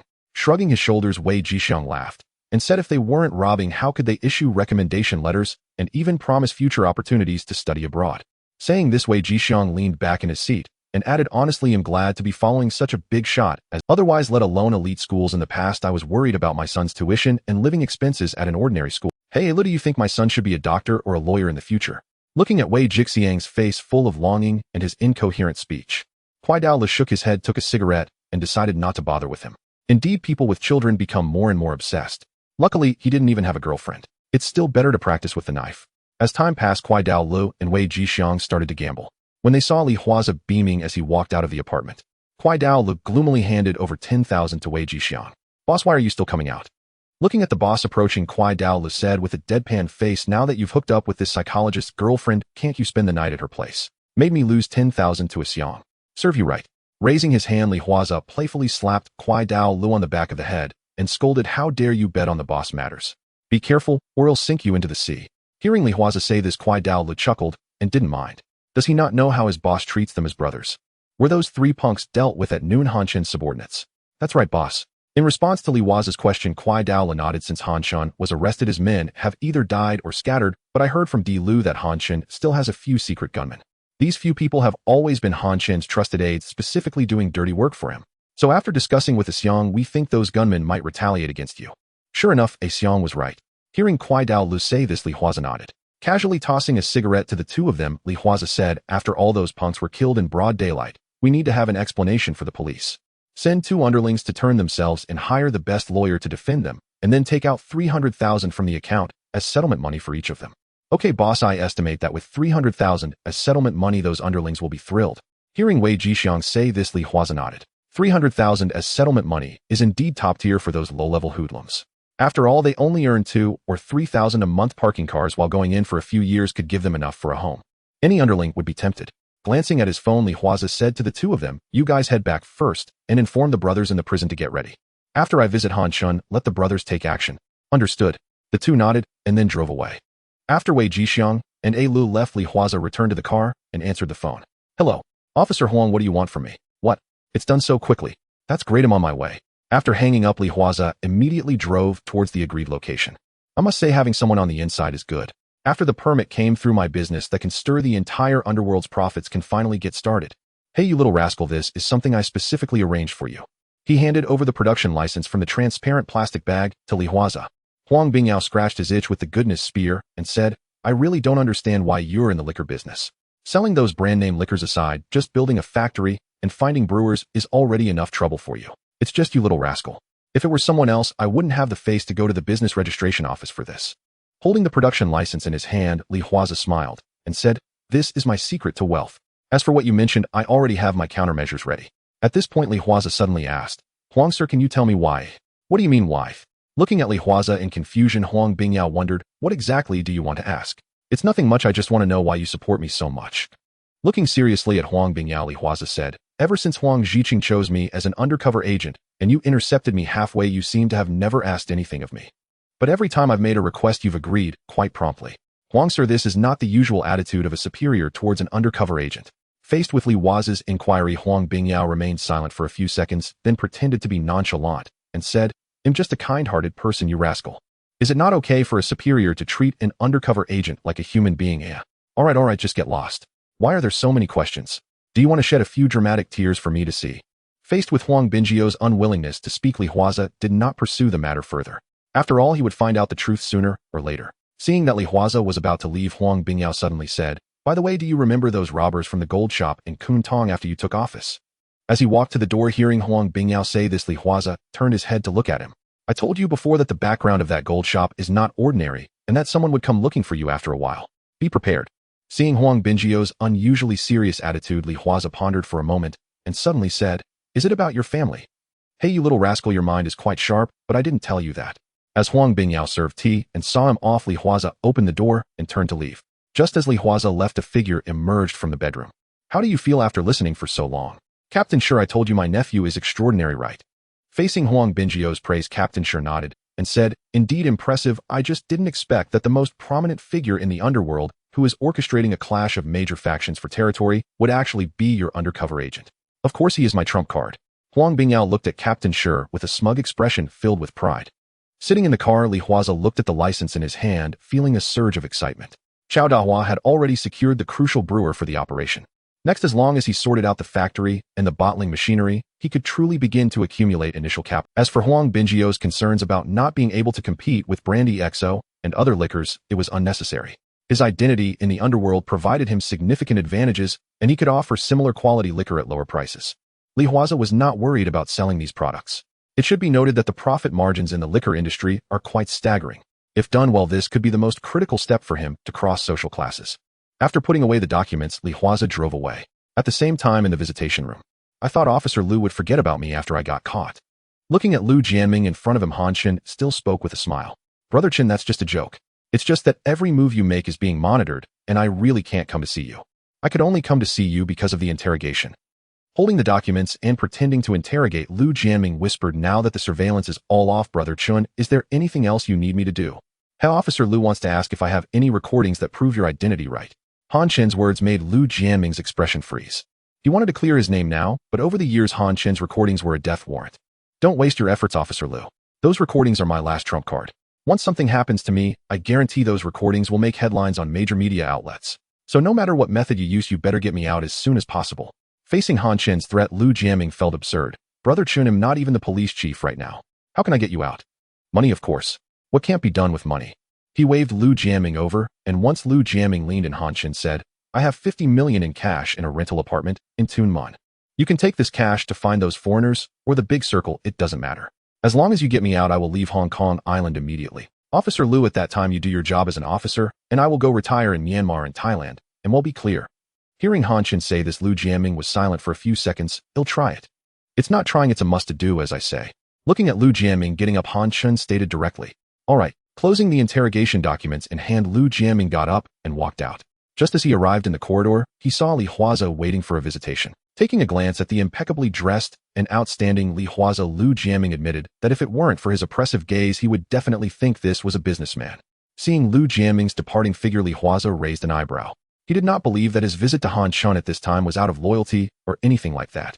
After thinking for a moment, he took out his phone and called Inyo. When the call connected, Li Huaze said, Inyo, help me monitor a guy named Lu Jianming and have the brothers be alert. His counter-surveillance skills are quite strong, but don't let him find out. After hanging up the phone, Li Huaze went straight to the visitation room. Upon seeing Li Huaze arrive, Han Shen looked a bit surprised. I thought the first person to visit me would be Huang Zhiqing or someone like that, but I didn't expect it to be you. Hearing Han Shen's characteristic hoarse voice, Li Huaze said, "Do you regret sticking your hand into my territory now?" Facing Li Huaze's inquiry, Han Shen suddenly laughed. "Punch King, Zay, are you here to show off and declare victory?" "Actually, it's nothing much." Looking at Han Shen, Li Huaze smiled and said, "This morning the few shooters raised by Brother Chun wanted to launch an attack on me. If it weren't for my brothers being alert, I might already be a corpse now. Brother Chin, as the old saying goes, one should reciprocate kindness. I wonder if you will have such good luck next." Listening to Li Huaze's almost veiled words, Han Chen's expression instantly stiffened. This was also what he feared the most. If he were to fight Li Huaze with real weapons outside, Han Chen was not afraid of him. But in prison he had no power at all, while those from Hung Hing had plenty. This was also why Han Chen insisted on having Lu Jiaming find a way to get him out. "King of Boxing Zay, I finally understand where I lost. In this situation, being able to demand compensation with righteous indignation, you are the first." Looking at Li Huaze with a gloomy expression, Han Chen took a deep breath and said, 10 million to buy my life, is that enough? What do you think? The life of the great Brother Chun is only worth 10 million. 30 million, not a penny more. Taking a deep breath, Han Chen said to Li Huaze, "I guarantee that this 30 million is all clean money. Consider it my compensation to you. I could take out more money, but you should know what kind of money that is. How many people are watching it? Do you dare to use it?" Upon hearing Han Chen's words, Li Huaze nodded without changing his expression. In fact, when Li Huaze came, his bottom line was set at 10 million.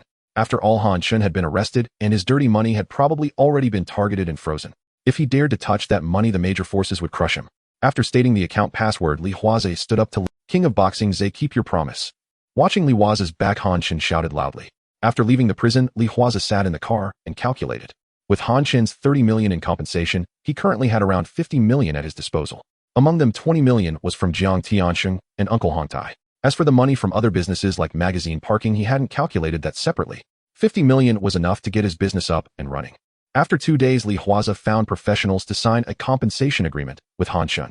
Only then did this money officially belong to Li Huaze himself, ensuring that even if the anti-corruption people came to investigate, there would be absolutely no problem. With this money, Li Huaze immediately began preparing to build a factory in the new territories. "What? 20 million? Elder, are you crazy?" Hearing the 20 million quote, Chao Dahua trembled and said to Li Huaze, "Boss, are you really asking 25 million for just this piece of land? That's not even including the costs of building the factory. This land is not worth 25 million. This is clearly asking for too much." Before Chao Dahua could finish his words, the elder of the new territory's land said, "Mr. Li, we really aren't asking for more money. Hong Kong Island is a place where every inch of land is precious. If you want to buy land to build a factory, you first need to have the approval. But the land rights are in the hands of us elders. I know you have a great reputation and you are decisive in the underworld. But this concerns the livelihood of thousands of our villagers." At this point, the elder glanced at the young people behind him. "For survival, we cannot easily sell the land. Moreover, 2 years ago, a developer also wanted to buy land here to build a factory. He offered over 10 million and even obtained the approval from the business department. But so what? He wanted to build a factory, and we drew lots in the ancestral hall. As you know, the outcome wasn't good." Hearing the elder's words, Li Huaze frowned. "Are you threatening me?" "Of course not. I just want to fight for reasonable rights for our villagers." If it were someone else from the underworld threatening him, Li Huaze would retaliate with even more ruthless measures. But the demands here were reasonable. To be honest, 25 million for such a large piece of land in the new territories was indeed a bit overpriced. In fact, it could be bought for 15 million. But they insisted on 25 million, even analyzing future development trends thoroughly. But he still had to build the factory, hire staff, buy raw materials and machines, and cooperate with glass bottle manufacturers, etc. He also had to consider later promotions to seize the market. 50 million seemed like a lot, but it wasn't enough. After pondering for a moment, Li Huaze said, "Village chief, let me think about it." After saying that, Li Huaze took his people and left. Besides the new territories, Li Huaze also had his eyes on Yuan Long and Chai Wan.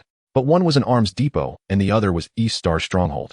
Although the underworld rules say not to interfere with the legitimate businesses of the underworld, people Li Huaze did not trust the integrity of that group. Seeing Li Huaze and his group leave, one young man said, "Village chief, if this boss Li really builds a factory and does business here, it would be beneficial for us too. After all, if a factory is built, our village's young men could work in the factory, which would also increase their families' income." "You are asking for too much. What do you know?" Without letting the young man finish, the village chief sneered, "You know very well who King of Boxing Zay is. Don't worry, aside from our new territories, he won't find a better place to buy land and build a factory. Boss, are you really planning to spend over 25 million to build a factory here?" In response to Nyo's question, Li Huaze looked out the window and remained silent. Indeed, the liquor business was crucial for him to take the first step across the class barrier. That's why Li Huaze wanted to buy land and build a factory himself. If he were to acquire factories from other liquor industries, it would cost even more. But this didn't mean he could accept such an exorbitant demand. Let's head back to Tuadi. Hearing Li Huaze's words, Ainyo nodded. Half an hour later in Yao Ma Ti inside Li Huaze's bar, several liquor experts came over with Chao Dahua. Each of these people held the latest liquor samples in their hands. Try the taste. Looking at the liquor on the table, Li Huaze signaled everyone to have a taste. Fast Blade Lu was the first to pick up a glass and take a sip. Smacking his lips, Fast Blade Lu said, "This tastes just like the brandy we sell in our bar. My glass is XO." Nearby, Wei Jixiang looked at the drink in his glass with great interest. The taste, aroma, and mouthfeel are all exactly the same. Boss, is this the business you want to build a factory for? Looking at the curious eyes of everyone, Li Huaze nodded. It's not easy to meet these liquor experts. I certainly want to maximize their value.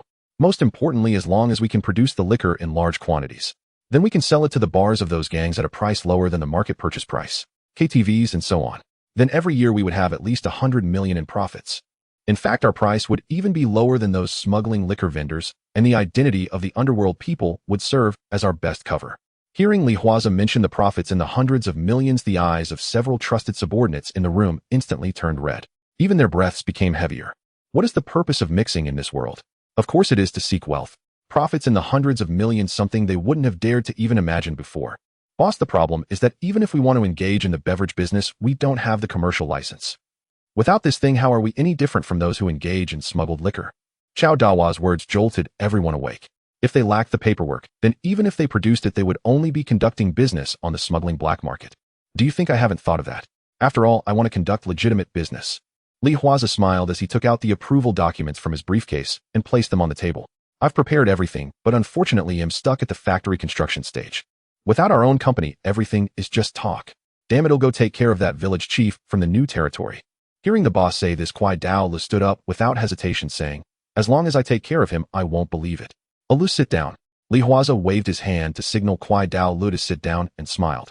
Remember, since we want to do legitimate business, we must rely on legitimate means. There was something Li Huaze didn't say, which was that someone back home had already taken notice of him. Huang Bingio's recommendation, coupled with the robbery incident at the Kwun Tong gold shop, had left a very good impression of him back home. If he were to use unconventional means at this moment, it would likely leave a bad impression back home. He only had a few years until returning, and he didn't want to suffer a loss for a small gain. After all, the gap between the Hua and Li families served as a prior lesson. Then let's go for a bank loan. Anyo, who had been silent all along, looked at the drinks on the table and said, boss, if we can get a bank loan, it would be much easier. Yeah, a bank loan is my last option. Leaning back on the sofa and thinking for a moment, Li Huaze looked at Chao Dahua and asked, Ada, has the arcade equipment been delivered? It's already been delivered, boss. This time we received a total of 130 units. We've also rented the store, and it can open in 3 days. Great. Putting the documents back in the briefcase, Li Huaze said, in 3 days we will hold a grand opening ceremony and invite other gang leaders to attend. Hearing Li Huaze say this, Chao Dahua and the others nodded. It seemed that the boss wanted to use the arcade open. 3 days later, 2 banners hung outside the arcade, and Anyo set off 1,000 firecrackers, creating a loud commotion. Haha, Aze, congratulations on the opening of your arcade. The first to arrive was Brother G, who had his underlings set up the flower baskets at the entrance.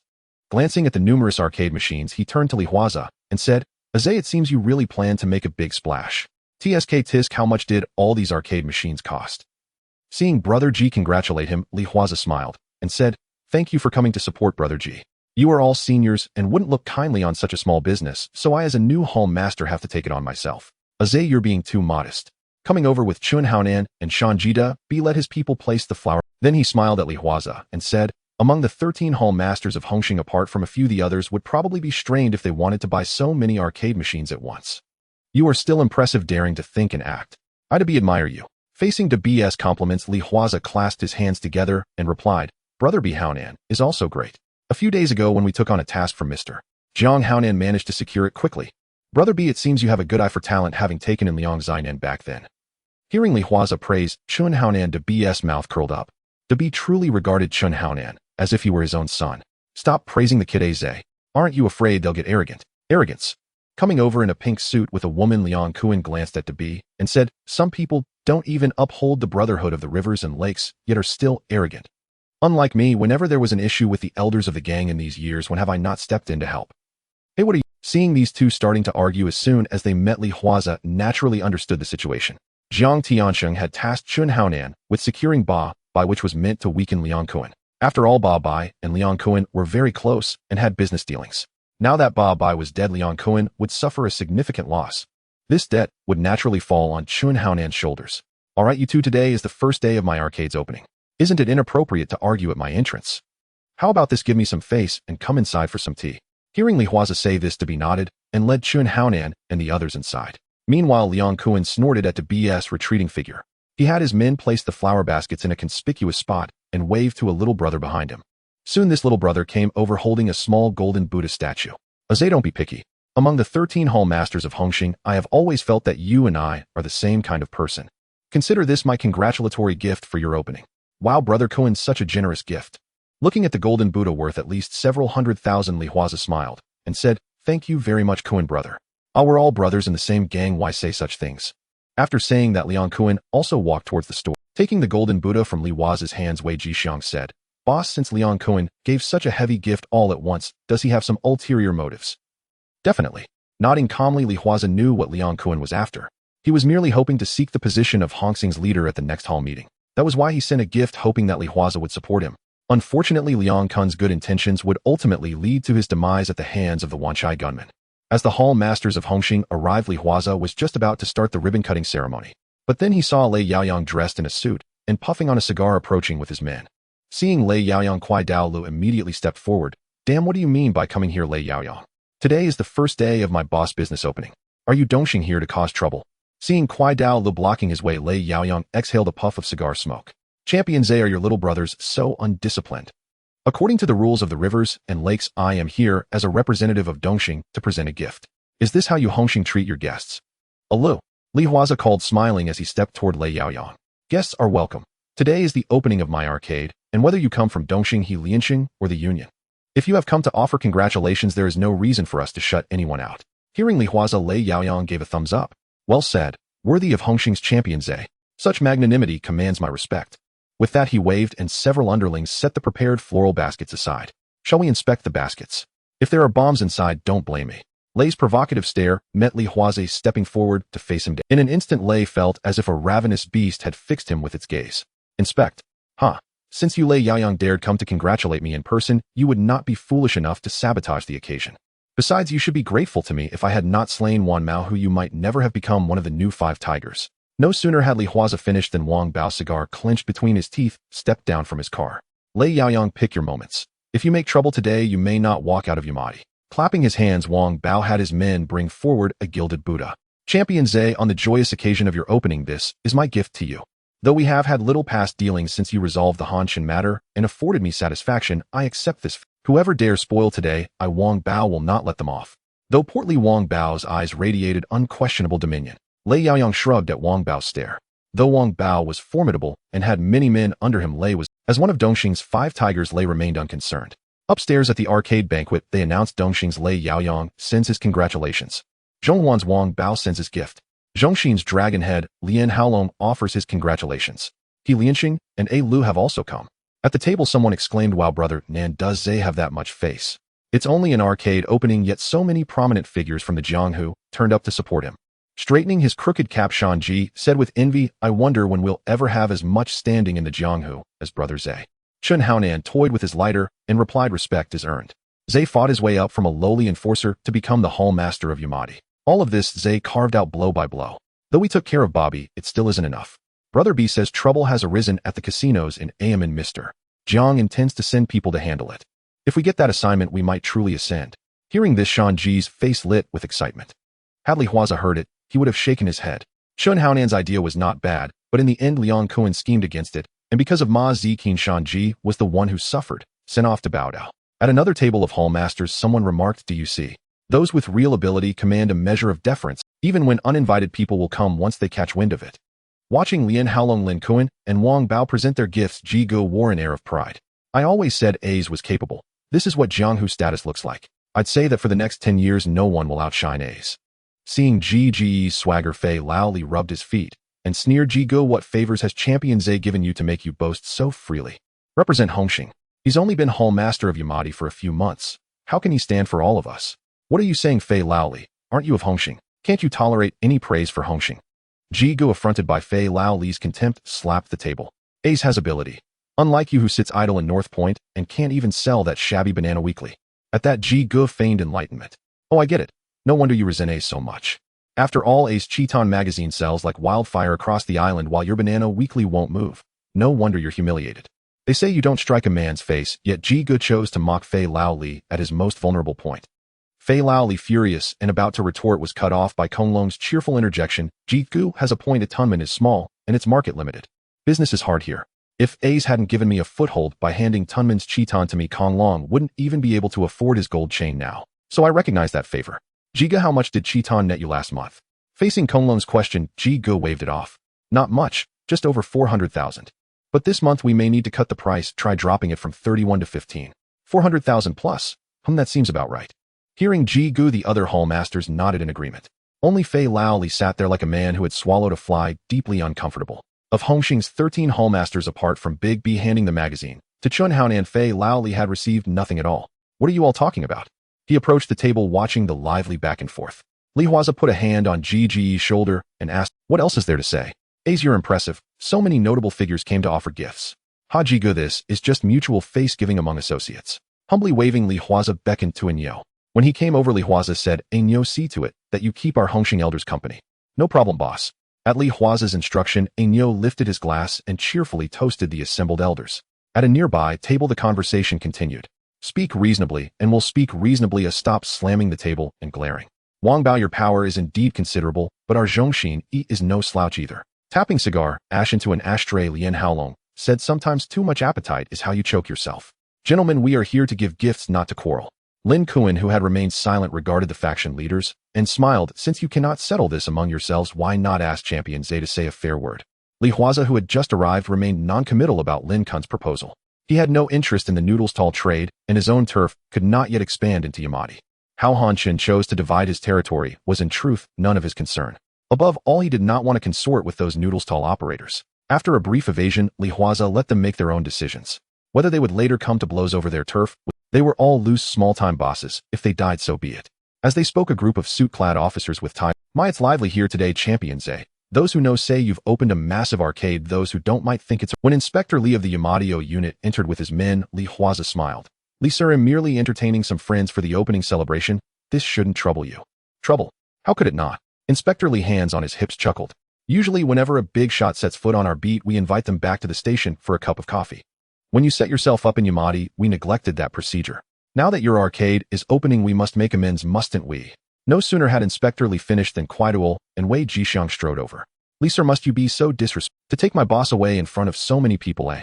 Facing Wei Jixiang's stern expression, Inspector Li shrugged. Champion Zhe, what do you say? Meeting Inspector Li's gaze, Li Huaze smiled. Very well. If a procedure was missed, it must be completed. Alue Xiang, look after our guests, they'll be right back. Stepping forward, Li Huaze fixed his eyes on Inspector Li and raised a hand. Do you need to put on handcuffs? No need. We're old acquaintances, there's no need. Seeing Li Huaze being led away, Fei Lao Li sneered. Look at him acting so arrogant.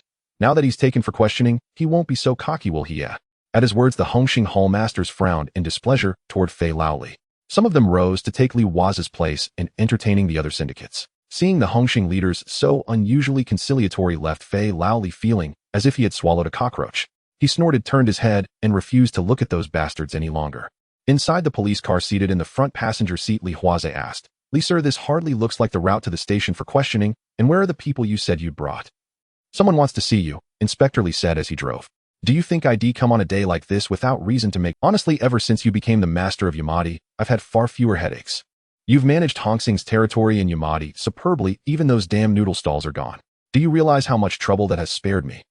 Before Inspector Li could finish, a car suddenly streaked out from nearby and rammed into their vehicle with a thunderous crash. The tremendous impact flipped Inspector Li's car over. Li Huaze reacted with lightning reflexes, protecting him. Inspector Li was not so fortunate. His head struck the pillar and blood flowed freely, and his right arm was fractured. Damn, Li Huaze cursed under his breath. Unbuckling his seatbelt, he dragged Inspector Li behind the car. From the corner of his eye, he saw the other vehicle stop and 2 or 3 masked men with submachine guns approaching. The rat-a-tat of gunfire erupted. Li Huaze immediately hugged the car's flank. God damn it, Inspector Li. Are these men after you or after me? Also crouched behind the car and dizzy, Inspector Li fumbled for his pistol, but his broken right arm made it impossible to grasp and fire. How should I know who they're after? One thing is clear, if we don't fight back in time, the 2 of us will die here. Saying this, Inspector Li handed him a 38. You know how to handle a gun, right? My left hand can't shoot straight. Taking the 38, Li Huaze peered through a seam in the car as the three men closed in.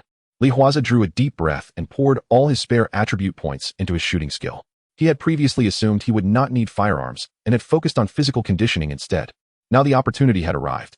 As his shooting skill surged to mastery, the 38 in his hand felt utterly intuitive, every motion coherent and precise. That sensation, the gun obeying his fingers, filled him with confidence. When the volley momentarily subsided, Li Huaze rose without hesitation and fired at the three men. Bang! Bang! Two quick shots felled the two masked men up front. The remaining gunman about to resume firing saw Li Huaze roll to the left with a side tumble. Before he could swing the muzzle away, a bullet tore through his skull. In a matter of seconds, Li Huaze had dispatched the three armed assailants with surgical efficiency. The whole encounter had seemed almost effortless. Inspector Li pressed his hand to his arm and slowly pushed himself, glancing at the three submachine guns on the ground and then at the 38 in Li Huaze's hand. He said, "With talent like yours, why play the petty lackey? Why not try for the police? With your brains and reach, if you had applied to Hung Hing back, then you might be a senior inspector now." Seeing Inspector Li's rueful expression, Li Huaze exhaled and returned the 38. "Come on, do senior inspectors even carry 38s? But you must call for backup and investigate whether those three were after you or after me." Stowing the revolver in its holster, Inspector Li took out his phone and dialed. As the call connected and Inspector Li summoned assistance, Li Huaze sat by the roadside, lit a cigarette, and placed it between his lips. There was no denying that those few seconds killing three gunmen had been intoxicating. "Give me a cigarette." Inspector Li, struggling to sit beside Li Huaze, reached out for one. Handing him the cigarette, Li Huaze asked, "Li sir, now tell me, who is so powerful that you personally came to fetch? A family man. We used to call him Daquan Bao." Exhaling smoke, Inspector Li coughed violently as blood spattered the ground from his head. "Wound. Damn it. We have to find out who those three were, and more importantly, the bastard who masterminded them. I've risen from patrolman to senior inspector and never suffered such a blow." Li Huaze made no reply to Inspector Li's curses. Daquan Bao, Captain Shi, and Huang Bingyao had told him about that man before. He had never imagined that meeting him halfway would lead to an assassination attempt. Wait, could those people have been behind? Approaching the three armed men, Li Huaze removed their masks. He studied the three faces revealed beneath them and beckoned to Inspector Li. "Li sir, could you come over and see if you recognize them?" Clutching his fractured right hand, Inspector Li walked over and examined them carefully. "I seem to have some recollection," he said. "They look familiar. I think I've seen these three before." Wiping the blood trickling from his forehead, Inspector Li pondered for a long moment. "Let me go back and check the records," he said, "but I suspect these three were after me." After speaking, he reached out. "Give me a cigarette. Damn, it hurts like hell." Li Huaze took a cigarette, placed it between Inspector Li's lips, and lit it for him. Sitting back down by the roadside, Li Huaze teased, "Who would have imagined that this gang-affiliated ruffian of mine would one day stand shoulder to shoulder with you as senior inspector? Li sir, I've been dragged into this because of you." Hearing that, Li sir slowly exhaled a cloud of smoke and said, "Compared to other ruffians, you, Huaze, are at least still a decent man. You think I haven't been watching you? From the first day you were planted in Huaze, I've been keeping tabs on you. Not bad. At least you loathe those vile vice businesses, and you haven't forced decent women into prostitution in your bar or stables." His arm evidently hurt. Inspector Li drew a sharp breath. "You mix with gangs, so you should know some petty scoundrels will stop at nothing to make money. Some won't even spare their own women, not even their own sisters." Hearing the compliment, Li Huaze lit a cigarette and laughed. "So you think I'm all right then?" "Of course. Otherwise I would have invited you back to the station for a chat on the very first day you were planted. Do you think they'd wait until now to call you in?" The two sat by the roadside smoking. In the middle of the road, a car lay riddled with holes. Beside it, three corpses lay silently on the mountain pass. If this were a film, it would be the protagonist's triumphant denouement. At least when the backup officers arrived and saw the scene, they were all momentarily stunned. It was an incongruous sight, a Hung Hing gang boss and a senior officer from the O unit sitting together smoking and chatting. The tableau jarred with every expectation. "What are you staring at? Get on with the procedure and take me to the hospital, you idiots. Have some eyes." Seeing his men dazed, Inspector Li shook his head and said to Li Huaze, "See that? They have no sense at all, and they still want promotions." As he spoke, Inspector Li's phone rang. He answered, glanced at Li Huaze, and said something into the line. After the call ended and two officers helped him to his feet, Inspector Li said, "Huaze, go back to the station with my men and give a statement. I've already briefed that person about what happened here. When he has time, he'll come find you himself. By the way, my marksmanship isn't bad, right?" Taking Inspector Li's pointed remark in good humor, Li Huaze gave a knowing thumbs up. "Right arm fractured, yet with my left hand, I took down three men armed with submachine guns with 3 shots. Li sir, you're formidable." "Huh." Amid envious looks from the officers, Inspector Li was borne off to the hospital, head held high. Li Huaze followed the officers back to the station to give a statement. When he emerged, Chao Dahua, Nyo, and the others were leaning against the car waiting for him. Outside the station, over 100 of his subordinates stood in a boisterous mass. When Li Huaze appeared, the crowd shouted in unison, "Boss!" The cry of "Boss!" rolled out with such force that the palms of the guards gripping batons and shields grew sweaty. It looked as if the gang might try to storm the station gates. "Boss, are you alright?" Wei Jixiang and Nyo hurried over. "Those cops gave you a hard time, didn't they? I'm fine, but this whole scene has gotten a bit overblown." Patting their shoulders, Li Huaze stepped forward and told his Hung Hing men disperse. "Tonight at 8, go see Brother Nyo. The boss is treating." "Thanks, boss." At the promise of a treat, the Hung Hing men outside the station erupted in cheers. Seeing this, Li Huaze got into the car and asked the front passenger Wei Jixiang, "Xiang, were those people you called?" "Yes, boss." Wei Jixiang smiled and explained, "Generally, when the most conspicuous member of a gang is taken in by the police for tea, it's just a procedure. The cops' purpose is to make those who might become bosses behave themselves. But to prevent the flashy types from having their standing ground down by the cops, the gang will send its men to Although when you were planted, the cops skipped the normal formalities and are only making them up now, we still have to keep up." Listening to Wei Jixiang, Li Huaze nodded. "Have the men I called been sent away?" "They've been sent, boss. But it looks like How Long and Wang Bao didn't settle things. There'll probably be a fight." "Then let them fight. They're all vice dens. One less house is one less enemy." After saying that, Li Huaze closed his eyes to rest. He had invited the Hongxing Hall leader earlier to secure the upcoming beverage business. But before the talks began, Inspector Li had taken him in, and halfway there, they were ambushed by gunmen. Truly nothing. Inspector Li insisted those 3 shooters had come for him. Yet Li Huaze felt in his bones that the 3 men had been. It was a gut feeling. Reflecting on it, Li Huaze suddenly said, "Anyo, have the brothers give Han Chun his final send-off." "Yes, boss." Anyo nodded and continued driving back. At the same time, in an apartment building in Wanzai district. "Wow, are you really going to eat that much?" Yilao peered at the dozen or so cups of instant noodles in front of Xiao Fu and in his hoarse voice exclaimed with exaggerated disbelief. Seeing Yilao's theatrics, Xiao Fu blushed a little and wiped his mouth. "I haven't eaten properly for 2 days, so I'm really starving. Damn, being your manager is a losing proposition." Yilao shook his head speechlessly at Xiao Fu's reply. Yilao placed more than a dozen thick books on the table and said, "Study these well. These books teach how to become a top. Don't be like that idiot who took the job, sent out 3 assassins, and spent the money on 3 submachine guns. And what happened in the end? Wasn't he taken out with a 38? Hearing this, Xiao Fu was astonished. 38 took out 3 assassins wielding submachine guns." "Yes." Yilao nodded. "Surprised, aren't you?" "Me too. I never saw it coming." Early November, inside Li Huaze's bar in Yamadi. "Not bad, Li, you've made a lot in the past 2 months. Looking over the ledger's figures, Li Huaze smiled. "Although it earns less than a DOS magazine business, after all, I paved the way and united the territories of other Hongxing Hall chiefs. Judging solely from the income here in Yamadi, you even earn more than a xiang." Hearing the boss praise Kwai Dao, Li chuckled at the side. "Boss, that's because I have a secret weapon." "Oh." Seeing Kwai Dao less leering grin, Li Huaze asked with curiosity, "What secret weapon?" Pointing to Wei Jixiang beside him, Kwai Dao shrugged. "If a xiang and I each operated alone, everyone would earn. But after a xiang took over the Malin operations, he and I joined forces. So now bars, KTVs, and every entertainment venue are connected to Malin. A xiang even held a fungjie contest recently. Boss, you might not know. Those lecherous patrons are truly willing to spend money to prop up the fungjie they fancy." As he spoke, Kwai Dao Lu obligingly poured Li Huaze a drink. "Thus, these past 2 months, my operations beneath have been overflowing with profit." Hearing Kwai Dao less explanation, Li Huaze nodded. "Very good. I admire that you have your own ideas. Work properly. Making money beats everything." Wei Jixiang smiled at the moment and said, "It's because we met a boss as generous as you, nothing more need be said.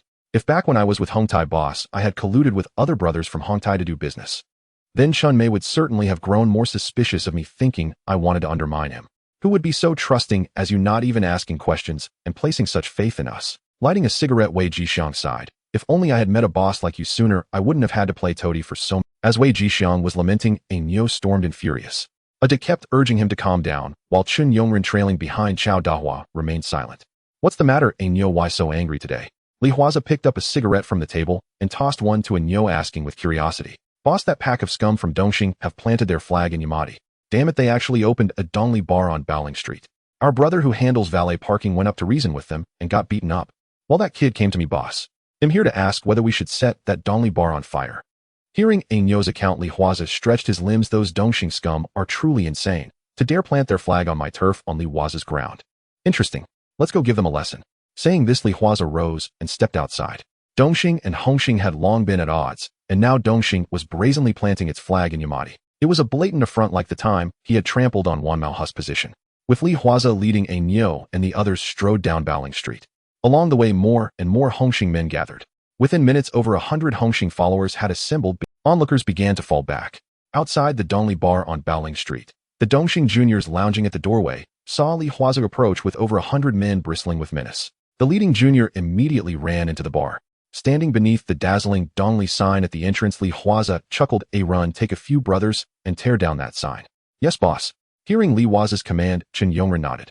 They borrowed a ladder and several hammers from a nearby. Chen Yongren and the others climbed to the second floor and began smashing at the characters of the Dongli sign, sparks flying as fragments tumbled to the pavement. The Dongxing juniors at the door were stunned and dared not step forward to stop them. Not to mention Kwun Wangza now had hundreds of Hung Hing men behind him. Even if Kwun Wangza had come alone, they would not have dared to intervene. His fearsome reputation preceded him. "Stop!"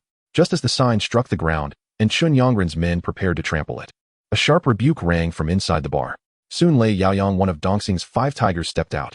Beside him, to Li Huaze's astonishment, stood Li Pengzi. At that sight, Li Huaze suddenly realized what was happening. Good lord, was this the very affair that would later embroil Situ, now unfolding upon him? Watching his sign being smashed, Lei Yaoyang moved forward with a laugh. "Kwun Wangza, you really are domineering." "I don't think so." Stepping closer to Lei Yaoyang, Li Huaze's voice took on a cold edge. "Lei Yaoyang, you have the gall to plant your flag on my turf, looking to trample me. Fine, but that depends on whether you have the ability." Seeing Li Huaze ready to seize the flag, Lei Yaoyang spread his arms and took a step back with a grin. "Fisticuffs are for barbarians. Kwun Wangza, I didn't come to plant a flag in Yamati. I merely came to do business. To show my sincerity, I even brought along your Hong Xing's Li Pengzi. This bar actually holds a 30% stake for Li Pengzi." As Lei Yaoyang finished, Li Pengzi stepped forward. "That's right, Kwun Wangza. Lei Yaoyang and I are conducting legitimate business. You needn't react so strongly. It's only a bar. You, Kwun Wangza, can open bars and sell magazines in our territory. Can we not open a bar in? It's only a bar. You, Kwun Wangza, can open bars and sell magazines in our territory. Can we not open a bar in?" Li Huaze regarded Lei Yaoyang. "I must say, Lei Yaoyang, your plan is cunning. Bringing in Hung Hing Hall chiefs who are at odds with me, and then planting Dongxing's flag in Yamati. Do you assume that because you and I are both Hung Hing Hall chiefs, I must afford Li Pengzi some measure of courtesy?" No sooner had the words left his mouth than Li Huaze's expression altered. He raised his foot, and without hesitation kicked Li Pengzi squarely in the stomach. In the next instant, Li Pengzi flew back like a human projectile for several meters. Seeing Li Huaze strike Li Pengzi so openly, even Lei Yaoyang was stunned. After all, Li Pengzi was a Hung Hing Hall chief from North Point. Li Pengzi, felled by the blow, clutched his belly and glared at Li Huaze in fury. Just as he opened his mouth, Li Huaze waved, and Wei Jixiang and Kuai Dao stepped forward to haul him up. "What are you doing? Let go. I am a Hung Hing Hall chief. You show no sense of rank." Seeing himself dragged like a dead dog to Li Huaze's feet, Li Pengzi immediately burst into curses. Li Huaze crouched before Li Fatso, who was dragged forward like a lifeless dog, his back hunched, and his mouth spewing furious curses. Under Li Huaze's oppressive, unblinking gaze, Li Fatso felt an icy dread seep into his bones. Goose flesh prickled across his skin. His curses dwindled to a whisper, then ceased altogether as he turned his head to meet Li Huaze's stare directly. "Li Fatso, ever since I became a red pole, you've mocked me relentlessly. Out of respect for your seniority in the Hung Hing, I chose not to retaliate. After all, we belong to the same triad. No need to tear open old wounds and shatter harmony." The moment the words left his lips, Li Huaze seized Li Fatso's head and slammed it hard against the neon sign above. With his free hand, he slapped the sign repeatedly. "Tell me, Li Fatso, what do these 2 characters say?" "I." Hesitating, Li Fatso stammered. Li Huaze barked, voice sharp as shattered glass. "Speak up. What do these 2 characters say?" Li Huaze's thunderous roar sent Li Fatso into a full-body tremor. Worse still, the grip tightening around his nape grew unbearable, suffocating. Dongli. So you can read, Li Fatso." Twisting his head around to force eye contact, Li Huaze's gaze burned with savage fury. "That Dong. It stands for Dongxing, not Dongli. If you wish to leave Hung Hing and join Dongxing, you're free to do so, but you will not sully our name with such contemptible theatrics." I never meant to join Dongxing. Brother Fist King, Zay, don't slander me. I only wanted to run a business." Li Fatso cried out in desperate protest, his voice cracking under Li Huaze's soul-piercing accusation. He truly sought only to provoke Li Huaze, not to defect. If Jiang Tiansheng misinterpreted his intent, he'd be dead before dawn. Watching Li Fatso's frantic denials, Li Huaze sneered coldly, then hoisted him upright and hurled him backward without warning. Turning to Anyo, Li Huaze commanded, "Anyo, keep your brothers on Li Fatso. Once I settle this matter, I'll bring him personally to Mr. Jiang." "Yes, sir." Anyo nodded curtly, then flicked his fingers lazily. 2 underlings stepped forward and dragged Li Fatso away. Approaching Lei Yaoyang, Li Huaze raised a thumb in grim admiration. "Impressive, Lei Yaoyang. You spent millions just to watch us squabble. I, Li Huaze, salute your audacity." "Whoa, what spectacle costs millions? Brother Fist King Zay, this is a legitimate business venture. Did you really think I'd open a bar in Yao Ma Ti without preparation? As he spoke, a foreign police superintendent emerged from the bar. What is going on here? Stepping between Lei Yaoyang and Li Huaze, the foreign officer flashed his badge. I am Superintendent John of West Kowloon. I don't care about your personal feuds, but I will not tolerate unrest in Yao Ma Ti. Brother Fist King Zay, I know you. You're the Yao Ma Ti chapter head of Hung Hing. But Mr. Lei runs a lawful bar enterprise. All legitimate businesses fall under our protection. Do you understand? Li Huaze chuckled softly, then fixed Lei Yaoyang with a knowing smirk. So that's your backbone. A superintendent playing bodyguard. I have no idea what you're implying. Lei Yaoyang spread his hands, voice laced with arrogant defiance. But Superintendent John speaks truth. I run a lawful business fully shielded by law. Excellent. Clapping once, Li Huaze grinned. I admire lawful enterprises and the men who run them. Since you Lei Yaoyang operate a lawful business, I assure you I'll be your most devoted patron. Don't push your luck, or I'll haul you straight to the station.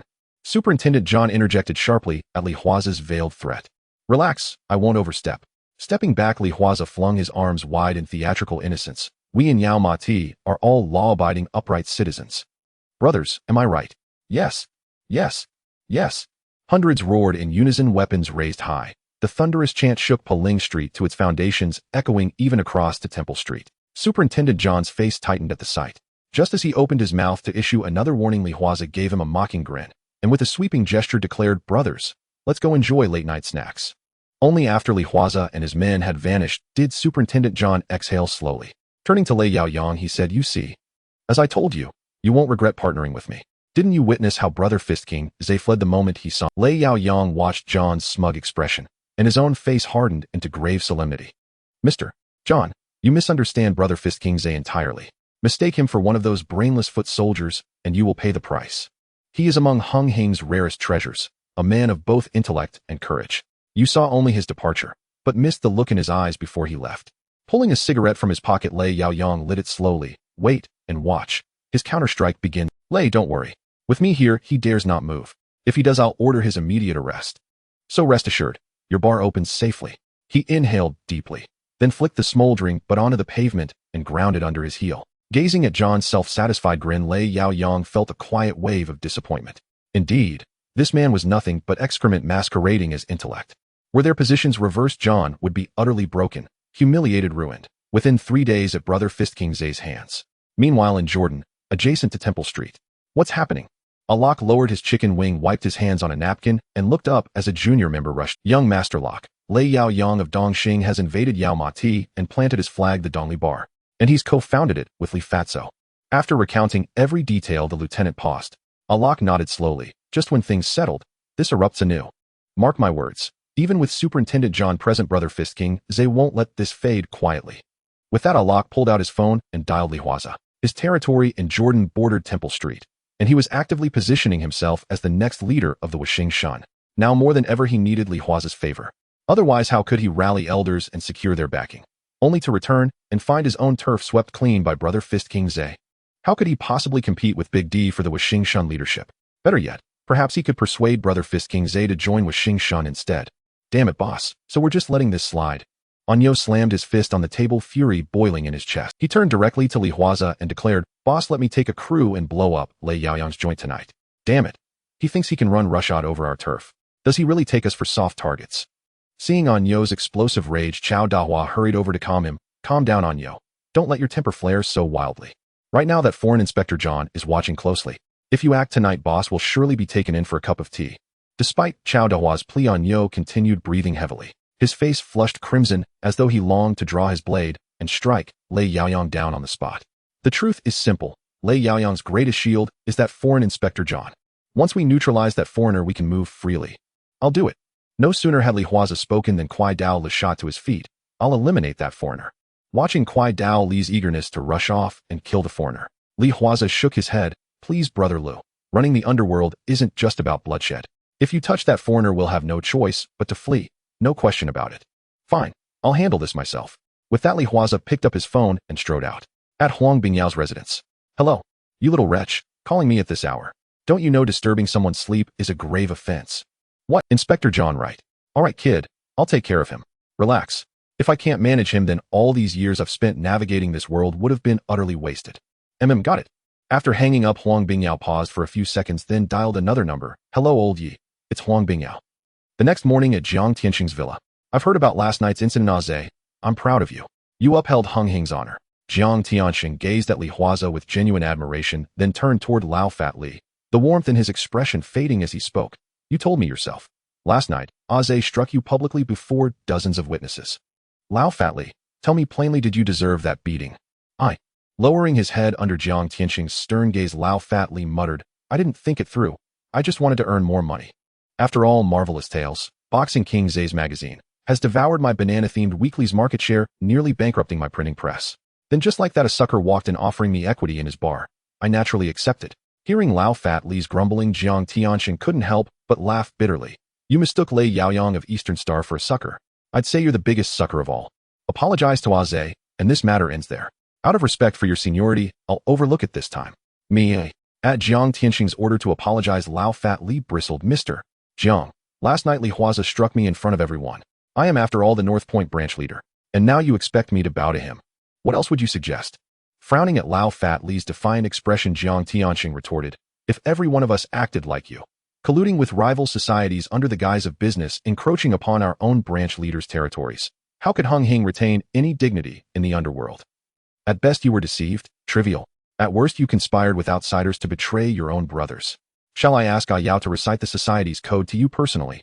Seeing Jiang Tianxing's genuine anger, Lao Fat Li instantly shrank back. No need, Mr. Jiang, I admit my fault. With that, Lao Fat Li took a deep breath, then turned to Li Huaze and whispered, I was wrong. I can't hear you. Jiang Tianxing slammed the magazine onto the table. I'm sorry, Boxing King Zay. Lao Fat Li was wrong, and I offer my sincere apology now. Bowing deeply to Li Huaze, he straightened and addressed Jiang Tianxing. Mr. Jiang, if there's nothing further, may I withdraw? Go ahead. Jiang Tianxing nodded, observing Lao Fat Li's humiliated expression. Once he departed, Jiang Tianxing smiled warmly at Li Huaze. Huaze, shall I intervene regarding Lei Yaoyang? No need, Mr. Jiang. If I require your assistance for this, then I truly am incompetent. Besides, such matters of force are best left to our juniors. They too must earn their place upward. Excellent. Jiang Tianxing nodded approvingly. That is precisely how it should be. Having ascended to branch leader, and thus to leadership, you must broaden your vision and magnanimity. Handle Lei Yaoyang however you see fit. Act boldly. I'll speak with Luo Tua to prevent open conflict between our two societies. Understanding Jiang Tianxing's unspoken intent, Li Huaze rose. Understood, Mr. Jiang, just wait for the spectacle. He turned and left. Back in the car, Li Huaze instructed Chao Dahua to drive, then dialed Onyo. Onyo, initiate the operation. Yes. After hanging up, Onyo tossed a coconut aside. Damn it. I've been seething since last night. Today finally we reclaim our ground. Brothers, follow me and purge Lei Yaoyang's territory. Hurrah! At Onyo's command, over 100 underlings surged into Lei Yaoyang's turf and began clearing the area. Inside the bar. Damn it. The Hung Hing scum are purging our turf. Hold the line, damn you. As Onyo stormed in with his men, the blonde gang leader shouted orders while grabbing his phone to call for reinforcements. Boss, the Hung Hing bastards are purging our turf. Send backup immediately. We won't hold much longer. The sudden call interrupted Lei Yaoyang, who had been playing piano. He turned to his top lieutenant, Bao Dan. Bao Dan, I've told you a dozen times, silence your phone when I'm playing. But boss, it's true. Our turf is being overrun by Hung Hing. They're collapsing right now. Watching Bao Dan's frantic expression, Lei Yaoyang remained unruffled. I anticipated Li Huaze's retaliation long ago. Are you certain Lei Yaoyang's reinforcements will appear here? Kwai Lu asked his subordinate beside him. Absolutely, Brother Lu. My third uncle's younger brother's second uncle's elder brother's son serves directly under Lei Yaoyang of Eastern Star. He confirmed. On standby for 24 hours, awaiting Lei Yaoyang's single order to emerge and cut down our Hung Hing men. Damn it. Kwai Lu crushed his cigarette beneath his heel and drew a sharp breath. This battle must be flawless. Understood. Those Hongxing guys dare to cause trouble in our brother Yaoyang's territory. Brothers, follow me to support and take down those Hongxing thugs. The leader Seng Biao shouted while raising his weapon. The group of younger brothers behind him responded loudly with steel pipes and knives. Brothers, follow me. As he spoke, Seng Biao was the first to rush to support Lei Yaoyang's side. In a nearby van, they watched as Seng Biao led dozens of men toward them with great momentum. On the street, Seng Biao led a large group of people toward this side, causing pedestrians to scatter. Not far away, seeing the aggressive crowd, Kwai Lu sneered coldly before wrapping a cloth around his weapon. Brothers, attack. As the words fell, several vans drove out from the street, surrounding Seng Biao and his men. Dozens of younger brothers holding weapons got out of the cars and charged towards Seng Biao and the others. Damn it, it's an ambush. Seeing this scene, Seng Biao roared, charge out. As his voice fell, Sang Biao raised his weapon and struck down a Hung Hing thug, then kicked another one who charged at him to the ground, fixing his gaze directly on Kwai Dao Le. Under the moonlight, Kwai Dao Le stood there holding his weapon, a cigarette dangling from his mouth, looking at Sang Biao with disdain. Seeing this, Sang Biao gritted his teeth and said, "Kwai Dao Le, you dare to ambush me in secret." Hearing Sang Biao's words, Kwai Dao Le let out a derisive laugh. "After so many years, Sang Biao, we fought and drunk together, yet you are still so brainless. For the sake of our long-standing friendship, Sang Biao, put down your weapon and I'll let you leave." "Damn you, Kwai Dao Le, our friendship is private, but this is a battle between Dongxing and Hung Hing. Although they say you are the strongest under the king of Oil Mahdi, I want to see if you're just bluffing." After saying this, Sang Biao raised his weapon and charged furiously at Kwai Dao Le. Seeing the aggressive Sang Biao, Kwai Dao Le sneered coldly. He casually spat the cigarette onto the ground, and under the moonlight the weapon in his hand flashed coldly as he struck directly at Sang Biao. The two weapons collided, producing a sharp clanging sound. Sang Biao struck with great force, aiming to kill Kwai Dao Le, yet each time, Kwai Dao Le effortlessly dodged. On the contrary, Kwai Dao Le earned his nickname because of his incredible speed. In the blink of an eye, he swung his weapon multiple times, leaving several cuts on Sang Biao's body. "Die for me." In pain, Sang Biao yelled, his eyes red as he charged down toward Kwai Dao Le. "Huh." Sidestepping Sang Biao's attack, Kwai Dao Le's eyes narrowed, his wrist flicked, and with a flash of cold light, he swiftly dealt with Sang Biao. As Sang Biao fell to the ground, his eyes wide open in disbelief, Kwai Dao Le paid no mind to the Dongxing younger brothers around him, instead taking out a pack of cigarettes from his pocket and placing one in his mouth. "Blame yourself for following the wrong boss. I told you before, there are no good people in Dongxing." Squatting down, he stuffed another cigarette into Sang Biao's mouth. "When I was with the boss, he promised us homes and cars in the future. In less than half a year, I've already bought a house outright, and the boss even made me a red stick. Sang Biao, how could I not fight for such a boss?" Looking at Sang Biao's eyes that had closed forever, a hint of sadness flashed in Kwai Dao Le's eyes. This is the fate of following the wrong person. Taking a deep breath, Kwai Dao Le shook his neck and stood up, then roared, "Anyone who doesn't want to die, get the hell out of here." His shout brought the entire scene of the shootout to a standstill. The Dongxing thugs, seeing Sang Biao was down, immediately threw down their weapons and turned to flee. Their boss was down, and they only earned a few thousand a month parking cars. What were they risking their lives for? Seeing those Dongxing younger brothers scrambling away, the Hung Hing thugs cheered. Only Kwai Dao Le felt a bit stifled inside. Looking at the fallen Sang Biao, Kwai Dao Le waved his hand. After two younger brothers came over, Kwai Dao Le said, "Carry Sang Biao to the car tomorrow, well, sell him to a better grave with good feng shui, and give him a burial." Hearing Kwai Dao Le say this, the two younger brothers who had been following him since they started mixing in immediately nodded. They knew that Le Ge had a past with Sang Biao, so they didn't say anything more. There's no choice, this is the world of gangsters. Personal ties cannot outweigh loyalty to one's side. At the same time in Oil Mahdi, boom, a loud explosion sounded and the Dongli bar was instantly engulfed in flames. "Hooray!" Watching the Dongli bar explode, Wei Jixiang immediately cheered. Turning to Li Huaze, who was sitting in the back seat of the car, Wei Jixiang smiled and said, "Boss, now let's see who dares to step into Oil Mahdi without paying respects." Seeing Wei Jixiang's excited expression, Li Huaze slowly exhaled a puff of smoke and asked, "Xiang, have you found a good school for your son?" "Not yet."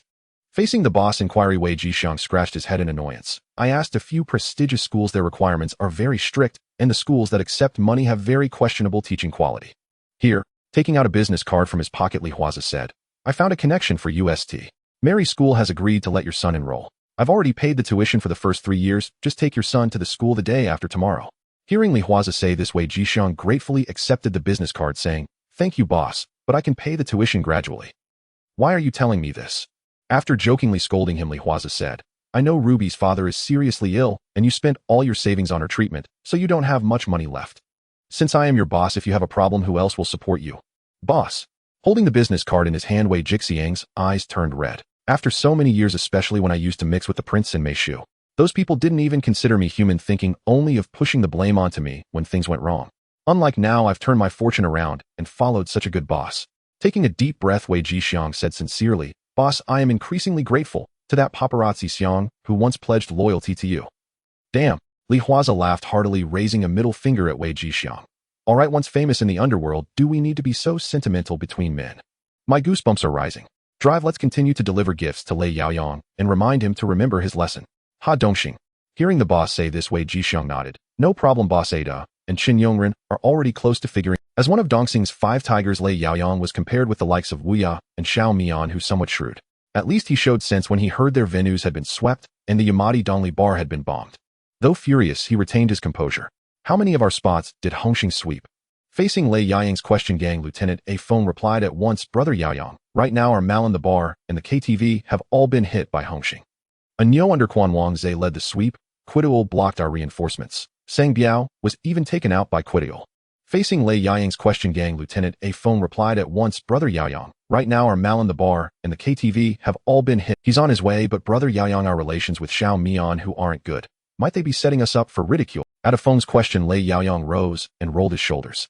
Then let's go stir the pot. It's a pity there are no tall buildings this time. I do relish watching people drop from great heights.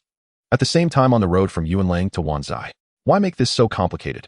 Sitting in the van's passenger seat, Wuya sneered. Why not just use my method to deal with Kwon. Lei Yaoyang's moves are superfluous. He went to Yamadi to get Li Pengzi to open a bar and pick a fight. Now look, the bar's been bombed. In the end, won't he still come begging us for help? Seeing Wuya's disdainful grin, Xiao Mian who shrugged. You know that Lei Yaoyang. He fancies himself clever. He probably didn't expect the foreign superintendent he hired to be so useless. At the crucial moment, he didn't dare do anything. Huh. At Xiao Mian words, Wuya burst into laughter. The van was rolling when another van swerved out and rammed theirs, flipping it over. Dazed, and with a lump on his head, Wuya crawled out of the overturned van. Who the hell's blind? Who dares? No sooner had he spoken than over a dozen vans ahead flashed their lights. Under the glaring beams, Li Huaze and Wei Jixiang stared directly at them. What's going on? Crawling from the van, Xiao Mian, who clutched his head. When he realized Li Huaze had blocked their path, his legs began to tremble. Bad news, Wuya. Kwon got the tip early and brought people to intercept us. Seeing more Hung Hing men climbing from the vans, Xiao Mian knees shook harder. Damn, what are you scared of? Seeing Xiao Mian cowardice, Wuya pulled a knife from the overturned vehicle. Behind him, 100 Dongxing men disembarked. With battle on the verge, Xiao Mian who retreated quickly. Shameful. Wuya snorted as he watched him back away. Brazenly, he yelled at Li Huaze. Kwon, I've wanted to fight you for a long time. If not for that idiot Lei Yaoyang playing at being clever, you'd probably have already gone to meet Lord Guan. Hearing Wuya's challenge, Li Huaze casually stubbed his cigarette out on the ground. With his right hand extended, Wei Jixiang handed him the prepared cleaver. Soldier to soldier, general to general. Wuya, I've heard you've won 9 straight at Qingjai. Today I want to see what this 9 arena champion of yours can actually do. With those words, Li Huaze gripped his weapon, his eyes cold, and strode toward Wuya. Huh. What era is this still clinging to solo duels? Kwon, your Jianghu is outdated. With that, Wuya waved his hand, and the Dongxing men, sir, damn Dongxing men break the rules. Brothers, charge. Seeing this, Wei Jixiang did not hesitate. He seized his weapon and charged at the Dongxing men. In an instant, the two crews clashed.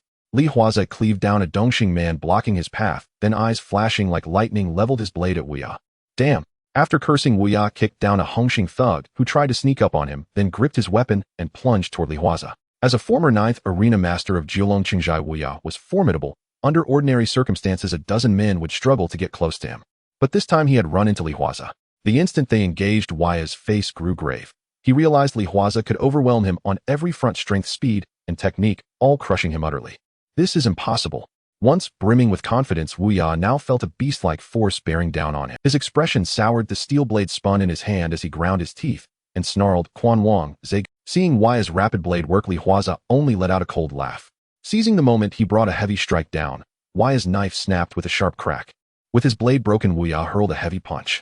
Li Huaze slipped aside, and with a side kick sent him several times. Wuya sprang up and charged, only to be continually ground down and felled by Li Huaze. If not for his hard-earned survival instincts from Jiulong Chenghai's arenas, knowing how to preserve his life, he would likely have been cut down like Wan Maohu.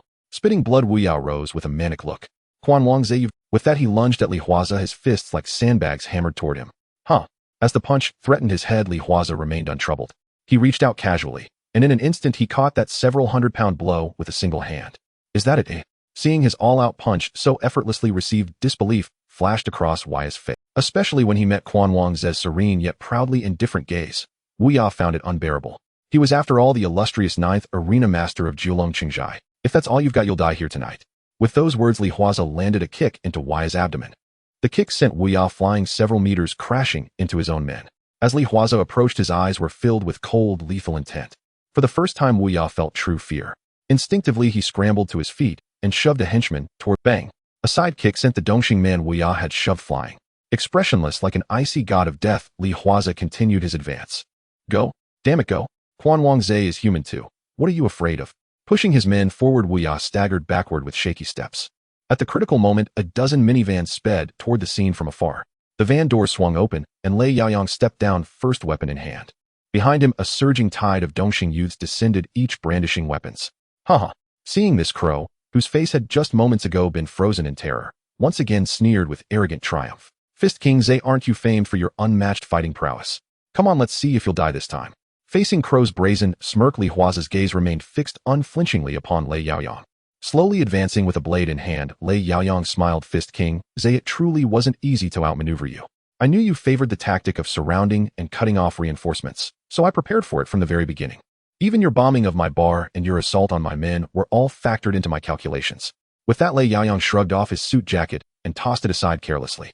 This single night has cost me over 10 million. Perfect, let's settle this tonight. Your life will be the compensation I demand. As Lei Yaoyang appeared, the battlefield, moments earlier echoing with gunfire and fury, fell utterly silent. The Dongxing youths previously suppressed by Li Huaze and his Hung Hing associates now surged with renewed morale, their eyes locked onto Li Huaze and his men gleaming with raw menace. Li Huaze, however, merely scoffed at Lei Yaoyang's words. With a sharp tug, he tore open his blood-stained shirt, revealing muscles carved like stone and a vivid lifelike dragon coiling across his shoulder. Humph. Lei Yaoyang, I'd assumed you were intelligent. Yet this is all you've got. Since you know I specialize in encircling reinforcements and gradually dismantling my enemies, didn't it ever occur to you that I might have concealed a force, precisely waiting for your arrival? Fist King Zhe, trying to bluff me. Your right-hand man on Yo is raiding my establishments. Even now, Fast Knife Lock is pinned down by my men, and Wei Jixiang stands right beside you. Where then are your reinforcements? Seeing Lei Yaoyang's dismissive grin and Crow's swaggering arrogance, even Laughing Tiger, who had been cowering at the very back, stepped forward. Li Huaze shook his head and turned to Wei Jixiang. See that? That's why in the underworld one's nickname carries immense weight. So much so that they've instinctively overlooked the fact that I still have another right-hand man. No sooner had Li Huaze spoken than Wei Jixiang raised both hands to his mouth and blew a sharp, piercing whistle. Instantly, the previously tranquil surroundings erupted as scores of Hung Hing youths surged forth from every direction. Leading them were Chao Dahua and Qin Yongren. Seeing their own men completely surrounded on all sides by Hung Hing forces, Lei Yaoyang's smile froze, and even Laughing Tiger's legs began to tremble. This is impossible. Fist King Zhe, I've meticulously calculated your manpower. Given your current status and influence, you simply cannot command such overwhelming numbers. At Lei Yaoyang's look of utter disbelief, Wei Jixiang quipped, Lei Yaoyang, you forgot to account for the former member. Did you truly believe that after Hong Tai was disbanded, I, the former Red Pole of Hong Tai, swore allegiance to my new boss alone? As he spoke, Chao Dahua strode forward, blade raised, and pointed it squarely at Lei Yaoyang. Damn it. For over a decade, I've been known as Water Talk Dahua.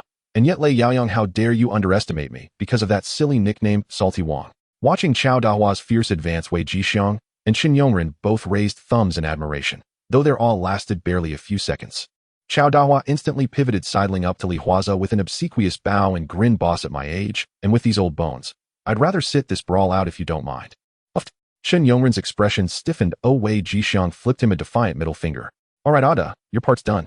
Back to the van and enjoy the show. Clapping Chao Dahua firmly on the shoulder, Li Huaze flicked his long blade through the air. Lei Yaoyang, you wanted closure.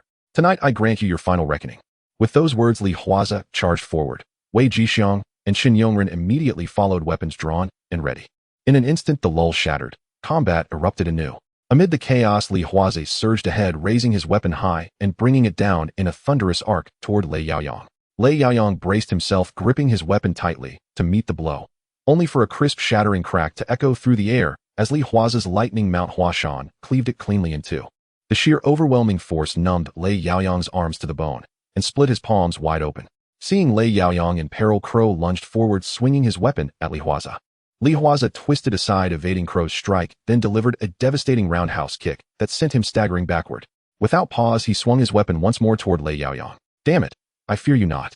Roaring, Lei Yaoyang's eyes burned crimson, his mind unhinged, snatching a weapon from Laughing Tiger and launching himself at Li Huaze in blind, furious combat. Yet against Li Huaze's crushing, overwhelming strength, Lei Yaoyang gained no advantage, not even as Crow relentlessly attacked from the flank. Each assault was deftly evaded and met with a punishing counter. Crack! Another weapon shattered beneath Li Huaze's blade, its dulled, jagged edge plunged deep into Lei Yaoyang's chest. Ugh! A gout of blood erupted from his lips. Lei Yaoyang stared down, incredulous, at Li Huaze, his meticulous calculations having foretold Li Huaze's death this night, not his own. Yaoyang! Crow bellowed, then hurled himself at Li Huaze without regard for his own life. Though Laughing Tiger stood closest to Crow within Dongxing, the only man who ever earned his genuine respect was Lei Yaoyang. Facing Crow's reckless charge, Li Huaze merely smiled coldly. With a fluid spin and a thunderous front kick, he launched Crow flying several meters, slamming him onto the ground where blood gushed from his mouth in great ragged torrents before he collapsed unconscious. Seeing Lei Yaoyang fallen and Crow gravely wounded, Laughing Tiger hastily ordered his men to lift Crow into a van. As the engine roared to life, he shouted, "Retreat! Run now!" Without hesitation, Laughing Tiger abandoned the Dongxing youths still struggling on the field and sped away in the van. Witnessing their leader flee, the remaining Dongxing youths dropped their weapons and scattered like rabid dogs fleeing in blind panic. Such is the Triad code. Once a top-tier boss flees, the victors do not pursue his routed underlings. After all, they're all low-level foot soldiers. No one knows whose turn it will be to fall tomorrow. Thus, having conceded defeat and fled, there remains no justification to eradicate the rank and file. At the sight of Dongxing's collapse, the Hung Hing youths erupted into triumphant cheers. A wave of exultant cries swept the street, every Hung Hing youth's face alight with exhilaration. Phew! Chen Yongren exhaled deeply, wiping blood splattered across his cheek. His gaze lifted to the center of the crowd, to Li Huaze towering, an indomitable weapon in hand, radiating an aura so fierce and godlike it seemed almost unbearable to behold. And deep within Chen Yongren's heart, a complex, quiet emotion stirred. Why did you hear? Yesterday, Dongxing and Hongxing clashed. Among Dongxing's 5 tigers, 1 died, 1 fled, and 1 was grievously wounded. Of course, I know such explosive news. It was Fist King Zhe. I find Fist King Zhe to be Dongxing's nemesis. Dongxing truly has been unlucky lately. Back then, Fist King Zhe rose by trampling over one of Dongxing's 5 tigers. I think people from Dongxing would do well to steer clear of Yamadi from now on. News of last night's clash between Dongxing and Hongxing spread throughout the Jianghu, and the major societies were all abuzz discussing the affair. Lei Yaoyang's death and Huaze's severe injury utterly shamed Dongxing, forcing Lita to fly back from Helan to take charge of the situation. Damn it, look at what you've done. Just off the plane, Luotawa pointed at Xiaomai in his nose and cursed. What did I tell you when I left? I told you all to keep quiet for a while and not provoke Hongxing. Yet you turned and tossed my words aside. Xiaomai, tell me, do you still regard me as the boss? Seeing Luochuo's fury, Xiaomai immediately bowed his head. Of course, boss, you are the head. But this time the plan was Lei Yaoyang's. We only followed what Lei Yaoyang instructed. Who would have imagined that bastard Fist King Zhe not only possessed unparalleled martial prowess, but also such cunning, always keeping a contingency. This cost us dearly. Seeing Xiaomai and his excuses, Lena snorted coldly. Look at you. Useless at achieving anything and adept at causing failures. Why on earth did you provoke that Fist King Zhe? With Hongxing's 13 hulls, couldn't you have chosen someone else? After berating them, Luochuo's anger cooled slightly. Fine, go to the hospital and see Wuya. How is he now? Left arm broken, 7 ribs fractured, sternum broken in 3 places, and still unconscious. Ever solicitous in opening the car door for Luo Zaimin, who explained, hell, is Fist King Zhe really that formidable? Hearing of Huaze's plight, even Lutua frowned. One must remember Wuya had come out of the Jiulong Qingjai fighting arena. At the same time, at Hongxing headquarters, Zhe, you were spectacular. Hongxing's reputation in the Jianghu has risen hugely. Seeing Li Huaze enter, Jige immediately gave a thumbs up. Even the prince nodded to finish off Lei Yaoyang in the melee, grievously wound Wuya, and send Xiaomai running. Zhe, you are indeed formidable. When you have time, come to my gym in Jianshazui. Oh, I want to see exactly how strong you are. Hearing the prince, Li Huaze nodded. Very well, I would also like to see Prince's strength. After all, they say you are Hongxing's foremost fighter. After speaking, Li Huaze looked at Jige and the other hall masters. Last night was impressive, but it cost a fortune. This morning, I had someone tally it. My word, with medical bills, settlement fees, and lifelong support for injured brothers, last night's fight cost me millions. Luckily, Mr. Zhang waived my dues for 3 months, otherwise I'd be so broke I'd be selling blood. At Li Huaze's remark, everyone burst into laughter. Though last night's battle had their blood boiling, they all knew that once fighting began, it required vast sums of money. Otherwise, the Jianghu would not be so full of bargaining and fees. While look at our Fist King Zhe. He truly brought honor to Hongxing last night. Striding in with swagger, Liang Kun's hoarse voice said, if every hall master were like Fist King Zhe, Hongxing would long ago be the top society. Yet some are hopeless, causing trouble and relying on others to clean up. As Liang Kun mocked, his gaze remained fixed. Big B immediately slammed the table. Damn, Liang Kun, what do you mean? What do I mean? I mean that Aemon. Reclining in his chair, Liang Kun chuckled. Whatever happened, you should know better than I. Liang Kun, I botched the Aemon affair, so I'll take the blame myself. Chun Haonan, sitting on the bench behind Big B, stood and said with a grave expression, you take the blame. With what do you expect to bear it? Just then Jiang Tianxing emerged from the back hall. With Chun, Yao, what are you all discussing? It's so lively. Seeing Jiang Tianxing smiling broadly, Jige hurriedly said, Mr. Jiang, we were discussing Zhe. Last night's fight was magnificent and brought great honor to Hongxing. At Jig's mention of last night, Mr. Jiang's smile grew even brighter. He had always favored Li Huaze, and Li Huaze had indeed made him proud. Damn, everyone is fighting themselves to death out there, yet some people can sit back and enjoy the show. Hearing Liang Kun's innuendo, Big B slammed the table. Liang Kun, what the hell do you mean? Raising a hand to restrain Big B, Jiang Tiansheng looked at Liang Kun and smiled. Liang Kun, it seems you are quite displeased with me. How could I dare? After all, you are Hong Xing's head. What does a little lateness matter? Still, it's unfair. Why is the leadership always held by your Jiang family? Can't we be chosen as the leader? Seeing Liang Kun's bid to unseat him, Big B sprang up in fury, but was held back by Jiang Tiansheng. Jiang Tiansheng continued smiling at Liang Kun. Hong Xing is of course democratic. Otherwise, I would not have established 12 halls to share power. Watching the two play off one another, Han Bin sitting beside Li Huaze asked, what's happening? Liang Kun wants to be Hong Xing's head. It appears so. Liang Kun then began recounting the services he had performed for Hong Xing in the past. Nearby, Kowloon leaned in and whispered, it seems Liang Kun really intends to force Mr. Jiang to step down. No wonder he asked me to support him and gave me 200,000. As Kowloon finished, Li Huaze and Han Bin both looked at him. Why are you looking at me like that? Kowloon exclaimed in surprise. Didn't you receive the money Liang Kun sent? Ignoring Kowloon, Han Bin thought for a few seconds. Zhe, what do you make of this? Do you think Mr. Jiang would be unaware of Liang Kun's move? Then it was deliberate. No wonder Mr. Jiang recently had Chun Haonan and the others eliminate Ba Bai. Han Bin nodded, knowing the implications. Kowloon, listening to their exchange, looked puzzled. What are you talking about? TSK. Seeing Kowloon bewildered, Han Bin patted his shoulder. From now on, stay in Tunman and do not involve yourself in it's for your own good. Huh? Watching Han Bin speak evasively, Kowloon shook his head. I would like to come out too, but I simply cannot, so I might as well turn Tunman into a uniform stronghold. No one expected that this meeting of Hong Xing would become the scene where Liang Kun forced Jiang Tiansheng to step down, especially when Jiang Tiansheng stated that if the masters of Hong Xing wished for his resignation, he would willingly leave the organization. Sitting beside Li Huaze and Han Bin, the dinosaur could hardly hide the excitement in his heart. King of Boxing Zhe, Han Bin, this is truly a shocking event for the martial world. Quiet down. Seeing the dinosaur's excited demeanor, Han Bin sighed and turned to look at King of Boxing Zhe. If anything happens in Tunman and I can't participate, Zhe, please take care of him for me. In response to Han Bin's request, Li Huaze smiled and said, as long as he doesn't leave Tunman, there shouldn't be too much of a problem. Lei Yaoyang has already been dealt with by me, so the dinosaur should no longer be a target for the flying man. Just as the two were speaking, they were interrupted by Dabi slamming the table. Damn, Liang Kun, what the hell are you saying? Alright, AB. Stopping Dabi from continuing to curse, Jiang Tiansheng looked at the other masters and cheerfully said, let's raise our hands for a vote now. Those who agree to my resignation and wish to hand over the leadership to Liang Kun, please raise your hands. Hearing Jiang Tiansheng's words, the masters looked at each other momentarily, not taking any action. Upon seeing this scene, Liang Kun felt a bit anxious.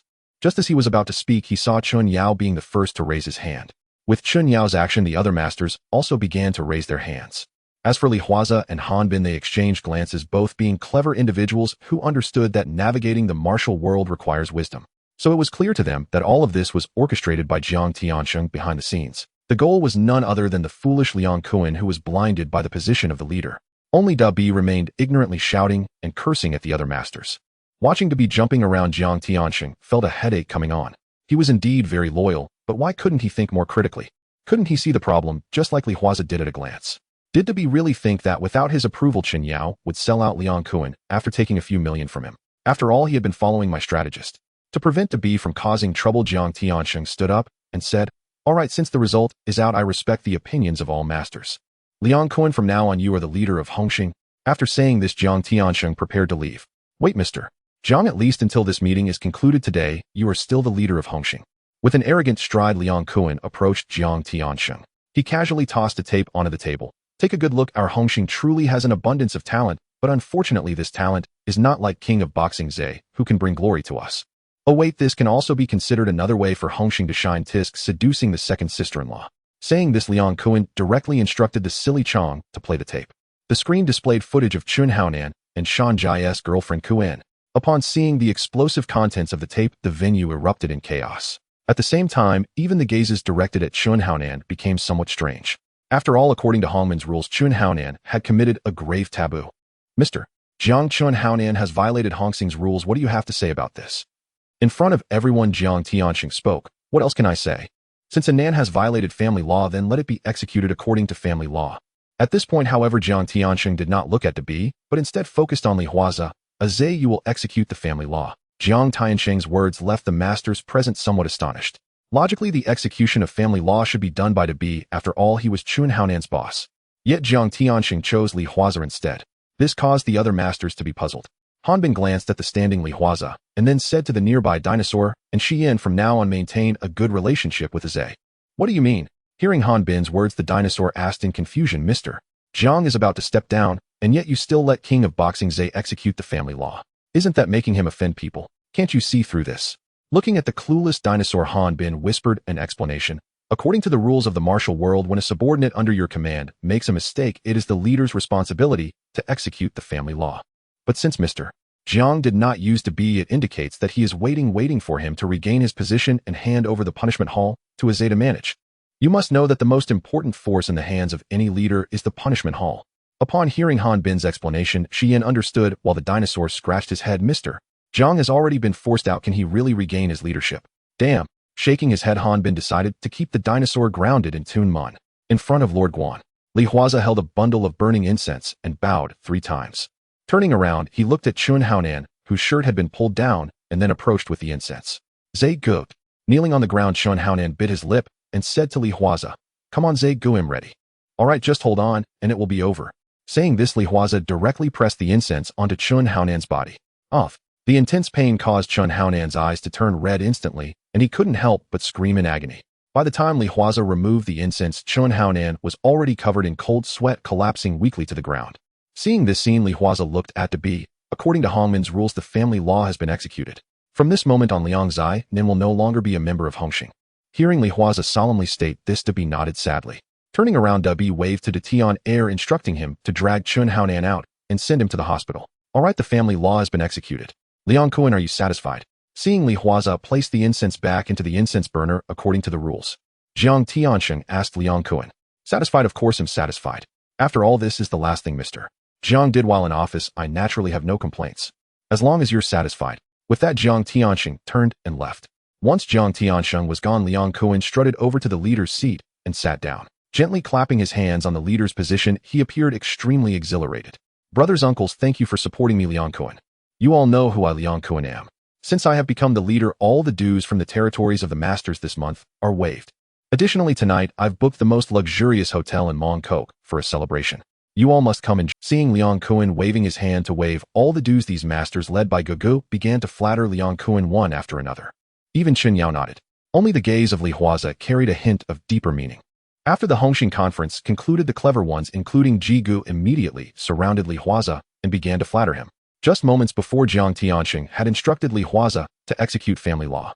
They had already understood Jiang Tiansheng's intentions. Thus, it was natural to curry favor with Li Huaze at this moment. Generally speaking, the punishment hall could only be in the hands of the dragon head. Therefore, Jiang Tiansheng's intentions were self-evident. As for the current dragon head, Liang Kuan, aside from a few fools, no one believed he could hold the position of dragon head for long. After exchanging pleasantries with the crowd, Li Huaze turned his gaze toward Chen Yao. The two then shared a vehicle and headed towards Jiang Tiansheng's villa. Yao Gu, it seems you've struck gold this time. He handed Chen Yao a cigarette and smiled. Liang Kuan is giving over 2 million to each hall master. I estimate yours will be doubled. Why not accept it if it's free? Taking the cigarette from Li Huaze, Chen Yao chuckled and said, Actually, Liang Kuan is somewhat pitiful. He was once extremely loyal to the gang in his early years. Regardless of the task, as long as it was for the gang, he was willing to take it on. He even spent several years behind, but he shouldn't have gotten involved with Sun Yong. The drug trade is a taboo for Hung Hing, yet Liang Kuan thrived. Shaking his head in lament, Chen Yao continued, In a few years we'll be going home. For Hung Hing to get ashore, Liang Kuan must be eliminated. At this point, Chen Yao looked at Li Huaze and asked, When Liang Kuan staged his coup, did Hanbin also see through it? Like, Hanbin is a clever man, otherwise he wouldn't be thriving in international smuggling. In response to Chen Yao's inquiry, Li Huaze smiled and replied. However, his thoughts lingered on Chen Yao's words about returning home in a few years and Hung Hing needing to get ashore. If nothing unexpected occurs, Jiang Tiansheng should be in contact with his family. The car arrived at Jiang Tiansheng's villa. At this moment, Jiang Tiansheng was sitting beside the swimming pool chatting with a man. From the attentive smile Jiang Tiansheng wore, it was clear this man held a significant identity. Upon seeing Li Huaze and Chen Yao arrive, Jiang Tiansheng waved. Huaze is here. Let me introduce you. This is Captain Shi, and he specifically came to meet you this time. Hello, Captain Shi. Looking at Captain Shi, Li Huaze extended his hand with a smile. Goodness, he really was the one who pressured Jimmy to let him continue as the dragon head of the big circle. Hello. Shaking hands with Li Huaze, Captain Shi replied with a smile. It's not easy to meet you. The last time I asked Inspector Li to bring you encountered assassins on the way. If it weren't for your great skills, you and Inspector Li might have been harmed. Hearing what Captain Shi said, Li Huaze suddenly asked, "So Captain Shi already knows who is out to get me?" "Yes, just a bunch of worthless worms who can only engage in petty actions in the shadows. Don't worry, we have already—" As he spoke, Captain Shi turned to Jiang Tianxing. "Mr. Jiang, may I have a private chat with this boxing champion Zhe?" "Of course, no problem." Hearing Captain Shi's words, Jiang Tianxing smiled and stood up, leaving with Chen Yao. Once only the two were left by the pool, Captain Shi took off his sunglasses. "Li Huaze, I've reviewed your profile. I must admit you have a sharp business mind. Your magazine, Chiton, has become a sensation throughout the island, bringing in millions every month." Seeing the cigarette offered by Captain Shi, Li Huaze smiled and took it. "I'm only interested in doing business. As for the violence of the underworld, I don't wish to get too involved." Once I understood Captain Shi's meaning in an instant, I continued, "But sometimes one is involuntarily caught up in the world of the underworld. I understand who I have also worked undercover in gangs and had the alias of a big circle beast." Lighting up the cigarette, Captain Shi continued, "We welcome doing business. I heard you were looking to buy a piece of land in the new territories recently, but faced obstacles. Now that the family is opening up for economic development, we welcome any legitimate businessman to invest." Moi. Looking at Captain Shi in surprise, Li Huaze cautiously asked, "Am I even qualified?" Indeed, the four major families, the Hua and He families, and the top families on the island can all offer more than me. Other gang leaders also want to pledge their loyalty. They can casually put out a few $100 million. In this scenario, the little money I have seems insufficient for eligibility. Seeing Li Huaze's look of doubt, Captain Shi chuckled. "Not everyone is qualified to invest in the family for business. To be precise, it's because of Huang Bingio's recommendation and my high regard for you that I can give you this qualification." As he was saying this, Captain Shi suddenly leaned forward and asked, "You know about the recent competition for the dragon head position between Lian Sheng and others, right? I've heard recently Didi and Lin Huailu are competing for the dragon head position. Champion Zhe, who do you think will win, Didi or Lin Huailu?" Facing Captain Shi's test, Li Huaze smiled. "Why? Because he has the support of Deng Fei. Speaking with Lian Sheng's group is about balance, while Didi's influence in Sunwan is too great, and he is arrogant and overbearing. Once he becomes the dragon head with Lian Sheng, Deng Fei and the others will have a hard time." Listening to Li Huaze's analysis, Captain Shi applauded. "No wonder Huang Bingyao recommended you so highly. It's a pity some people in the underworld still can't see clearly." Standing up and putting on his sunglasses, Captain Shi extended his hand. "I hope you can be like Lin Huailu in the future. Only then can business proceed smoothly." Looking at Captain Shi's meaningful tone, Li Huaze stood up and shook his hand. "People always have choices." After Captain Shi left, Jiang Tianxing then came out with Chen Yao. "Huaze, it seems you had a pleasant chat with Captain Shi." Facing Jiang Tianxing's probing, Li Huaze shrugged. "Who knows why he took an interest in me? Even the fact that I was buying land in the new territories was known to him." "Mr. Jiang, did you recommend me?" Seeing that Li Huaze did not seem to be lying, Jiang Tianxing chuckled. "Not really. I was surprised when he At this point, Jiang Tianxing glanced at his watch. "It's getting late. The show must go on. Huaze, you and Yao should head to the restaurant in Mongkok. Isn't Liang Kwun hosting a grand banquet today? Let him enjoy a few days of the dragon head's sweet dream." "All right, Mr. Jiang." Nodding, Li Huaze and Chen Yao turned to bid farewell. "Dear, what are you thinking about?" Seeing Jiang Tianxing sitting there lost in thought, Fang Ting walked over and wrapped her arms around his neck, asking, "Not of this world. Sooner or later one will transform into a dragon." Shaking his head, Jiang Tianxing sighed. In deep city, on a vast expanse of land, the howling mountain wind rustled through the suit, yet at this moment Li Huaze's heart was exceedingly agitated. He never expected that Captain Shi would allocate such a large piece of land to him. It is known that in this era, land in deep city is several times cheaper than in Hong Kong Island, even dozens of times less expensive. With such a large and inexpensive piece of land to build a distillery, wouldn't he make a fortune in the future? "This is the approval document." Handing the document to Li Huaze, Captain Shi smiled and said, "We always welcome businessmen who invest in factories, even though some of their backgrounds may differ. But as long as they are willing to abide by the law and are patriotic, there is nothing we cannot discuss." Hearing the implication in Captain Shi's words, Li Huaze nodded. "Rest assured, everything will be done according to the rules." "That's great." After patting Li Huaze on the shoulder, Captain Shi walked a few steps, but suddenly turned back and said, "King of Fists, one can only gain more by reaching the highest point. The only benefit of Hung Hing is that it does not engage in drug trafficking, which we find quite reassuring, but we hope Hung Hing can remain stable." Upon hearing Captain Shi's words, Li Huaze, who was about to hand the document to the lawyer, raised an eyebrow. Turning to stare at Captain Shi, Li Huaze said seriously, "The position of the three evils is not one that everyone can sit in comfortably. Compared to these, I prefer doing business." He could become the leader of Hung Hing, but then what? Should he spend his life in the underworld? His goal has always been to completely clear his name and rise above before returning home, even to transcend social classes and become part of the elite. If he truly became the leader of Hung Hing, it would undoubtedly be more harmful than beneficial. Moreover, once he completed the final step of his plan, even the leader of Hung Hing would only respectfully address him as Mr. Li. Handing the document to the lawyer, Li Huaze took out a cigarette and handed it to Qin Yongren. Aran, you will handle the factory construction in Deep City. Once our distillery is built, we will recruit locally. You will be fully responsible for this matter. I will find some talented individuals to help you. Hearing Li Huaze's arrangements, Qin Yongren nodded after taking the cigarette. Okay, boss, I will take it seriously. For Qin Yongren, being an undercover agent for these years had already been exhausting. But that useless Huang Zhiqing always prevented him from returning to the police force. Fortunately, Uncle Da informed him of his identity and transferred his connections from that useless Huang Zhiqing to Huang. Compared to mixing in the underworld, perhaps doing business in Deep City would be much better. Smile, come on. Seeing Qin Yongren still looking gloomy, Li Huaze patted his shoulder. If you're feeling down, you should know I'm letting you do legitimate business. If you didn't know better, you might think I'm asking you to fill the sea. Boss, you are joking. Exhaling a puff of smoke, Qin Yongren revealed a slight smile. I like this task. Now remember, you said it, don't ever say that I as the boss am exploiting you. Seemingly afraid that Qin Yongren might go back on his word, Li Huaze finished speaking and directly got in the car and left. Wow, Aran, you've made it big. Don't forget Uncle Da in the future. Upon hearing Chao Dahua's words, Qin Yongren couldn't shake the feeling that something was off, but he still smiled and nodded. After everyone had left, Qin Yongren turned to the lawyer. Lawyer Zhang, what should we do? How would I know? Facing Qin Yongren's inquiry, Lawyer Zhang shrugged. I was only hired by Mr. Li to draft the contract and handle the approval document. As for other matters, didn't Mr. Li already assigned them to you? Huh. Looking at the vast land covered in weeds and glancing in the direction of the nearby town, Qin Yongren suddenly felt uneasy, pointing to his nose and asking, you can't be asking me to build something from nothing, right? Giving Qin Yongren a helpless expression, Lawyer Zhang got into the car. Mr. Chen, I suggest you act quickly. Mr. Li holds you in quite high regard. Seeing Lawyer Zhang leave in the car, Qin Yongren stood there with a cigarette in his mouth, looking dazed at the desolate surroundings. Am I still able to regret this decision? Chief, I want to return to the police force. In the city. Boss, is what we are doing to Aran too cruel? Sitting beside Li Huaze, Chao Dahua said with some reluctance. I can even imagine the expression on Aran's face as he faces such a vast wasteland alone. Hearing Chao Dahua's words, Li Huaze shrugged.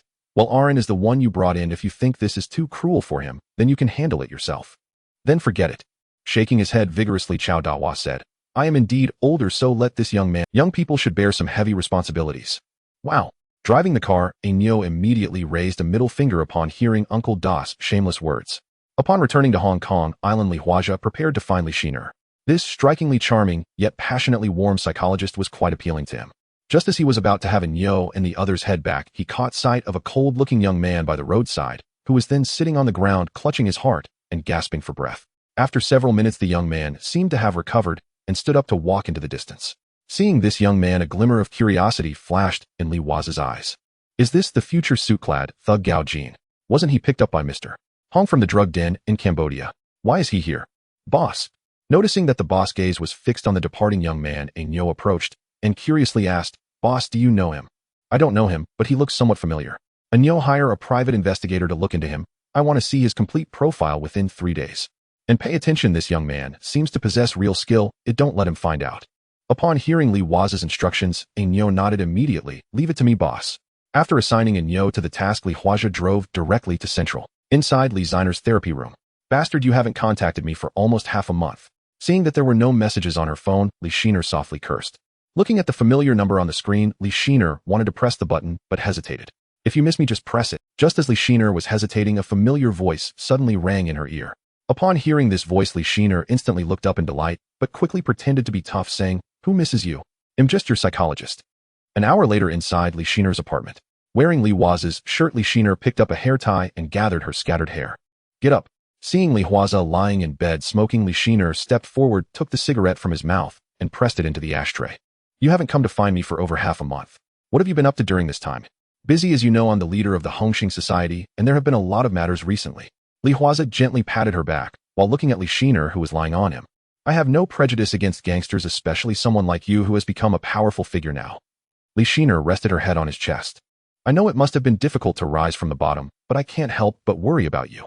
As she spoke, Li Xiner's finger gently traced over Li Huaze's imposing shoulder dragon tattoo. A few days ago, even I heard that King of Fist say had one dead, one escaped, and one seriously injured among the Dongxing 3 tigers. Looking up at Li Huaze, Li Xiner said earnestly, I don't want to meddle in your affairs, I'm just concerned that one day. There won't be such a day. Knowing what Li Xiner meant, Li Huaze smiled and kissed her on the cheek. Fighting and killing are generally things done by the lower-level thugs. Once I became a leader, the opportunities to actively engage in fights decreased significantly. As for the recent conflict, I actually controlled it to a small scale. After all, if it escalates into a war between Hung Hing and Dongxing, even those foreign guys wouldn't want that. At this point, Li Huaze explained the operational rules of the society to Li Xiner. Listening to Li Huaze's explanation, Li Xiner gradually felt reassured. After all, unless absolutely necessary, which leader would actively go out and kill people aside from being pushed out as cannon fodder by the society? Otherwise, what's the point of recruiting so many underlings? Except for those guys from Dongxing. Oh, so you founded the magazine Chiton. Hearing Li Huaze talk about his past, Li Xiner was immediately a bit surprised. It seemed she thought of something, and her pretty face turned slightly red. No wonder you always like to play so many tricks. You really are the true king of lewdness. You've read it. Gently pinching Li Xiner's nose, Li Huaze laughed heartily. I didn't expect our outstanding psychologist to be a loyal reader of Chiton. Unexpected, very unexpected. Who is a loyal reader of your magazine? Rolling her eyes at Li Huaze, Li Xiner nudged his chin with her head. I just happened to see it. Luckily, you don't write it anymore. You passed it to that lewd king Uncle Da. That Uncle Da must be a very lewd person. Regarding Li Xiner's judgment, Li Huaze thought about Chao Dawa's behavior and nodded in agreement. Right, this guy who loves to eat soft rice is indeed very lewd. After spending a day shopping with Li Xiner, Li Huaze finally returned to Yaomati. Just as he got back, he saw Anyo directly placing Gao Jin's information in front of him.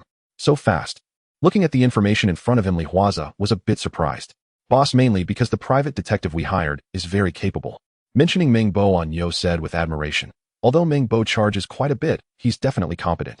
As Li Huaze flipped through Gao Jin's information, he finally understood why Gao Jin appeared in Hong Kong.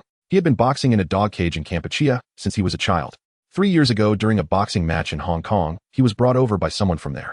As a result, he became famous in one battle and was bought by a big boss in Kowloon City.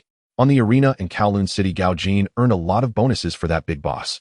But later during a boxing match, he suddenly fainted and was found to have heart problems. Heart issues are not that hard to deal with. As long as there's money, he can go abroad for surgery. However, that big boss was unwilling to spend the money as he had already made a fortune relying on Gao Jin over the past 2 years and even recruited other boxers to replace Gao Jin. Thus, Gao Jin was kicked out of Kowloon City and ended up wandering in Hong Kong. Currently, he resides in a public housing unit in Yaomati. His life was very difficult. The money he saved from working wasn't even enough to buy medicine. Looking at the information showing Gao Jin's struggles, Li Huaze closed the file and began to think. Perhaps because of this reason, Gao Jin remained loyal to that Mr. Hong in the end. A few $100,000 is nothing new. I can afford it. Given Gao Jin's abilities and loyalty, if he could be brought under my wing, then spending those hundreds of thousands of dollars would certainly be worth it. With this in mind, Li Huaze said to Anyo, Anyo, come with me to see this Gao Jin tomorrow. Okay, boss, but there are so many boxers. If you want a boxer, we can easily recruit those with better physiques. Li Huaze did not explain Anyo's confusion. Stretching lazily, he prepared to go home. Boss, is there something else? Turning to look at Anyo, Li Huaze found it strange. Boss, you smell very much like a... Hearing Anyo's reminder, Li Huaze raised a middle finger. You really have a dog's nose. At the same time, inside Shinkuan Film Company. Damn, what the hell are you saying? Hearing Sha Chang's report, Liang Kuan grabbed his collar. Are you saying our shipment got hit and the goods were swept away by the cops? Yes, Brother Kuan, this incident definitely involved someone snitching. Otherwise the cops wouldn't have known our shipping route and docking port so precisely. Damn it, what are you all doing? That's 70 million worth of goods. Smacking Sha Chang on the head, Liang Kuan was extremely furious at that moment. With 70 million worth of goods hit, his financial chain immediately became tense. The goods couldn't be distributed, money wouldn't come back, and those buyers might source from other societies. In this way, his losses would be too great. With this in mind, Liang Kuan directly grabbed the woman beside him. I'm really furious right now. Saying this, Liang Kuan rudely forced her to kneel on the ground. A few minutes later, Liang Kuan, rolling his eyes, let out a long breath and then told the woman to get out. When the office was left with just him, he picked up the phone on the desk and dialed out, find out who exactly snitched on my... I must make that damn guy's entire family pay. Hanging up the phone, Liang Kuan looked up at the ceiling, pondering how to recover from this loss. His gaze shifted to the Chiton magazine on the table. Liang Kuan's eyes turned, and he immediately picked up the phone and dialed Li Huaze. You want to adapt the story from my magazine Strange Tales into a movie? Listening to Liang Kuan's words on the phone, Li Huaze pondered for a few seconds. Brother Kuan, you are now the leader of our Hung Hing. Since the leader has spoken, I certainly cannot refuse. But you know how much profit Strange Tales magazine brings me. Once you adapt the story into a movie, the sales of my magazine will inevitably take a hit. Leader, you wouldn't let me suffer losses, would you? On the other end of the phone, hearing Li Huaze say this, Liang Kuan chuckled hoarsely. Of course, not as you should call me the leader. Since I am the leader of Hung Hing, I certainly won't let my brothers suffer losses. Am not that Jiang Tianxing. How about this 1 million? I'll have a Chong deliver 1 million to you tomorrow. Consider it as payment for the copyright. How does that sound? 1 million. Well then, thank you, Brother Kuan. After hanging up the phone, Liang Kuan scoffed. They say the boxing king Zhe is both wise and courageous, and 1 million is just enough to settle this. How can this even compare to talking about brain food? Feeling like he had struck a big deal, Liang Kwun stretched his muscles and then said to his companion, "Go prepare 1 million, I'll let a Chong deliver it to Boxing King Zhe tomorrow." After saying this, Liang Kwun leaned back in his chair, his mind filled with the thought of being pointed at for 70 million worth of goods. In Yao Mati, Li Huaze was at a low point. "Boss, we are losing out." Upon hearing Li Huaze agree to let Liang Kwun adapt the story into a movie for 1 million, Chao Dahua quickly calculated and said, "Boss, 1 million may seem like a lot, but our magazine will earn it back." But once Liang Kwun adapts the story into a movie, the number of magazines sold will inevitably plummet. No matter how we calculate it, we are at a huge loss. Watching Chao Dahua's worried expression, Li Huaze leaned back on the sofa and said, "If Liang Kwun really makes a movie, then we will indeed suffer." "But do you think Liang Kwun can actually make a movie?" "What do you mean?" Hearing the boss say this, Chao Dahua was momentarily taken aback, then quietly said, "Boss, you wouldn't want to have Liang Kwun. This can't happen. Once you do this, you'll be reviled and hunted down by the entire underworld. What are you even—" Looking at Chao Dahua's persuasion, Li Huaze chuckled and said, "Don't worry, your boss won't do such a foolish thing, but that day won't be too far off." After saying this, Li Huaze got up to stretch. "All right, you take your time, I'm heading back first." Seeing Li Huaze leave, Chao Dahua still felt a bit uneasy. Entering the restroom and seeing nobody around, Chao Dahua took out his phone and made a call. Once the call connected, he immediately said, "Sir Huang, I heard some news." After explaining the situation to Huang Bingyao suddenly laughed. "Ada, it seems you still care a lot about your boss, Boxing King Zhe." Of course, he is a great boss. Following him, I can buy houses and cars, so I definitely don't want." Halfway through his cheerful words, Chao Dahua suddenly realized he was an undercover agent and couldn't stand with Li Huaze in front of Huang Bingyao. At least in front of Huang Bingyao, he couldn't be on the same side as Li Huaze. Thinking of this, Chao Dahua quickly changed his tone. "Sir Huang, I'm just passing on a message who said I care about boxing." "Alright, Ada, I got the message. Just like that, you keep being an undercover near Boxing King Zhe." After saying this, Huang Bingyao hung up the phone. "Ace, this little brat is quite good at winning people's hearts. Even Ada, a seasoned undercover, is starting to lean towards him. As expected of someone I have high hopes for." Talking to himself, Huang Bingyao looked at the goodwill gun in his hand. "Damn it, Liang Kwun, that bastard dares to bully my people. Everyone with flowers on their shoulders, come in." Hearing Huang Bingyao shout, a group of people quickly rushed into his office. "From now on, keep an eye on Liang Kwun's industries 24 hours a day. Isn't he the leader of Hung Hing? We need to bring his arrogant demeanor down." "Yes, sir." Hearing Huang Bingyao order, everyone in the office immediately saluted in response.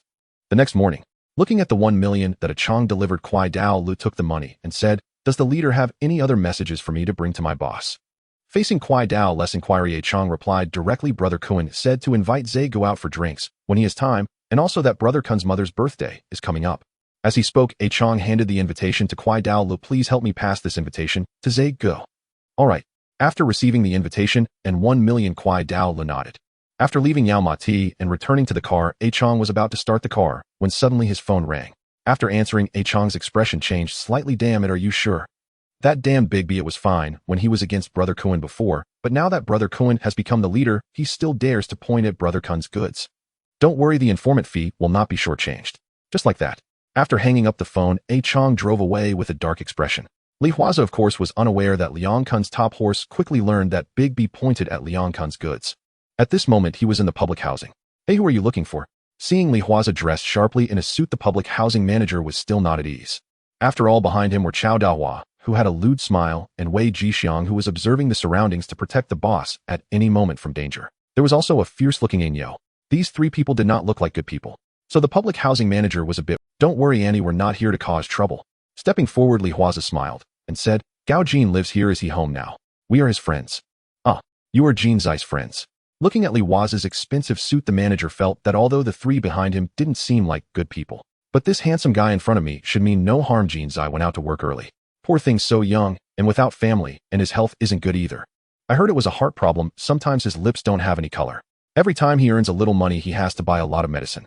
Just looking at it makes Annie feel a bit distressed. While speaking, the manager led Li Huaze and the others to the door of Gao Jin's room on the second floor.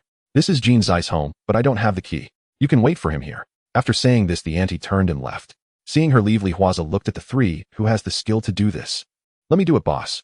As he spoke, Wei Jixiang looked around and then picked up a piece of wire from the ground. "I learned a few tricks from a thief while I was in prison." Cough. Cough. Returning from outside with a bag of food, Gao Jin's face was somewhat pale, unable to stop coughing. He reached the door and took out his keys, just about to unlock it when he suddenly sensed that something was amiss. He turned around and placed the food package aside to prevent it from breaking during the impending fight. Gao Jin stretched his muscles, and with a cold gaze opened the door and walked in. Inside the room, Li Huaze was sitting on a chair, while Wei Jixiang and the other two were sitting behind him. Gao Jin's cold, piercing gaze was locked onto Li Huaze. Having grown up in the deadly dog-eat-dog world, the instinct to sense danger was deeply ingrained in his bones. Though Wei Jixiang and the others might be slightly stronger than the average person, the gaze of Gao Jin meeting that of Li Huaze, who sat in the chair, felt as if he were being targeted by a bloodthirsty beast. "Don't be nervous, we are not here to cause trouble." Seeing Gao Jin's vigilant demeanor ready to strike at any moment, Li Huaze casually tossed a cigarette to him. "I am Li Huaze, the leader of the Hung Hing oilseed hull known by the nickname Fist King Zhe. You must have heard of my name, right?" "I know." Receiving the cigarette, Gao Jin smelled it under his nose. After confirming there was no danger, he then said, "What do you want from me?" "I've heard about you." Gesturing for Gao Jin to sit down, Li Huaze continued, "I admire your skills and your working style even more. So come work with me from now on. As long as you are willing, you won't have to worry about anything else. You want me to work with you?" Hearing Li Huaze's straightforward proposition, Gao Jin frowned. Behind him, Chao Dahua and Wei Jixiang were equally surprised. What happened to the boss? In the past, the boss was very eloquent, often saying things that made people incredibly tempted. But why was he so blunt today? This is not in line with the boss character. Li Huaze was unaware of what Wei Jixiang and the others were thinking. Different people require different approaches for recruitment. For someone like Gao Jin, the simplest approach suffices. As long as he can resolve his hard issue and save his life and provide him with the treatment he deserves, Gao Jin will wholeheartedly work for him. Indeed, just as Li Huaze thought, Gao Jin fell silent for a few seconds and said, "Since you've heard about me, you should know that I can no longer step onto the ring. I don't need you to step into the ring to make money for me, nor do I need you to fight in dog cage matches like you did in the past in Jinpujai."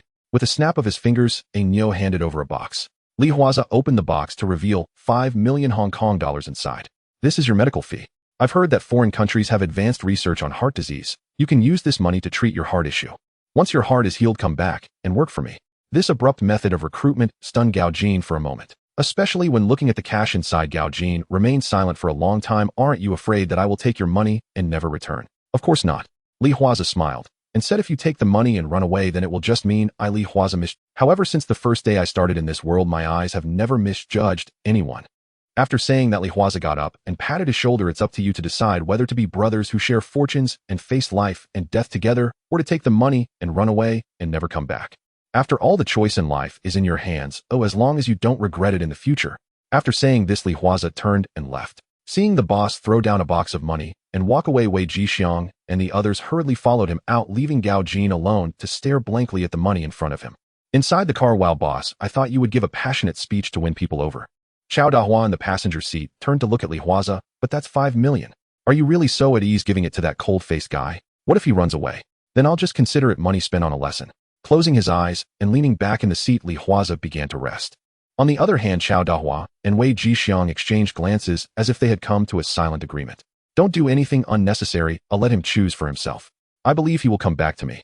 Hearing the boss say this, Wei Jixiang and Chao Dahua had no choice but to dismiss their thoughts. For the next 3 days, Gao Jin drove around Hong Kong Island. He wanted to find out who was tracking him for Li Huaze, but in these 3 days, no matter where he went, even to Yao Ma Ti, no. This realization brought a hint of warmth to Gao Jin's cold face. Fist King Zhe truly had such a broad mind, tossing 5 million at him without even sending someone to follow him. It seemed he had great confidence and trust in Gao Jin's character. With this thought, Gao Jin took out his phone and dialed Li Huaze's number. As the call connected, Gao Jin directly said, "A soldier dies for his friend. You believe in me, save me, and I will repay you with my life. I'm going abroad today, and once my heart is treated, I will come back to find you, boss." "All right, wait for your return, Jin." After hanging up the phone, Li Huaze smiled. This general has already settled down. Placing his phone on the table, Li Huaze looked at the actress in front of him and smiled. "Miss Zhou, I wonder if you have something to discuss with me through an intermediary." The actress in front of him was Zhou Huimin, who played the role of Little Ju. Normally, actresses like her had little interaction with someone like him, a society boss. But this morning, a senior from the Underworld contacted him, hoping he could do a favor and meet with Ms. Zhou. To be honest, there were many goddesses in the Hong Kong circle, but what impressed people the most about Zhou Huimin was her portrayal of Little Ju. Coupled with her legs that attracted people of all ages, Li Huaze was indeed somewhat interested in her. Thus, he was very curious about her intentions for seeking him out. Facing a figure like Li Huaze, Zhou Huimin felt somewhat nervous. After all, this was her first time sitting face-to-face with an underworld boss. Although Fist King Zhe looked more handsome than the male actors in the industry and had the elegance of a gentleman. But how could she not know of Fist King Zhe's fearsome reputation? "Mr. Li, I came to you through an intermediary because I am truly at my wit's end and would like to ask for your help." Touching her lips, Zhou Huimin looked somewhat fragile as she met Li Huaze's gaze. Her voice was soft, yet carried a hint of fear. Not long ago I took on a film, and at first the company provided me with a normal script. But when it was time to shoot, I found that the script had unexpectedly turned into that kind of film. I don't want to shoot that kind of film, but the company has a gang background and threatened me that if I refuse they will. As she spoke, a hint of pleading flashed in Zhou Huimin's gaze as she looked at Li Huaze. Looking at Zhou Huimin's weak and pleading gaze, Li Huaze extended his hand and said, "Let me take a look at the script." He took out the script that Zhou Huimin handed over and began to flip through it. Goodness, this play is really poorly written, lacking even half the skill of Chao Dawa. Closing the script in his hand, Li Huaze looked at Zhou Huimin and said, "I'm glad you came to me about what happened in Oil Hemp Land. But your wary gaze towards me makes me quite uncomfortable. I am sorry." Hearing Li Huaze say this, Zhou Huimin instinctively shrank her neck. "Haha, I was just joking, Miss Zhou, don't be so nervous." He pulled out a cigarette and offered it to Zhou Huimin, watching her accept it foolishly. Li Huaze suddenly said, "Aren't you afraid that I could lace the cigarette and make you lose consciousness to take photos?" For some reason, seeing Zhou Huimin made Li Huaze want to tease her. But he had no ill intentions. Off. Zhou Huimin's hand trembled while holding the cigarette. Her watery eyes widened as she looked at Li Huaze. "Alright, I won't tease you anymore. Let's get down to business, Miss Zhou. I can help you, but everything must be done according to the rules, especially the rules of the Underworld. One must have a legitimate name to speak freely. With a proper name, things can be accomplished. If I forcefully help you, it would mean provoking a war between two factions. Miss Zhou, you understand what I mean, right?" Hearing Li Huaze say this, Zhou Huimin nodded. "I understand, Mr. Li. How much do you want?" Looking at Zhou Huimin sitting obediently here, her hands tightly clutching her bag with a nervous expression like a frightened rabbit, Li Huaze smiled and said, "First tell me what kind of person we are dealing with. I am not too sure, but I heard from the director that the force behind them seems to be the Hall Master of the New Record in Wanchai." The Hall Master of New Record in Wanchai. Upon hearing that they are from New Record, Li Huaze picked up the phone and dialed out. "Hello, Axe brother, this is King of Fists, eh? What's up? Of course I can drink anytime. I'm looking to inquire about the Hall Master of the 5 Tigers and 10 Heroes in Wanchai. You can't be that nervous, can you? I'm just a Hall Master from Hung Hing in Oil Hemp Land. Why would I step into Wanchai? Lousy tongue bear. Alright, you just watch." Hanging up the phone, Li Huaze looked at Zhou Huimin and said with a smile, "I've already found out. The film industry is booming right now, so Lousy Tongue Bear naturally wants to get involved. And you, as the leading lady, youthful and beautiful, if you shoot such a film, it will definitely be a hit across the entire Hong Kong island, which is why he is eyeing you. Miss Zhou, I just don't understand. I heard your boyfriend is one of the 4 talents. Why not seek him out? Does he dare not show his face?" "No." Looking at Li Huaze's handsome face, Zhou Huimin seemed to be afraid he would misunderstand something. She hurriedly waved her hand and said, "I haven't had a boyfriend yet. Although Mr. and I is pursuing me, I haven't agreed to go out with him." With that said, Zhou Huimin lowered her head and said, "Moreover, he wouldn't dare offend New Record for me." Hearing Zhou Huimin say this, Li Huaze's eyes lit up. "Good, Miss Zhou, let's discuss how we can help you resolve this issue. I have money." Raising her head to look at the handsome Li Huaze, Zhou Huimin gathered her courage and said, "I've been in the industry for over 3 years. Although my pay isn't high, I've saved up hundreds of thousands. Mr. Li, if you don't mind the amount, I can give it all to you." Seeing Zhou Huimin's timid gaze, Li Huaze smiled and said, "Do you think someone like me who has reached this position in the Underworld lacks that few 100,000? Then what do you want?" Zhou Huimin, with her head down, seemed a bit nervous, occasionally stealing glances at Li Huaze. To be honest, she didn't expect an Underworld boss to be this handsome. 2 days later at the Wanchai Grand Hotel. "Damn, Axe brother, are you standing over there?" With his collar open, revealing solid muscles and full of tattoos, Lousy Tongue Bear frowned and said impatiently, "We are all brothers from the same gang. If it really comes to a fight, I will naturally stand by your side." Drinking tea, Axe brother wore a smile. "But I also have a friendship with King of Fists, say so? It would be best if things can be resolved peacefully. There is no need to spark a war between 2 gangs over a woman. Damn, that's just as good as saying nothing." He shot a displeased glance at Axe brother, but truly explosive words Lousy Tongue Bear dared not say. After all, this person before him has been at the top of the 5 Tigers and 10 Heroes since his transition. In both brains and strength, he crushed them. If it weren't for Lin Bo suppressing him, and with his unstable transition, New Record might have changed its nature. "Lousy Tongue Bear, you know that the 2 brothers from the Dragon Head are both wary of me and cannot do without me.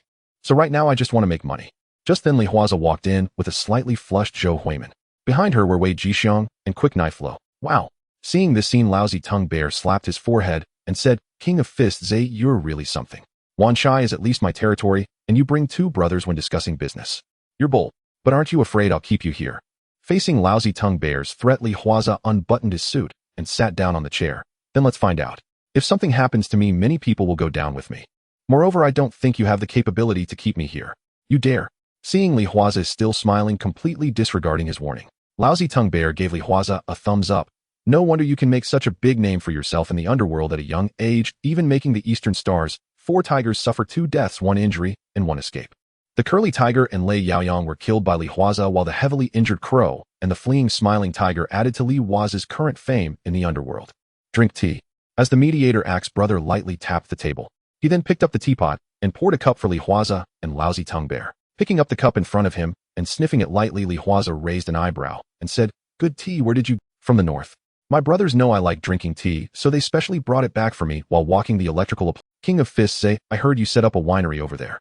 Is there an opportunity to cooperate?" "Of course, no problem." Clinking his cup with Axe brother, Li Huaze took a sip of tea and smiled. "I was just worried that besides Hong Xing's other hall masters, I currently have no distributors.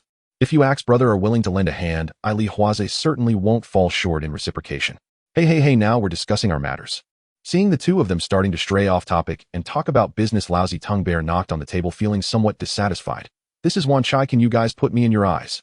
Generally, if during negotiations the other party doesn't regard you highly, Lousy Tongue Bear would have flipped the table ages ago. But these two before him, one is Axe brother, who can firmly suppress him. The other is the strongest fighter in Hung Hing, the King of Fists. Lousy Tongue Bear truly did not dare to flip the table. Wait a minute. Thinking about the warning he just gave Li Huaze. Damn it, could this guy be giving him a reverse warning by ignoring him? Jiang Tianying's admiration for Li Huaze was genuine. Especially after gathering various intel from the Crown Prince and his advisors, he quickly grew fond of Li Huaze, who was capable and intelligent, yet lacked the ambition to ascend to the top. Thus, before becoming the leader of Hung Hing, Jiang Tianying decided he must turn Li Huaze into his supporter. Given Li Huaze's current prestige within Hung Hing, as long as he stood by Jiang's side, Jiang Tianying believed he would soon secure his position as the leader of Hung Hing. As they spoke, Fatty Li strolled over leisurely in his slippers. "Mr. Jiang." Greeting him, Fatty Li sat down with his legs crossed, one hand incessantly rubbing it. "I swear, Fatty Li, not only are you late, but you're also picking your toes in front of Mr. Jiang. Can you at least pay some attention?" Seeing this scene, Sister 13 frowned and scolded him. "Come on, what should I pay attention to? I've always been like this in Hung Hing for years. When have I changed? I believe young Mr. Jiang won't hold it against me."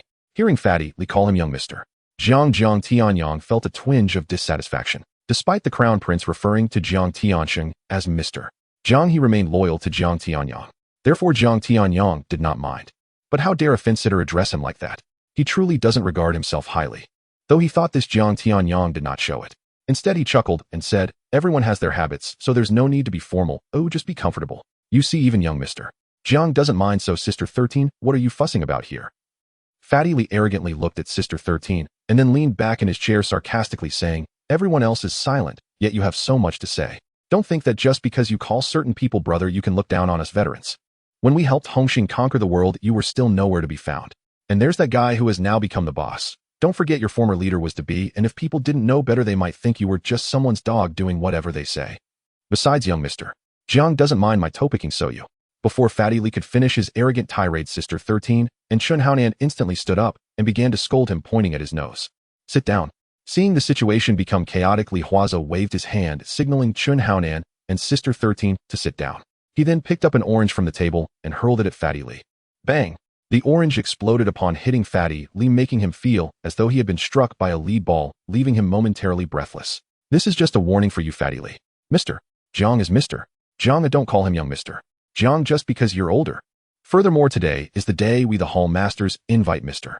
Jiang back to Hung Hing to take up the leadership. If you dare to cause trouble, then I won't hesitate to lead the double flower red sticks from Yao Ma Ti to completely drive you out." Faced with Li Huaze's unabashed threat, Fatty Li immediately became anxious. "Little Mr.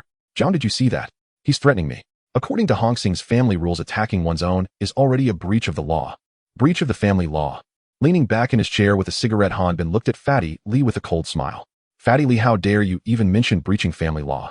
Who was it that invaded my Kwai Chang when I was wrongly accused, wanting to swallow up my territory? Who was the one who swore that I, Han Bin, killed Mr. Jiang and forced Ace to issue a bounty on me?" As he spoke, Han Bin leaned forward, fixing his gaze on Fatty Li. "If it weren't for the other Hall Masters intervening, if it weren't for Ace helping me clear my name, I would have been in serious trouble. Fatty Li, I remember this matter. We are not done here." Watching the internal strife among the Hall Masters of Hung Hing, Jiang Tianying maintained a smile, but inside, he was extremely satisfied. If all the Hall Masters of Hung Hing were united and harmonious, it would be easy for his position as the leader to be undermined. Although only 7 of the 13 Hall Masters of Hung Hing were present, with the others remaining in Hong Kong to prevent other gangs from seizing Hong Xing's territory. It was evident from these few that there was still room for him to maneuver after becoming leader. This is quite good. All right, everyone listen to me for a moment. Raising his hand to calm the room, Jiang Tianyang said with a smile, no matter what, we are all Hung Hing people. Can't we discuss our issues openly? Fatty Li, I've noticed that since you arrived, you've been quite displeased with A's and Chen Haonan. How about this? Why don't you express your grievances? Although I haven't yet decided whether to return to take on the leadership of Hung Hing, I can still help you resolve disputes here. At this point, Jiang Tianyang glanced at Fatty Li's actions. Moreover, stop picking your toes. That's just too unsanitary. All right, Mr.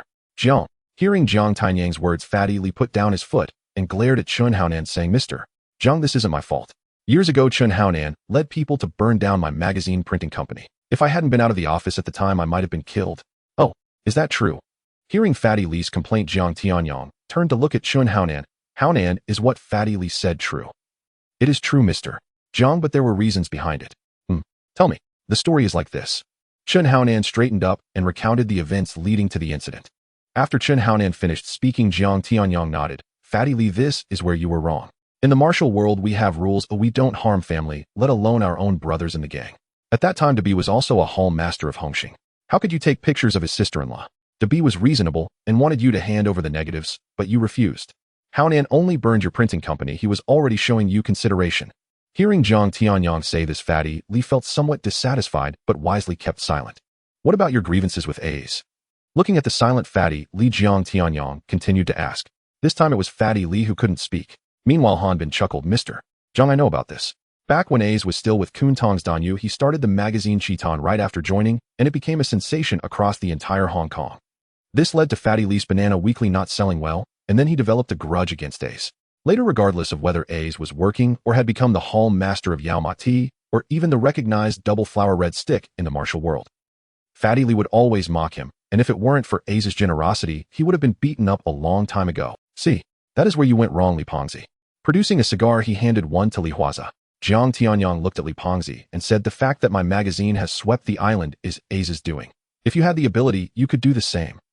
After all, you are the Hung Hing hall master. How can your heart be so small? With that, he waved his hand. All right, let's leave it there for now. I know you wish to invite me back to Hung Hing to inherit the leadership, but to be honest, I have not yet decided. After all, in Taigua, whatever I desire I can obtain, so I will give it some thought. Oh, and keep tonight free. They'll treat everyone to the local delights. Having spoken, Jiang Tianyang rose and led the way toward the manor behind him. The crown prince sidled up to Li Huaze, winking, and said, As I sampled Taigua's specialties last night, the experience. TSK. Seeing the crown prince's nostalgic expression, Li Huaze smiled and asked, Aren't you afraid of encountering a transgender performer? The crown prince looked puzzled. It's just a show. What is there to fear? A's means, aren't you worried they might pull out something larger than yours? Uft. Chen Haonan and Shisanmai, who were drinking water, spat it out at Han Bin's remark. Nearby, Shanji slunk closer with a lewd chuckle. I'm not afraid. I've heard Taigua beauties are very wild. I'm going to try my luck tonight. Seeing Shanji's lascivious mien, Li Huaze shook his head. Better to be cautious. By the way, you all go out tonight. I have some matters to attend to. When Li Huaze rose, Han Bin hurriedly asked, What is it, A's? Need men. I have business associates in Taigua. Say the word, and there will be guns and people at your disposal. Thanks, but these are personal matters. With a nod to the group, Li Huaze turned and left. He drove to the Badia Hotel and knocked on the door of room 305. When the door opened, Li Huaze walked straight in.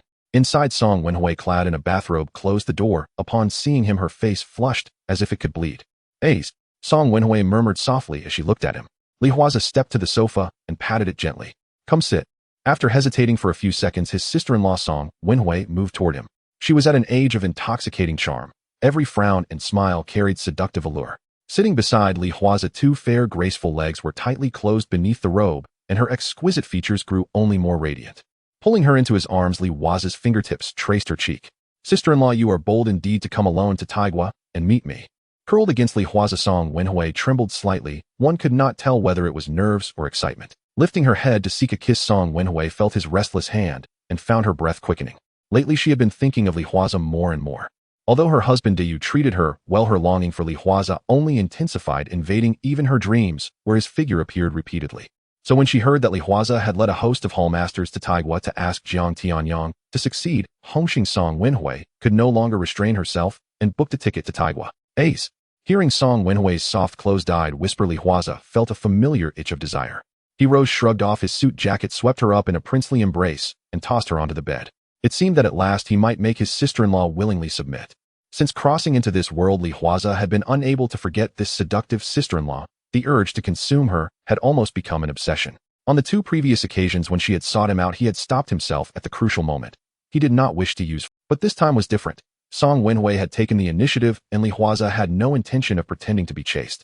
Just as he reached to pull at her tie, a phone suddenly rang. He glanced and saw it was Song Wenhui's phone. Li Huaze pinched her cheek gently. "Shall I answer?"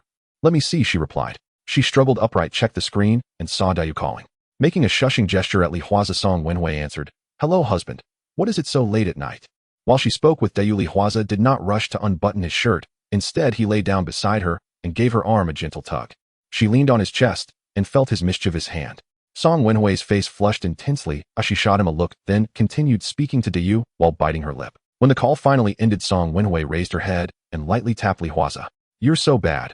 Aren't you afraid my husband might notice something off in my voice?" "Weren't you doing well?" he murmured, kissing her lightly on the cheek. He rose about to remove his shirt. The next second his phone rang. Glancing at it, Li Huaze pinched Song Wenhui's smooth chin. "Why must it be so troublesome to devour you?" She rolled her eyes in mock annoyance.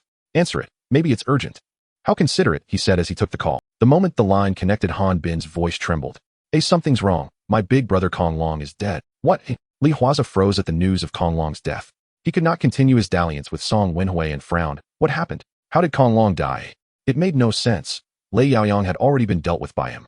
Even if Dongxing wanted to use the opportunity to strike at Hung Hing, would he have targeted Kowloon? It's not clear yet, but Kowloon died in Beijiao. On the other end, Han Bin had a cigarette between his lips, and that was his brother. How could he die so inexplicably? Han Bin could not accept it. What was Kowloon doing in Beijiao? Hearing Han Bin, Li Huaze went to the sofa and lit a cigarette. He's a Tunmin hall master. If he wasn't staying in Tunmin, why would he go to Beijiao? Unless someone forced him to go. Han Bin, book the earliest flight now, or use your channels to return to Gangdao. He'll speak to Mr. Zhang on that side. When you get back, investigate thoroughly. I have a feeling this is not so simple. Late at night at a dock in Thailand. You're the boxing champion Zhe. A foreigner stood before Li Huaze, who was flanked by Wei Jixiang and one of Han Bin's men, and spoke Cantonese with perfect diction. That's right, I am. Exhaling a slow smoke ring, he flicked his cigarette into the dark water. And you're John Smith. Hello. He leapt down from the ship, then extended his hand to shake Li Huaze's. Han Bin called me already. He said something urgent has happened in Hong Kong, and he must return immediately. So he entrusted you to handle this transaction on his behalf. Among all the Hung Hing members operating in Thailand, you're the only one he truly trusts. John glanced around at the pitch-black surroundings. You've brought only 2 men. Aren't you afraid he'll double-cross? Li Huaze chuckled softly. Double-cross me? I hardly believe you'd commit such folly. Huh. Truly. John gave Li Huaze a thumbs-up, then snapped his fingers sharply. Instantly a man emerged from the ship's cabin, carrying a heavy case. As the case opened, stacks of crisp banknotes lay neatly arranged inside. Li Huaze glanced at Han Bin's subordinate, who immediately stepped forward to inspect them. After completing the inspection, the man nodded toward Li Huaze. Brother Zhe, everything checks out. Excellent. With a subtle gesture, Li Huaze signaled Wei Jixiang, who turned and vanished silently into the darkness. 2 or 3 minutes later, Wei Jixiang returned lugging a large case. When it opened, rows of gleaming weapons lay within, and John's lips curled into a broad grin. After testing one weapon, John raised a thumb. I love doing business with you, straightforward, no pretense.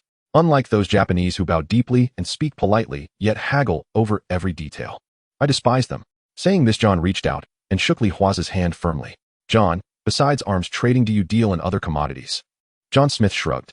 My friend, perhaps you're unfamiliar with global markets, but the Smith family is renowned worldwide as premier intermediaries. Arms are merely one category among many. If the goods are sound, we can distribute them anywhere on Earth. Hearing this, Li Huaze nodded. Give me your business card. I suspect we'll soon have a substantial deal to discuss. Should our cooperation prove successful, I assure you the profits will far exceed your expectations. Oh, John's eyes lit up. He promptly withdrew a card from his inner pocket and handed it over. Mr. Li, I eagerly await your call. And trust me, the Smith family's reputation across international markets is impeccable. Shaking Li Huaze's hand once more, John boarded the ship. Let's go.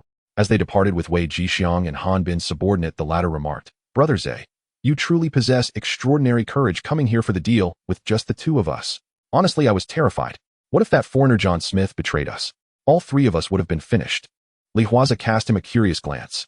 This is your first time handling a deal here. You've never accompanied Han Bin. How did you know? Surprised, the man scratched his head awkwardly. Before Ashi, the man who handled Thai operations for Brother Bin, was killed during Black Phoenix's destruction of those 3 supply lines. Since I'd always worked under Ashi, Brother Bin promoted me to take his place. Ah, I see now. Li Huaze leaned back in his seat and glanced at Wei Jixiang. Tell the brothers to stand down. The deal is done. No need to linger in the cold night air. Yes, boss. Pulling out his phone, Wei Jixiang dialed quickly and declared without preamble, the hot pot is ready. We may begin. The moment the call ended, dozens of armed men, led by Gao Jin, rose from their concealed positions along the shadowed beachfront. They located their pre-hidden vehicles and started the engines. Seeing a dozen headlights flare to life in the blackness, Han Bin's subordinate exclaimed in astonishment, Brother Zhe, did you arrange all this in advance? But this isn't Hong Kong, and Brother Bin only contacted you 2 or 3 hours ago.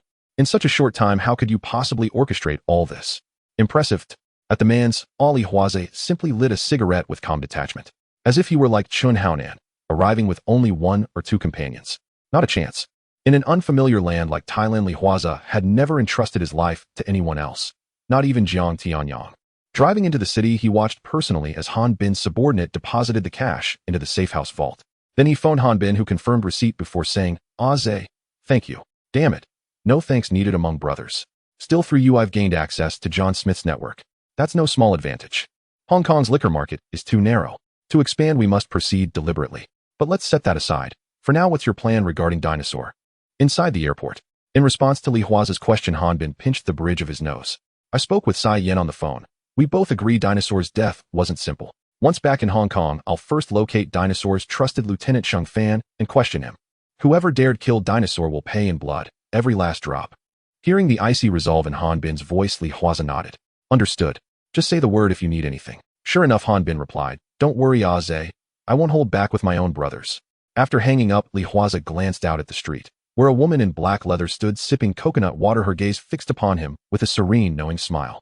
Xiang, you head back to the hotel and rest. Stepping out of the car, Li Huaze said casually. Boss, I'd rather stay close to protect you. After all, this isn't our territory, and Dinosaur was just killed. Wei Jixiang had also spotted the leather-clad Black Phoenix drinking coconut water, and couldn't help but voice his concern. What's there to fear? Clapping Wei Jixiang on the shoulder, Li Huaze strode directly toward Black Phoenix. Don't worry, Xiang. So long as we're here, boss, we'll be safe. Gao Jin, observing Wei Jixiang's anxious expression, allowed a rare trace of amusement to soften his stern features. Our boss is far shrewder than you imagine. The armed men you saw today, they're merely the tip of the iceberg.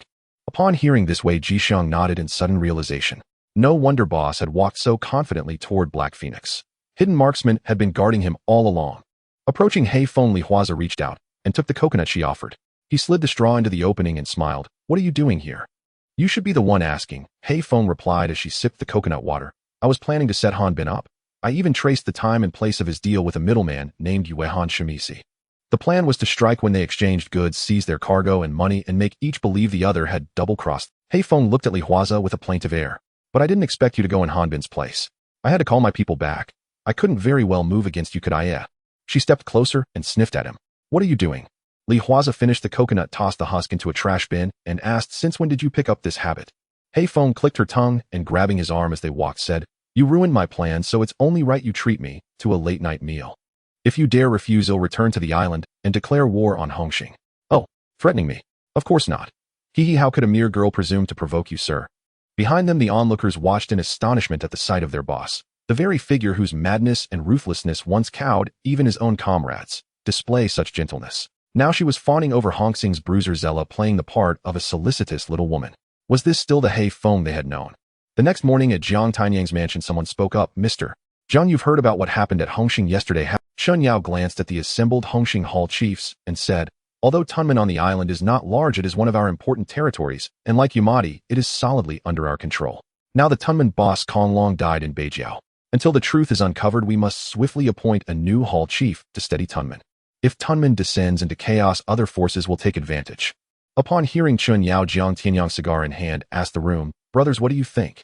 I agree with Yao, Chun Haonan replied first. To steady Tunman, we need a hall chief who can actually shoulder the responsibility. I think. You think what? Chun Haonan, how long have you been the boss of Kowloon? Before Chun Haonan could finish, Li Pengzi, lounging in slippers, said, Tunman was Kowloon's turf. Even if he's dead, his head Lieutenant Sheng Fan should take the post. Sheng Fan is Tunman's own man. Who could be more suitable? Chun Haonan, I know you want to push Shanji up, but he's not qualified to be Tunman's hall chief. Li Pengzi turned to Jiang Tianyang and declared, Mr. Jiang, everything I say is for Hong Xing's sake with no personal grudges involved. Besides, Kowloon died in my Beijiao. I want to return and find out what really happened. I have a feeling someone used my feud with Han Bin to frame me.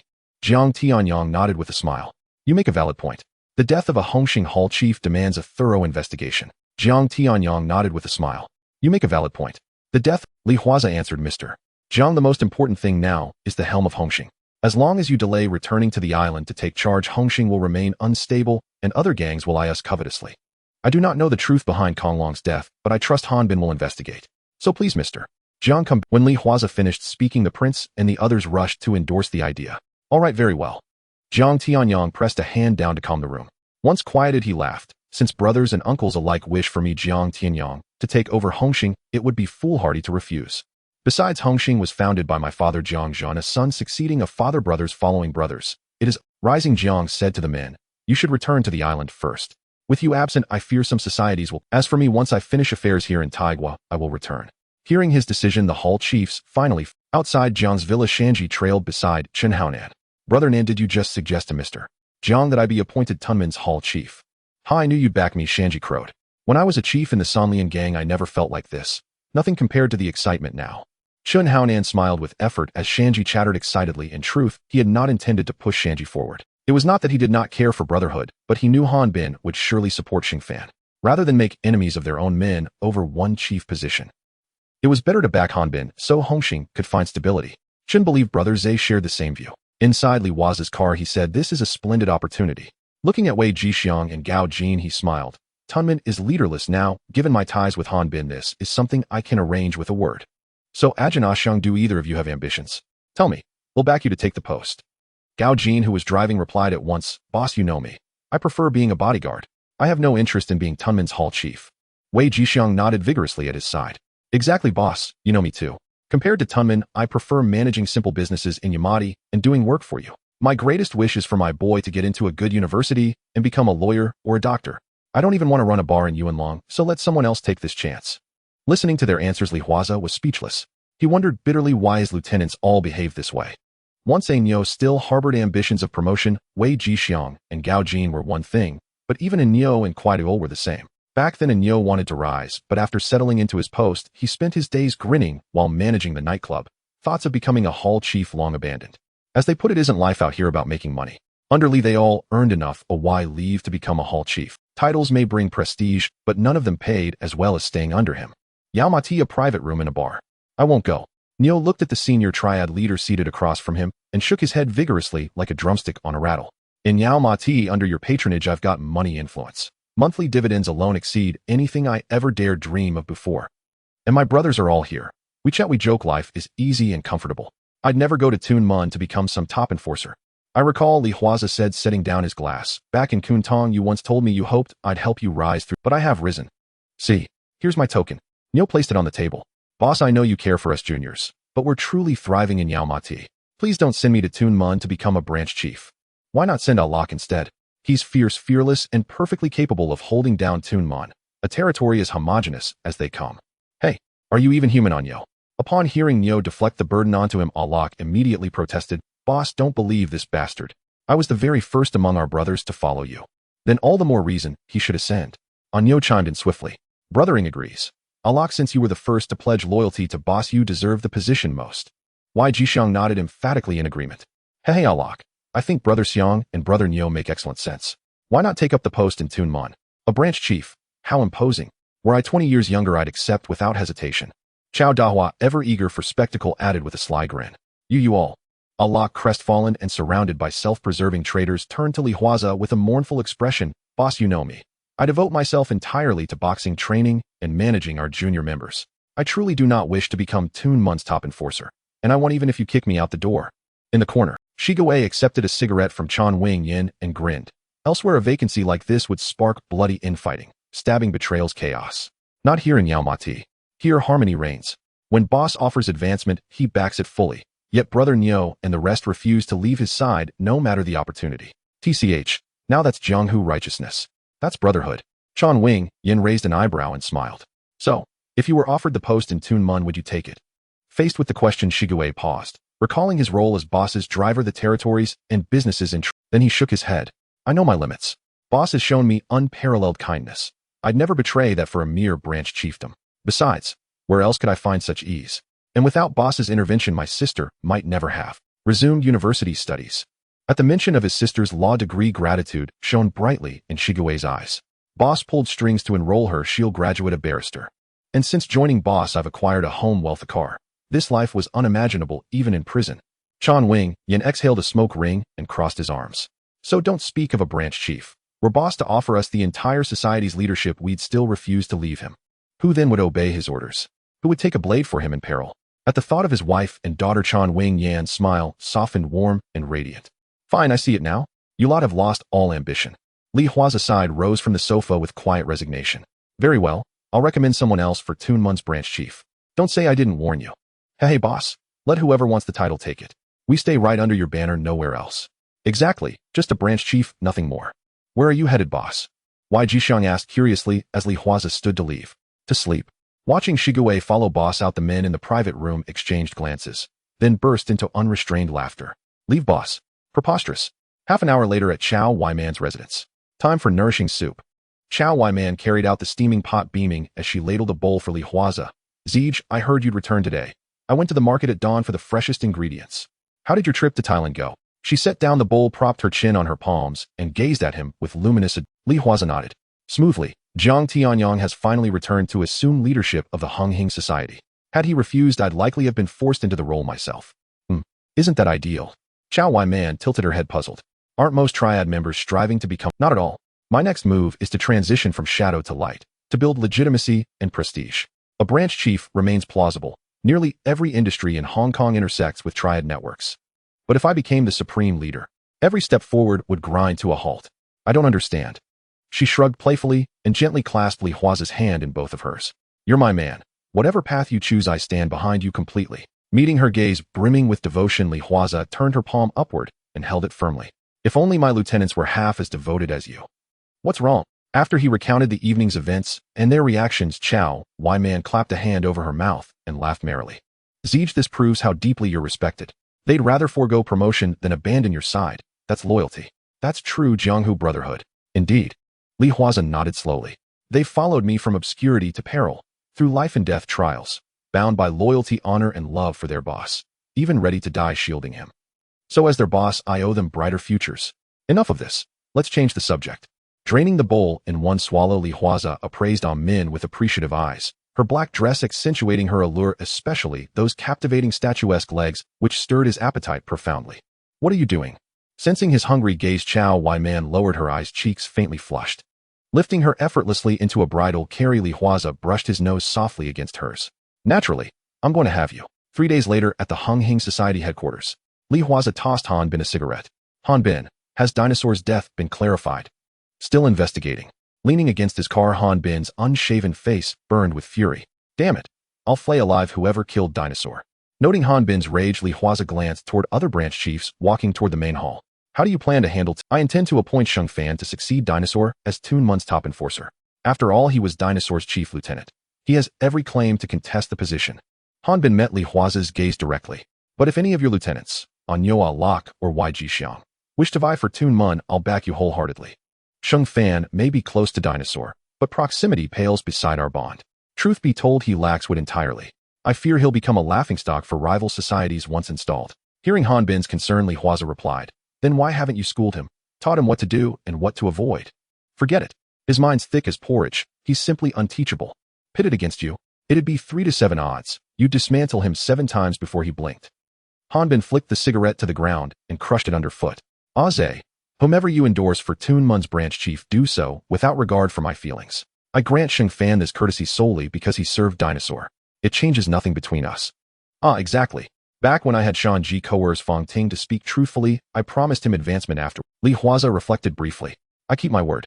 And my lieutenants, those incorrigible fellows, prefer clinging to Yao Ma Ti rather than seizing opportunity elsewhere. So I'll endorse Shan Ji. Beyond this, Li Huaze intended to leverage Shan Ji's ties to the San Lian. He'd previously subdued the San Lian Bang and aided Ding Yao in eliminating Lei Gong. Open association between himself and the San Lian Bang was impossible. Yet he refused to relinquish Taiwan's lucrative market. Its liquor trade alone yielded several $1 million in annual pure profit. Thus, supporting Shan Ji and using him as a conduit to maintain legitimate contact with the San Lian Bang was the perfect solution. Even waste can be repurposed, let alone Shan Ji. As for whether he'll surpass Sheng Fan, as in the original course of events, If he cannot best Sheng Fan, he might as well return to Sui Wanshan to sell sweet potatoes. After finishing their cigarettes, the two entered the assembly hall, where nearly all members had already gathered. Aze Hanbin, you're here. Jiger greeted them warmly. By the way, Hanbin, any progress on Dinosaur's case? Not yet. The culprits buried themselves deep. Even my covert channels drew blanks. Understood. Let me know if you need support. Thanks, Jiger. Hanbin nodded and took his seat. Li Huaze gestured with 2 fingers toward Shan Ji, who sat on the long bench behind Chan Honam. Spotting the signal, Shan Ji scurried over eagerly. Ziege. What orders do you have for me? Observing Shan Ji's deference, Li Huaze handed him a cigarette. Recall what I promised you before Senior Zhang's funeral. Moi. Shan Ji paused. Then his eyes lit up. Ziege, you mean you'll push me? Precisely. Clapping Shan Ji's shoulder, Li Huaze continued smiling. I always honor my word. I'd planned to elevate you gradually. Then Dinosaur died in Tun Mun. Now that Tun Mun stands vacant, I'll personally back your ascension to branch chief. Shan Ji, don't disappoint. At Li Huaze's words, Shan Ji dropped his usual levity and nodded solemnly. You have my word, Ziege. Good. Li Huaze nodded, then watched as Jiang Tianyang and Shun Yao emerged from the inner chamber, signaling Shan Ji to return to his seat. As Jiang Tianyang approached the long table, the chattering branch chiefs fell instantly silent. Haha, brothers, uncles. Now that I've assumed leadership of the Hung Hing Society, I count on your steadfast support. Jiger, ever the sycophant, chimed in immediately. Mr. Jiang, rest assured, we pledge full allegiance. Name your enemy, and we strike without hesitation. Others joined the chorus of approval. Jiang Tianyang waved graciously. Then let me express my deepest gratitude in advance. Regarding Dinosaur's death in Tun Mun, I trust you're all aware. Though the perpetrators remain unidentified, whoever murdered our branch chief will never escape the Hung Hing's vengeance. Before that, however, we must appoint a new branch chief, lest Tun Mun's unified territory fall prey to rival factions. Jiang Tianyang turned toward Li Huaze, seated prominently to his left. Aze, do you have a recommendation? Meeting the assembled gaze, Li Huaze declared plainly, I nominate Shan Ji for Tun Mun's branch chiefship. Shan Ji's loyalty to the Hung Hing is unquestioned. He has rendered invaluable service. Moreover, he once served as a branch chief within the Sanlianbang. He possesses both merit and qualification. Hearing Li Huaze's endorsement, Shan Ji leapt to his feet, elated. Mr. Jiang, Ziege, uncles, brothers, I have no grand words. Ziege's trust honors me beyond measure. Rest assured, I will never disgrace the Hung Hing. The moment Shan Ji finished speaking, Fat Li interjected, Sit down, Shan Ji. Master Zhe merely recommends you, not anoint you as Tun Mun's confirmed chief. Moreover, Dinosaur had his own chief lieutenant, a native of Tun Mun. Is he not better suited? Raising his hand, Fat Li declared, Mr. Jiang, I endorse Sheng Fan for Tun Mun's branch chief. Fat Li, I've never liked you, but on this you show rare insight. Han Bin remarked, then raised his own hand. I second Sheng Fan for Tun Mun's top enforcer. Slit-eyed, loyal to Han Bin, as part of the Bin and Ihu trio naturally aligned with him. I support Ziege. I endorse Shan Ji. 13's sister followed immediately, declaring her allegiance unequivocally. Jiger likewise voiced his support for Li Huaze's proposal. In moments, the Hung Hing's branch chiefs raised hands in rapid succession, each staking their claim. Seeing Brother Zhe endorse him as the new Tun Mun branch leader, and seeing the entire assembly rally behind Brother Zhe, Shan Ji's grin stretched nearly to his ears. His gaze shifted to Chan Honam, who had remained silent throughout. In Shan Ji's mind, Honam would inevitably back him. After all, they were sworn brothers. Just as Shan Ji brimmed with anticipation, Honam raised his hand. I support what Han Bin just said. Let Sheng Fan become the Tun Mun branch leader. Those words froze Shan Ji's smile instantly. He could scarcely believe it. His own elder brother had betrayed him at this pivotal moment. Upon witnessing Honam's declaration, Brother Li, the fat man, burst into loud laughter. Boxing King Zhe, look at the man you nominated. Even Shan Ji's own elder brother refuses to support him. What does that tell you? It tells you Shan Ji is utterly unworthy of leading Tun Mun. If he truly were qualified, why would Honam withhold his support? Sowing discord was Brother Li's greatest strength. After all, both Shan Ji and Honam harbored deep grudges against him. Should these two fall out, Brother Li would welcome. Li Huaze knew full well about Honam's betrayal of Shan Ji at this critical juncture, for in the original timeline it had unfolded precisely this way. In that version, Honam had partly acted out of caution. After all, Dinosaur had died in Causeway Bay, and Shan Ji, Honam's subordinate in Causeway Bay, was now being proposed to succeed Dinosaur as Tun Mun branch leader. To openly endorse him would only deepen suspicion surrounding Honam, perhaps even fuel rumors that Honam had orchestrated Dinosaur's death solely to elevate Shan Ji. Though any clear-eyed observer would dismiss such claims as baseless, public opinion remained a formidable force.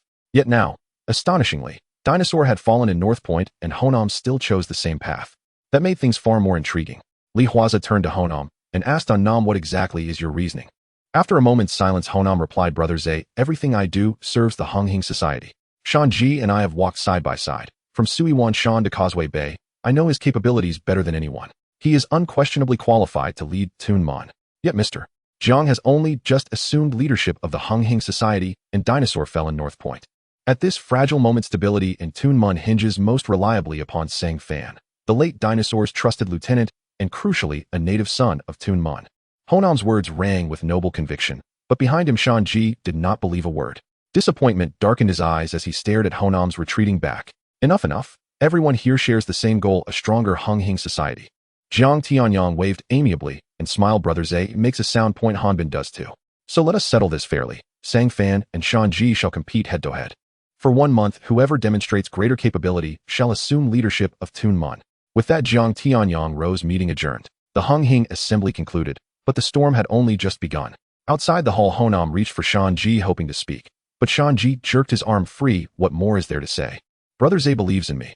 I'm grateful he gave me this chance. He is my benefactor, the turning point in my life. Yet I never imagined it would be my own elder brother who struck me from behind. Shan Ji. Honam frowned, attempting to explain. Do you truly see me as a man who discards brotherhood? Then tell me, why did you stab me in the back? Spare me the lofty rhetoric. You know full well whether I possess the ability to stabilize Tun Mon. Unless, you simply cannot bear the thought of standing shoulder to shoulder with me.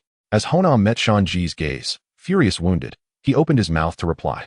Shan Ji brotherly chuckled suddenly. Perhaps your elder brother Honam is doing this for your own good. Think of it, brothers living side by side, sharing every day.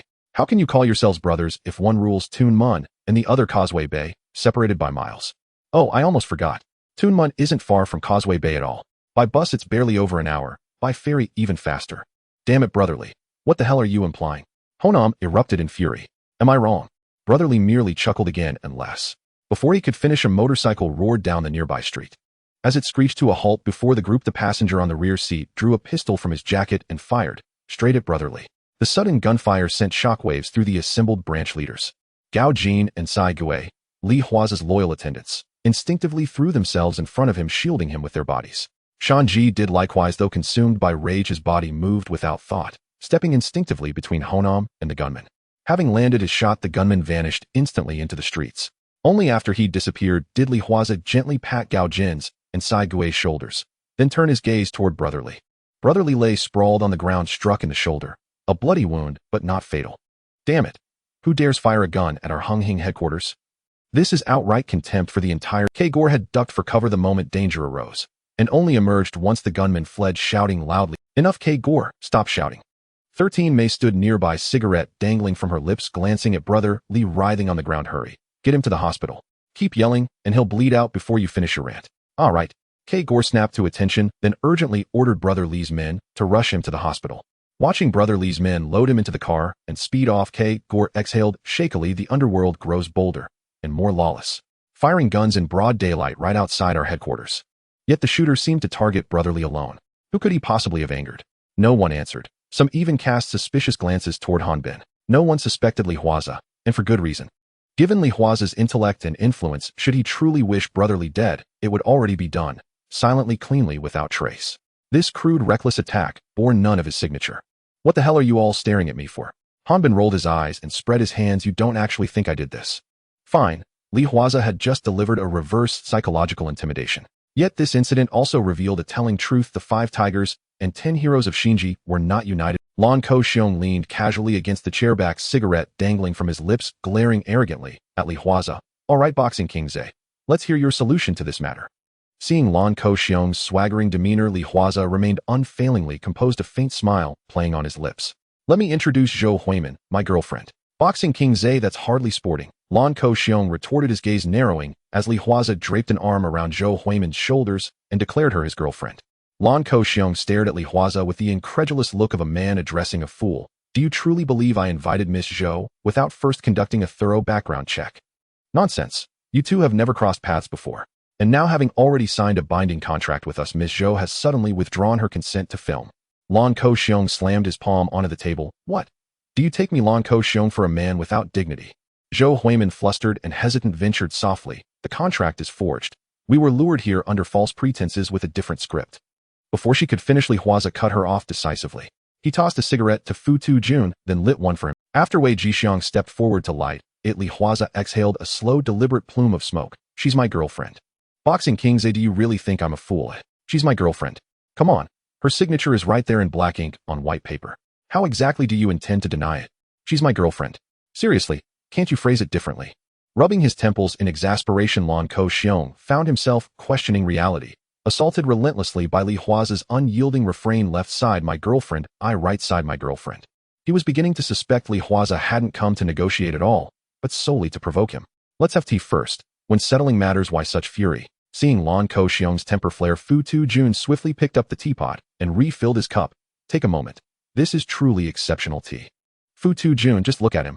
Is this the attitude of someone coming to settle matters? Lan Ko-xiong jabbed a finger toward Li Huaze, voice boiling with outrage. He's here to mock me. Come now. After all these years in the underworld, we're all branch leaders. The fact that he came personally, with only 2 men, is itself a profound gesture of goodwill. Do you honestly believe Boxing King Zay would travel all the way from Yaomati to Wanchai just to bait you? As Fu Tu-jun played peacemaker, Lan Ko-xiong drew a deep breath and asked, then what precisely is the purpose of this meeting? Boxing King Zay has already made it clear Miss Zhou is his girlfriend. Fu Tu-jun spread his hands wide, feigning innocence. Damn it. Lan Ko-xiong slammed the table again. It dawned on him, heavy with irony, that Fu Tu-jun, who'd spoken so earnestly of brotherhood within the same syndicate, had already aligned himself squarely with Boxing King Zay. Now, surely a man of your age shouldn't behave like a child, flying into rages at every turn. Fu Tu-jun gently guided Lan Ko-xiong's arm, coaxing him back into his seat. Beyond settling disputes, this visit is also about business, an opportunity for tremendous profit. Why do we operate in the underworld? Precisely, to make money. Business. At the words tremendous profit, Lan Ko-xiong suppressed his anger and turned sharply to Li Huaze. What kind of business? Boxing King Zay, you'd better not be toying with me. Li Huaze took a measured sip of tea, his gaze steady on the fuming Lan Ko-xiong. Lan Ko-xiong, if you hadn't opened with that petty display of dominance, we'd be sharing drinks by now. I've come to discuss a liquor distribution venture. Li Huaze lifted his teacup, once more addressing both Lan Ko-xiong and Fu Tu-jun. Gentlemen, your bars, karaoke lounges, mahjong parlors, and KTVs collectively spend vast sums annually on imported spirits. Am I correct? As you know, I've established a distillery in Shenzhen, a facility fully operational within half a month. Machinery orders are complete, raw materials and production timelines are locked in. Within 2 months at most, our first batch will roll off the line. Here Li Huaze raised 4 fingers, provided our spirits match the quality and taste of every premium brandy and whiskey on the market. This is the advantage I offer you. Moi. Lan Ko-xiong frowned, studying the 4 fingers. 4/10 of your retail price in our territory. No, 4/10 of your wholesale purchase price. To seize market share from whiskeys, brandies, even beer, aggressive pricing must lead the charge. Given my standing, syndicate branch leaders like yourselves represent the optimal channel for rapid expansion. Once our liquor flows freely across every underworld domain, imagine then would my title still be confined to Yaomati, branch leader of Hung Hing. In commerce, monopoly remains the most lucrative strategy. And at 4/10 cost after deducting machinery, materials, labor, and overhead, I retain at least 2/10 pure profit. Beyond that, our reach will extend far beyond syndicate territories alone. Is this true? Lan Ko-xiong began calculating on his fingers. Bloody hell. If you deliver at only 40% of wholesale, I'll be swimming in profits. Millions yearly at minimum. Eyeing Li Huaze skeptically, he added, such low pricing can't possibly be sustainable. Surely you're not operating at a loss just for publicity. Li Huaze smiled patiently. This is basic market economics, Lan Ko-xiong. Put simply, you seek affordable, high-quality spirits. I seek market dominance. I don't understand. Lan Ko-xiong shook his head frankly. But if you deliver as promised, I, Lan Ko-xiong, give my word without reservation. Rising, Lan Ko-xiong lifted his teacup toward Zhou Huimin with a broad grin. Miss Zhou, my conduct today was inexcusable. This cup is my formal apology. He drained it in one swallow. He didn't doubt Li Huaze's sincerity. After all, reputation is the lifeblood of the underworld. To deceive would be to forfeit face entirely. And Fu Tu-jun stood present as a neutral guarantor. If Li Huaze reneged, Lan Ko-xiong could demand full restitution directly from him. Zhou Huimin gasped, startled, waving her hands frantically, and instinctively turned her gaze to Li Huaze. Li Huaze rose, clinked his cup against Lan Ko-xiong's, and said, no clash, no connection. May our partnership flourish. Splendid. Lan Ko-xiong pounded the table and roared with laughter. No wonder Fu Tu-jun chose to call you friend. Boxing King Zay. Bring 50,000, immediately, as compensation for Miss Zhou. Inside the car. Wow, is this how you people from the martial world negotiate? Sitting in the passenger seat, Zhou Huimin looked at Li Huaze with excitement and said, this is the first time I've seen real martial artists negotiate. I thought it would be like in the movies, with both sides slamming the table and shouting at each other and then threatening each other before summoning their men. Looking at Zhou Huimin's excited face in the passenger seat, Li Huaze started the car and smiled. What you described happened, really? Tilting her head to look at Li Huaze, Zhou Huimin blinked and said, but why does this negotiation feel more like a business deal? Especially that arrogant guy, he actually offered me 500,000. At first I thought I would need to compensate him. Zhou Huimin seemed to recall something at this point. She hurriedly handed the money to Li Huaze and said, Mr. Li, I don't want this 500,000. If it weren't for you, I might have. So I don't want this money. Seeing Zhou Huimin handing him the money, Li Huaze shook his head and said, I'm not helping you for this 500,000, you should keep it for yourself. As for why it feels like a business deal, it's because the intermediary in this negotiation is June. Moreover, I indeed intend to use this opportunity to open up the beverage market in Wanchai. Saying this, and looking at Zhou Huimin, who still held the 500,000, Li Huaze smiled and said, if I tell you to keep it, then keep it. Aren't you my girlfriend? Huh? Looking at Li Huaze's nonchalant smile, Zhou Huimin lowered her head and muttered softly, what? Didn't you say this is just an excuse for negotiation? What are you talking about? Listening to Zhou Huimin mutter, Li Huaze looked at her. Oh, it's nothing. Like a startled deer, Zhou Huimin shook her head and lowered her gaze, nervously fiddling with her fingernails, occasionally sneaking glances at Li Huaze. The car drove all the way to the bottom of Zhou Huimin's building, confirming that this handsome martial arts boss had no intention of forcing his way in. Zhou Huimin let out a sigh of relief. She was genuinely afraid Li Huaze would recklessly barge into her home and do something to her. Mr. Li. Standing next to the car, Zhou Huimin held her bag nervously yet expectantly and said, I really appreciate you standing up for me. Are you afraid of me? Or do you look down on my identity as a gang member? No, I don't think that. Hearing Li Huaze say this, Zhou Huimin quickly shook her head, seemingly afraid Li Huaze would misunderstand, and said, Okay, I know what you want to say. Stepping closer to Zhou Huimin, Li Huaze gently tucked her hair behind her ear. The whole motion was very tender, causing Zhou Huimin to bite her lip. Her face slightly flushed, and her heart raced. Don't worry, I never like to force others, especially women. Hearing Li Huaze say this, Zhou Huimin let out a sigh of relief, and a slight smile appeared on her face. Just as she was about to say something, Li Huaze suddenly leaned down and kissed her. In an instant, Zhou Huimin's eyes widened, and her mind went blank. After being kissed for a while, Zhou Huimin finally took a step back, covering her mouth as she looked at Li Huaze, and said, You just said you don't like to force others, right? Leaning against the car and laughing at Zhou Huimin, Li Huaze felt inexplicably amused every time he saw her startled expression. Li Huaze wanted to tease her, but aren't you my girlfriend? No, we've only known each other for 2 or 3 days. Know what I mean is. Oh dear, why are you like this? At a loss for words, Zhou Huimin stomped her foot and said, I don't want to talk to you. Huh? Raising his hand and ruffling her hair, Li Huaze laughed and said, Go home, I'll treat you to dinner in a few days. Bad guy. Stomping her foot, Zhou Huimin took her bag and ran up the stairs. Halfway up, she turned around and looked out, seeing Li Huaze still leaning against the car, the cigarette in his hand reflecting a faint glow under the moonlight. Raising her hand, she subconsciously touched her lips, and a faint smile appeared on Zhou Huimin's face.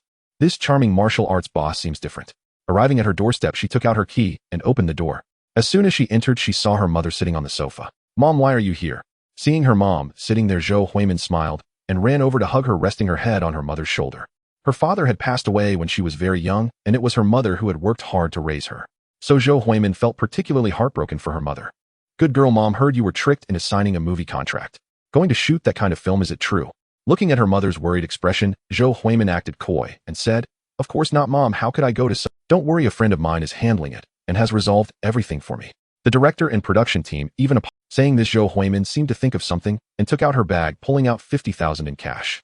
Here, Mom, this is the compensation from the director and production team. So much. Looking at the 50,000 in cash, Zhou Huimin's mother did not feel relieved, but rather became worried and said, Good girl, we can't accept this money. What if something goes wrong? Don't worry, Mom, the friend helping me is very influential. As soon as he showed up today, the director and production team kept apologizing. Although the situation isn't exactly as I said, that guy from the new Gunfight didn't seem frightened. But this is to make my mom worry less. However, thinking about how Li Huaze said he didn't like to force others, yet kissed her right after, a smile involuntarily appeared on Zhou Huimin's face. This discovery made Zhou's mother slightly surprised, and she held Zhou Huimin's hand and smiled. Good girl, are you in love? No, Mom. He didn't even take me out to eat, didn't send flowers, nor did he invite me to watch a movie. I'm not his girlfriend. Mom, it's late, and you haven't eaten anything, let me cook for you. Putting down her bag, Zhou Huimin dashed to the fridge, took out some vegetables, and ran into the kitchen. Watching her daughter's cheerful figure, Zhou Huimin's mother also felt relieved. Silly good girl, you must be falling in love. How can she not see that her daughter's eyes lit up when she mentioned that friend? As someone who has been there, Zhou Huimin's mother knew that her daughter was genuinely fond of him. She hoped her daughter's sincere heart wouldn't be betrayed. Haonan was crying loudly. What did you say? Inside the car, he heard Brother Ji on the phone informing him that Dabi was dead and his entire family had perished. Li Huaze frowned and said, "When did this happen?" "Last night. I understand I will arrive on time tomorrow." After hanging up the phone, Li Huaze drove back to Tuadi. He clearly understood that the one who killed Dabi was Liang Kwun. He just didn't expect Liang Kwun to act so quickly. It seemed that Liang Kwun was also nearing his end, and Jiang Tiansheng would soon take over the leadership of Hung Hing. However, he felt no guilt. After all, Liang Kwun had already given him 10 million, and he hadn't even started shooting the stories for the magazine yet. Upon returning to Tuadi, Li Huaze informed the others. "Boss, are you saying Dabi is dead? Does that mean his whole—" Anyo upon hearing this news wore a look of disbelief. Even Kuai Dao Lu and Wei Jixiang were astonished. After all, Dabi was the leader of Hung Hing. According to the rules of the Underworld, calamity does not involve wives and children. Who could be so ruthless as to annihilate Dabi's entire family? This is the Underworld. Chao Dahua, sitting on the sofa side. Everyone sees the glory of the people in the Underworld, but in reality, those who wander the Underworld, if they cannot clear their name and ascend to the shore, their fate will either be in prison or in a coffin. After so many years of struggling in the Underworld, I've lost count of how many today's mighty and tomorrow's dead I've seen. Seeing Chao Dawa's expression of nostalgia, Wei Jixiang laughed. "Uncle Da, that's why you've always been a blue lantern after so many years. Only here with the boss will you be appreciated." Hearing Wei Jixiang's teasing, Chao Dahua waved his hand. He seemed to have thought of something and was no longer in the mood to joke with the others. Instead, Nyo poured a glass of wine for Li Huaze and then asked, "Boss, who do you think exterminated Dabi's entire family? Was it that group of Eastern Stars?" "It shouldn't be." Seeing the others looking at him, Li Huaze said, "Not long ago, Liang Kun's goods were intercepted, which caused him to lose several tens of millions. I think Dabi's death should be related to this." "Boss, are you saying Liang Kwun did it?" Anyo rubbed his cheeks in surprise. "Goodness, Liang Kwun is really ruthless." "Forget it, no need to say so much. Anyo, help me prepare. Tomorrow we will go to Causeway Bay to send Dabi off one last time." "All right, boss."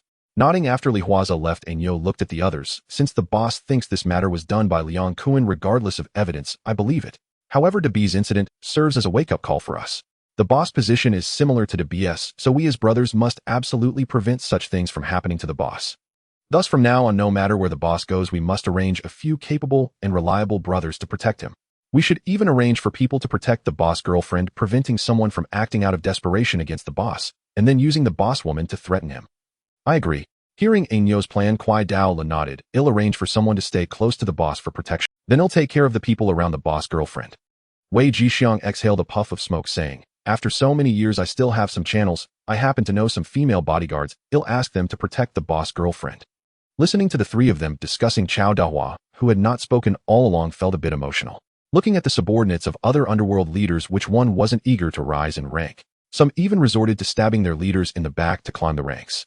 But over here with Li Huaze, he didn't even need to arrange anything. His top men were already well prepared.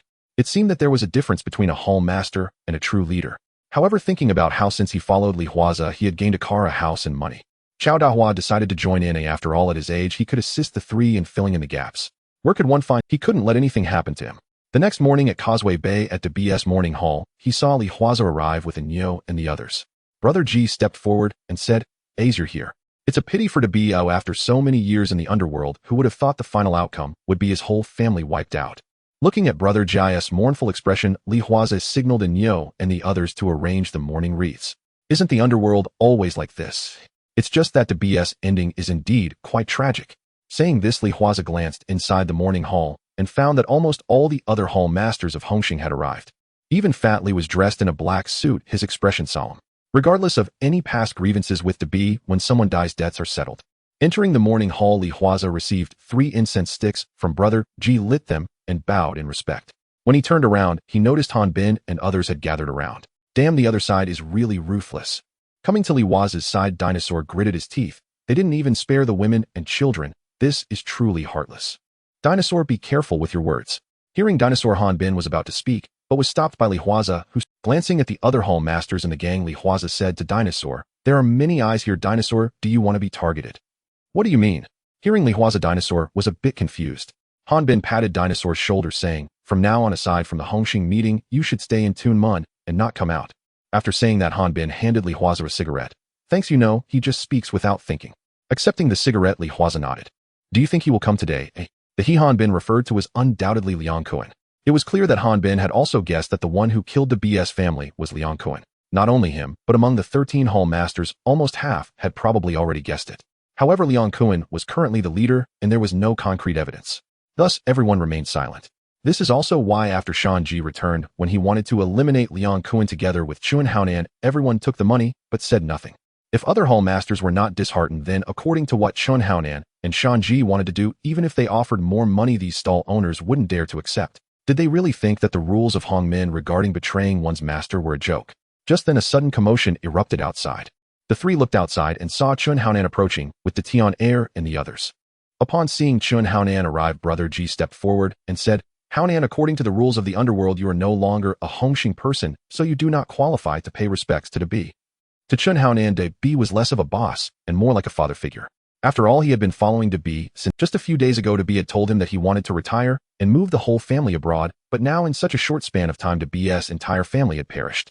So when he heard from Ji Gu that he had no identity to pay respects to De B, Chun Haonan felt an intense grief and anger inside. But he also knew that he was now expelled from Hongxing, and if he forcibly tried to enter, it would not only ruin Brother B, it would also make it impossible to pay respects to Brother B. Ji Gu, Brother B has always treated me like a son, and in my heart Brother B has long been my father. I know that my current status isn't suitable for paying respects to Brother B, but I just want to offer incense to him. With that, Chun Haonan knelt down on the ground with a thud. Seeing this, Ji Gu felt a bit troubled. "Haonan, I know you are in great pain right now, but aren't you putting me in a... Hongxing has no such rules." Just as he was speaking, Ji Gu saw Li Huaze approaching and felt like he had found... He quickly spoke up. "As you're just in time. What do you think we should do about this?" Hearing Ji Gu's question, Chun Haonan looked at Li Huaze with teary eyes as if he had seen a savior. "Brother Zhe, I just want to go in and pay respects to Brother B. He is my boss, his whole family has been harmed. I beg you to let me offer incense to Brother B." After Chun Haonan finished speaking, to Tian Air and others also knelt on the ground with a thud. Seeing this scene, Li Huaze thought for a moment and said to Ji Gu, "Although Haonan is no longer one of us in Hongxing, he was once the BS right-hand man. In this world, one must have loyalty and righteousness. Since Haonan sincerely wants to pay respects to Da B, let's make it convenient for him." "All right." Hearing Li Huaze say this, Ji Gu immediately turned to Chun Haonan and said, "Since Ace has spoken, I naturally have to give him this face. Chun Haonan, you must remember you can only pay respects to Da B and absolutely must not cause any trouble in the morning hall." Just then Fatty Li walked over. Looking at Chun Haonan kneeling down and wanting to offer incense to Da B, he frowned and said, "He has no relation to Hongxing anymore, and he was even expelled. Letting him in like this." Before Fatty Li could finish, Li Huaze directly interrupted. "Fatty Li, the dead deserve respect." "Damn." He cursed under his breath and fell silent. Chun Haonan, on the other hand, gratefully bowed to Li Huaze and then walked towards the morning hall in tears. Watching Chun Haonan's back, Ji Gu sighed. Da B didn't waste these years, at least he took in Chun Haonan as a disciple. Just then a red BMW parked by the roadside.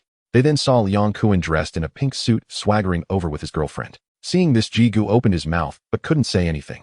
In the end, he approached Li Huaze and whispered, "Liang Kun is doing this on purpose. He wants to disturb Da B even in death." Ignoring Ji Gu's words, Li Huaze answered a phone call and stepped aside. "Mr. Jiang, as I've heard," he lawn inside the Hongxing headquarters. Standing by the window, Jiang Tiansheng looked somewhat gloomy. Before leaving Hong Kong Island, he had told Da B to keep a low profile for a while and not to provoke Liang Kun. However, Da B had still stubbornly disregarded this. He had hinted so much, and Liang Kun's rise to power was entirely orchestrated by himself and Shen Yao. But this brainless guy couldn't understand anything and ended up causing his entire family to perish. Sigh, what a pity. After all, when it comes to loyalty in Hongxing, Da B had undoubtedly been the most loyal. Thinking of this, Jiang Tianxing said, "I'm not on Hong Kong Island. Please send a wreath in my name." "All right, Mr.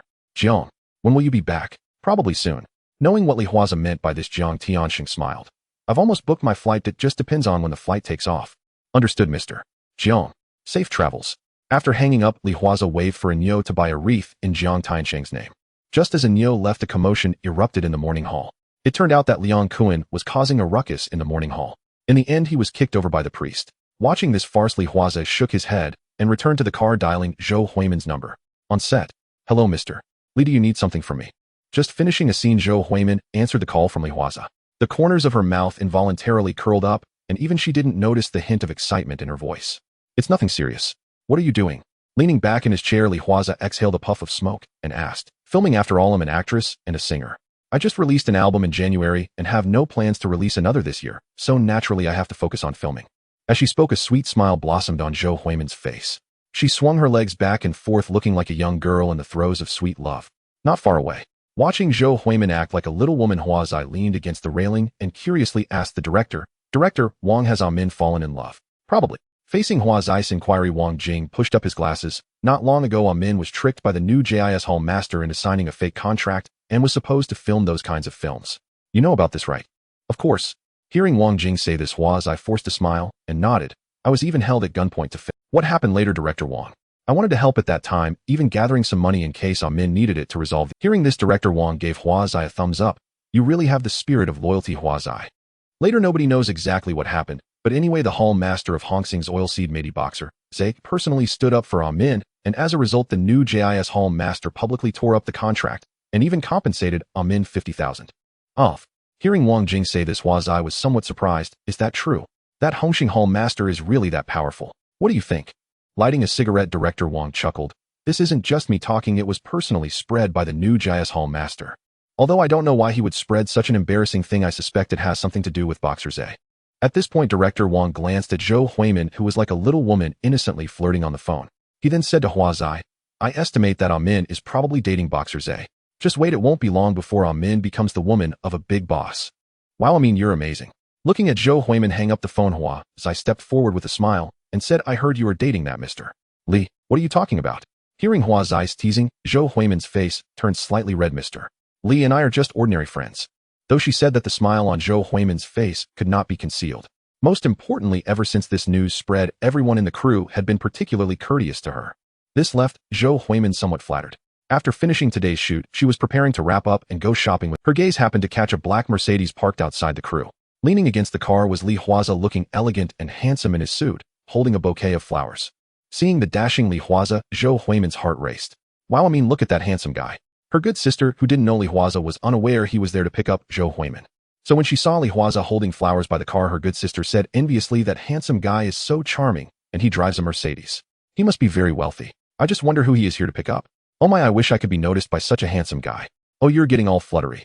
Hearing her good sister's words, Zhou Huimin's face flushed, and she gently pushed her, saying, how can a girl say so? I didn't expect you to be the type of virtuous wife and good mother.